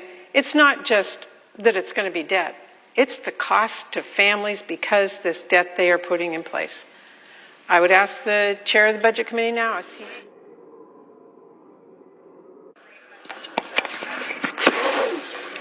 Mr. President. Senator from Colorado. Thank you, Mr. President. I have a motion to commit at the desk. Clerk will report. The senator from Colorado, Mr. Bennett, moves to commit the bill H.R. 1 to the Committee on Finance of the Senate with instructions to report the same back to the I ask the further reading of the motion be dispensed with. Without objection. Thank you, Mr. President. The legislation we're debating today would modestly increase the size of the child tax credit while leaving out more than 17 million children from the full credit. America's poorest children, whose families are struggling to make ends meet, receive nothing from this bill. Everywhere I go in Colorado, I meet parents who are working hard, often 2 and 3 jobs, just to keep their families' heads above water. Like Americans all across this country, Mr. President, they are wrestling with the legacy of 50 years of trickle-down economics that have benefited the wealthiest Americans while leaving working and middle-class families behind, which this bill does again. Today, the United States boasts one of the highest childhood poverty rates in the industrialized world. This is a moral disgrace, but we know how to end childhood poverty in this country. In 2021, we expanded the child tax credit and our childhood poverty. We cut it nearly in half and hunger by a quarter. The senator's time's expired. Thank you, Mr. President. We should refuse to pass a bill that adds millions to our debt in order to cut taxes for the wealthiest while doing nothing for our kids. I urge my colleagues to support this amendment to the bill. Thank you, Mr. President. Mr. President. Senator from Idaho. Mr. President, the Democrats contend that they want to increase and expand the child tax credit and ensure that big corporations and ultra-wealthy pay their fair share. Despite the rhetoric behind these claims, I remind my colleagues that Republicans created the child tax credit, expanded its availability, and doubled the amount of the credit in the TCJA, which we are working on tonight. This bill not only makes that doubled child tax credit permanent, but also increases it, providing significant relief for families. In addition, as a result of the TCJA cutting taxes for overwhelmingly the majority of Americans, with the middle class receiving the largest proportional benefit of these cuts, Republicans made the tax code more progressive, not less. The legislation before us makes those tax provisions permanent. Americans deserve more than empty platitudes. They deserve meaningful tax relief and real results. The question is on the motion. I ask for the yeas and nays. Is there a second? There appears to be. Clerk will call the roll. Ms. Alsobrooks. Ms. Baldwin. Thank you. Mr. Banks.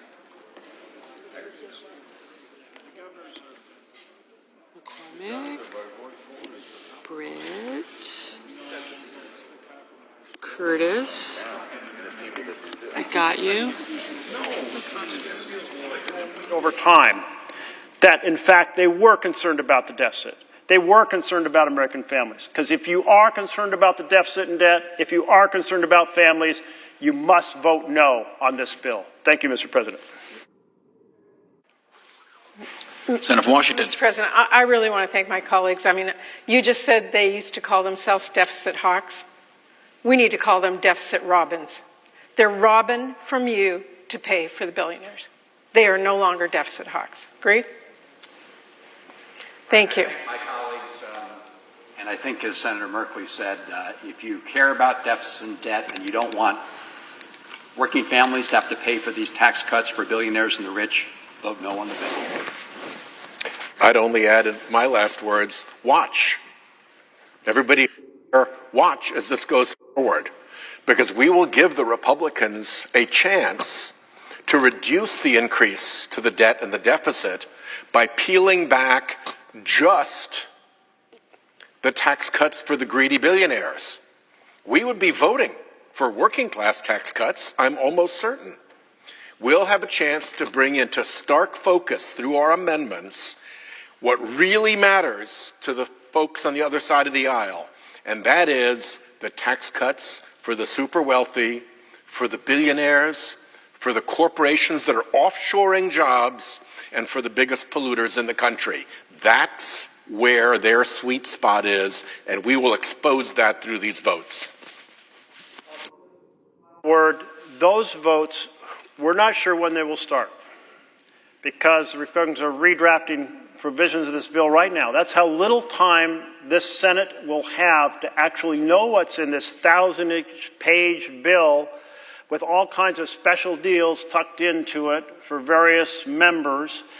We will have little time to see because they're still writing it.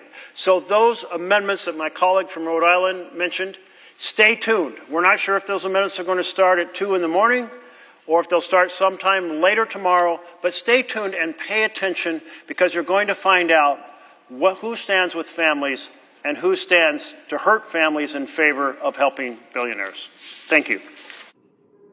Senator from Washington. Mr. President, thank you. I think it's really important, the discussion we had right now about the deficit and debt, but I want to talk a little bit more about this bill in general.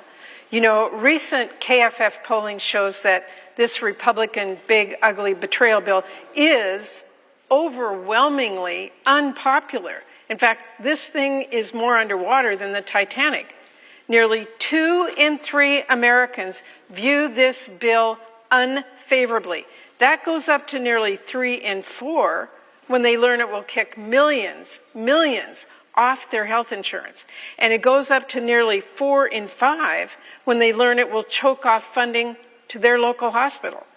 In other words, the more the American people hear about what is actually in this big, ugly betrayal bill, the more they dislike it.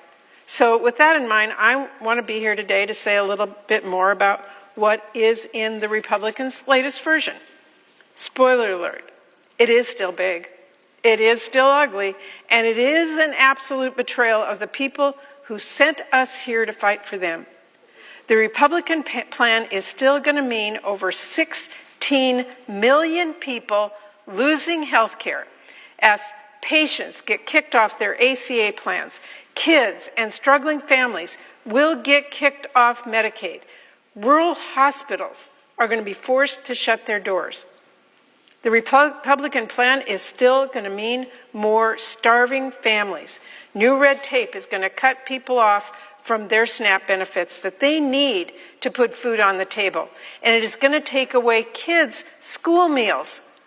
The Republican plan still rips away support from the people in this country who are struggling the most to give away billions in tax breaks to billionaires who need help the least.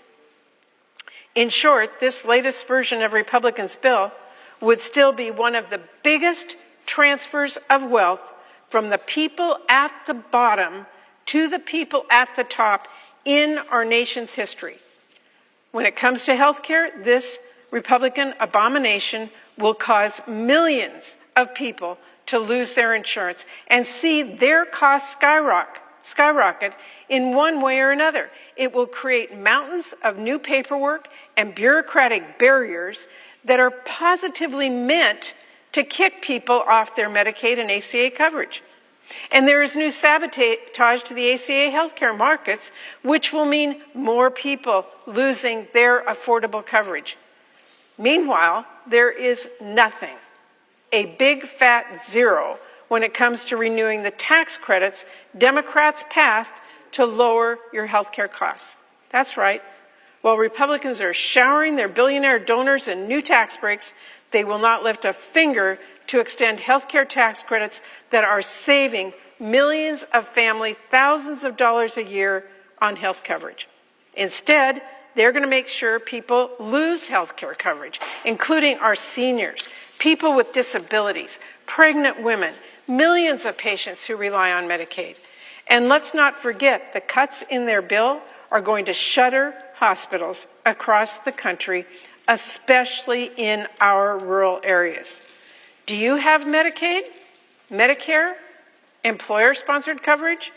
Regardless, Republicans have some pretty bad news for you, because it hardly matters what insurance you're on when you don't have a hospital to get care anymore.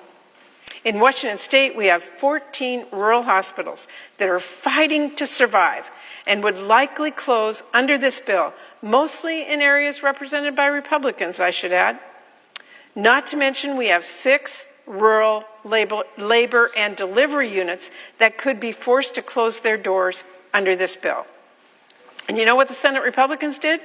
They made that problem worse. They put even more pressure on our rural hospitals. I'm telling you, this betrayal is getting bigger and uglier by the day. And this cannot get lost. Republicans want to shut the doors of one of the biggest healthcare providers in the country. They want to defund Planned Parenthood. That is wildly harmful and wildly unpopular. It would shutter at least 200 health centers that provide a wide spectrum of care, including cancer screenings, pap smears, birth control for millions of women. And let's not forget, Republicans are cutting nutrition assistance too. This big, ugly betrayal would make one of the biggest cuts to SNAP in history. We are talking around a $200 billion cut over the next 10 years. Now, it should be obvious, but that would be devastating for our country and for our kids' future. And yet, Republicans are not giving up on taking dinner off the table, taking school lunch off kids' trays, all so they can shovel tax cuts at billionaires and wealthy corporations. And it is worth underscoring the new red tape in their bill is even targeted at some of our most vulnerable families, because it expands work requirements to apply to seniors and parents with kids in school. Mr. President, when my dad, World War II veteran, got sick with multiple sclerosis, he lost his job. He lost his job. My mom was at home, 7 kids she was raising. My dad lost his job, and they had to spend, my mom had to spend some time getting some new skills so she could go back to work and take care of our family. You know what, during that time? We had to rely on food stamps in my family to feed those 7 kids in my family. But under this Republican bill today, because neither of my parents had a job during those few months, my family would not be eligible for SNAP benefits. We would not have even gotten food on our table at the worst time in my family's life. This is wrong. Thanks to those food stamps, my family did get through that rough patch. And all 7 of us kids grew up to give back to our communities. Whether it's a firefighter or a middle school teacher, or even here as a United States Senator. So I can't emphasize enough. Republicans want to cut families from SNAP and Medicaid, programs that give people a hand up in hard times. Why? So they can give an enormous handout to the richest people and biggest companies in our country. Oh, and at the same time, they're making it harder to afford groceries and health care. I should mention, they are also gutting energy investments in a completely chaotic way that is all but guaranteed to drive away jobs and drive up energy costs for all of American families. And at the same time, in this bill, they're giving billionaires billions of dollars. Republicans are going to give students the short end of the stick. This big mess of a bill would tear away programs and protections that make it possible for many students to pursue a higher education. It eliminates Grad Plus loans. It cuts families off from Parent Plus loans. It punishes students who go into public service or a medical residency, and more. Meanwhile, they are tearing down the guardrails from gutting regulations that protect students whose universities commit fraud, to opening a Pandora's box for Pell Grants with a new loophole that will let low-quality programs suck up our taxpayer dollars. These changes are especially going to hurt students from low-income families and first-generation college students and our veterans. Some of them will have no way to go to college when Republicans take their support away. Some will be driven into predatory private loans they can't afford. And some will get lured into low-quality programs that take their money, waste taxpayer dollars, and leave the student worse off.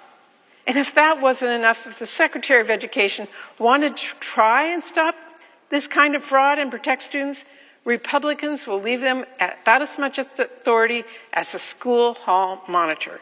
Because in this bill, Republicans prevent any Secretary of Education from making regulations that carry added benefits for borrowers.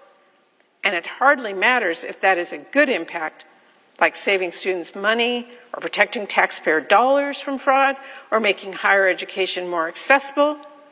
Republicans are going to make problems worse and make fixing them even harder. Students in this country should be outraged. And I want to be perfectly clear about something. If Republicans charge ahead with this big, awful mess, which they seem intent on doing, they can kiss any last shred of credibility goodbye, as we just talked about, when it comes to pretending they care about balancing the budget or addressing the national debt. The idea was already laughable. For the entirety of the 21st century, the biggest driver of the national debt has been tax cuts that Republicans championed. But now, as we just talked about, they want to put at least $4 trillion, that is trillions with a T, on the national credit card. Why? So they can shower the richest people on the planet with more money. And then they're pretending all the math works and it's kind of easy peasy if they can do it if they kick people off health care or take enough meals away from kids or close enough hospitals or better still, use some absurd accounting gimmick to pretend that billions of dollars in new tax cuts for their billionaire donors actually just don't cost anything. Well, I've got some bad news for Republicans. Your math is terrible, and so's this bill. This thing is very expensive, and you don't have to take my word for it. Ask the nonpartisan Congressional Budget Office, which just said the latest version of this bill will add $4 trillion to the debt with just over the next 10 years. If Republicans want to ignore them, you can also ask the fiscal hawks at the Committee for a Responsible Federal Budget. They calculate that the House bill adds $5 trillion to our debt when you include interest payments and the cost of making temporary provisions in this bill permanent. And we are told the Senate bill is even less fiscally responsible. Everyone agrees this thing is not beautiful, but it is recklessly big, and it won't just increase the debt, it will blow it up. Mr. President, this may very well be the most expensive bill in history. I say may because Republicans are still planning changes. We have not yet gotten the final bill. They already cut out even more taxes for multinational corporations. SNAP benefits, They're still on the chopping block. Healthcare, still on the chopping block. In fact, they want to cut Medicaid even more painfully. We may not know how expensive the Republicans will be in the end, but we know who is paying for it. Paying for it is you, working families. And it is important for people to know, as bad as this bill is, Republicans were trying to make it even worse. Now, Democrats have been fighting them every step of the way, and we have notched a few important wins by challenging every single provision we possibly could under the Senate rules. So I want to talk about some of the things Democrats were successful in getting out. Because if Republicans had had their way, not only would this bill take away more food from our struggling families or shutter even more hospitals and kick even more people off their health insurance, it would have also sold off all of our public lands. And if instead of just slashing CFPB funding, it would have completely shuttered the doors of a very important federal watchdog that protects Americans from getting scammed. If Republicans had have had their way, this bill would make it easier to buy gun silencers, harder to get your earned income tax credit or pay off your student loan, and effectively impossible to get insurance plans on the marketplace that cover abortion care. If Republicans had had their way, this bill would have also given Trump more power to deny funding to our constituents on a whim and less power for the courts to stop him. We're talking about a whole smorgasbord of really awful, unpopular ideas and policies that would have hurt our families and weakened our democracy. Ideas that were this close to making it into this bill. But Republicans did not have their way. Democrats have been fighting back at every single step. We got those provisions tossed in the shredder, and we are still doing our darndest to send the rest of the bill to the shredder as well. Now, let's be clear. When we talk about how unpopular this bill is with the American people, the reason is simple. This bill polls like garbage because it is garbage. That's why it should go nowhere except a trash bin. Democrats are going to keep pushing back on this monstrosity with absolutely everything we've got at every step we can. We're not going to stand by as Republicans shutter hospitals so the richest people in the country can build another vacation home. We are not going to sit around and let Republicans kick millions of people off of their insurance and raise working families' premiums so corporate executives can get a bigger bonus. And we are not going to be silent as Republicans take food away from struggling families so they can help billionaires fuel up their private jets. We're going to keep speaking up. We're going to keep pushing back, and we're going to make sure everyone knows exactly what is going on here. This bill is deeply unpopular, that much is clear, but if Republicans keep pushing for this disaster, buckle up, because we are only going to keep getting louder and louder about how big this is, how ugly it is, and it's only going to get more unpopular with the folks back home as these provisions are enacted if this bill passes. I'm pretty astounded by how far some Republicans are trying to stick their heads in the sand on this. One Republican senator told their concerned constituents, and I quote, "We're all going to die." Well, maybe that's a better name for the bill. At least it's more honest. Because when you take health care away from people, when you make it harder to get, when you make it harder to afford, when you close the only hospital for miles, yeah, you're right, people will die. You'd think my colleagues would show a bit more concern about that. Instead, that senator actually doubled down, and in a response video, she filmed walking through a cemetery. I don't know how you get out of touch that much to misunderstand this, but let me be clear about something to our Republicans. Whistling past the graveyard is a metaphor to stop ignoring dangers. It is not a literal messaging suggestion. And if you thought Republicans couldn't be any more dismissive to their own constituents, this week another Republican senator who was speaking about people voicing their concerns about these Medicaid cuts that said they will, quote, "people will get over it."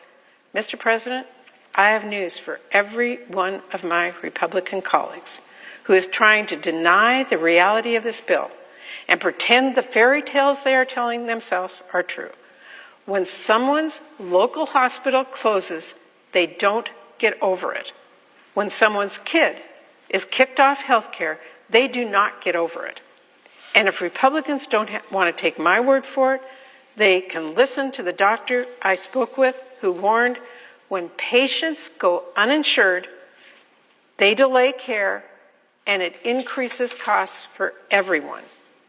Instead of paying $10 for diabetic medication, we'll pay $10,000 for an amputation. Or Republicans can actually read the countless letters I'm getting from my constituents, sharing their stories. Quote, on this vote, the yeas are 47, the nays are 53, and the motion is not agreed to.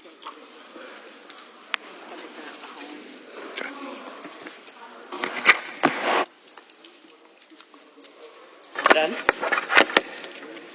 Senator from Maine. Mr. President, may I have order, please? We have order in the chamber. Thank you, Mr. President. Mr. President, I call up amendment number 2812 and ask that it be reported by number. The clerk will report. Senator from Maine, Ms. Collins, President, and amendment number 2812 to amendment number 2360. Mr. President, my amendment would increase funding for the Rural Healthcare Provider Fund to $50 billion and expand the list of eligible providers to include not only rural hospitals, but also community health centers, nursing homes, ambulance services, skilled nursing facilities, and others. Rural providers, especially our rural hospitals and nursing homes, are under great financial strain right now, with many having recently closed and others being at risk of closing. Mr. President, when these facilities close their doors, the people they serve are often left behind without access to health care. This amendment would help keep them open and caring for those who live in these rural communities. The additional funding is fully offset through a modest increase in the top marginal tax rate, equal to the pre-2017 rate for individuals with income above $25 million and married couples with income above $50 million. I urge support for this amendment to provide the additional funding for rural and Medicaid providers who desperately need it. President. Senator from Oregon. Mr. President and colleagues, here is how flawed this plan is. The danger Senate Republicans are causing for rural hospitals is so great, Republicans have had to create a rural hospital relief fund so they can look like they are fixing the problem they are causing. It is a Band-Aid on an amputation. It provides just a tiny fraction of the nearly $1 trillion in cuts the bill makes to Medicaid. It would be much more logical to simply not cut $1 trillion from Medicaid in the first place. This amendment doubles down on that flawed plan that's going to set rural hospitals adrift. I urge opposition to the amendment, and I yield back. Mr. President, I make a point of order that the pending measure violates Section 302F of the Congressional Budget Act of 1974. Senator from Maine. President, pursuant to Section 904 of the Congressional Budget Act of 1974, I move to waive and I ask for the yeas and nays. Is there a sufficient second? There appears to be. Clerk will call the roll. Ms. Alsor-Brooks.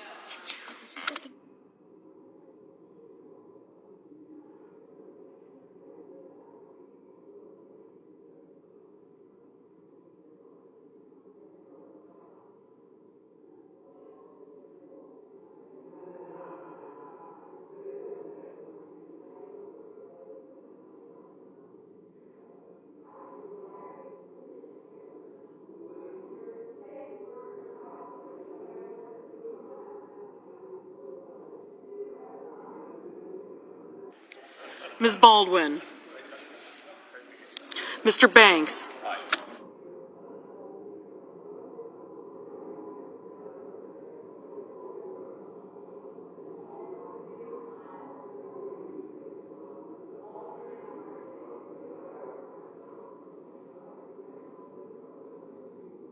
Mr. Barrasso, Mr. Bennett, Mrs. Blackburn, Mr. Blumenthal, Ms. Blunt-Rochester, Mr. Booker. Millions of dollars in new tax cuts for extraordinarily wealthy oil and gas companies. And $40 million for a Garden of Heroes, a sculpture garden to honor President Trump's favorite historical personalities. And at the same time, it slashes the budget for the Consumer Financial Protection Bureau, which makes sure that shady payday lenders, mortgage lenders, and banks don't fleece American families. And in particular, the military division of the CFPB protects men and women in the uniform of the United States. We were able to pass an interest cap of 36% for active duty personnel. And that is going to be ignored because there's no one to enforce it.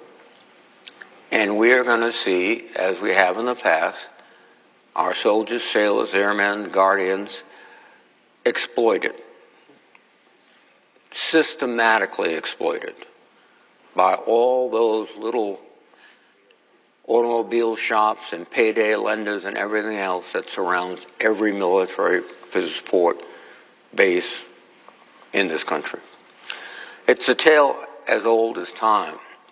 My Republican colleagues showering the rich with tax benefits and prioritizing favored industries and friends. President Bush joined with the Republican Congress to do that. Of course, I opposed it. And by the way, when President Bush did that, we were projected to have, over the next 10 years, a multi-trillion-dollar surplus. Of course, this legislation will lead us to a multi-trillion-dollar deficit. And it's interesting because when I was younger, the Republicans all associated themselves with fiscal responsibility, balanced budgets, surpluses. That's not the case. President Trump exacerbated the situation in his first term by his grand giveaway. But this time, President Trump and my colleagues on the other side of the aisle are depriving millions of Americans of their health care coverage to pay for it. They are intent on punishing the most vulnerable Americans in this bill, simply for the crime of being poor. In fact, in many cases, despite working very long hours and being poor. I came here to Congress, to the Senate, after serving my country in the U.S. Army, as the President did with great distinction in the United States Navy, as a Navy SEAL. I came here to serve my constituents and improve the lives of average Americans. And I think most of my colleagues, Democrats and Republicans alike, came with the same goal. And according to press reports, a few of my colleagues on the other side of the aisle are starting to realize that this bill is going to do great damage to their constituents. One Republican colleague has warned that this bill could leave 600,000 of his constituents without health care coverage and blow a $38 billion hole in his state's budget. That would be a devastating effect. One of the other aspects of this attack on our health care system is there's some people that believe, well, Medicaid doesn't touch me. It certainly does. Because when you extract that much money from the health care system, what will private health insurance do? They'll raise their rates. Everyone will be paying more. And some won't be able to afford it. They'll have to go without coverage. And that is going to be a tragedy for this country. Now, knowing the damage this bill is going to do, one must ask, why would anyone support this? But this legislation is more than just numbers. I've heard from countless Rhode Islanders who are concerned about these cuts. During meetings, in letters, when I bump into them at the grocery store or the pharmacy, they've been telling me about how Medicaid has helped them and their families. I've been meeting, for example, with Christina from Smithfield, Rhode Island, for many years. Her daughter, Lauren, was born with cystic fibrosis and has endured countless hospitalizations, procedures, medications, and other challenges as she navigates life with this disease. Christina, Lauren, and their family have private insurance.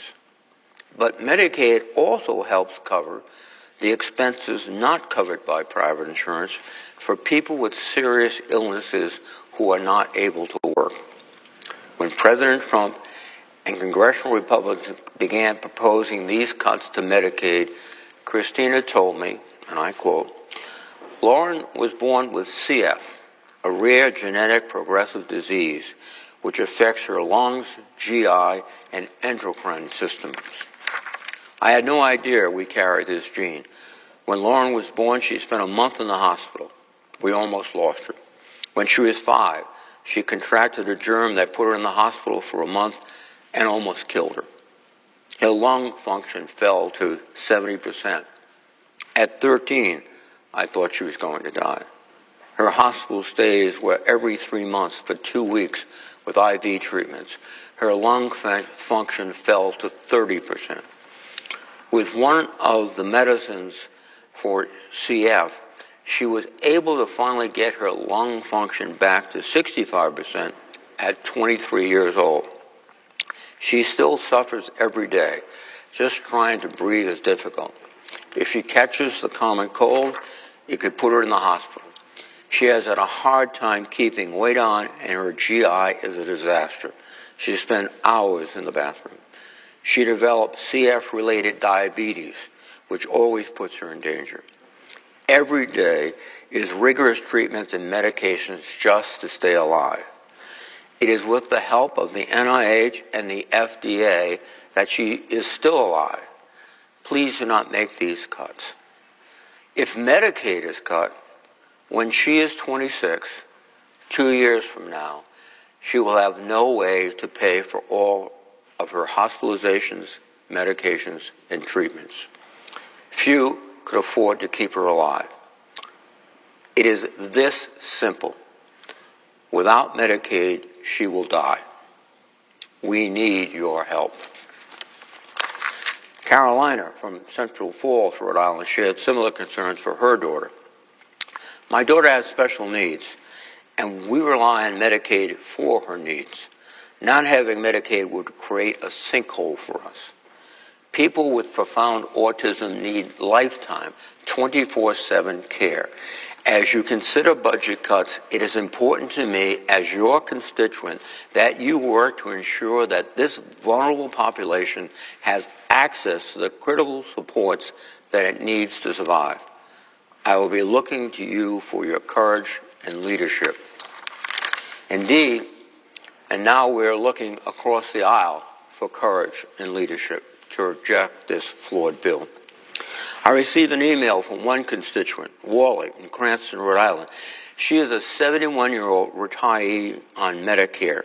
Her husband is 72 with Alzheimer's disease, living in a nursing home under hospice care and relying on Medicaid for his health care. She wrote to me that she was, quote, terrified at all the cuts to programs and services that she and her husband so desperately rely on. Without Medicaid, she wonders if she or her husband would be able to continue receiving care. I also heard from Diane in Coventry, Rhode Island, whose daughter gets life-saving care through Medicaid. Diane said, Medicaid is important to me personally. Medicaid matters to me and my family. My 15-year-old daughter suffered a brain bleed and a stroke at the age of 5. It came out of nowhere and was very unexpected.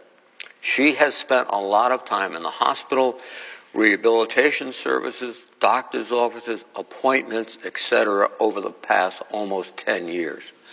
Medicaid allows her to be home and taken care of on a daily basis. Without Medicaid, she would not be able to receive hospital-level care at home. She wouldn't have a wheelchair or any other durable medical equipment. She wouldn't be able to get her life-saving medications or the nourishment she needs through her G-tube. Please, I urge you to save Medicaid, not only for my family, but for millions of others. All of our lives depend on it. Now, my colleagues on the other side of the aisle may say, we're not going to cut these people's Medicaid. We're just going after the fraudsters, the freeloaders who aren't working. Now, who exactly are these fraudsters and freeloaders? Is it the elderly patient who needs expensive nursing home care? Is it the child with a serious chronic health condition? Should we cut off these people's access to health care because they can't work? They physically cannot work? Or because the constant paperwork requirements got lost in the shuffle? Let's be clear. If my colleagues were serious about eliminating fraud, they would be providing states with more resources to investigate questionable claims and bad actors. Medicaid coverage is not extravagant. It is a lifeline. If my colleagues were sincere and they claim that these cuts are about protecting the program, quote, for the people who need it the most, as the majority leader has claimed, then they would be investing the so-called savings back into Medicaid instead of blowing it on tax cuts for the well-off. Instead, this bill is cutting funding to states for Medicaid, and states will have no choice but to pick and choose who will get access to care. But don't take my word for it. The Nonpartisan Congressional Budget Office, CBO, estimates that this bill will cause nearly 17 million Americans to lose their health insurance. 17 million people. That's not fraud. It's just making it harder for people to get health care. On top of that, even if you're one of the lucky ones who gets to keep your Medicaid, will you still be able to get it? Nursing homes rely on Medicaid. More than 6 in 10 nursing home residents in Rhode Island are on Medicaid. As Medicaid funding is cut, what will nursing homes do? I imagine some will have to close their doors or dramatically reduce the number of beds. So you could be one of these fairly well-to-do Rhode Islanders trying to get mom in the Medicaid home, in the nursing home, I should say, and you're willing to pay, but if it's closed, or there's only 5 beds where there used to be 20, she's going to be where, in my generation, grandparents were, in the living room, in a hospital bed, being cared for, in those days, typically by your mother. So this approach to Medicaid is going to touch every aspect of American life. And the same can be said about the community health care centers. Medicaid makes up a huge portion of the operating budget for community health centers, which provide primary, dental, and behavioral care to more than 200,000 Rhode Islanders. That's roughly 1 in 5 Rhode Islanders. It's hard enough to find a doctor now. It will only get harder if a community health center closes its doors and thousands of patients don't have a doctor anymore. And where do all those patients end up when they can't get routine care? The emergency room. That means there will be lines out the door, and if you have a serious health event and need to get in, you better get used to waiting a long time. This is not how a health system is supposed to run. And in Rhode Island, our health system is already on the brink. People are just getting by. People are waiting in the hallways of ERs for a bed upstairs. People are spending days on the phone trying to find a doctor. We should be making these things better, not worse. But again, Republicans' main priority seems not the physical or financial health of everyday Americans, it is providing massive tax cuts to President Trump's billionaire and millionaire friends. There's certainly nothing wrong with being successful, and there's nothing wrong with wealth. That's something that has been part of the American dream since our beginning. But what it requires is opportunity. And one of the fundamental opportunities it requires is good health and good education. And what this bill will do is destroy our health care system and force the states to make dramatic cuts to the education system. We are shutting down opportunity in America while we enrich the wealthy elite. The American dream, as I believe it, is about the middle class and a government that's focused on them, not taking $1 trillion from Medicaid so Republicans can gift to those who've already benefited from many other gifts.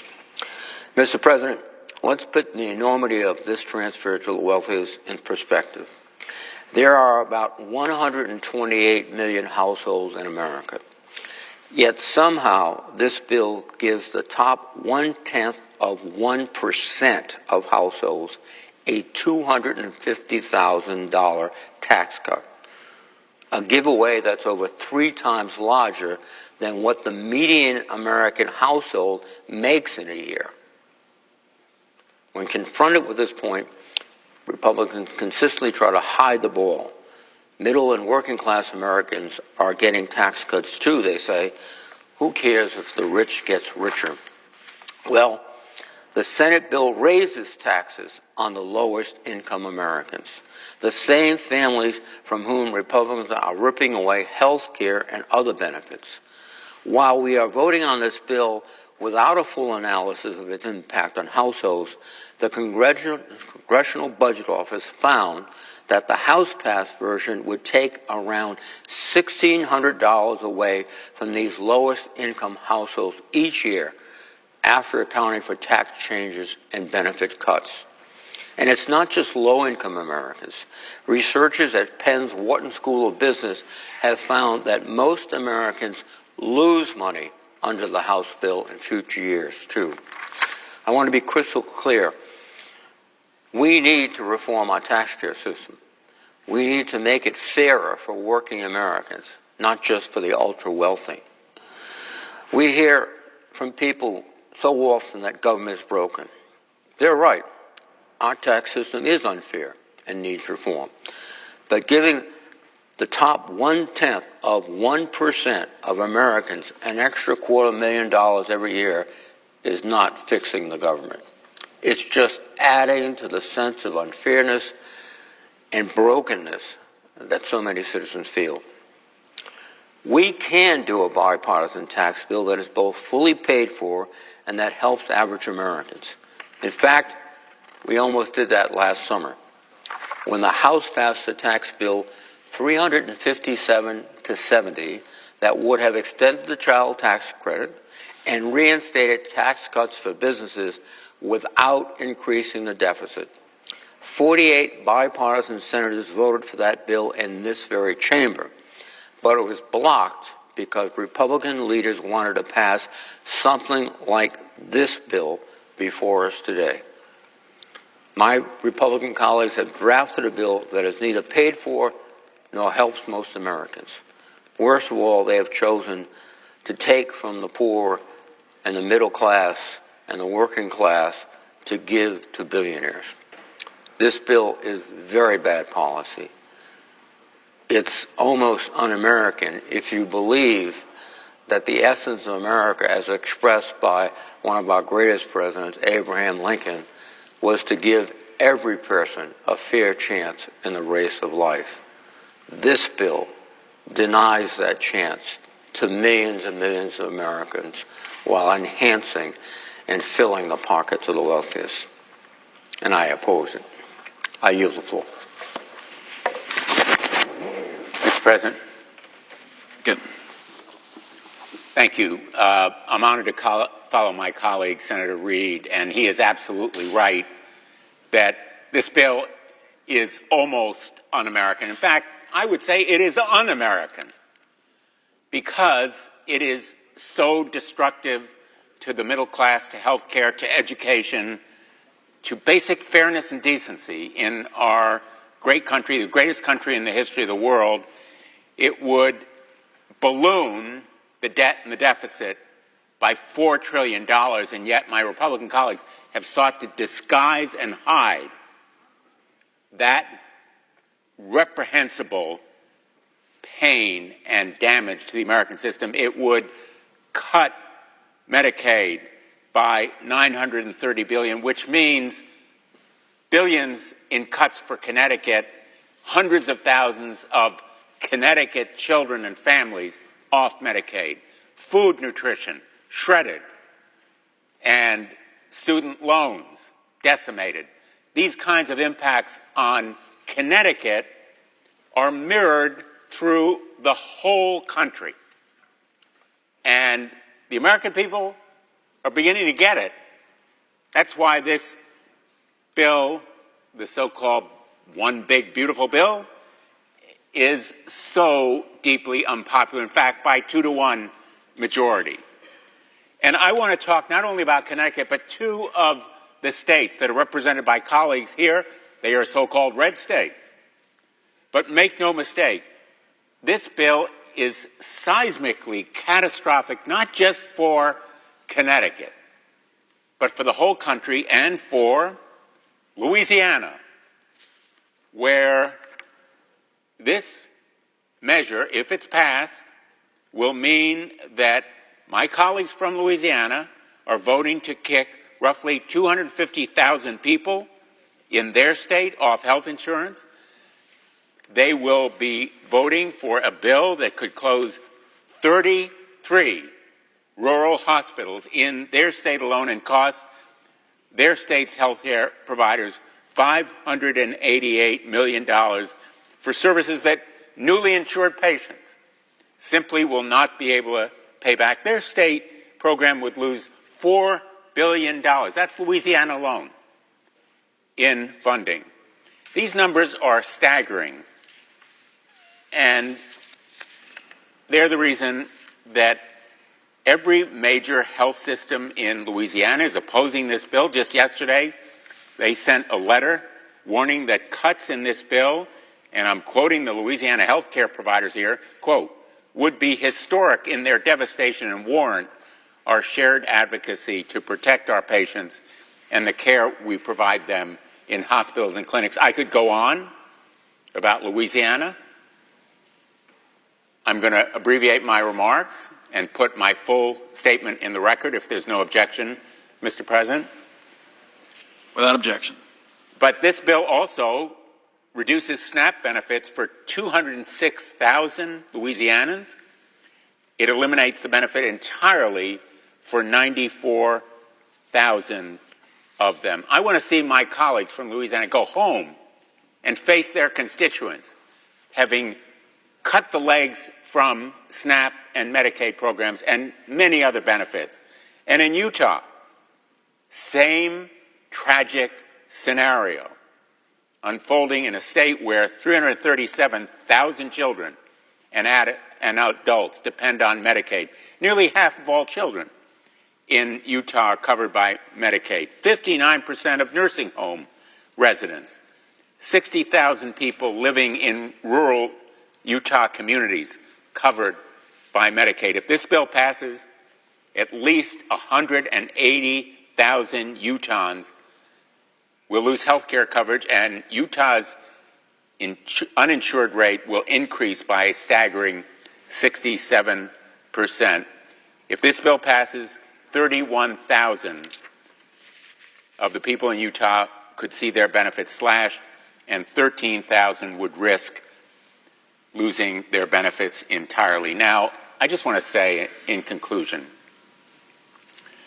these numbers for Connecticut, for Louisiana, for Utah, for the state of Washington, where my wonderful colleague, Senator Cantwell, will be talking shortly.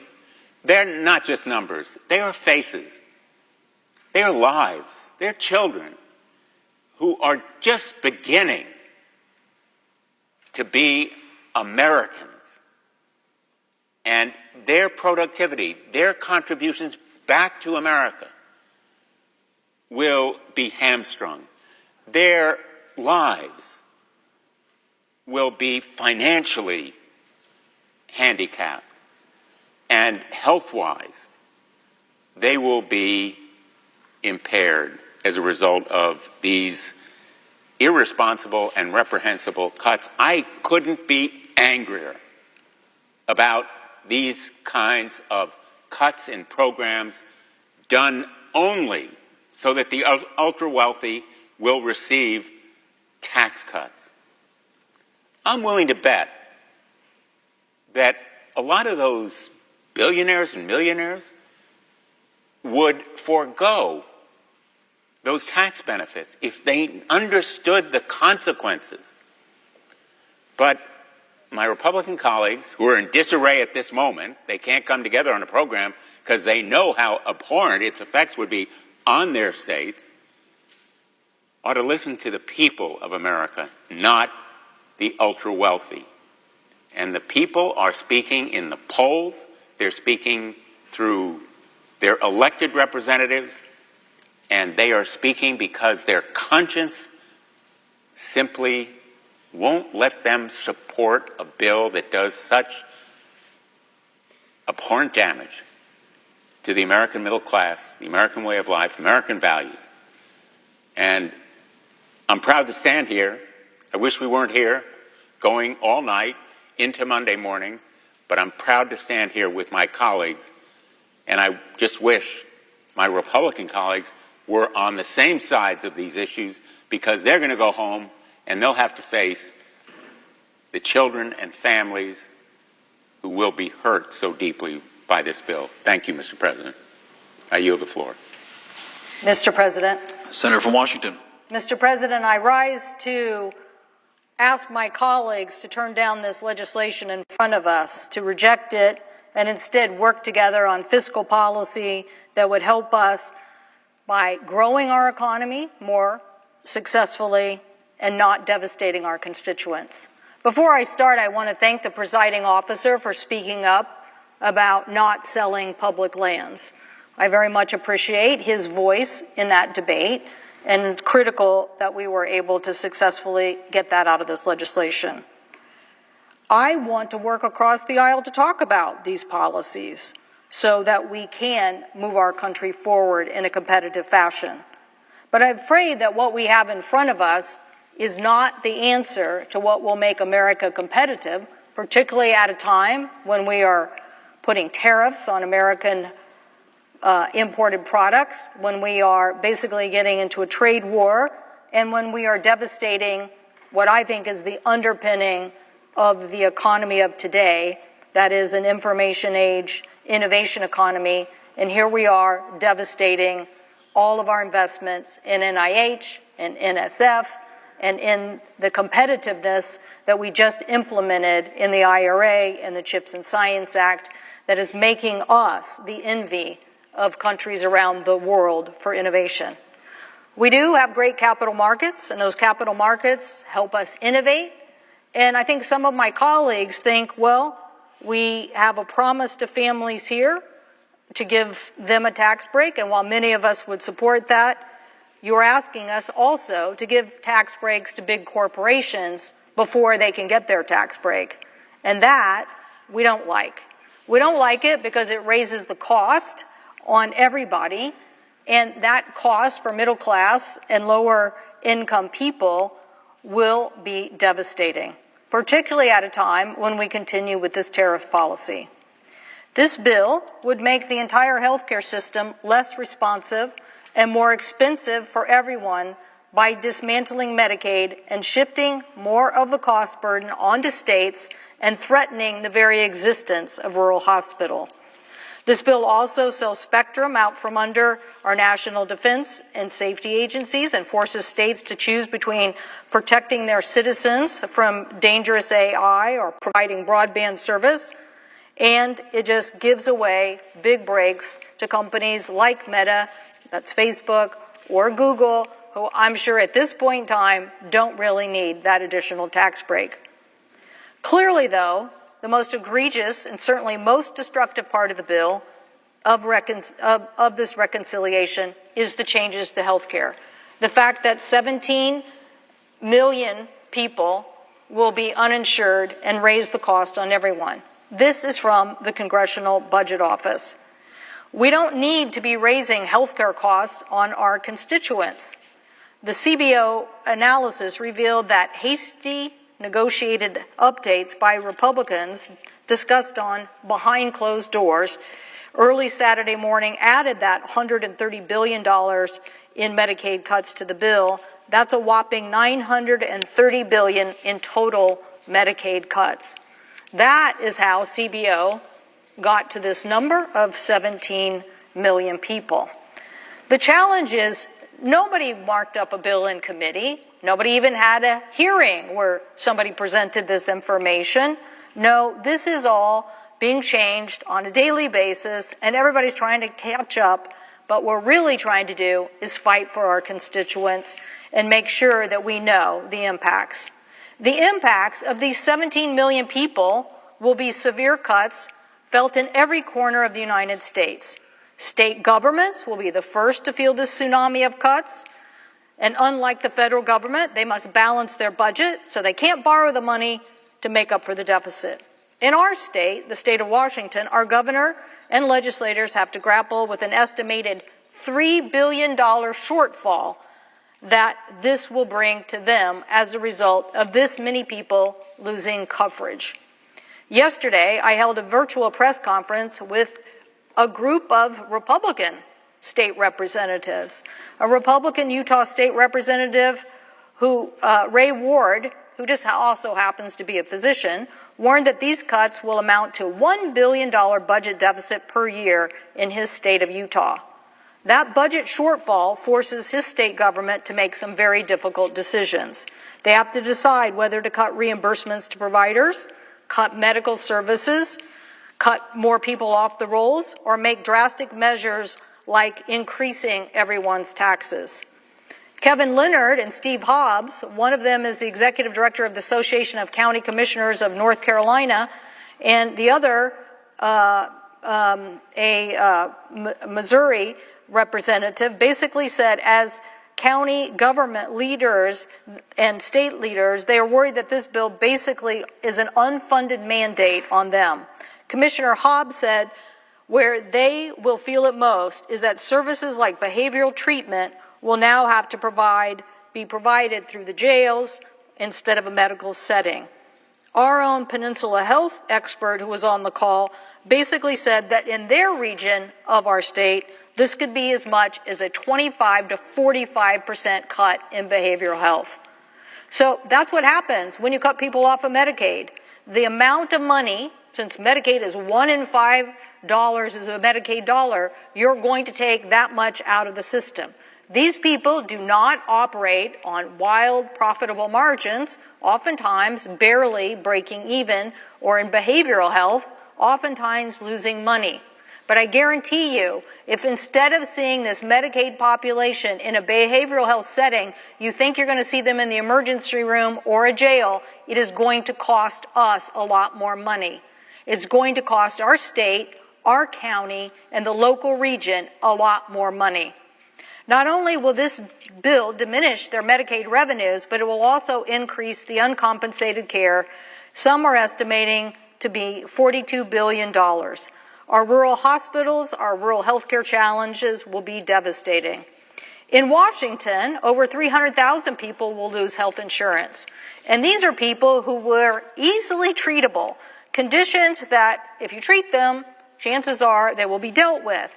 But now, if you don't treat them, they're going to go to the emergency room and they're going to raise costs on everyone. These families depend on this care. Last week, I spoke on the floor about one of my constituents. Britton Winterrose talked about his daughter Leda, a 5-year-old girl who had a rare condition that when she stopped breathing, she does stop breathing in her sleep if she doesn't have oxygen. Mr. Winterrose talked about how even though he had a very expensive platinum plan, it didn't cover her costs. And just by doing this Medicaid and covering their cost, basically they have saved her life and they have enjoyed her in the many years that they have given to them. Why are we making the Winterroses sweat over whether their daughter is going to be able to keep Medicaid, about whether the whole system in their part of our state is going to be able to keep doing Medicaid? Right now, people are estimating that 5.4 million people will get pushed into medical debt because of health care and the cuts in this bill. The total amount of medical debt that Americans will owe will increase by $50 billion. So is it really worth it to take $880 billion or whatever it is now, $930 billion out of Medicaid so that you're actually increasing the personal debt of people, making counties basically have unsustainable budgets, or having state legislatures come back in to cover our costs? As one of these commissioners said, this is nothing more than cost shifting to the states. It's irresponsible. According to the Center for American Progress, a 60-year-old couple who will be in the affordable care market today, making $85,000 a year, could see their annual premiums raise as much as $15,400. Why? Because when you have uncompensated care and you basically kick people out of Medicaid and off of the Affordable Care Act, what you're going to do is raise premiums on all of us. A low-income Medicare recipient also qualifying for Medicaid could see their costs go up as much as $8,340. So why are we doing this? And the out-of-pocket expenses now that a Medicaid person has to pay for, they could be paying as much as $1,650. You want to do that to give a tax break to Google and Facebook? That's why you're doing this? The tax break that you want to give them, multinationals, and I could just say for a minute about this. You know, when the 2017 tax bill came along and everybody said the corporate rate is too high, we need to have our companies be competitive around the world, I would have considered lowering that rate to something. In fact, my colleague, Senator Kane from Virginia, proposed something, but we didn't accept that. Instead, they lowered it to a very low rate and then said this year we'll smidge it back up. That means they'll increase it back up a little bit this year. That was their plan.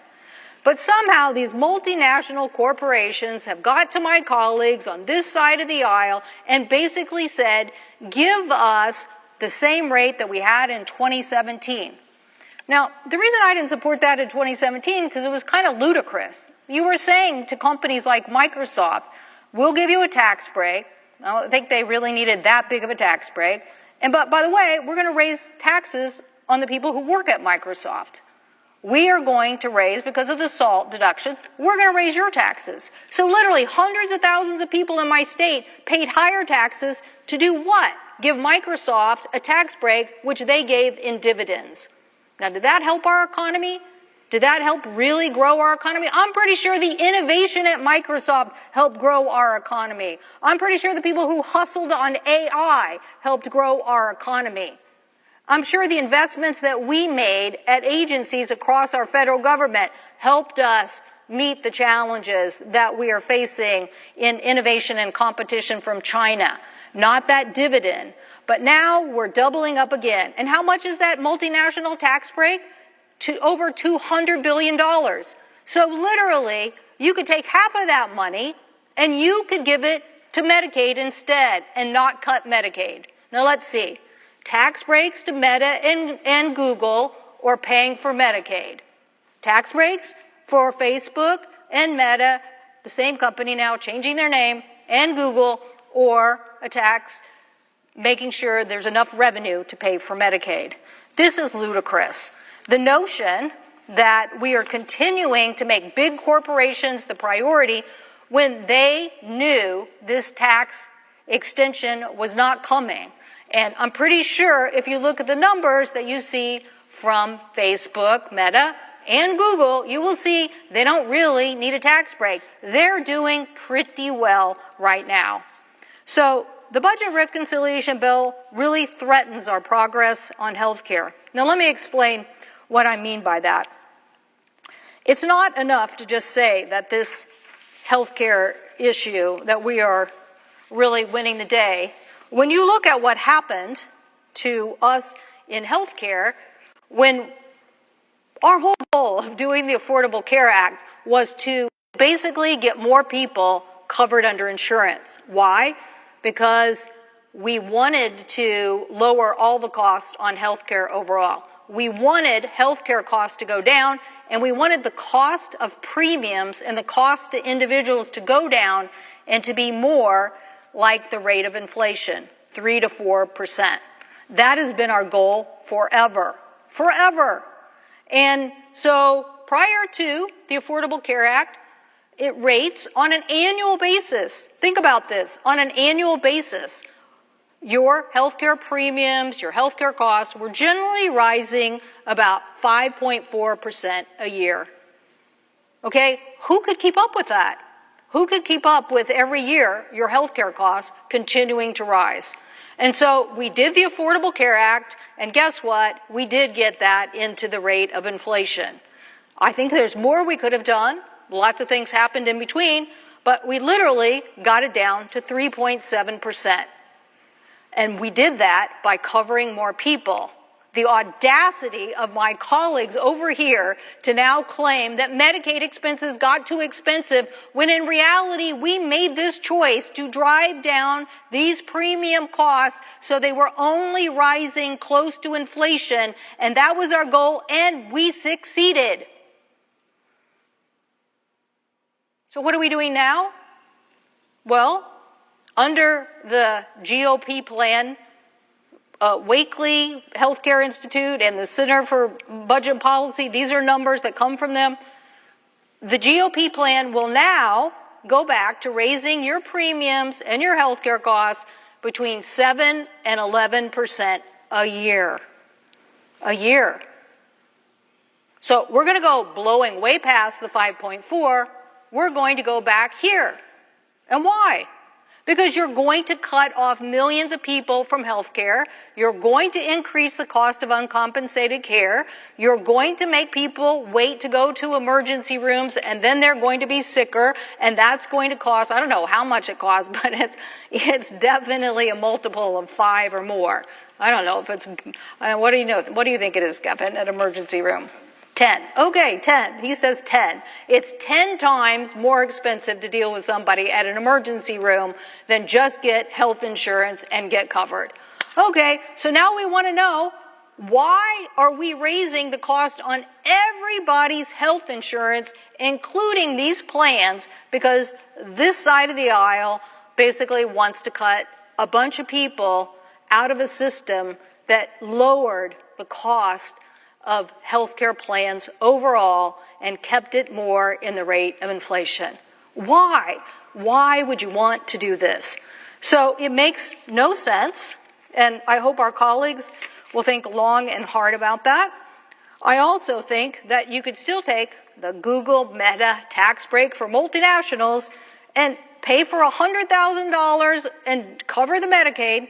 You could take another $100,000 from that big tax break, and you could pay for some of the energy tax credits that were so essential to combating the Chinese in what they are doing on the clean energy front. The Chinese firms are doing everything they can to invest and undercut the United States in EV and battery technology. The U.S. is responding aggressively to that. That's why we did the Inflation Reduction Act. In fact, the Inflation Reduction Act, we basically enacted more than 2,000 new clean energy industrial manufacturing jobs, more than 980 private sector jobs, and more than 3.4 million Americans claimed clean energy tax credits that improve their efficiencies. In fact, the Joint Economic Committee estimated that the typical household could save between $460 and $1,000 in annual energy costs, thanks to the Inflation Reduction Act. But what do we have now? We have President Trump and inflation. We have inflation because of multiple issues, consumers struggling to keep up amid higher prices, mounting debt, and fiscal uncertainty. That's what we have. And so we're reversing the very tax credits that help lower the cost, and we're going to help us be competitive against China and help us succeed as a nation in the one thing that I always think the United States is really great at, and that is innovation. I don't know if it just started with Ben Franklin or many other people along the way, but you give Americans the task and they will do the job. If you give them the education, if you give them the R&D with a university partner, they will get the job done. And so now, don't take my word for it, take Mr. Musk's word for it. The latest Senate draft bill destroys millions of jobs in America and causes immense strategic harm to our country. Utterly insane, destructive. It gives handouts to the industries of the past while severely damaging the industries of the future. Yeah, he said it best. But back to that chart, we were doing the energy because we wanted to diversify, but we also wanted to lower costs and we wanted to be competitive. Right here it says the vehicle. Okay, natural gas, propane. Okay, that's why we were diversifying, because all those things are going up. So, and this bill is not going to help electricity. You're getting rid of the electricity tax credit. So again, instead of helping Meta and helping Google, you could be helping to lower the inflationary cost by making the investments in these tax credits. But Mr. President, there's more in this bill that I don't like. My colleague from Texas is proposing an AI moratorium. He literally wants to stop states from regulating the rollout of autonomous vehicles, like Texas Governor Greg Abbott, who signed a letter last week to regulate how autonomous vehicles are licensed and deployed in Texas. And how do proponents of this moratorium propose to get started? By holding broadband money hostage unless you implement an AI moratorium. Well, I know what the Heritage Foundation said. The Heritage Foundation said that federal AI power grab could end state protection for kids and workers.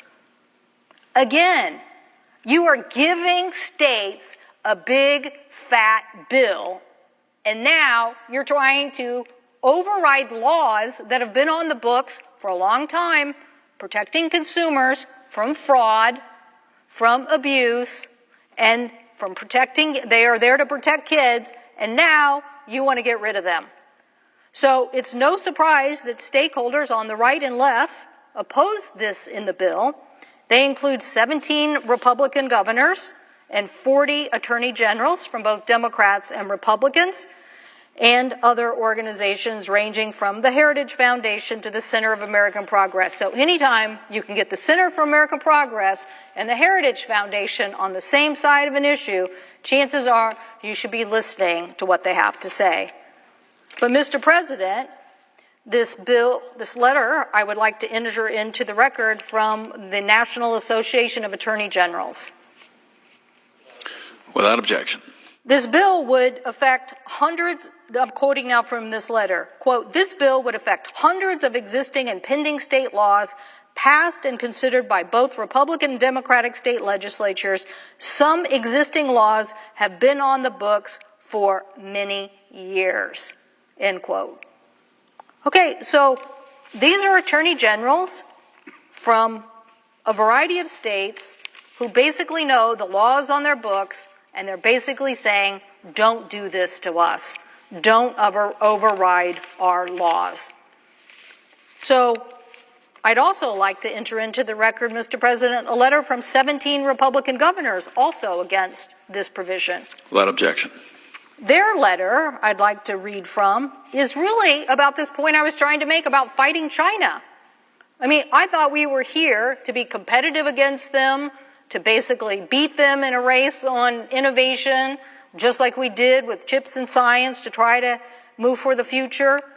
But basically their letter says, quote, we fully recognize that AI is dominant in the next industrial competition between the United States and adversaries like Communist China. States have led anti-Communist China action, banning Chinese affiliated companies from owning farmland and property critical for infrastructure and military bases. But America should not sacrifice the health and safety and prosperity of its people in this fight. We must curb AI's worst excesses while also encouraging growth, which is exactly what states have done through their creation of their own regulatory framework. End quote. So they're basically saying the states are on the front lines of helping to protect on AI. Now, Mr. President, I have no idea why the President of the United States has not protected the American people or the American military from the Chinese scams that are happening on TikTok. No, we would never let China own ABC News and put out Chinese communist propaganda on ABC News, but we let them do that on TikTok. This body and our colleagues said no, stop that and stop the Chinese. And yet we still haven't stopped the Chinese.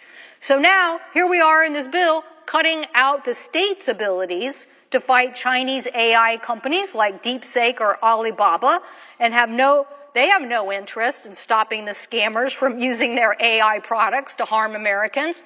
They have none. And if you think we're going to pass something here, I'm always ready to sign up to get legislation done. But that isn't going to happen anytime soon. And so now you're telling these governors, these attorney generals, yep, I'm not even going to let you fight China because I'm going to take that tool away from you. So clearly, I don't support this part of the legislation, and I appreciate my colleague from Tennessee and her attorney general working on this very important issue. And finally, I come to the issue of spectrum.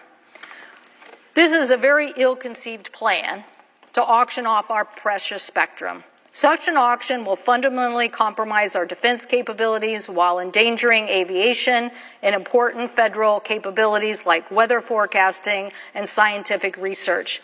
This bill would require the FAA would require an auction of 800 megahertz of spectrum critical to our military and civilian infrastructure. It would compromise military radio frequencies and weather and other spectrum issues, most importantly, drone operations. And I know the presiding officer knows how much drones are now at the epicenter and forefront of warfare and is reshaping the battlefields across the globe. So why would we do this? Well, my colleague, Senator Cruz, is pushing for something that experts say would risk military operations. Last Congress, we got the Department of Defense and the Department of Commerce to agree that we should test bed the next generation of technology because we don't like interference. Now, I'm sure most Americans sitting at home thinking, what is she talking about? Well, if you drive in a car and you have a radio station and all of a sudden the radio station doesn't get its signal or has some interference, you know that there is an issue. The tower, not big enough, not strong enough. This is the same. This radio spectrum has been used by Department of Defense for secure purposes, very important secure purposes. Mr. President, think of the Chinese balloon and the fact that we want to detect when a Chinese balloon is flying through our airspace. We want to be able to stop people from spying on the United States of America. And yet, instead of basically saying we are going to look at this military spectrum and make sure that it continues to be secure, my colleague is suggesting to all of us that we sell that and basically allow, I believe, for what is going to be a good amount of interference without solving this problem first.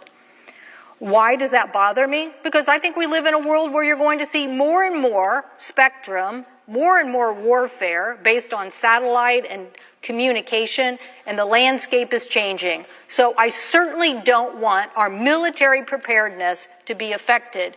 Air Force leaders warned that spectrum bands are crucial to this radar operations, and I'm not going to go into more about why, but I'm just saying, just like you can't have 4 radio stations basically interfering with each other, my colleagues want to allow the major telcos, mostly AT&T and Verizon, who are so hungry to sell more, whatever it is, $79.99 plans or $59.99 plans. They literally are going to give away national security just so they can sell more telephone plans. In fact, I would ask them, what have you done to clean up the last disaster that you had when the Chinese hacked you on Salt Typhoon? Now, they didn't successfully hack the telecom company in my state because they were smart enough to do all the preparatory work not to be hacked. But these guys didn't do the work, and now they're up here pushing our colleagues to say, give us more, give us more, give us more, without doing the homework required to figure out how to make sure our military is protected. But what's even more infuriating is they want the same spectrum from our airlines as well.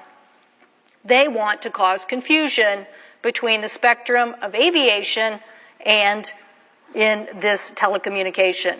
Last time the Trump administration did this, there was a major debate, and the White House and the Biden administration had to come in and fix it.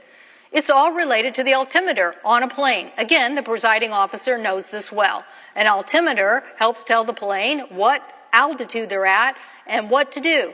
But if you have interference with that altimeter, as we just saw in this helicopter accident, we're pretty sure now that this accident between an American plane, regional jet, and an Air Force helicopter, there were some altimeter issues, and that caused a discrepancy and a crash. So I am not for any interference with an aviation altimeter. I'm not for it.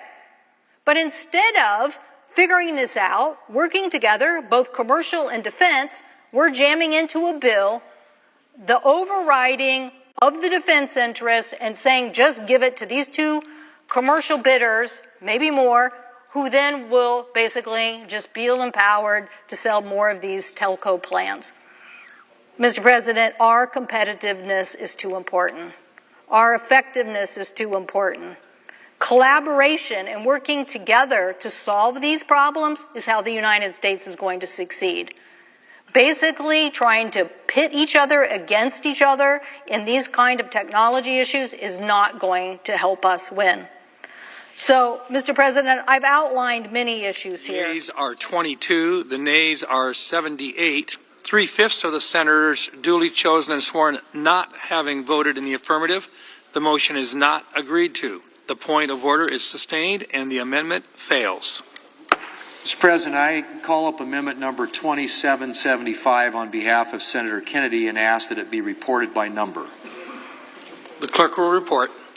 The senator from South Dakota, Mr. Thune, proposes an amendment number 2775 for Mr. Kennedy to amendment number 2360. Okay. Use all your time. Mr. President. Senator from Louisiana. Mr. President, as you know, as we all know, many of our teachers in America come out of pocket to pay for school supplies. In 2002, 23 years ago, we allowed teachers to deduct $250 when they come out of pocket. My amendment would raise that deduction from $250 to $600. Teachers right now spend an average of $650 out of their own pockets, so we would allow them to deduct that instead of the amount we set in 2002. And I ask favorable consideration, Mr. President, of my amendment. This will just let teachers break even for coming out of pocket. Mr. President. Senator from Oregon. I wouldn't have much dispute of subsidizing the out-of-pocket expenses of our public school teachers. When I was a child, my dad, the mechanic, said, son, because we're so fortunate to live in America, if you go through the doors of that public school and you study hard, you can do just about anything. So I'm certainly a lifetime fan of public education. But in addition to expanding this for public school teachers, it has a new policy of expanding it to homeschool teachers. Well, that's quite a new policy to put into a reconciliation bill that really should be in the Education Committee and debated and bring people to bear. I'm not immediately struck that that's a great idea, but certainly as a new policy, it should go through committee. And for that reason, I think I'll do a point of order on this particular amendment. Mr. President, I raise a point of order that the amendment violates Section 4106 of the fiscal year 2018 budget resolution, House Con Res 71 of the 150th Congress, known as the Senate Pay-As-You-Go point of order. Mr. President. The senator from Louisiana. Do I have any time left, Mr. President? No. Mr. President, pursuant to Section 904 of the Congressional Budget Act of 1974, and on behalf of all of the teachers in America, and the waiver provisions of applicable budget resolutions, I move, on behalf of all of teachers in America, to waive all applicable sections of that act and applicable budget resolutions for purposes of the pending amendment. And once again, on behalf of our teachers, I ask for the yeas and nays. Is there a sufficient second? There appears to be. The clerk will call the roll. Ms. Also Brooks. Ms. Baldwin.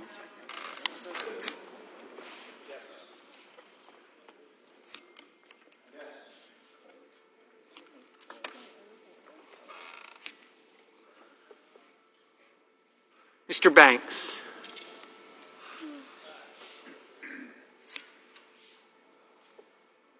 Mr. Barrasso. Mr. Bennett.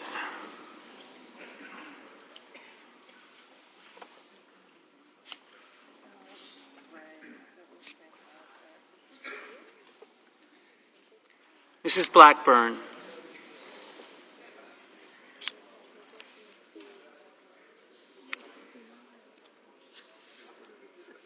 Mr. Blumenthal.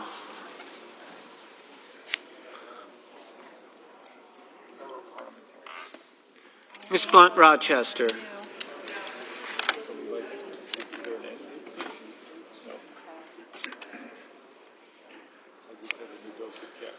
Oh, good. Excellent. Congratulations. Mr. Booker. Boom. Mr. Bozeman.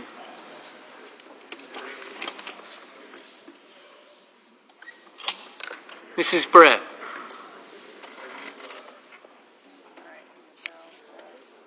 Mr. Budd.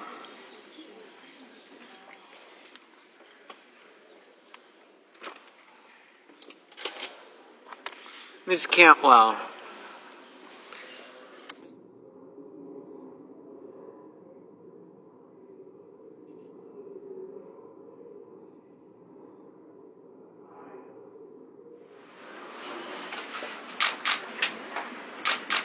Good afternoon, everybody.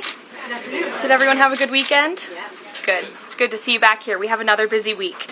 On a scheduling note, tomorrow, President Trump will travel to the great state of Florida to attend the opening of a new illegal alien detention center located at Dade Collier Training and Transition Airport alongside Secretary Kristi Noem, Governor Ron DeSantis, Congressman Byron Donalds, and other state and local leaders. We hope to see many of you there. The facility is in the heart of the Everglades and will be informally known as Alligator Alcatraz. There is only one road leading in, and the only way out is a one-way flight. It is isolated and surrounded by dangerous wildlife and unforgiving terrain. The facility will have up to 5,000 beds to house, process, and deport criminal illegal aliens. This is an efficient and low-cost way to help carry out the largest mass deportation campaign in American history. We are truly We are truly coming off a historic week of President Trump racking up win after win on behalf of the American people. President Trump restored peace through strength and acted decisively as commander-in-chief to obliterate the immediate threat of the Iranian regime's nuclear capabilities and then brokered a ceasefire between Israel and Iran, which continues to hold. Then, the president traveled to the Netherlands and achieved a monumental win for the United States and the NATO alliance by getting our allies to dedicate 5% of their GDPs to military spending. As a result of President Trump unleashing American energy dominance, summer gas prices are at the lowest they have been in 4 years, heading into the July 4th week. And with the incoming Trump economic boom, the stock market continues to roar back, with the S&P 500 and the NASDAQ both hitting record highs. And on this point of an economic boom, I bring to you original correspondence from the President of the United States to our Fed Chair, Jerome Powell. As the president has consistently stated, the American economy is booming. And there were so many economic analysts who said that this president's policies would drive our economy down, when in fact we have seen the opposite. We've seen a massive deregulation campaign take place. We've seen inflation completely diminished from where it was under the reckless spending and the bad policies of the previous incompetent administration. I would remind the Fed chair, and I would remind the entire world, that this is a president who was a businessman first, and he knows what he is doing. He has a proven economic formula that worked in his first term as president, and it is working again. The one problem that remains is high interest rates for the American people. The American people want to borrow money cheaply, and they should be able to do that. But unfortunately, we have interest rates that are still too high. So the president sent this note to the Fed chair today. And if you look at this chart, this is a chart of all of the interest rates of many countries throughout the world. At the top is Switzerland. They're only paying a quarter for interest rates. Cambodia, Japan, Denmark, Thailand, Botswana, Barbados, Taiwan, Bulgaria, Cuba, Sweden, Morocco, Cabo Verde, South Korea, Algeria, Canada, Albania, Libya, Malaysia, China, New Zealand, Trinidad and Tobago, Czechia, Bolivia, Australia, Costa Rica, the Bahamas, Kuwait, Papua New Guinea, Bosnia, United Kingdom, and the UAE are all paying lower interest rates than the United States of America, which has one of the hottest and strongest economies in the world. The president sent this note to the Fed chair. It says, Jerome, you are as usual too late. You have cost the USA a fortune and continue to do so. You should lower the rate by a lot. Hundreds of billions of dollars are being lost, and there is no inflation. And the president is right. There is historically low inflation thanks to his policies. And we will continue to drive down the cost of living in this country for Americans. We will continue to deregulate.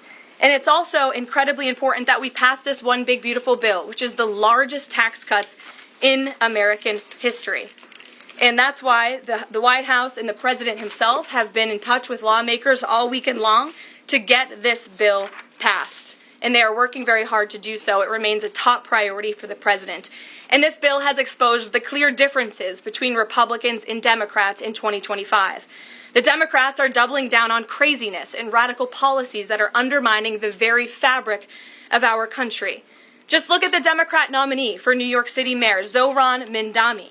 He's a Democrat socialist, really a communist, who proudly calls to defund the police, peddles anti-Semitism, praises pro-Hamas groups, wants Israel abolished, and believes wealthy Americans should not exist. Those are his words, just as recent as this weekend. Meanwhile, under President Trump's leadership, Republicans are fighting tirelessly for everyday, middle-class, working Americans who re-elected this president. And we're carrying out a revolution of common sense. And all of that is packed into this one big, beautiful bill. It delivers the largest middle and working class tax cuts in U.S. history. It keeps America safe by funding the largest ever one-time investment in border security. It's enough to reverse the Biden border invasion. And every single Democrat is against that, against securing our border and deporting millions of criminal illegal aliens.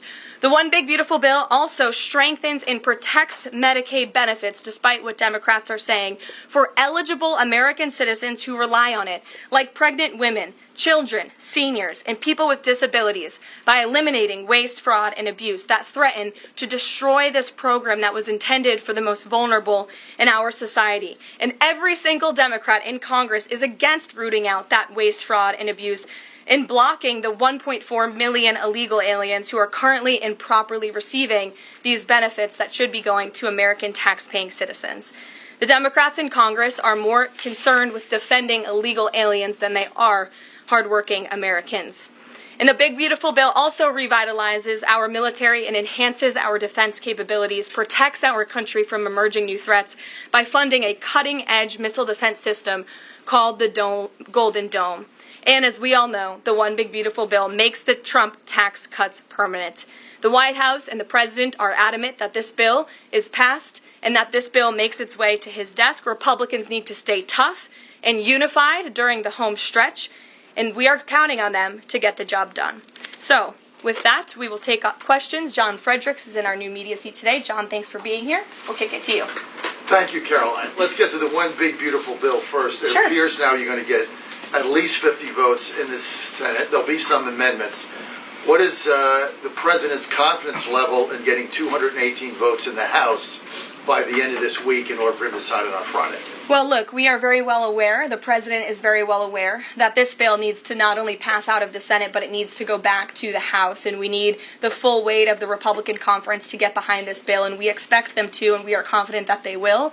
The President has been working hand in hand with Senate Majority Leader Thune and also our House Republican leader, or the Speaker of the House, Mike Johnson, both of whom will be at the White House today to meet with the President yet again. I believe they were here this morning, actually. I have one follow-up. Sure. You outlined Jerome Powell and the note that the President just sent to him. There are many who believe that Powell has been politicized in a lot of different ways. The President has not been shy about acting on things that he believes in. Why not just fire Jerome Powell and put in somebody that is going to lower rates? Why wait? Well, it's a good question, and one you can ask the President, because that's a decision for him to make. But you're right to point out the politicization of the Fed, and it's very unfortunate for our country. But Jerome Powell cut rates numerous times ahead of the election when Joe Biden was in this Oval Office, but now he refuses to, and the economy is in a much better place. So there really isn't a good explanation for that, and the President is rightfully calling attention to it. Thank you. Kelly. Good afternoon. On Iran, the President posted on his social that he is not even talking to them anymore. When we were at NATO, he said he expected the U.S. and Iran to have talks as early as this week and that he might even want to see a written agreement. What is the update now if he's saying he's not even talking? So as I told you from the podium last week, I said the administration, and namely our special envoy Steve Witkoff, has been in communication both directly and indirectly with the Iranians. That communication continues. The President himself has not talked to Iran, which he pointed out in his truth statement. Peter. Thank you, Caroline. Does President Trump want Zohran Mamdani deported?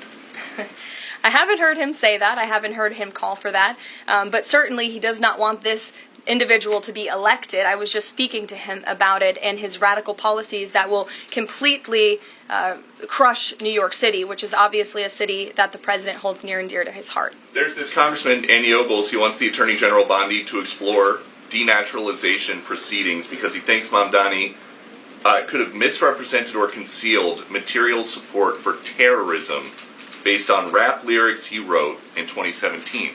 Does President Trump think this is a worthwhile use of the Attorney General's time?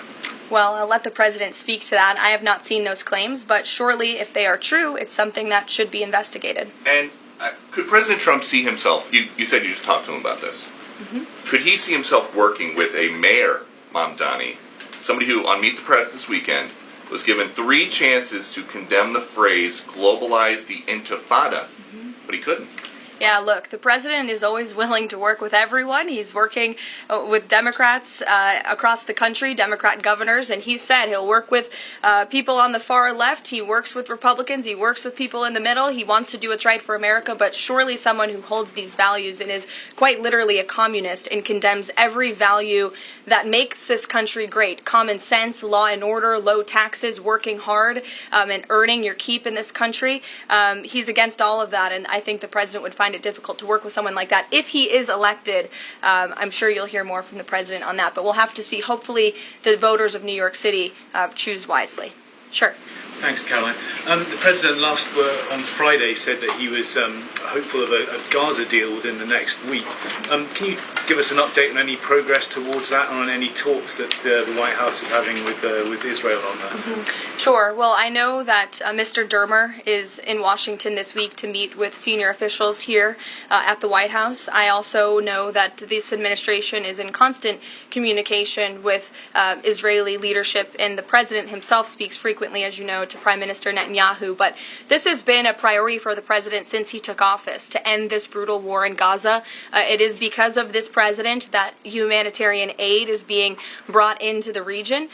It's heartbreaking to see the images that have come out from both Israel and Gaza throughout this war, and the president wants to see it end. He wants to save lives. And however, the main priority for the president also remains to bring all of the hostages home out of Gaza. As you know, his tireless effort has brought home many of the hostages, including all of the American hostages who were held there. So he wants to see both things happen, and we're continuing to work very hard to do those things.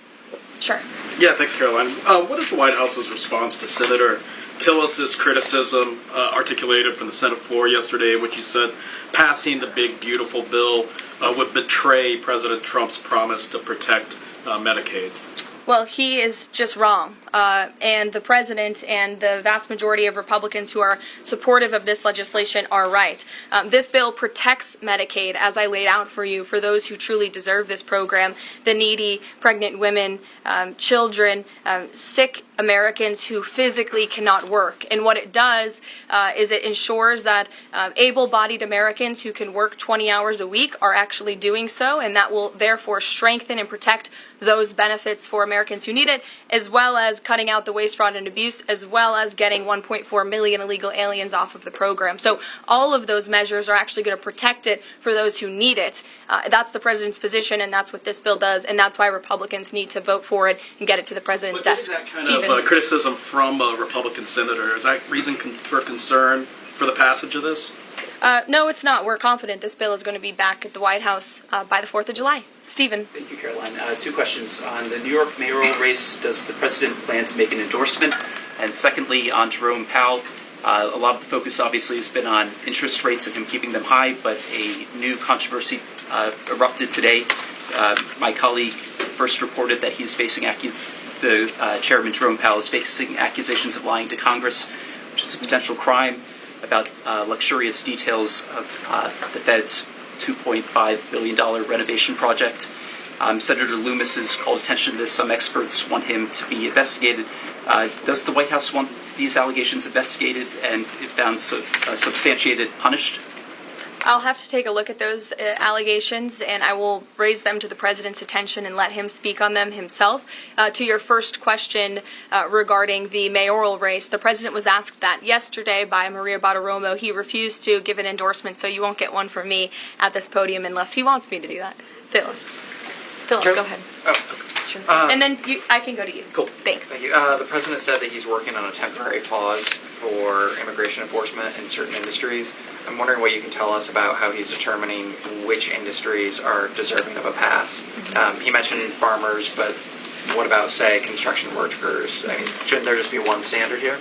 I don't have any more details to read out for you, but what I can tell you is that the White House is working closely every day with the Department of Agriculture as well as the Department of Homeland Security when it comes to workforce enforcement, worksite enforcement, and the president's focus and the focus of this administration is, of course, to remove public safety threats from the streets and to deport as many of the illegal criminals, especially the violent criminals that we know are still here because of the previous administration. So that's the main priority and the goal. And then the president has already made cuts to the Office of the Director of National Intelligence, but now Senator Tom Cotton has put forward a bill that would cut the office by another 60%. What's the president's reaction to that legislation, and is this something that he would support, those additional cuts? I don't know if the president's even aware of that legislation, but I will get you a response if he is aware and if he wants to respond to it. Go ahead. Thanks, Caroline. You mentioned the dangerous wildlife at the alligator Alcatraz. Is that a design feature? Why is the president going with this mega bill in such precarious position in the Senate? And then also, can you talk about the CBO estimate that it would add about 11 million uninsured? Well, look, when you have illegal murderers and rapists and heinous criminals in a detention facility surrounded by alligators, yes, I do think that's a deterrent for them to try to escape. We do know that some of these illegal criminals have escaped from other detention facilities, like one in New Jersey, which I know was recently reported on. So, of course, we want to keep the American people safe, and we want to remove these public safety threats from our streets, and we want to effectively detain them as best as we can. As for why the president is going, I think his trip to this detention facility actually underscores the need to pass the One Big Beautiful Bill, because we need more detention facilities across the country. The last administration let in nearly 20 million illegal people from all over the world, and this administration is focused on arresting and detaining them. But in comparison to that 20 million illegal criminal population in our country, we only have 7,000 ICE agents in the interior who are doing this very important work. And so we obviously need more personnel, we need more resources, and that's why we need to pass the One Big Beautiful Bill. On the CBO's Go ahead. Yes, in the pink. Oh, thank you. Thank you, Caroline. Can you please share some details of China trade deal? Has the U.S. agreed to ease some technology export restrictions? Sure. Well, the final language that was agreed upon in both Geneva and in London was signed just past week. We can get you that final text of the agreement. Go ahead. Thank you, Caroline. Eamon, and then behind you. Okay, thanks, Caroline. So on Jay Powell, has the president got a short list of who he wants to see as Jay Powell's successor, and is he going to name a successor as early as this summer? I won't get ahead of the president on any announcements on that. Does he like Scott Besson for the job? Again, I won't get ahead of the president. And on TikTok, if you could, real quick, he said yesterday he's got a buyer, but the question there is, does he have a seller?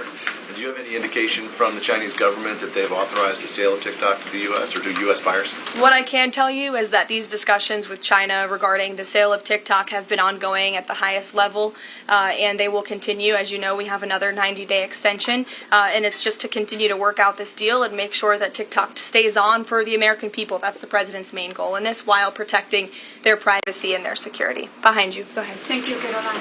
The president has been calling for a deal in Gaza for 2 days and many posts. Who is blocking the deal? And one other thing, when he posted on Netanyahu's trial, also he said it interferes with the negotiations on Iran and on Gaza. What did he mean by that? I'm sorry, to your second question? When he posted about the Israeli Prime Minister trial, yes, he said it interferes with the negotiations on Gaza and on Iran. What did he mean by that? It interferes because it physically and logistically was interfering. The Prime Minister was slated to go to court last week when he's in the middle of negotiating a peace deal and bringing hostages out of a war-torn region. And so the President was simply, I think, emphasizing his empathy that he has for Bibi Netanyahu and seeing him go what he's going through with his own judicial system in the state of Israel. Clearly, the President knows that very well. He, too, was a victim of a judicial system that was trying to put him in jail, as you all know. You all covered it. But President Trump prevailed. That's why he's back in the Oval Office, and he believes that Bibi Netanyahu is a great leader for the people of Israel. The President just worked with him closely to end that 12-day war and to obliterate Iran's nuclear facility, to take out that imminent threat, not just to the state of Israel, but also to the United States of America and the rest of the world. And he believes that Prime Minister Netanyahu should be praised for that. Go ahead. Thanks, Caroline. On the mega bill and the amendment that would limit Medicaid expansion under the Affordable Care Act, does the president want that amendment to pass? The president wants this bill to pass. Meredith. Hey, thanks, Caroline.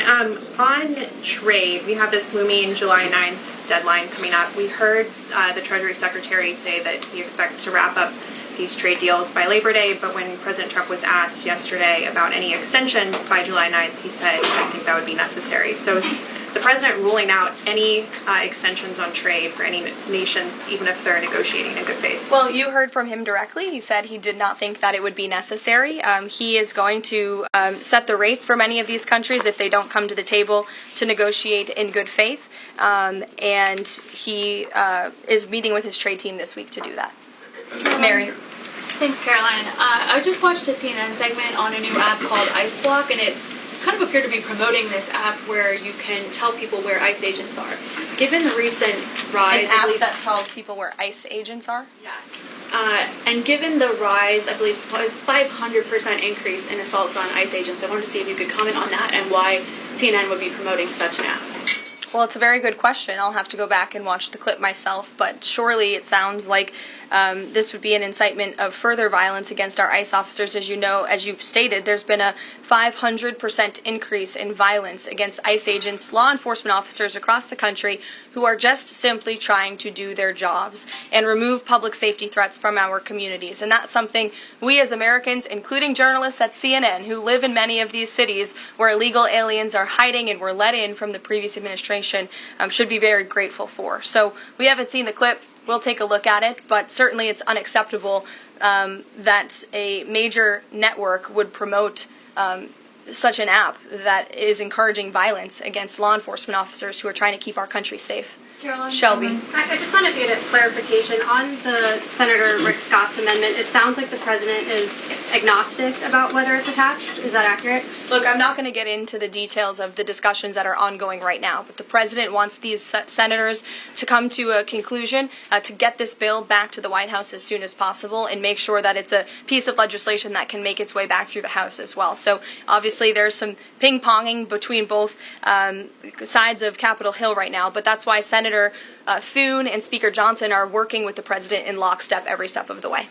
In the back, News Nation, go ahead. Thanks, Caroline. The president did and then announce, in front of you, yes. in front of Sure, I'll take both of you. The president did announce last week that the trade deal with India is closed and this could happen anytime soon. Are there any roadblocks as of now? Are there any updates on that? And how does the president see this about China's role or its influence in the Indo-Pacific region? Sure, yes. The president said that last week, and it remains true. I actually just spoke to our Secretary of Commerce about it.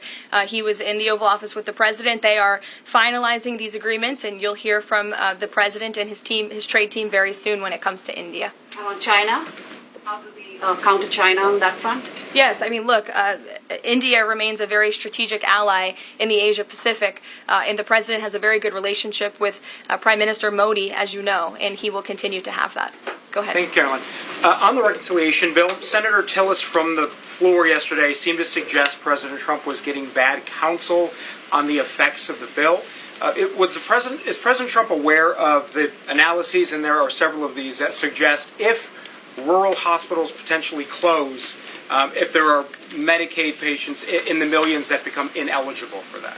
Yes, and that claim is just simply untrue. Rural hospitals comprise 7% of all hospital spending on Medicaid, and that illustrates that they have not benefited from the massive increase of waste, fraud, and abuse under the Biden administration. So this bill strengthens Medicaid. It will protect those benefits that hardworking Americans need, and that's why the president wants this bill to pass. The senator was wrong. The president put out a Truth Social post addressing it, and then the senator announced he's no longer running for office anymore. So I think that case has been closed, and the White House is continuing to focus on getting this legislation to the president's desk for his signature. Go ahead.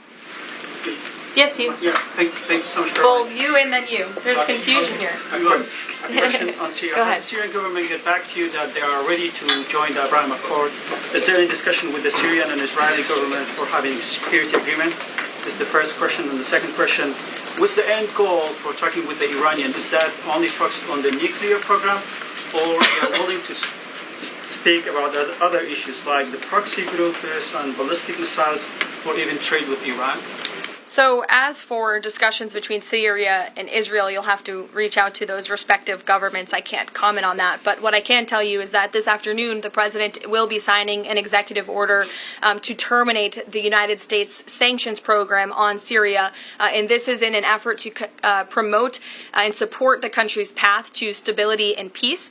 The order will remove sanctions on Syria while maintaining sanctions on the former President Assad, his associates, human rights abusers, drug traffickers, traffickers, persons linked to chemical weapons activities, ISIS and their affiliates, and Iranian proxies. And this is, again, an action that the president promised and shocked the world with in Saudi Arabia, because he's committed to supporting a Syria that is stable, unified, and at peace with itself and its neighbors. The president met with Syria's new president when we were in the Middle East, as you know, and so this is another promise made and promise kept by this president to promote peace and stability in the region.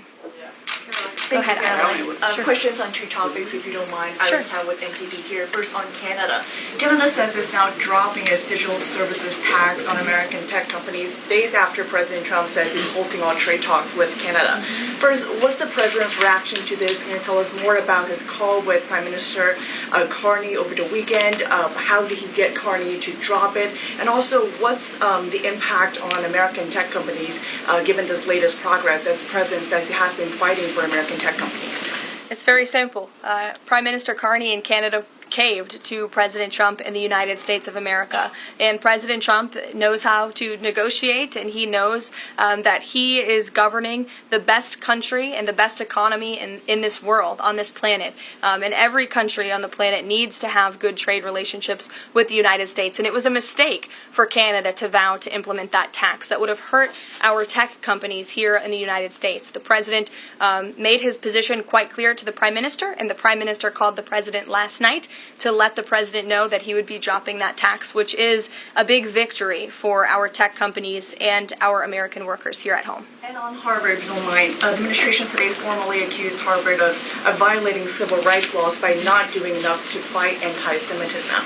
We know that the president has talked to us before about Harvard potentially having a deal with the administration in the coming days. Do you have an updated timeline for that? How is the negotiations going? And is more pressure needed for Harvard to take fighting anti-Semitism seriously? Well, there was quite a direct letter that was sent to Harvard this morning, as you know. The negotiations are taking place behind closed doors, so I won't comment on that. But what I will share with all of you, for those who haven't seen it, is the context of this letter, because I think it's very important. And this comes from the Department of Health and Human Services, which concluded after a thorough investigation that Harvard University is in a violent violation of Title VI of the Civil Rights Act, which prohibits discrimination on the basis of race, color, and national origin.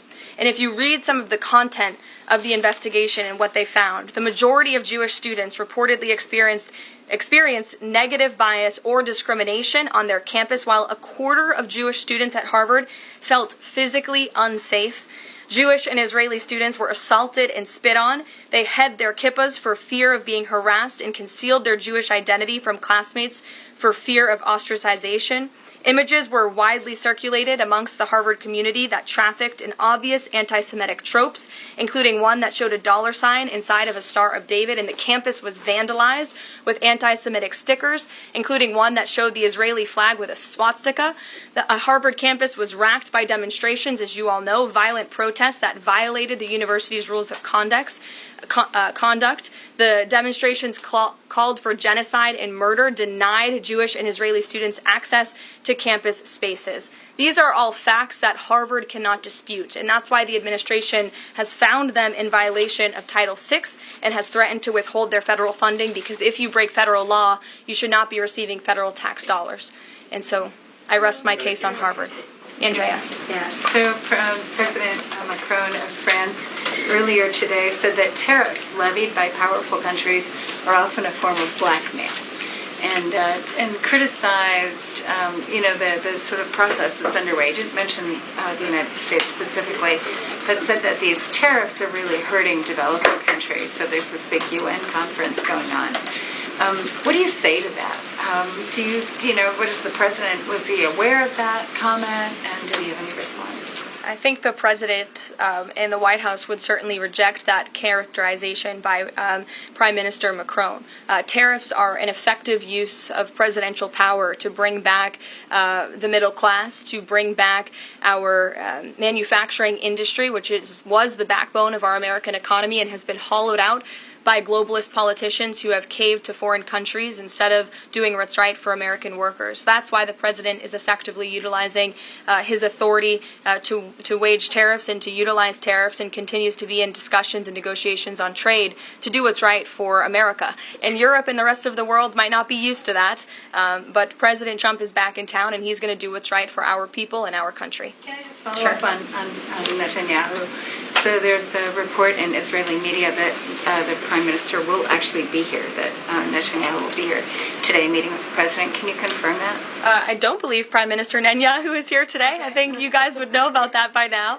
Unless there's something going on I don't know about, but I don't believe he is. I do know he has expressed interest in coming to Washington and meeting with the President, and we are working on a date for that. I do not believe it is today, but that would be fun. You never know in this White House, let's be honest. Go ahead. Thanks, Caroline. Does the President support this new measure in the big, beautiful bill that would impose steep new taxes on new wind and solar projects? I believe you're referring to the credits for wind and solar projects. No, and what I'm talking about the new tax. There's a new tax that it's estimated would add 10 to 20% to the cost of any new wind and solar projects that start after this year. Again, I don't want to comment on the specifics of provisions, but I'm sure the President will speak on that directly. Again, this is an ongoing process. The President continues to be very much engaged with the leadership in both the Senate and the House to get this bill back to his desk. Did the President ask for that provision? Because the National Building Trades Union is saying that it's the equivalent of terminating more than 1,000 Keystone XL pipeline projects. Is that something that would concern him? Well, the President spoke on this yesterday in his interview, and he said he understands that legislators want to protect jobs in their communities and in their districts. And so he understands why some of them are against this provision, but he also understands why people want the provision. So again, this is an ongoing deliberation and discussion, and the President is engaged in this very much. Go ahead. Thanks, Caroline.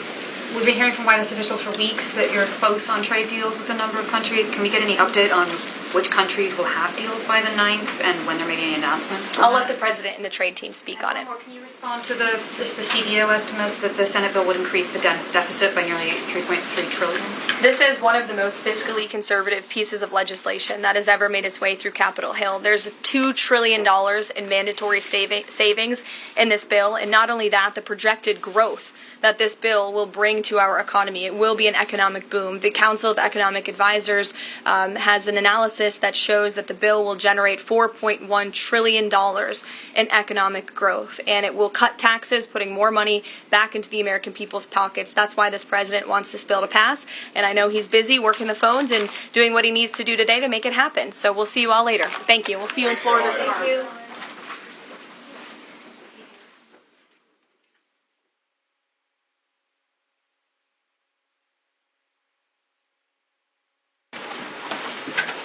Happy Monday. I'll explain in a moment. I will explain in a moment. Thank you for being here.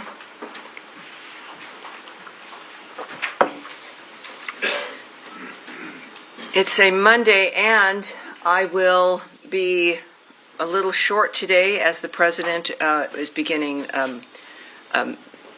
some signings at the White House and the Oval Office. We don't want to conflict. So forgive me in that regard. But I do have a few announcements for you here, and we'll start. President Trump and Secretary of State Marco Rubio continue to deliver on this administration's vision of peace through strength, resolute diplomacy backed by principled leadership. On June 27th, Secretary Rubio, Undersecretary Allison Hooker, and Senior Advisor Massad Boulos hosted the ministerial signing of a landmark peace agreement between the Democratic Republic of the Congo and the Republic of Rwanda. The agreement marks a historic milestone for the Great Lakes region, bringing an end to a 30-year war. The United States, in coordination with the African Union, Qatar, and Togo, will continue supporting full implementation of this comprehensive peace deal to pave the way for mutual prosperity. Tomorrow, Secretary Rubio will welcome his Quad counterparts from Australia, India, and Japan to Washington to reaffirm our shared commitment to a free and open Indo-Pacific. This ministerial reinforces our joint resolve to defend sovereignty, strengthen regional maritime security, and build resilient supply chains. And as you may know, today, President Trump will issue a new executive order lifting U.S. sanctions on Syria, reaffirming his belief that the Syrian people deserve a future of safety and prosperity. This policy reflects the President's conviction that American leadership can unlock new paths to regional stability. Finally, the Department's Middle East Task Force ended its activities on Friday, June 27th. U.S. embassies and consulates throughout the region are open and providing routine and emergency consular services. The Department also continues to share information and... On this vote, the yeas are 54 and the nays are 46. 3/5 of the senators duly chosen and sworn not having voted in the affirmative. The motion is not agreed to. The point of order is sustained and the amendment falls. I mean, this process is just a total... Mr. President, the Majority Leader. I ask unanimous consent that it be in order for the following senators to be recognized to offer amendments, motions, or points of order. That the amendments be reported by number with no amendments in order prior to a vote in relation to the amendments or motions. Wyden motion to commit. Hirono, number 2382. Warnock motion to commit. Lee, number 2745. Kim, number 2817. Ernst, number 2372. Sanders, number 2435, with 60 affirmative votes required. Is there objection? Without objection. And Mr. President, I would suggest to my colleagues that we get this vote started, and that when we get it, we're going to start voting in our seats, and we're going to start doing 10-minute votes. Sure.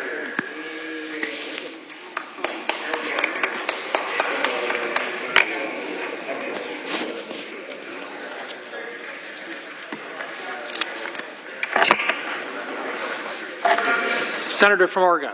I have a motion to commit at the desk. Clerk will report. The senator from Oregon, Mr. Wyden, moves to commit the bill H.R. 1 to the Committee on Finance of the Senate with instructions to report the same back to the Senate in 3 days. I ask that further reading of the motion be dispensed with. Without objection. Mr. President and colleagues, Republicans started out planning to repeal the tax credits that finance Democrats wrote for wind and solar energy. Then it got a whole lot worse. The Republican plan actually taxes clean energy. Taxes raise energy bills. The Republican plan will raise your energy bills. If this passes, it is a death sentence for the wind and solar industries and hundreds of thousands of American jobs. It's a surrender to China on clean energy manufacturing. Leader Schumer and my colleagues on our side all support this effort. If you're for all of the above energy, something I've heard my Republican colleagues say, you'll support my motion to commit the bill back to the Finance Committee to strike the cuts to clean energy. From Utah. Mr. President, I'd love and respect my friend and colleague from Oregon, but I disagree with every word he just uttered, including but, and the. Look, the Energy and Natural Resources title of this bill is one of the most consequential pieces of energy legislation we've had in decades. It increases production on federal lands, and it eliminates wasteful spending at both Interior and Energy departments that have prioritized intermittent, non-reliable, non-baseload sources of power, ultimately driving up the cost of living and the cost of power. We can and do reduce energy prices by increasing development of our vast energy natural resources. I strongly urge my colleagues to oppose this amendment. As for the yeas and nays. Yeas. Is there sufficient second? There appears to be. The clerk will call the roll. Ms. Also Brooks, Ms. Baldwin, Mr. Banks, Mr. Barrasso, Mr. Bennett, Mrs. Blackburn, Mr. Blumenthal, Ms. Blunt Rochester, Mr. Booker, Mr. Bozeman, Mrs. Britt. No.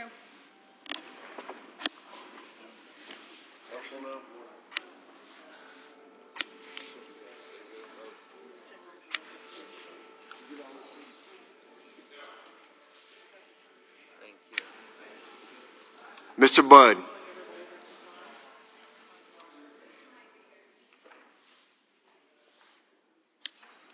Ms. Cantwell.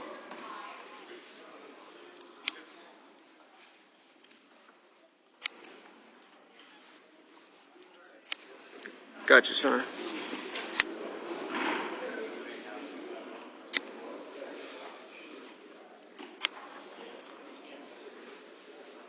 Happy Monday. I'll explain in a moment.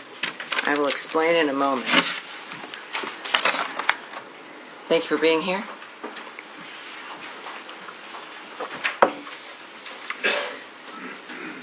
It's a Monday, and I will be a little short today as the President is beginning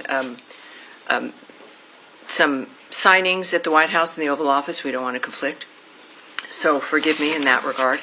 But I do have a few announcements for you here, and we'll start.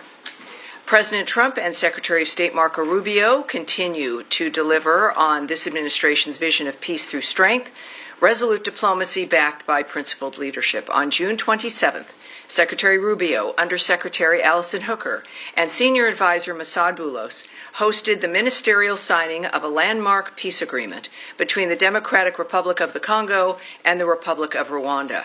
The agreement marks a historic milestone for the Great Lakes region, bringing an end to a 30-year war. The United States, in coordination with the African Union, Qatar, and Togo, will continue supporting full implementation of this comprehensive peace deal to pave the way for mutual prosperity. Tomorrow, Secretary Rubio will welcome his Quad counterparts from Australia, India, and Japan to Washington to reaffirm our shared commitment to a free and open Indo-Pacific.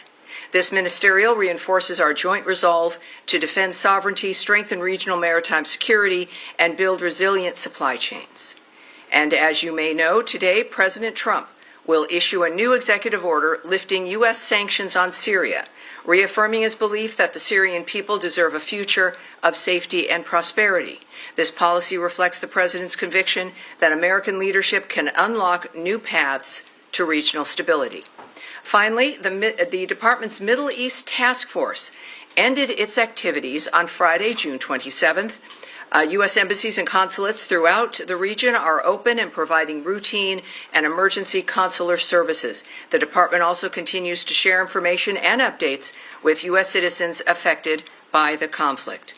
As of today, we have sent nearly 100 security alerts since the onset of the crisis. Additionally, a total of 16 flights departed Israel with over 650 U.S. citizens and lawful permanent residents and their accompanying immediate family members.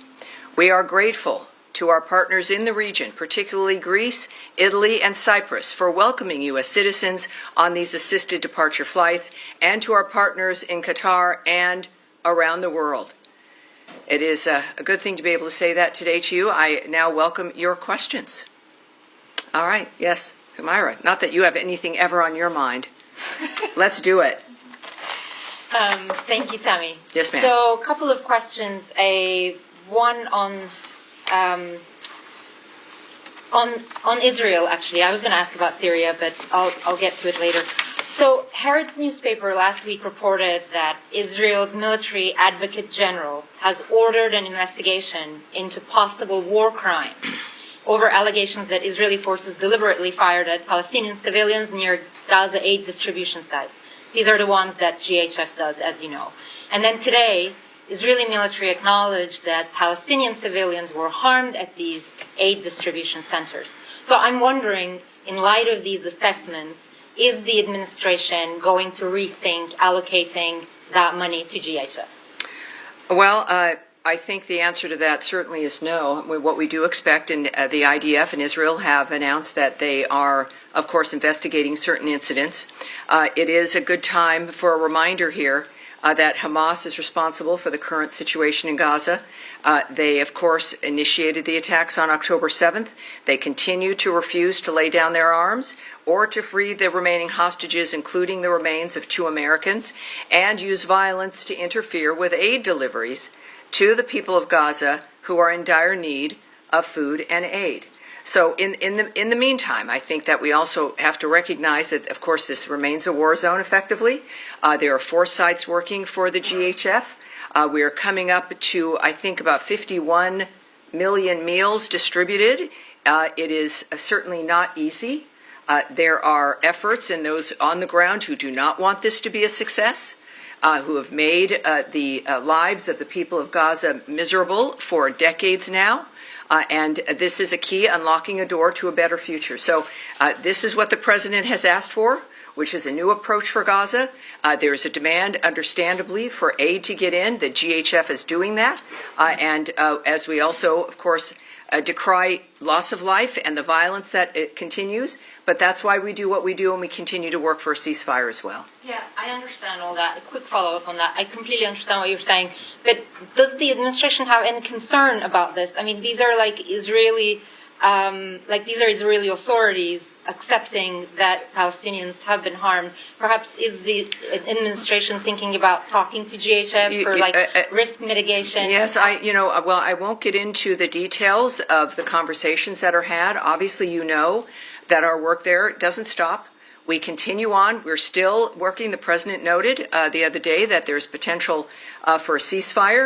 We look forward to that. Clearly, it's been maybe a little over a week since American power and Donald Trump's leadership has changed the Middle East forever. So there's still more to do.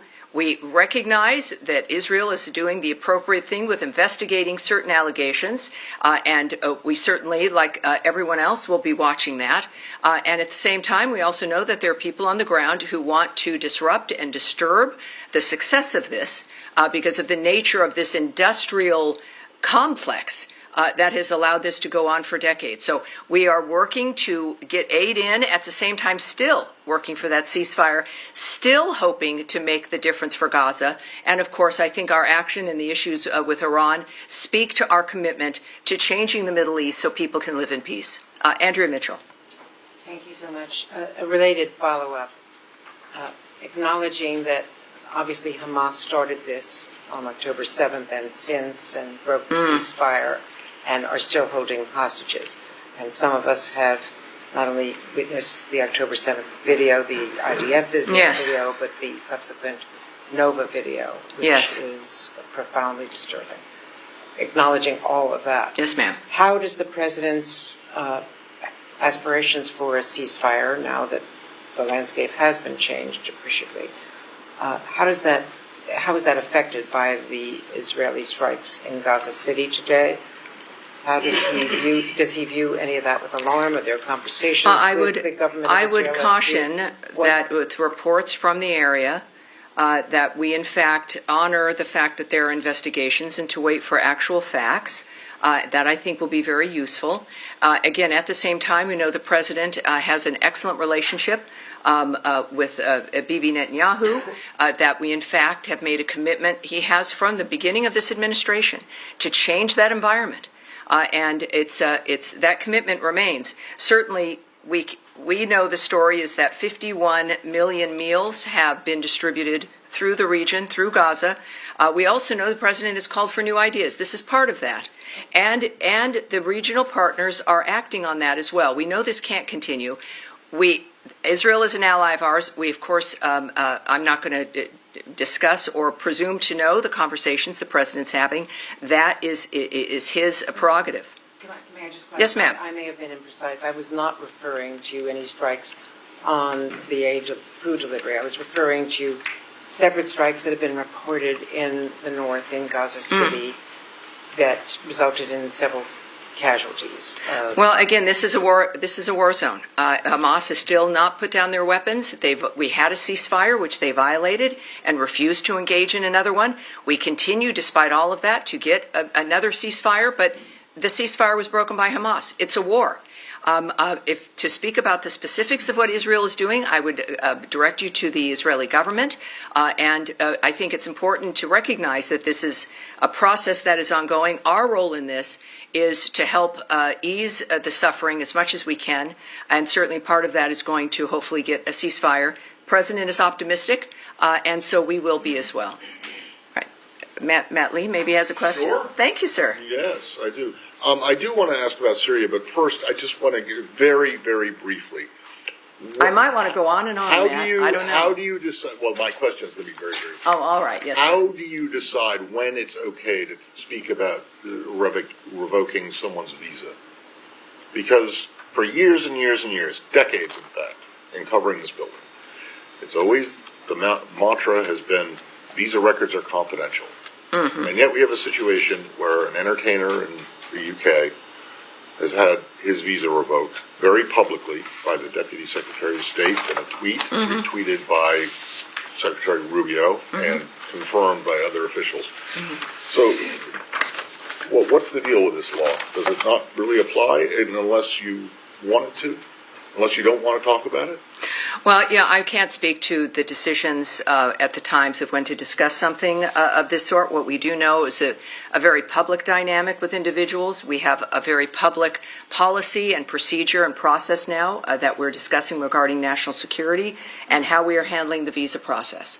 In this particular case, of course, what you're referring to is the tweet from our Deputy Secretary of State, Christopher Landau, that the State Department has revoked the U.S. visas for the members of the Bob Dylan band in light of their hateful tirade at Glastonbury, including leading the crowd in death chants. Foreigners who glorify violence and hatred are not welcome visitors to our country. Now, we've stated that when it comes to how we vet people, if they are going to be coming here to be helpful, to be nice people, to be great tourists, or if they're coming for other reasons, that every sovereign nation has a right to decide who's going to come to this country. So we've been public about that standard. And this was a very public event that violated, as you've seen from the Deputy Secretary's tweet, that very basic standard about the nature of who we want to let into the country. That's all right. It is important the American people support us taking care about who comes here. And I think his tweet and the Secretary's language and his approach on the policy speaks for itself. Okay, so basically, if it's a public kind of facing thing, then I didn't say that. I said in this case that's what has occurred. And I think that it's the policy certainly is clear for individuals, but when we're thinking about the nature of the policy itself that has been publicly discussed, they chose to do so this time. And then just also very briefly on Syria, there is this, as you mentioned, the president's going to be signing this executive order shortly in the next 10, 15 minutes or so. Can you give us an idea what the State Department component of the impact of what this will do? What is state? Because I know it's Treasury and Commerce all involved. So what happens at the State Department after this EO is signed? Well, it is sanctions and aspects like that, of course, belong to the Treasury. A lot of people don't know that they're the ones who manage that with the application, the nature of what occurs. I will repeat what my colleague Caroline said just a little bit ago about this event. The President is going to sign an executive order to terminate the U.S. sanctions program on Syria, and this is in an effort to promote and support the country's path towards stability and peace. The order will remove sanctions on Syria while maintaining sanctions on the former President Assad, his associates, human rights abusers, drug traffickers, persons linked to chemical weapons activities, ISIS members and their affiliates, and Iranian proxies. Again, this is an action that the President has promised and shocked the world within Saudi Arabia, because when he first announced this plan, he is committed to supporting a Syria that is stable, united, and at peace with itself and its neighbors. So in this particular application, of course, this is about the Treasury, it's about the White House, and certainly our special envoy, Ambassador Barrack, and his now application and work getting that country back on its feet. All right, Sean. Can I go back to the music a bit? Yes, sir. On Glastonbury, just getting to the decision to revoke the visas, members of this administration, particularly the Vice President, have been very vocal about free expression, saying that even if things are hateful, particularly the Vice President took to task Germany and to a certain extent the UK, saying that there are laws that prohibit hateful content and insults, that those are inappropriate. What's the difference here? I mean, I'm not justifying, I'm not supporting the Bob Dylan as a band, but why is it that this speech is out of line while you have there's at the same time a push to not to outlaw free expression elsewhere when it comes to insults? Right. I think that, again, this is not about the nature of a concert, I suppose, but it really is about our standards, about who we let in the country. That we're not telling people what they can sing about or what they can say. It's not involved here at all. They obviously felt free to say what they were saying and chanting at Glastonbury, and they can do that. And we can do what we do. So it really is about the issue of national security, about issues of violence, the increase certainly of anti-Semitism, but of terrorism in general. That dynamic, the crime in the United States, what happened with the open border, the transnational gangs that are here, this kind of wanton dynamic that has ruined American lives, that has created cities that are unlivable, and every American deserves better. They deserve to know they have leadership, as we do now, and that's why they voted for Donald Trump. Was simple, basic law and order, respect for your neighbor, and if you're coming to this country, respect for the people who are here. So I think that when we think about why you have a visa system, which is in part to vet and to stop and to ask questions, is to take that seriously. Well, can I just present in one other case, a free expression, Hungary, Prime Minister Orban, who of course is a close ally of the president, tried to ban a pride parade this weekend. Tens of thousands and hundreds of thousands of people came out. Does the U.S. have a view on that? Do you think that it's justified to ban an LGBTQ pride parade? Well, when the vice president or any of us speak about the nature of policy, or I think what's important regarding freedom of expression, that's our plan and what we feel is important to convey, and then what countries do is their business. Events happen all over the world, as we know, every day, which the United States has no comment about. And we have nothing to add on this matter. But again, I think it's about what countries do, the choices they make with their nations, and what citizens do and how they respond to that. With respect, I mean, the U.S. did criticize the UK over bans on anti-abortion protesters. Is there any contradiction in not? Well, again, I'm not going to speak to individual situations or instances or comments that are made. Again, we have events that happen all the time all over the world, which might be worth commenting on, but we don't comment on all of them, I think, for a very good reason. Yes, sir. On events happening all over the world, in Nigeria recently, more than 200 people were slaughtered earlier this month in a series of attacks on Christian villages by Islamic militants. Some 6,000 were displaced. What's state doing to address this? Is there anything state can do to address this? Well, I can't speak about what is being discussed now or is in any kind of diplomatic conversations or planning, et cetera, but I'm going to be briefing again on Wednesday. Today is a unique week because we have the Quad with the Secretary tomorrow, which I'll be a part of. So we'll be briefing on Wednesday. Let's take that back and find out where that stands and what our plans are. I'll have that for you. Yes, sir. Thank you, Tony. We'll move to Ukraine, if I may. Russians are stepping up their air attacks on Ukraine, which happen to be larger than ever before. The president on Friday addressed the Ukraine issue, and he said that Putin, quote unquote, respects our country again. Well, hours after that, Putin unleashed the largest ever air attack on Ukraine. Do you think Russia respects President Trump? I'm sorry, do I think? Do you think Russia respects President Trump as President Trump said? On this vote, the ayes are 47, the nays are 53. The motion is not agreed to.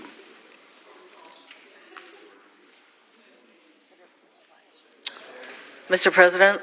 The senator from Hawaii. Mr. President, I call up my amendment 2382 and ask that it be reported by number. The clerk will report. The senator from Hawaii, Ms. Hirono, proposes for herself and others amendment number 2382 to amendment number 2360.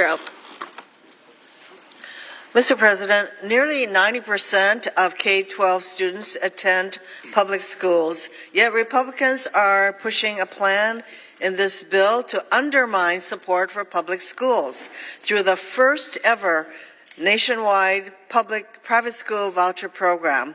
Republicans claim vouchers are about expanding school choice, but evidence shows these kinds of programs do little to meaningfully increase choice for families, especially low-income families and those who live in rural communities. When it comes down to it, this plan does not help students, it does not promote choice, it does not support public schools. We should be investing in public education for all Americans, not diverting tax dollars to private schools. That's why my amendment with Senator Van Hollen would strip this provision from this bill. Stand up for our nation's students, teachers, and families by rejecting this provision and supporting our amendment. I yield back. Mr. President, The senator from Texas. there are many important elements to the one big beautiful bill, but none over time is likely to have as big an impact as this specific provision that the Democrats are trying to strike tonight. Across America, millions of children, especially low-income African American and Hispanic children, are trapped in failing schools. They face crime and violence and despair. Without the ability to learn and prosper, they are denied a fair shot at the American dream. School choice is the civil rights issue of the 21st century. Every child, regardless of race or wealth or ethnicity, deserves access to an excellent education. This tax credit provision will unleash billions of dollars every single year for scholarships for kids to attend the K through 12 school of their choice. Sadly, every Democrat in this body will oppose these scholarships because they're more beholden to teacher union bosses than they are dedicated to fighting for kids. Mr. President, Dr. King's dream will take a major step forward tonight, as every kid in America will have a chance at an excellent education.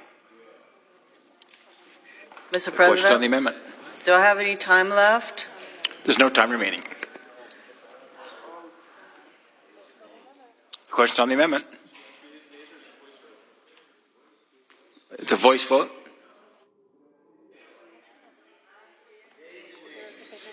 Is there a sufficient second? There appears to be. Clerk will call the roll. Ms. Osselbrooks, Ms. Baldwin, Mr. Banks.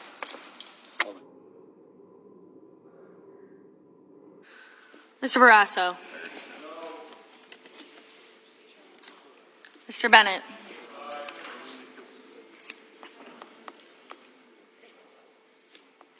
Mrs. Blackburn. Mr. Blumenthal. Ms. Blunt Rochester.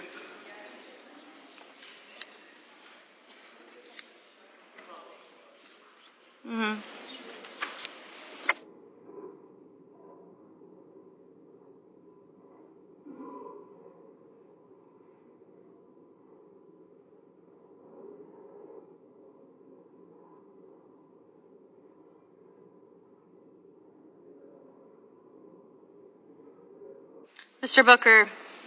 Mr. Bozeman.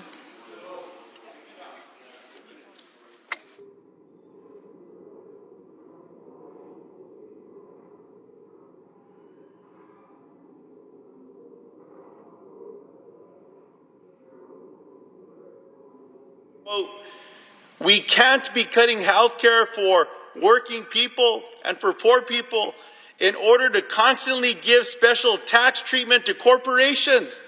Now, that same senator went on to say that, quote, slashing health insurance for the working poor is morally wrong. That's right.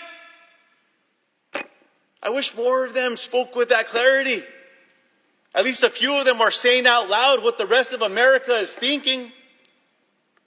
Now is the time for more courage, though. The courage to put people first. My colleagues all have a chance to vote against this legislation. They all have a chance to vote for amendments that will say, hands off Medicaid. Don't cut those nutrition programs that one senator said are going to hurt people if we don't watch out.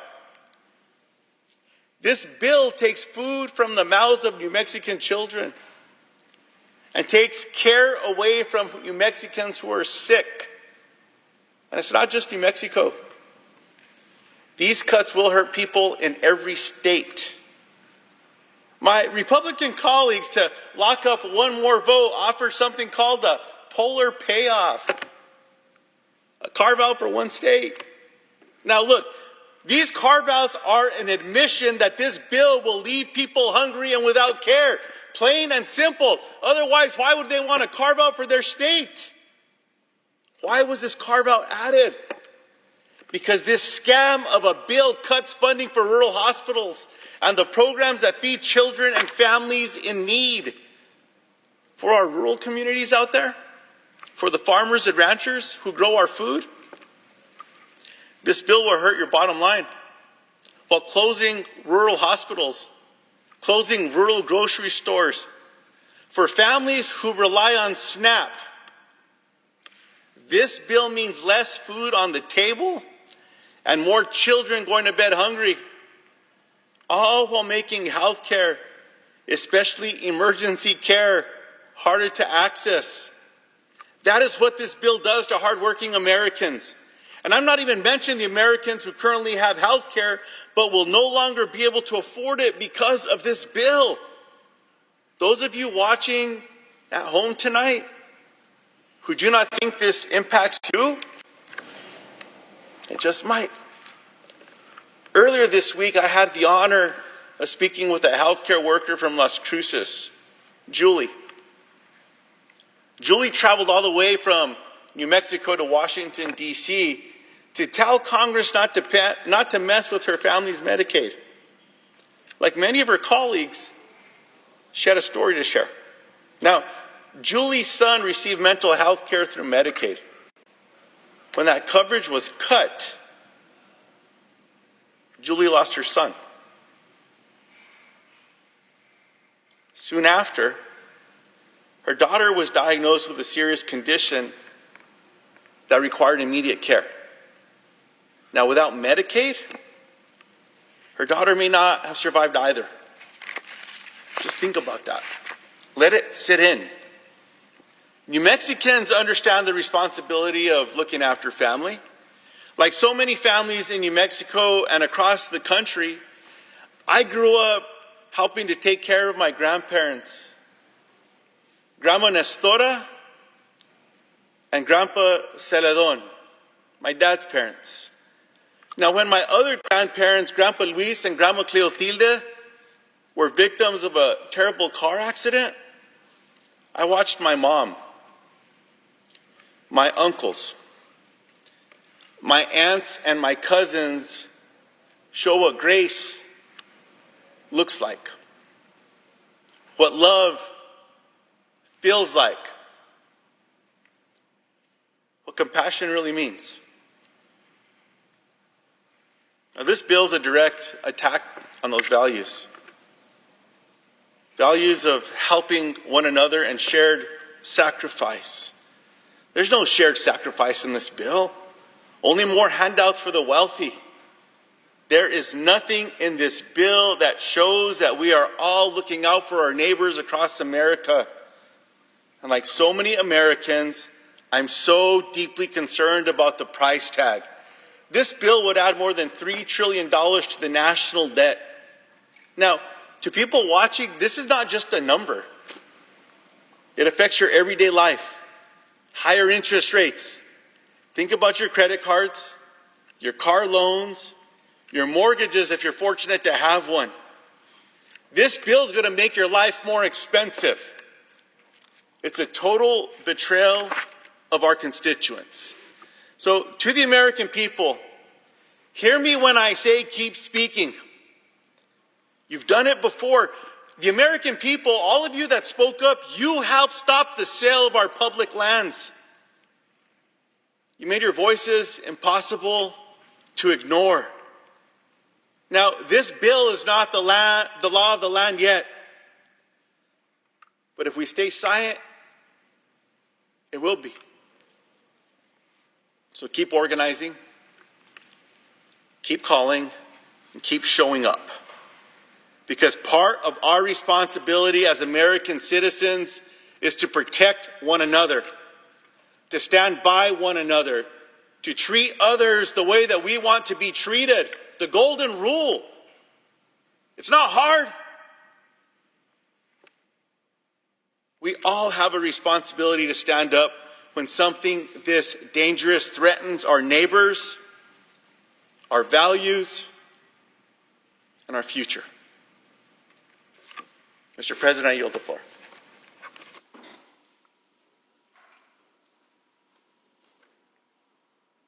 Mr. President. I recognize the senator from New Jersey. Mr. President, I rise today to lift up the fact that this reconciliation bill will do real harm to countless American families. It's not theoretical or hypothetical. Families are hurting right now. The opioid crisis that has ravaged large parts of my state, mental health crisis that people across this country are so concerned about and are begging for help about. And so many other challenges that are out there. Every single family knows the fear of a health crisis. Like Susan, a mother I met at a town hall down in Egg Harbor. A town hall that was part of a series of town halls that I did, trying to highlight the challenges that so many families are facing. And in this crowded room of over hundreds of people, a woman named Susan shared her story. A mom of a 24-year-old son with Down syndrome. They used Medicaid to be able to cover his care. She broke down at the weight of her fear and worry of her child, something a lot of us can relate to. She said to me that this is the face of Medicaid. And as I went over to give her a hug, I remember what she said, "It's real." And it is real. And I know everyone in here knows that. I know because offices on both sides of the aisle are getting the same calls. Our phone systems broke down because of the overwhelming volume of people calling and literally begging us not to do this. Begging us to protect Medicaid so their kids can see the doctors. Begging us not to cut SNAP benefits so their students can have access to healthy food. It is a humbling experience seeing a parent begging for the resources to take care of their sick child. And yet, as I look around, I see far too many people rushing through this process to get it done, with little care about the resulting impact it will have, generational damage that will be done, while we are rushing through, barreling through, without the ability to properly debate this. Well, I want you to know, the people in New Jersey, the people in this country, this budget represents an abandonment by their government. And this will hurt everyone we are supposed to be helping. Some of the people that could be impacted the most are people within the disability community. Hundreds of thousands of people in New Jersey with disabilities rely on Medicaid for coverage. Over 15 million across our country, including a man named Tom Spadaro, a disability advocate in Ocean County, New Jersey, who joined me for a town hall. After a gun accident when he was 11, Tom is a total quadriplegic, dependent on a ventilator and others. Medicaid